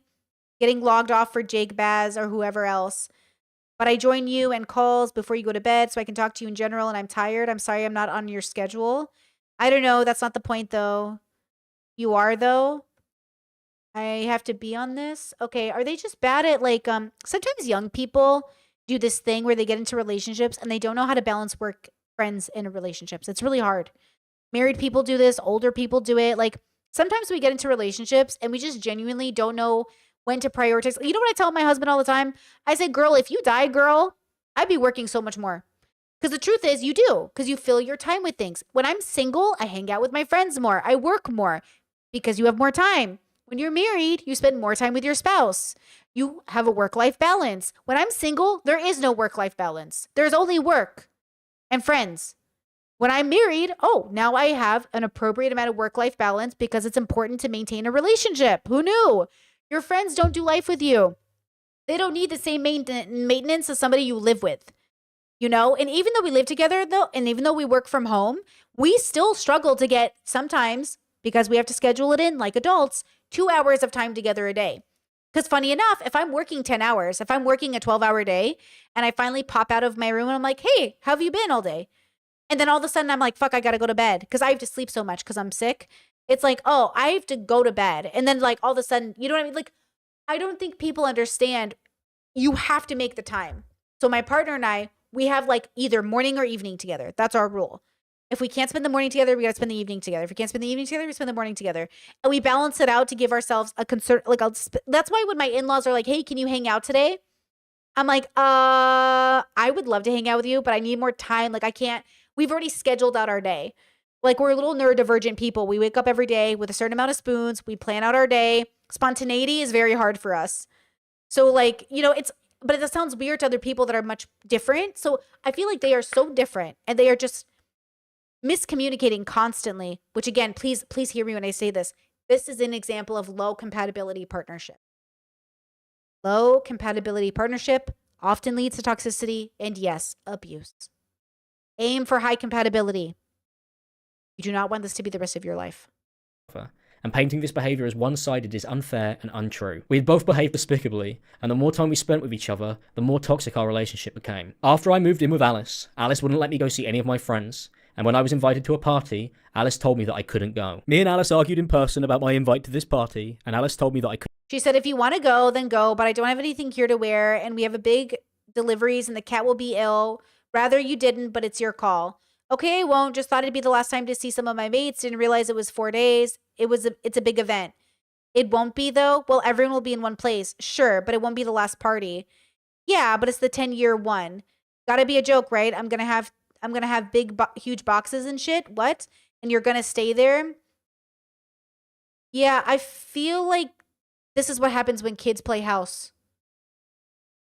Like, this is what happens when kids think they're adults because they're of age. You're like little children. You can't figure out how to go to a party and get like packages delivered. You can't figure out what to do. Life's so hard. This is the big, what is this? You're fucking like Vietnam? Figure it the fuck out. But they can't. Because like, it's literally kids playing house, bro. Couldn't go because I had responsibilities, although at the time I had nothing planned and I was not aware that I had something to do on that weekend. The more the conversation went on, the more Alice told me that I would have to deal with the consequences if I went, and it made me very much feel like I was not allowed to go. Alice then began to guilt trip me and tried to make me feel bad for ever suggesting that I wanted to go to see my friends in the first place. When the party ended up happening, I didn't go, and all of the things that Alice said that I would have to be responsible for didn't happen, as it was not true, and it was simply being used as a way to keep me. Wait, so go. We'll talk about properly later in person. You deal with the backlash after. I lost care when I realized you don't have a brain. I'm fine with you going. God, she's so mean. You need to confirm or don't, I don't know. Done. Can I come down and talk properly on the sofa or in the bedroom? They're literally living in the same house texting each other. They're literally in the same house texting each other.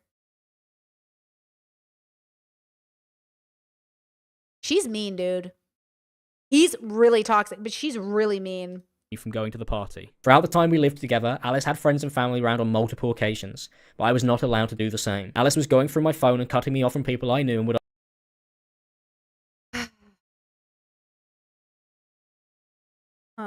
argue with me if I spent time in my office working or talking to the few friends that I had left. I had chosen to live near Alice and her family because that's what she wanted. But when I wanted to see— No. I thought he had a place and she moved in with him. No? I guess not. my friends and family, Alice would make excuses for why I couldn't leave the house. Alice has posted in her document that I didn't ask her to move in and that I just assumed that she would. Not only do I find this accusation odd, it is also completely untrue. Alice's mum drove us to viewings together, and it was something that we had been planning for months. I did multiple viewings of Alice, and we ended up picking a house together and moving in with each other, which would not be possible if I hadn't asked, as we were both on the lease. This is something that we had mutually discussed, and I do not understand why Alice has written this. Alice says in her document that she told me she was scared to move in, and has screenshotted this exact text message in real time so that it could be used to build her document that she had been writing throughout our relationship. I'm tired of fucking life lessons. You ain't got fuck all real. Okay, hold on. I gotta. Any updates on the houses? They just made an alt and commented again. Send getting on my tits. Send what? Play PUBG. The comment, you have it, and block them again. COD, I'm calling you. God, they're having like 10 conversations in one screenshot. Okay, so she messaged any updates on the houses. Possible if I hadn't asked, as we were both on the lease. This is something that we had mutually. I love you, miss you. I'm out eating. I miss you. I can't wait for this move with you. You have all my trust. I'll be waiting for when you get back tonight. Discussed, and I do not understand why Alice has written this. Alice says in her document, at this time, he was looking to move house and I helped him. He assumed I was going to move in with him without asking me beforehand. I was brave enough to tell him I'm scared to move in with you because of how you treat and insult me, and begged him to stop doing it and that he... Okay, hold on. This is something that we had mutually... I can't wait for this move with you. Discussed, and I do not understand why Alice has written this. Alice says in her document... Hold on. Yeah... September 2023. They were together in March of 2023. Moved in September. Chat says they're giving me toxic twin flame bullshit. 1000%. Exactly. That's exactly what they're giving me. They're giving me Meg the Stallion. God bless her. Never Meg. They're giving me Megan Fox. Oh my God. The only Meg in my head is officially Meg the Stallion. They're giving me Megan Fox and MGK, bro. It's exhausting me.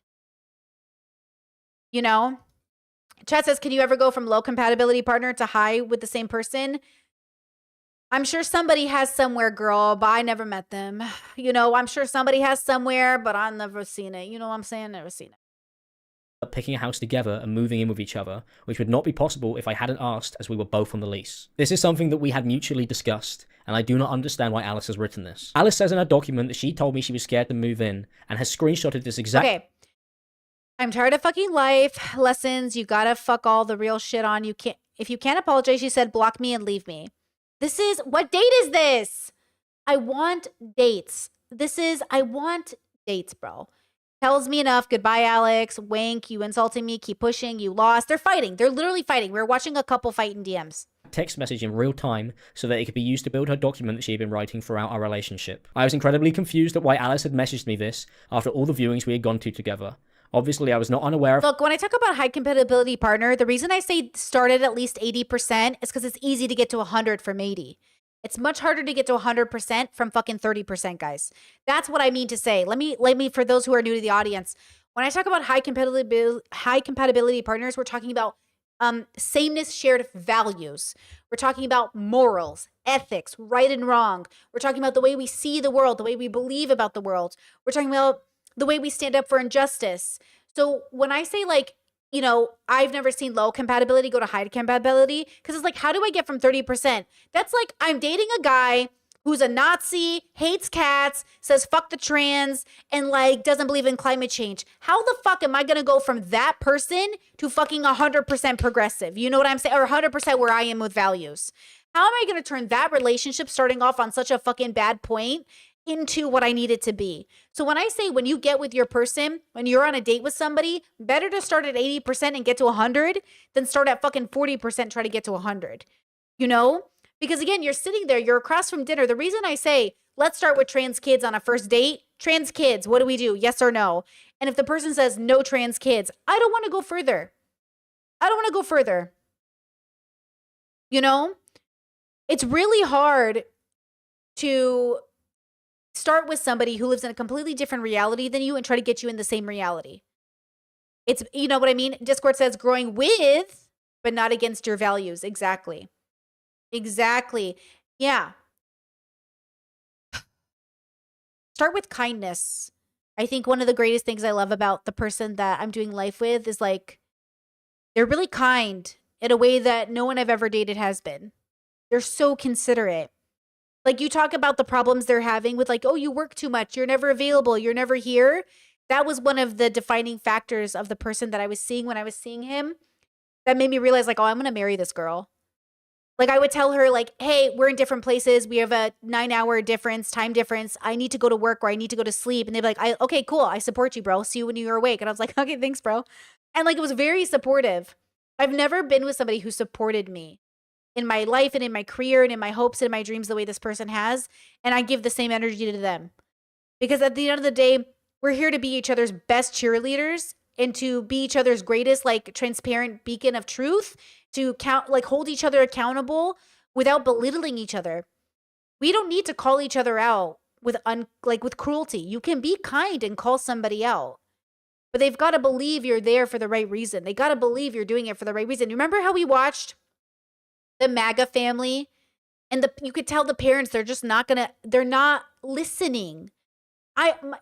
Imagine being married to somebody who can't hear you. I've been there. It's horrible. I don't recommend it. Being with someone who can hear you and hear you in good faith. When I say something, what did I say the other day? Hold up.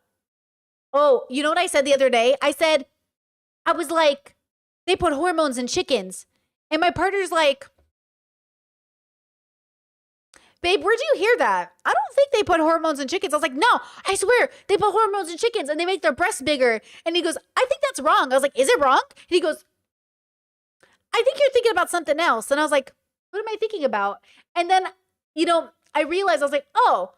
And at first I was like, wait, why are you correcting me? Like, what are you doing? And I was like, oh, you literally just realized it was wrong. It is wrong. I was confusing the breeding the chickens to have larger breasts with steroids and hormones. Discord said they put hormones in the chickens to make the chickens trans. Listen to these Machiavellian factory farmers are turning the chickens trans. Their breasts are fucking huge, man. You could motorboat them for days. Suffocation, no breathing. These chickens are trans. Okay, I'm leaving now.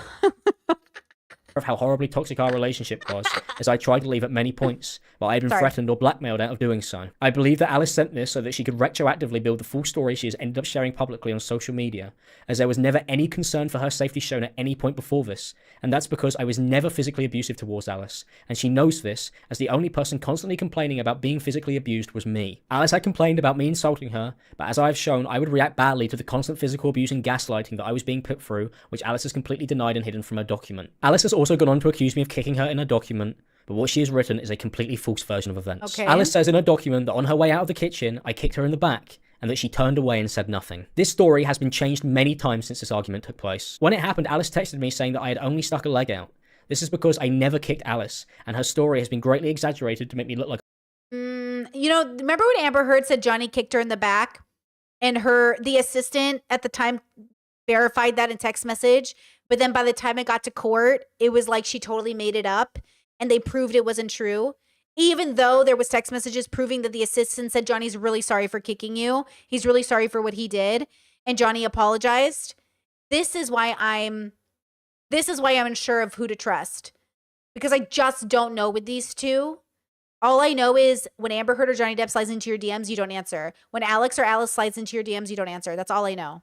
I'd been physical with Alice throughout our relationship instead of her. Alice texted me recalling events after she had left, as we had texted each other about the argument that we had just had, and it's not at all what she has written in her document. Alice has taken this and then gone on to accuse me of kicking her in future arguments when it's not at all what had happened, as shown in these text messages. Alice started accusing me of kicking her for leverage against me, and started to say I kicked her when I tried to talk to her about the issues I've been bringing up throughout our relationship, and has now written a story backwards from this, which is untrue. Alice shared a video from the same day of me following her around and yelling at her. I'm incredibly angry and upset in this video. The only context given is that Alice says that this is when I kicked her, which, as I have shown, is not what she had said at the time in the text messages, as it is not what happened. I was angry and upset because Alice had hit me and then had began to threaten me. When I got angry and started to lose my temper, Alice recorded me. Alice says that she recorded this. I feel like they're both doing it. I feel like they're both getting physical in ways that are probably not extreme, are probably not even abusive. But since they're both attacking each other, they're going to call it abusive because it's their best chance of being heard and winning this battle between the two of them. So she says, I pushed you. He says, you hit me. She goes, I slapped you because you were coming at me. And he goes, so you did slap me. It feels like there is a physicality to it, but I'm not sure that either of them are domestic violence. Some of them might just be the physical, like you can get physical with someone and it not be domestic violence. And so my theory is like, what if they're getting physical, but it's not domestic violence, and they keep like they're using it that way to get us. This is about I feel like they're manipulating us. Do you know what I mean? I don't know. This because she was scared that I'd hit her again, but this is false, as I hadn't kicked her or hit her. Alice has then begun recording me halfway through an Okay, also this part here saying calling me the N-word and useless. Is he calling her the hard R, or is he like, I listen to rap music, soft A, soft A, soft A. Like, don't even fuck with me, soft A. Like, you know what I mean? Like, is she like, he called me the N-word. I'm sorry, are you black? Why would he call you the N-word? Like, that doesn't make sense. You know what I mean? Like, why is she saying that? That's what I'm confused. Is she saying, like, you know what I'm saying? It's like the people that are like, Dream called my fans the R slur. Are you guys R slur? Hard R. Yeah. I got it. I'm the boomer. I got it. Like, is that what they're doing? Where it's like, he made a meme with the R word, which is not the same thing as like, but I get, but he's like, he used a slur. Oh, I love he goes, I love those people. They're like my family. You know what I mean? He's just like, I don't know what's happening here. I don't know. We're almost done. 30 minutes. I got it on point times 2. Or 1.2. We're almost out of here. That I'd hit her again, but this is false, as I hadn't kicked her or hit her. Alice has then begun recording me halfway through an argument that started because she had hit me after we had argued on the sofa as a way to pass off a completely false story. I shouldn't have followed Alice around and ranted at her and insulted her, but I was incredibly upset with how she had hit me, and I then began to blame me for why she was abusing me, and she told me I deserved it. This is why I started listing all the things— Also, I don't want to be clipped out of context, but at this point in the stream, I don't know who to believe, so I'm not believing either of them in any capacity, though I'm sure everything was toxic and abusive. But at this point, I am probably like a little bit more like laughing and like disconnected from putting my empathy into this. But so I'm just listening at this point, but I just want you to know that's where I'm at emotionally. I think I've given up on trying to be empathetic. I don't think there's no reason at this point, But I'm also not trying to say that none of this was true. Obviously, it feels like a lot of this was true. It was just like, I don't trust them as narrators. So if I'm a little bit more jokey at this point, it's just because I've reached a bit of my limit, you know. I had issues with, as I thought it was ridiculous that Alice had assaulted me again and then treated me like I was the only part of the problem and entirely responsible for why our relationship was so toxic. The kicking incident would be brought up in many arguments from this point on. The more we would fight after the breakup, the more I pulled away, and the more Alice would change the story to sound worse and would tell me to apologize for kicking her after Never treat a woman the way you did me. Hope you fix yourself and get help. Goodbye. I'm trying to end this somehow in a way it feels like there was an ending. The ending was you kicking me. Take that. Bye. He said, I feel sick, Alex, man. Come on. Why can't you hear me? Why can't you feel where I'm coming from? That was the end. It's been torture for months. When you did that, that was the end. And he said, and now it just ends like this? What was it all? She said, I hope you know that. He goes, what was it all? What was that? Wait, what was that for? LOL, read your shit. What has all this been for? That's why you wasted my time. Yeah, but surely we're going to talk. Bye. You can't actually not speak to me about it after a year? After a year? Wait, you can't actually not want to speak to me about it after a year? What? You don't stop. You just sent abuse and now you're asking to call your joke. He said, like, genuinely, ? No, you're horrible and toxic and abusive. He said, I've been asking to call for 3 months. Oh. Bryson!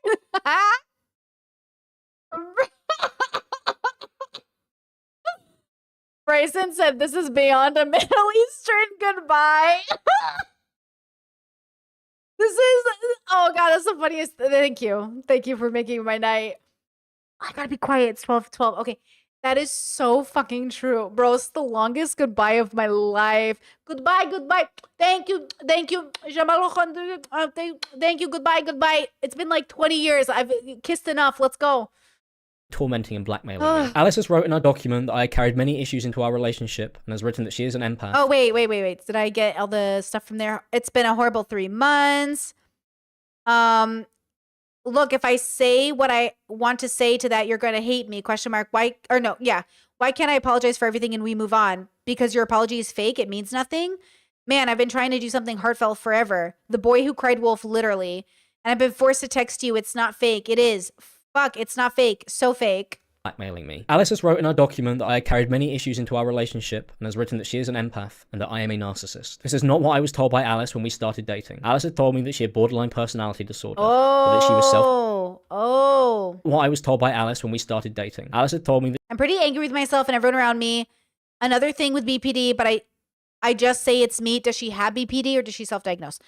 I have huge anger issues that I eat and push down so far to my stomach. So when I'm triggered, like last night, I honestly can't go back. Once it's out, it's out. And I'm best left alone for a little second so I can chill out and regroup my thoughts. Otherwise, I'm definitely saying things I really don't mean. There was a lot that came out that I regret. And I tell myself you're the same, but I don't know. That was just so crazy in my head. Okay, so now she is the borderline identifying with him, thinking he's similar to her. So is he similar to her? Is this borderline on borderline crime? Or she, because like borderline doesn't make you a bad person, your values do. Say it with me, kids. Borderline doesn't make you a bad person. Your values do. So who's the one lacking values? Both. So when they are triggered, they become ugly. Okay? Borderline doesn't make you bad. It's your fucking attitude. Borderline doesn't make you bad. It's your fucking lack of values. Okay? That she had borderline personality disorder, but that she was self-diagnosed. I am confused.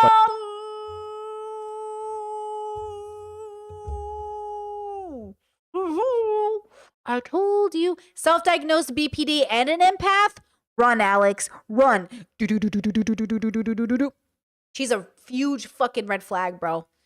Huge fucking Tumblr, Twitter-educated red flag. I don't like him either, by the way. But you better run. You know what I'm saying? Absolutely not. I'm sorry. Auntie Brittany says absolutely fucking not. Doesn't change the fact that what he did was really shitty. And I don't trust him worth a lick. but absolutely fucking not. Why this has not been mentioned at any point in this document, as it was a big part of our relationship and how we interacted with each other. Alice sent me a video on TikTok after we had an argument, where she had began to verbally abuse me, go through my phone, and hit me during our arguments. Do you or someone you know possibly have borderline personality disorder? Here are the key features. An intense fear of abandonment, even going to extreme measures to avoid it, whether it's real or just imagined. A pattern of unstable, intense relationships, such as idealizing someone 1 minute, and then as soon as that person falls short on something, seeing them as totally bad. Rapid changes in self-identity and self-image. And this comes in a spectrum. So I had all these symptoms, but on a much lower dose spectrum than somebody else who has at a much higher dose spectrum, right? Like BPD is like, it takes me so much longer to, like, again, different experiences for different people. So don't like hear this and know that it's experienced on a spectrum. And that's why you have to go to people that are really safe about borderline. You know how many healthy, amazing, educated, self-reliant borderline people I know? So many. I am so blessed that 99.9% of the people I know diagnosed borderline are the most amazing people I've ever interacted with in my life. And I am lucky that that's my relationship with BPD people, myself included. I count myself in that bubble, right? I think I'm a testament to how borderline isn't the problem, it's your values. You know, look, I didn't formalize my values until I was like 29, 30, right? After therapy, right? After I was diagnosed. I was much messier before I formalized them, but I had a pretty good idea of right and wrong, right? So I just really want people to understand that it's hard for me to see borderlines have such a horrible reputation when I am so blessed to have such amazing people in my life who are just so functional and amazing and contributing great things to society. I mean, Marsha Linehan being borderline herself, giving us DBT is proof of that. So like, you know, understand that it's not the illness, it's the way we react to our illnesses. It's the way we have a relationship to being sick. It's like when you meet a chronically ill person that takes it out on everybody else or gives up on their life or feels entitled to everybody, just like revolving their life around them being sick. It's like, yeah, you don't have to be that person. Not all sick people are like that. Same with borderline. Same with autism. Same with anything else. I feel like I hate seeing borderlines have such a horrible reputation when it's just not I think the majority of people, especially, that's why I like Dr. Kirk Honda's work and Dr. K. Most borderlines who get therapy show recovery in as little as 3 months to a year. So like, we are amazing. We have tools. We're living in modern science, girls. You are not trapped in this BPD bubble of like the worst people to exist on the internet. But if you're a horrible person, regardless of the therapy, you'll continue to be a horrible person. Say it with me, girls. If you are a horrible person, it doesn't matter how much help you get, you will continue to be a horrible person.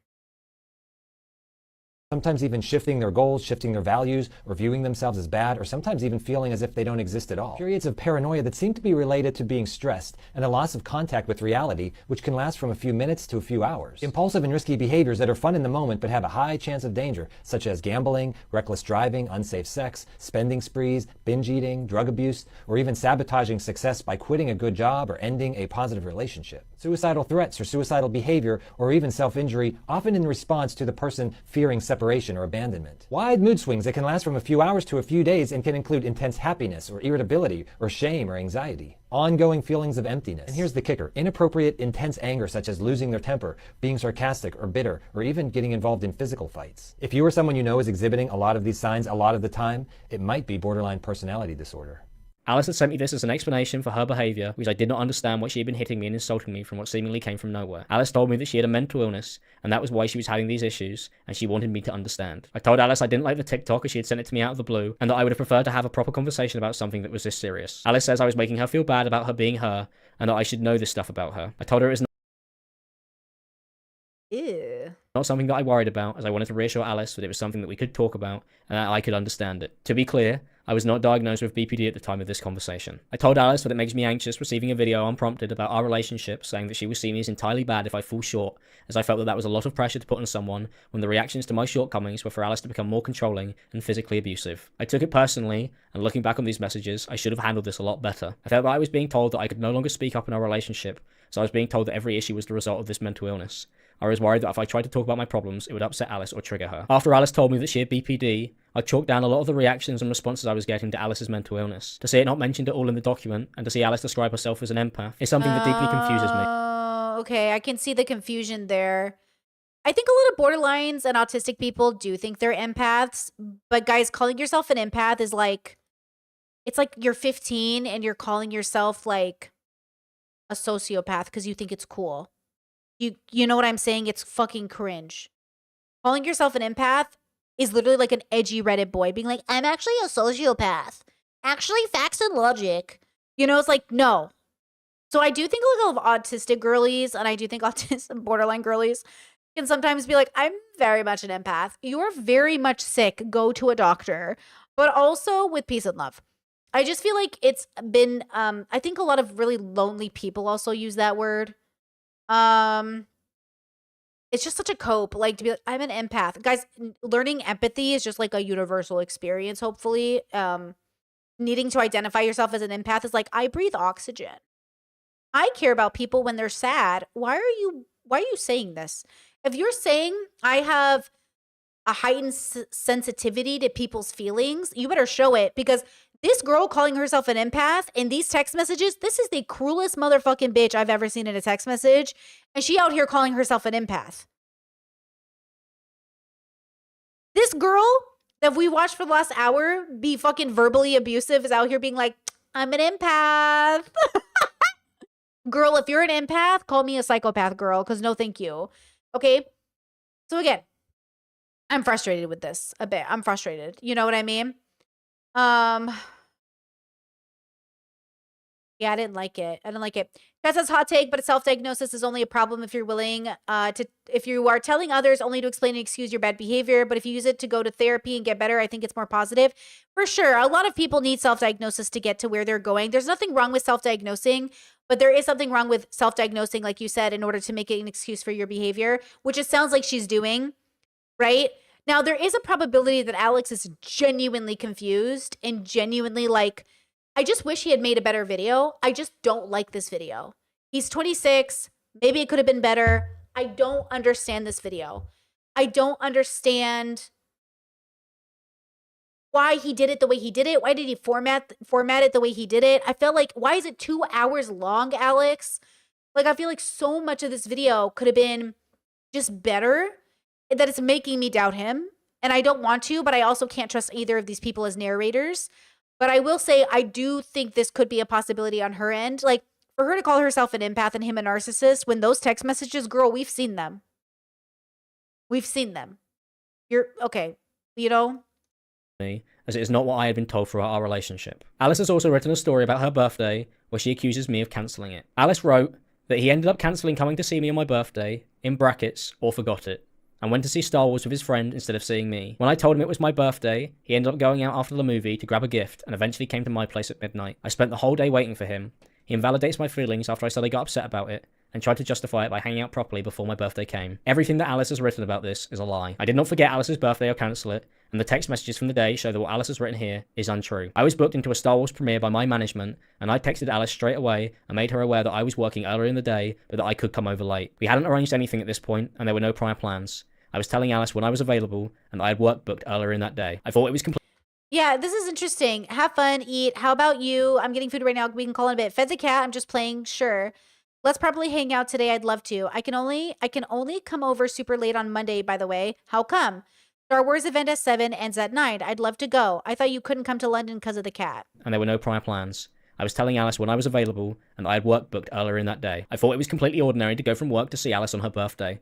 I did not forget or cancel it. I did the opposite as shown in these messages, and I made plans a week in advance. Alice has written that I tried to arrange hanging out properly to justify apparently forgetting her birthday, even though the conversation was about her birthday and making plans for seeing her. This has nothing to do with Alice's birthday. I was simply telling her I wanted to hang out properly that day because the previous day we hadn't talked for very long. Alice then says I went to see a movie, but this is unfair as it was scheduled for work, and I was transparent about this. Right. I do think that's manipulative on her part.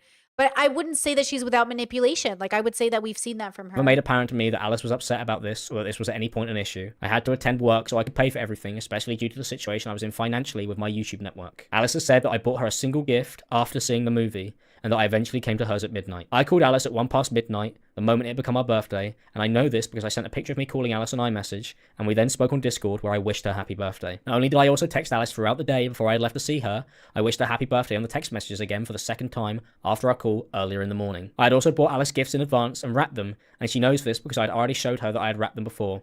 It's not possible that I had forgot Alice's birthday and only bought one gift when I had sent her a picture of her presents that I had wrapped, and conveniently, this has been left out of the document as it doesn't fit the story that Alice has created. Alice says that I cancelled her birthday and that she had to tell me it was her birthday because I had forgotten it, but this is not true. I had sent text to Alice about being excited to see her on her birthday, and that I had gone out to get her some more gifts on the day of her birthday to add to the ones I had already bought her and wrapped. I texted her asking for her wrist size for the bracelet that I was buying her as an add-on to the present.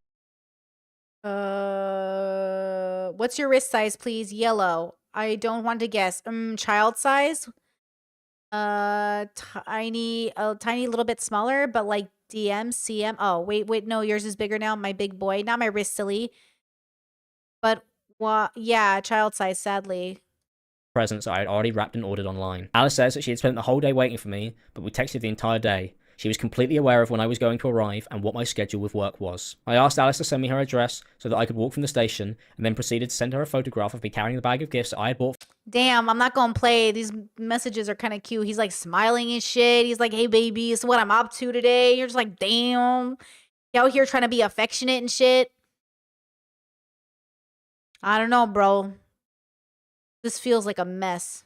For her as I walked to her house. I did see Alice on her birthday as we had planned. I did not buy her one last minute gift on the way from work as I brought everything with me. I went directly from work to see Alice as we had planned, and when I arrived everything was fine and there was no complaints about this because once again it was exactly as we had arranged. The entire paragraph that Alice has written about her birthday is a complete lie. I was confused when I read this originally as everything was so clearly a provable lie.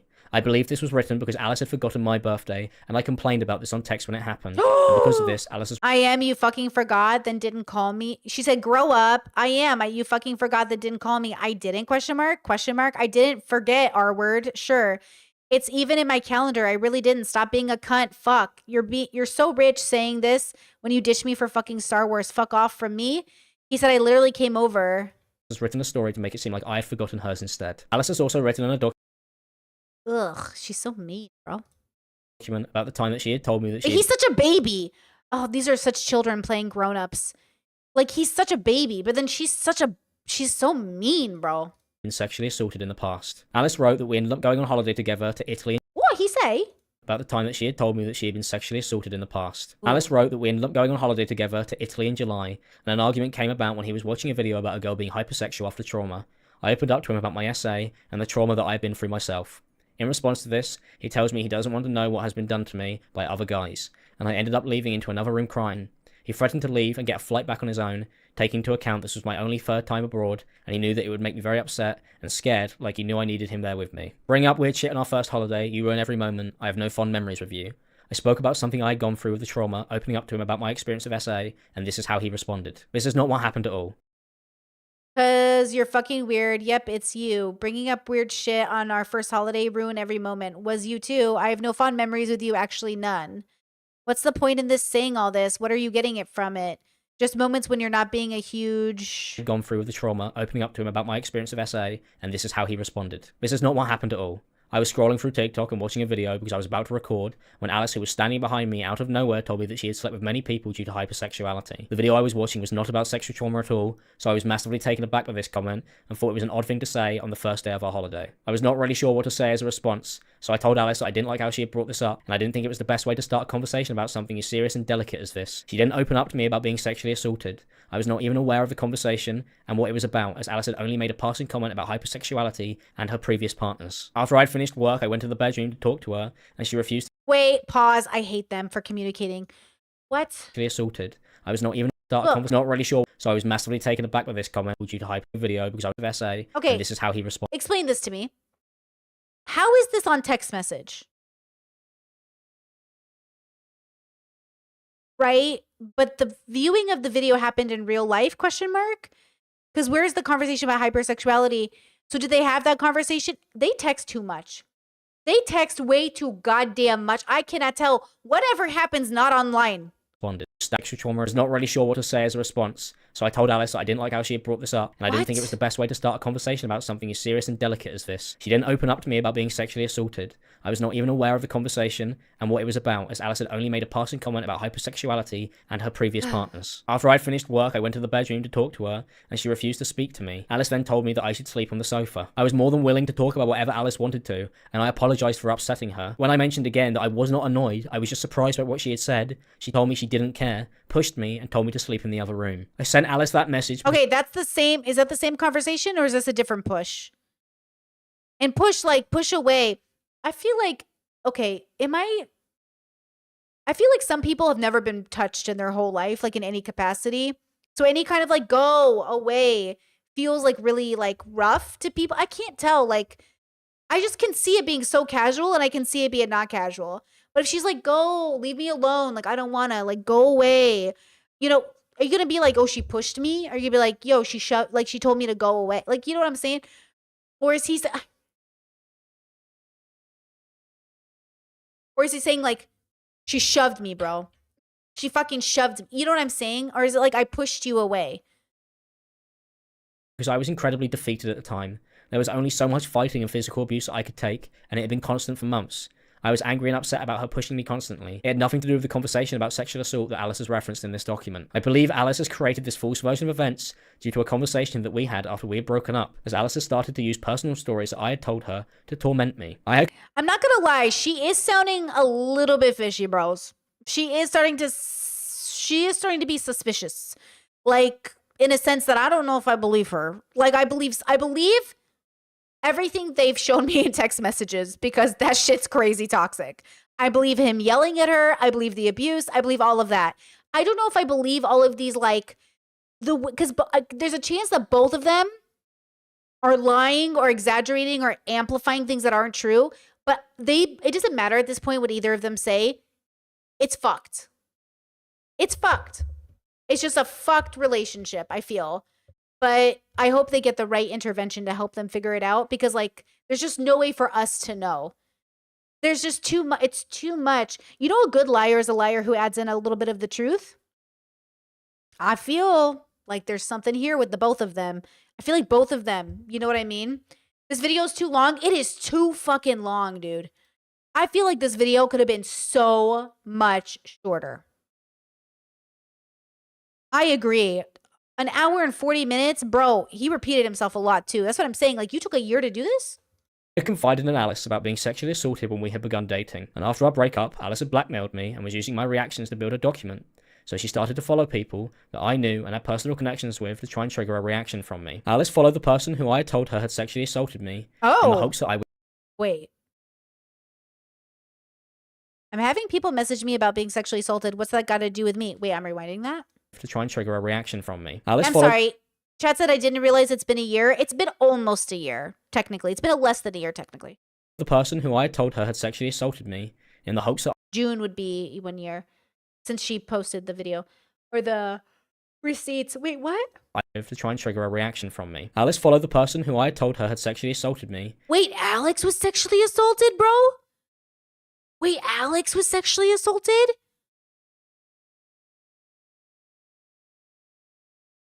Wait. Oh.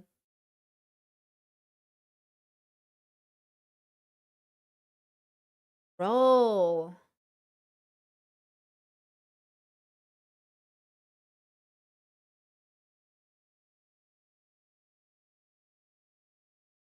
Oh. Oh, that's sad, bro. Wait. Man, he's got me thinking, what if she is taking his story and switching it on him? You know what I mean? I mean, it's not like they knew each other very well before they dated and moved in. What if she's a stalker, bro? I don't know. Now I don't know, but what if she's literally like a stalker? You know, I don't know. I don't know, dude. Now I'm confused. In the hopes that I would react. I was incredibly upset that Alice was using something deeply personal that I told her about in confidence as a way to get... Wait, I gotta read these, bro. I'm having people message me about being sexually assaulted. She said, what does that have to do with me?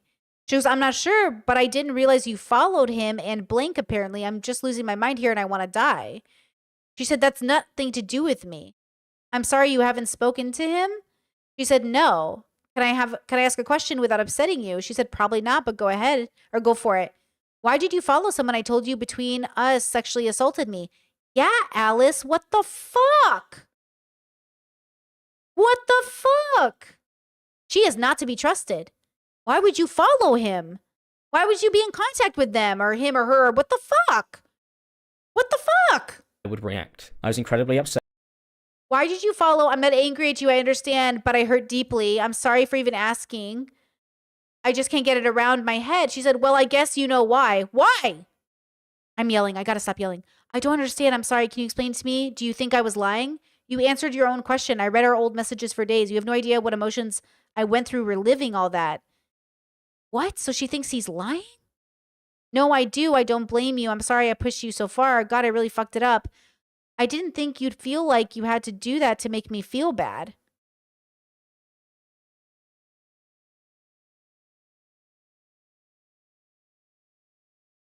What?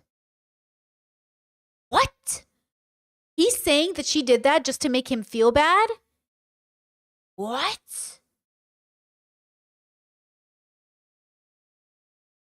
Bro, this is Satan herself. What? Said that Alice was using something deeply personal that I had told her about in confidence as a way to get to me. Alice messaged me saying that I knew why, and then went on to clarify that she did this because she was upset with me. We continued to talk about it, and this is when Alice told me that. What? He said it's just pathetic. He said, if he's doing it again, why didn't you deck him? What? Oh, this is really sad, guys. Hey, this is really trigger warning, huh? Well, okay. Alex says he came in behind me. I was mid-conversation. He grabs me firm behind. I didn't see him. Pushed me over the couch like I'm dangling legs in the air. She said punch him out after at least. Surely deserved it. He said twice in a week I just wanted to die, and then he X'd some stuff out. She says you just let him walk away after.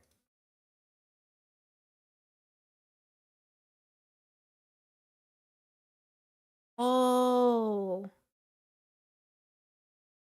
That's the most vile fucking shit I've ever seen.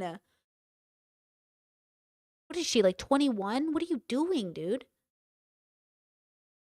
Oh, see, this is why we gotta finish videos. This is why we have to finish videos.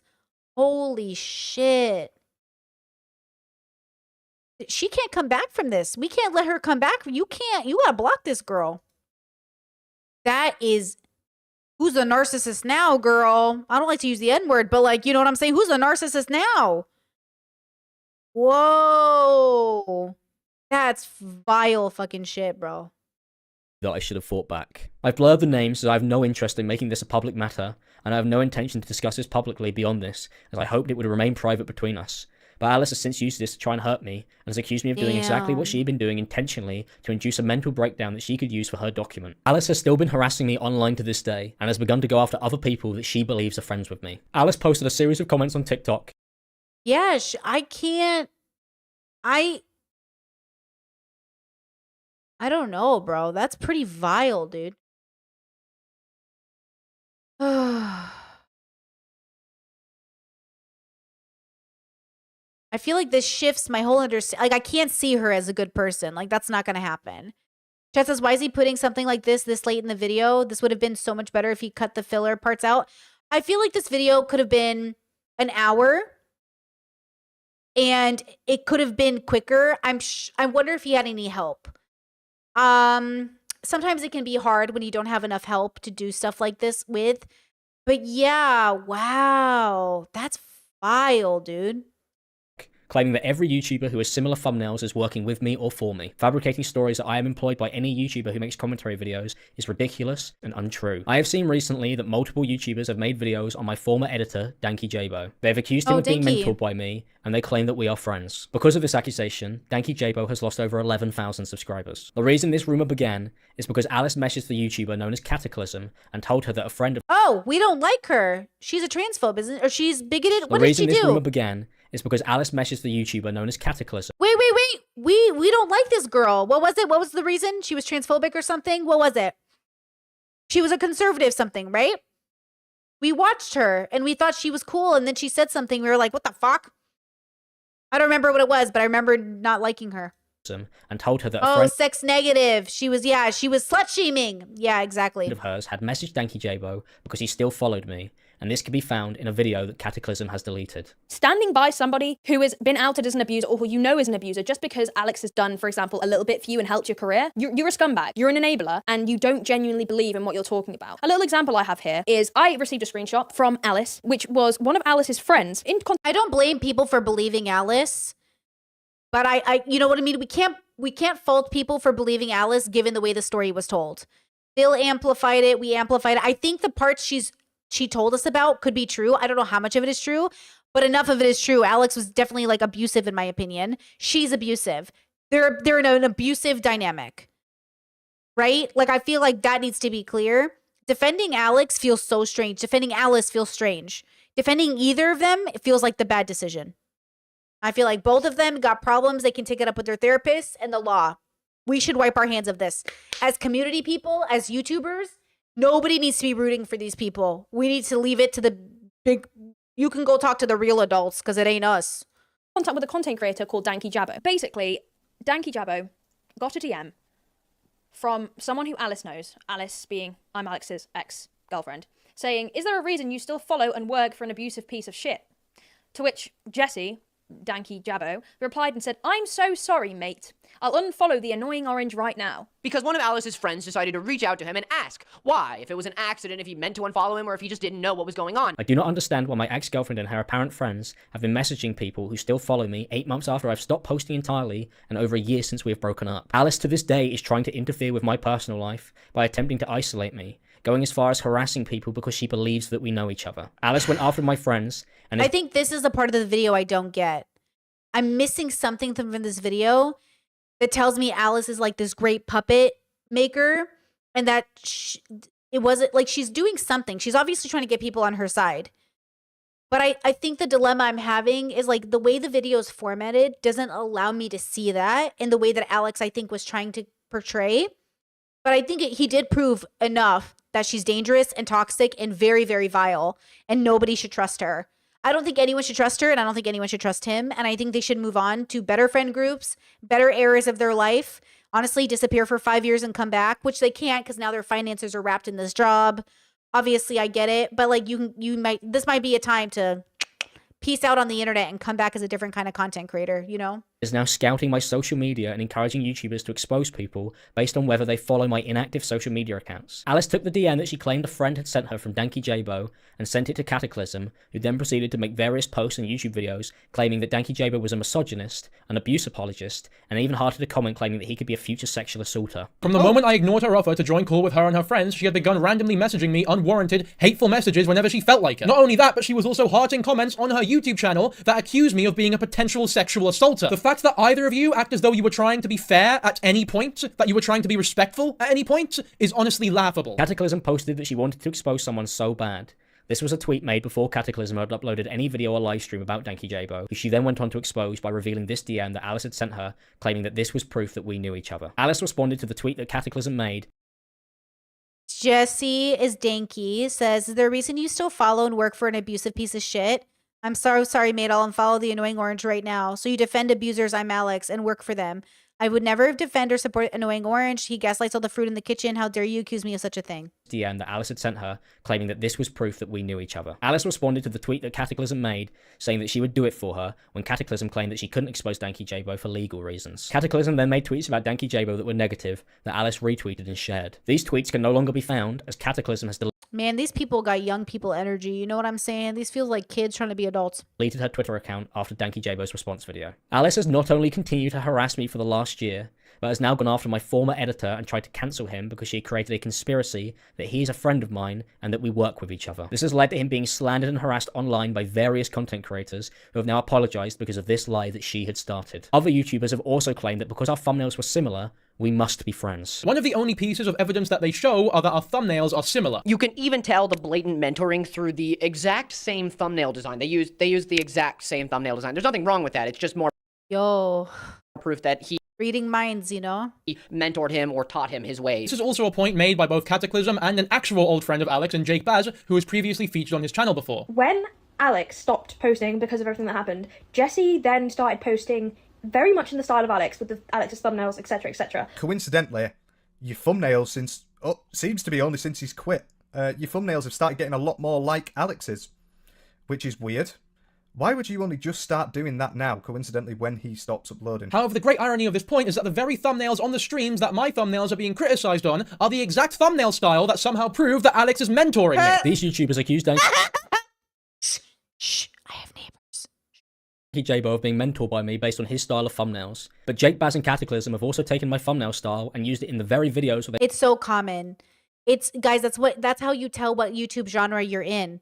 You style your thumbnails a particular way, and it kind of tells people like what to expect, like where you're associated with in the bubble. It's just like high school. You dress similar, they can tell you what group you're in.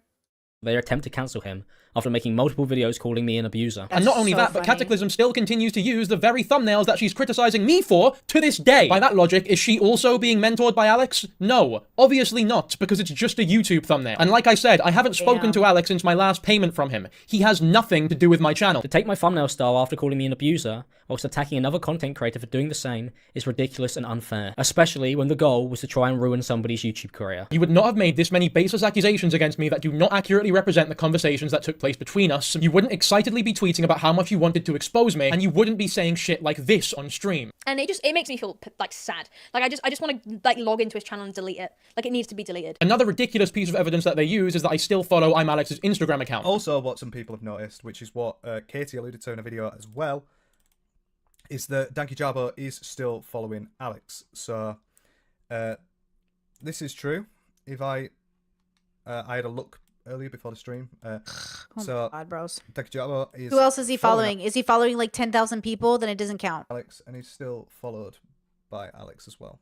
So they're still around each other. That's what I do know. Apparently, and still now, Jesse followed and still follows I'm Alex. Wait. Now, Danky Jabo was still following Alex. If our thumbnails being the same and someone following me means that I am mentoring them, then why until a few weeks ago did Cataclysm still follow me on TikTok and use my thumbnail style? This does not mean that we are 490. Yeah, a lot of YouTubers just follow a lot of content creators in general. A lot of people just follow people they don't even agree with just to keep up with them on social media. I don't feel like following someone is that significant. I'll be so for real. friends, or that I am mentoring Cataclysm. I find it ridiculous that this has been used to prove that I'm friends with people. Actually, can I be real with you? If we took away the social pressure of following people meaning something, then I think more people would follow people, and you'd probably have very interesting people following you if they didn't feel some social pressure of what it meant. It's like subscribing to a TV channel shouldn't say anything about you. But since YouTube makes it so personal, and they think it's like so, oh, you follow so-and-so on Instagram. It's like, man, as content creators, we really lose out on interesting people seeing our stuff because they might be worried about being associated with us. You know what I'm saying? But I get if it's like a personal Instagram or like, if it's a public page, I don't know. It just feels like not as suspicious as people make it sound, but it could be, I guess. I don't know. When the same people saying this are doing the exact same. Cataclysm also went on to do a live stream where she made claims about me that are untrue. Alex said stuff about me and I didn't even know him. Alex was like cocky as shit because like I followed Alex for quite a long time and Alex made a comment being like, oh, I should probably follow her back at some point. And he made some weird comment like as if like, I don't know, it was just weird. It was like kind of patronizing. I had followed Katie on Twitter and we had interacted once, and she wished me a happy birthday. I did not follow Katie back on Instagram because Alice had accused me of getting close with Katie, even though we had never called or spoken outside of this DM. I sent this to Alice to What the fuck? Ew. Guys, I'm so glad I'm old. I can't wait to get gray. I have one gray hair and I love her. I'm so glad I'm old. I love getting older. It's just like, I hope this is not in your life as you age. That's what I'm saying. You can't be a 40-year-old streamer and this is still your life. show that we only ever had one interaction to prove that I was not involved with Cataclysm in any way. These messages were 2 months after we had broken up, as Alice was still monitoring my social media activity and friendship circle and trying to prevent me from being friends with anyone, something that she is still doing to this day. I would like to apologise to Danky Jabo. My actions are not something that he is responsible for, and I apologise that I did not respond sooner. For the last year, I have been in and out of hospital, and this greatly delayed my response, and I was unable to make a video at this time, and that is why it's taken me so long to address this. In this time, Alice has posted many things about— how do we feel about that response? I couldn't make a video earlier because I was in hospital.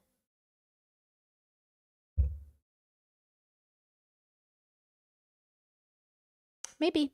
That are untrue, and has posted this TikTok that people believed is in reference to me. Don't ask me about my ex. Let's just pretend that nigga died. Whoa, wait, hey, I'm gonna get copyrighted.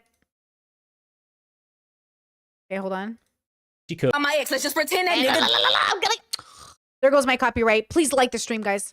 Ain't no pressure by no nigga. Tell his ass to fall in. Alice says that she had done everything she could and pressed charges on me. This never happened, and once again is another lie. Since Alice posted a document, 2 of my ex-girlfriends made posts about me. My ex-girlfriend Jess, who I dated in 2019, wrote a statement that she had then deleted before she reached out to me to talk privately. Jess told me that Alice had contacted her and had lied about a police investigation and asked her to make a statement to back hers. Me and Jess have spoken to each other many times since, and we have resolved this, and I greatly appreciate that she reached out to me. King Anna, a YouTuber who I dated in 2018, has also posted a statement about me online. There is no evidence to support anything that has been written in this statement, and that's because what was written is completely untrue. At no point during our relationship did I at any point ever get physical. To write a statement that contains no screenshots, texts, or evidence to support these false claims shows them for what they are. Baseless and untrue. Me and Anna continued to stay in contact with each other after the breakup. We had met up at multiple gaming conventions in England and Los Angeles, and all of these messages were over a year after we had broken up, as we hadn't had any form of falling out, and we had maintained a friendship after our relationship had ended. Anna wrote in her document that it was the most toxic relationship she had ever been in, and that she was lucky to get out of it when she did. But we had stayed in contact for an entire year after, and Anna had even come round to my flat in London, where we had Yeah, it's like very casual. Like, you want to Uber Eat something when I get there or no? Let's order blah, blah, blah. It's time to catch up. I'm glad the trip, blah, blah. Seems very cordial. Food and went out for dinner. A year after our breakup, I was invited to and took part in King Anna's charity livestream event because she had asked me to be a guest. I believe that we were on good terms after our breakup and that there was never any issues brought up with me personally in the entire time that we knew each other. And this was the first time that I had heard of these completely false and baseless allegations that she has made against me. To see a statement that has retroactively been built on my abusive relationship with my ex-partner Alice deeply upsets me. Anna has also used this as an opportunity to blame me for a situation we were involved in with another YouTuber called Slazo. The messages between us at the time, and all of these messages were over a year after we had broken up, as we hadn't had any form of falling out, and we had maintained a friendship after our relationship had ended. Anna wrote in her document that it was the most... Oh, that was weird. After our break, that we were on good terms. First time that I had heard of these complete relationship with my ex involved in with another YouTuber called Slazo. The messages between us at the time show that Anna wrote the statement on Slazo with his ex-girlfriend Che, and that I ignored this message at the time that she had sent it to me. I was aware of the situation, but I had no involvement in writing anything, and Anna had even messaged me acknowledging that I didn't want to be involved, which is why I had not replied to her messages where she had tried to involve me. To write that everyone got the blame for something that I had apparently made up, when in reality, as I don't know anything about this bubble. Who's Slazlo? Slazos? Here, Slazo? Anna was the person who had written the statement is ridiculous and a blatant lie. I should never have shared what Anna and Che had written, and I apologized privately to Slazo when it took place at the time. I wish no ill will to any of my previous partners, and I understand that claiming my innocence in these relationships will be difficult, but I cannot accept these false allegations that have been made against me. Mia Xmon, an influencer and content creator who was under the same management as me, posted a statement which is a complete lie. Mia claims that she spoke to my management and that they dropped me in June 2023 because she had made them aware of the rumours surrounding me and my relationship with Alice. Mia says that she had put pressure on my management to drop me due to these rumours, and that they did after she had asked. I was never kicked from my management. I left my management in January 2024 on my own accord, as shown in these messages. Mia says I was kicked from management in June 2023, but I'd still been working with them and doing brand deals and premieres for the entirety of that year, as shown by this message from my management in July, and these messages about the Star Wars premiere I attended in August, 2 months after Mia claims that they had dropped me. I asked to leave my management in January 2024, which is 7 months after Mia claims she got me kicked from my management. I was never dropped or had any conversations about my relationship with my management at any point. What Mia has posted is a complete lie. I would like to make it incredibly clear that no one at any point ever reached out to me as a friend or colleague and asked me about my relationship until I never reached out to me, which I have discussed in this video, and that was months after we had broken up. At no point did anyone ask for my side or story. Nobody at all was aware of any of the information that I've shared in this video except for Alice, because nobody at any point ever asked. The one instance when my friends reached out to me, they leaked everything to my abuser. I did not expect people to understand my situation, and I was terrified to the point to which it had gotten to. I did not think there was any... Look, something I learned in this YouTube game is you basically do it alone. And there's nothing really wrong with that. I think sometimes people are unsure of how to connect with you or support you. And I think we all make mistakes in how to support each other, especially when we're young and in our 20s. I think as you get older, one of the best things you can do is actually be around good people, like really good people with really good values. And if you have a casual connection with somebody with bad values, end it early. Okay, don't give people a chance. Don't be like, oh, well, they're messy, but it has nothing to do with me. It will come back to you. It is better to limit your opportunities than to keep connecting with a bunch of toxic people. I don't know if you guys have been in the Manosphere bubble, but I recently went back to visit, and they are crashing and burning. And it's so interesting to see all of them losing, but it's not that surprising. They're all pretty fucking toxic, valueless people. And so I'm not shocked, but I was like, wow, the Manosphere is like melting. And I'm not like, again, you know, shout out to the Rhett and Lynx who managed to stay pure all these years, or well-intentioned, I should say, wholesome. And good riddance to the people with bad values who end up getting like, just by, you know what I mean? By. So I feel like sometimes, I don't know, sometimes I feel like young people on the internet think they're closer to people than they are. You're not. You're just like another opportunity for a collab because it gets views.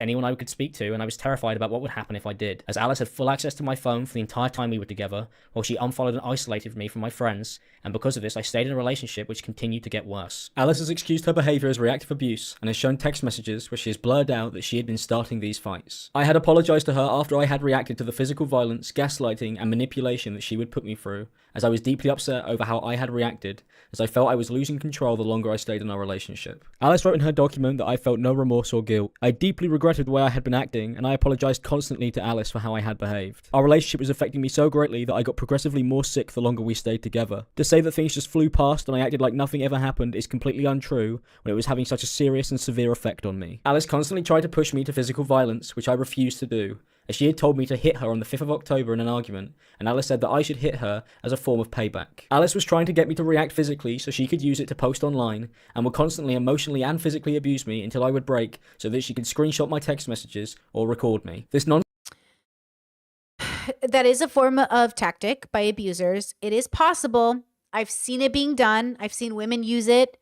I've seen people do it. It's totally a real phenomenon. Absolutely. Is that what's happening? I don't know. I cannot for the life of me tell, but I'll tell you this right now. I think he might be 1% more trustworthy than her, which is not saying much. It's not saying anything, really. And it doesn't even matter. This is not our business. Because I don't trust any of them in the end.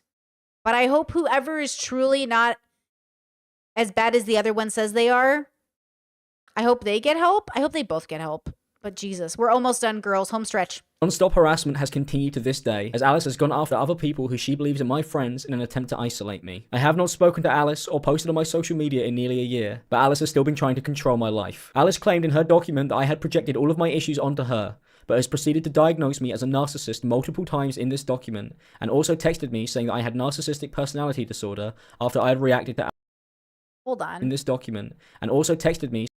I'm trying to connect. I was angry. I'm not now. You're content. Content? You're content? Content. Because it has been explained, is that not possible? Not feeling sorry, guilty for anything. There's a reason I tried to call you. Well, yes, I'm going to say sorry, but I thought you meant not angry, and that's what that means.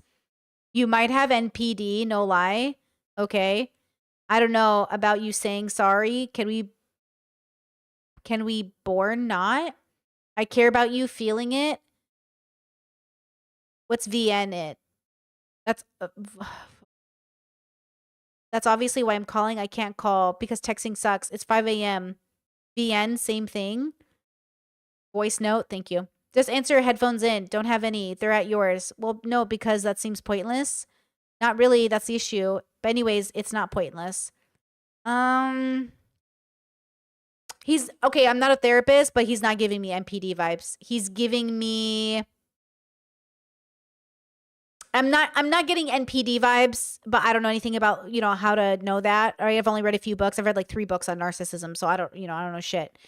But I would say that's not the vibe I would put him in. I mean, I think at this point, it's more narcissistic to go to somebody's rapist and make friends with them just to get back at somebody.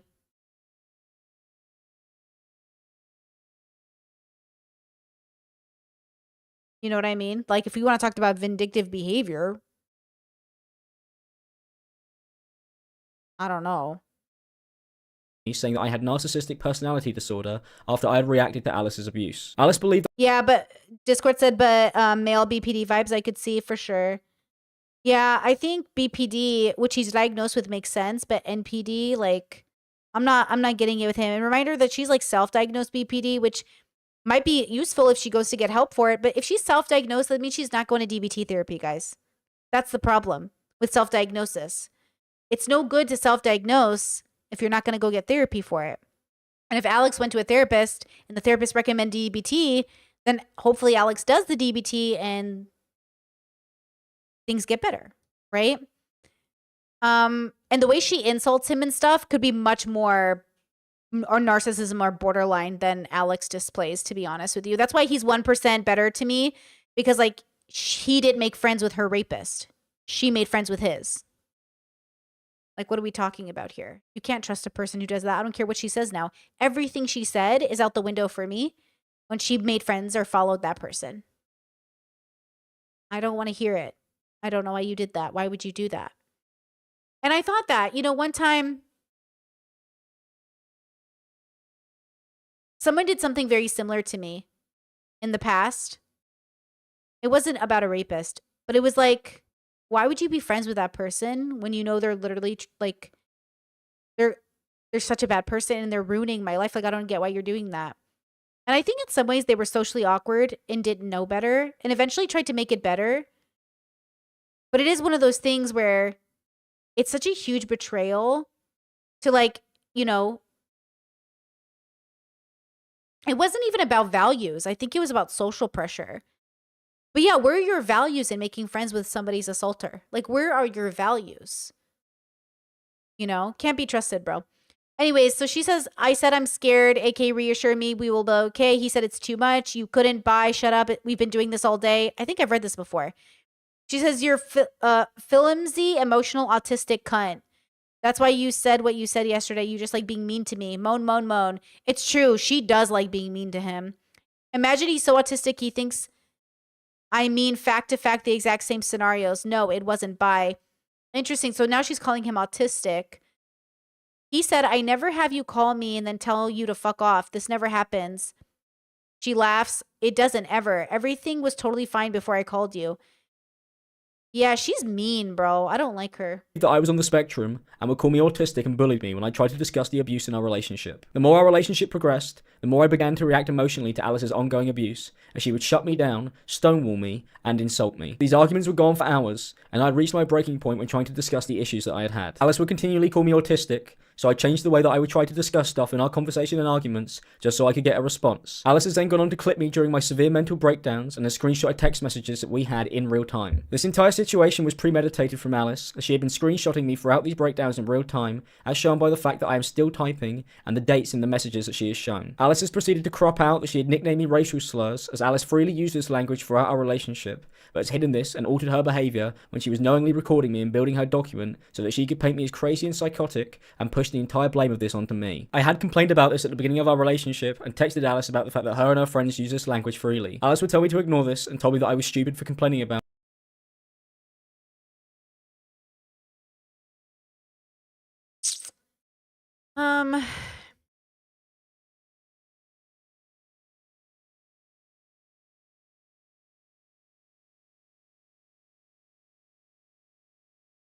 Well, that's a weird way to phrase that. Psychotic and push the entire blame of this onto me. I had complained about this at the beginning of our relationship and texted Oh, hold on. I missed it. psychotic and push the entire blame of this onto me. I had complained They're saying the N-word. Look, I don't know what kind of white people this is. Is it white people who think they're edgy because they're saying the soft A? Is it white people saying the hard R? That's what it's called. Yes. The hard R. I don't know what's going on. This is COD gamer language. I'm not in these bubbles. I don't know the rules. The only time I ever played, was it Call of Duty? I got called the sand N-word. And that's the only experience I have playing in game lobbies. And I did not enjoy it and I left. But I will say, because the moment they heard there was a girl on, it was like done from there, girls. And so it was done. But is that what this is? And either way, it's like, who's even in a COD lobby anymore? Gross. about this at the beginning of our relationship and texted Alice about the Okay, so they're saying the N-word, because I can't wait to humiliate you. What does these two things have and push together? the entire blame I'm of this confused at the way he's phrasing this. onto me. I had complained Okay, look at this shot. Don't tempt me. You're gorgeous. I'm going to kiss you. Go on. And then it goes, they're saying the N-word. Okay. Who's they? About this at the beginning of our relationship and texted Alice about Then this switches. I don't know what this is. Cause I can't wait to humiliate you. Is that the response to the Edward thing? I'm confused. That's me brown nosing you. What's that mean? Well, I guess I don't need an early night, so OSU it is. I don't know. Is that a game? Can call tomorrow instead. We still haven't played COD yet, actually. Yes, let's do it. You can see how disgusting my language is. Oh, like they're making a joke. Like, you can see how disgusting my language is. They are her friends. Okay, okay. about the fact that her and her friends use this language freely. Alice would tell me to ignore this and told me that I was stupid for complaining about it and that I cared too much about how people would perceive me online. Alice has lied that I normalized this language on Twitter, despite it being her who actively bragged about it and brought it into our relationship. I'm not claiming that I am innocent in this relationship. I retaliated with vile language and threats that have been normalized, and this is disgusting and unacceptable. Alice wrote in her document that this is what happens when a narcissist meets an empath. They feed off it. But Alice has posted multiple videos about me online, a document that is filled with lies, and has also continued to harass me and others in an attempt to isolate me for the last year. I hope by not responding or reacting that Alice would move on like she claims she would in her document, but Alice has continued to post about me and has harassed others in an attempt to get to me. Alice said that these posts that she had made about me were a cry for help and not attention in her document, but Alice asked me to make a public apology to stop her ongoing harassment of me. It has been over a year since we broke up, and Alice has continued to lie about me to this day in her posts online. That is suspicious, her need to have him go public. I'm definitely looking at her with a raised eyebrow, bros. And to other YouTubers who then posted those lies about me in videos that now have millions of views. Alice wrote in her document that after I ended the relationship, he tried to manipulate me, telling me we just need time and that he will change, and begged me to give him a chance to change and make things better. This went on for months. He kept doing this and then getting angry when I didn't give back the same energy. Alice at no point has mentioned that she was harassing me and blackmailing me privately, and that she had been asking me to fix our relationship with letters while she invited herself over and told me to make her dinner. This was going on all whilst Alice was using traumatic experiences that I had shared with her privately to torment me and drive me to a mental breakdown intentionally after I'd started to break away from our abusive relationship. And that during all of this, she had been planning to expose me for a document that she had told my ex-girlfriend Jess about. Alice wrote, I've had threats of story manipulation from Alex, so I want to clear all of these up before he gets the chance to try and victimize himself and disregard everything he's ever done to me. But Alice has lied and manipulated these stories constantly in her document to portray a narrative which is not true. Before I end this video, I would like to apologize to anyone who I upset or offended in the videos and text messages that Alice shared. I wish no ill will on anyone who has posted about me or shared these stories online. I am ashamed that many others were dragged into this unintentionally because of my actions. To the many people who have reached out publicly and privately, I greatly appreciate the kindness and generosity many of you have shown at a time where I have not deserved it, and I hope that I can repay you by being a better person. Thank you for listening to what I had to say.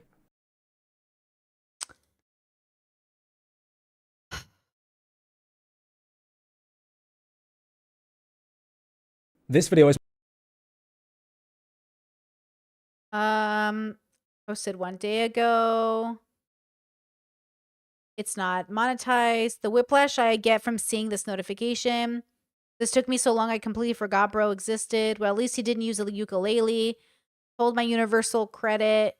I'm not coming to my appointment for this. I conceived, grew, and gave birth to my son waiting for this response. Okay. My conclusion, neither of them should own a cat. For fucking sure, bro. I don't think anyone knows the truth apart from these two and the cat. Yeah, that was exhausting, bro. Thank you for doing it with me. Thank you for being here. Please like this stream, guys. It really does make a difference. I'm interested to see if Phil covers it, if other people cover it, that I actually care about their opinions. Man, that was a lot. Toxicity, man, you know? Yeah, I really wish better for the world. I wish this love never finds you. I wish this amount of dysfunction never finds you. I hope that if you're there, you get better. I just think this level of dysfunction is too much. It's too much for any of us to handle. It's too much for any of us. We shouldn't have to. This shouldn't be our life, you know? This isn't a life. This is just, it's just not a good life. Oh, humanity. Wow. All right, girls. This weekend on the Discord, I'm glad my mom died. Last chapter, we did it. Audiobook listen, then discussion. Hope to see you there on Sunday. We've got Discord 101, March 30th. Great for new people. Support the content. Come join us. We're doing Smash on the Nintendo Switch. Tournament for funsies. Casual. Very cash. April 6th. It'll be fun. Okay? Discord's a nice, chill place. Come join us. With that said, please like the stream before you leave. And I will see you Monday for podcast and Tuesday for stream. All right. Then let's listen to some Samantha Dragonati on our way out. Have a good night. We did it. All right. See you Tuesday.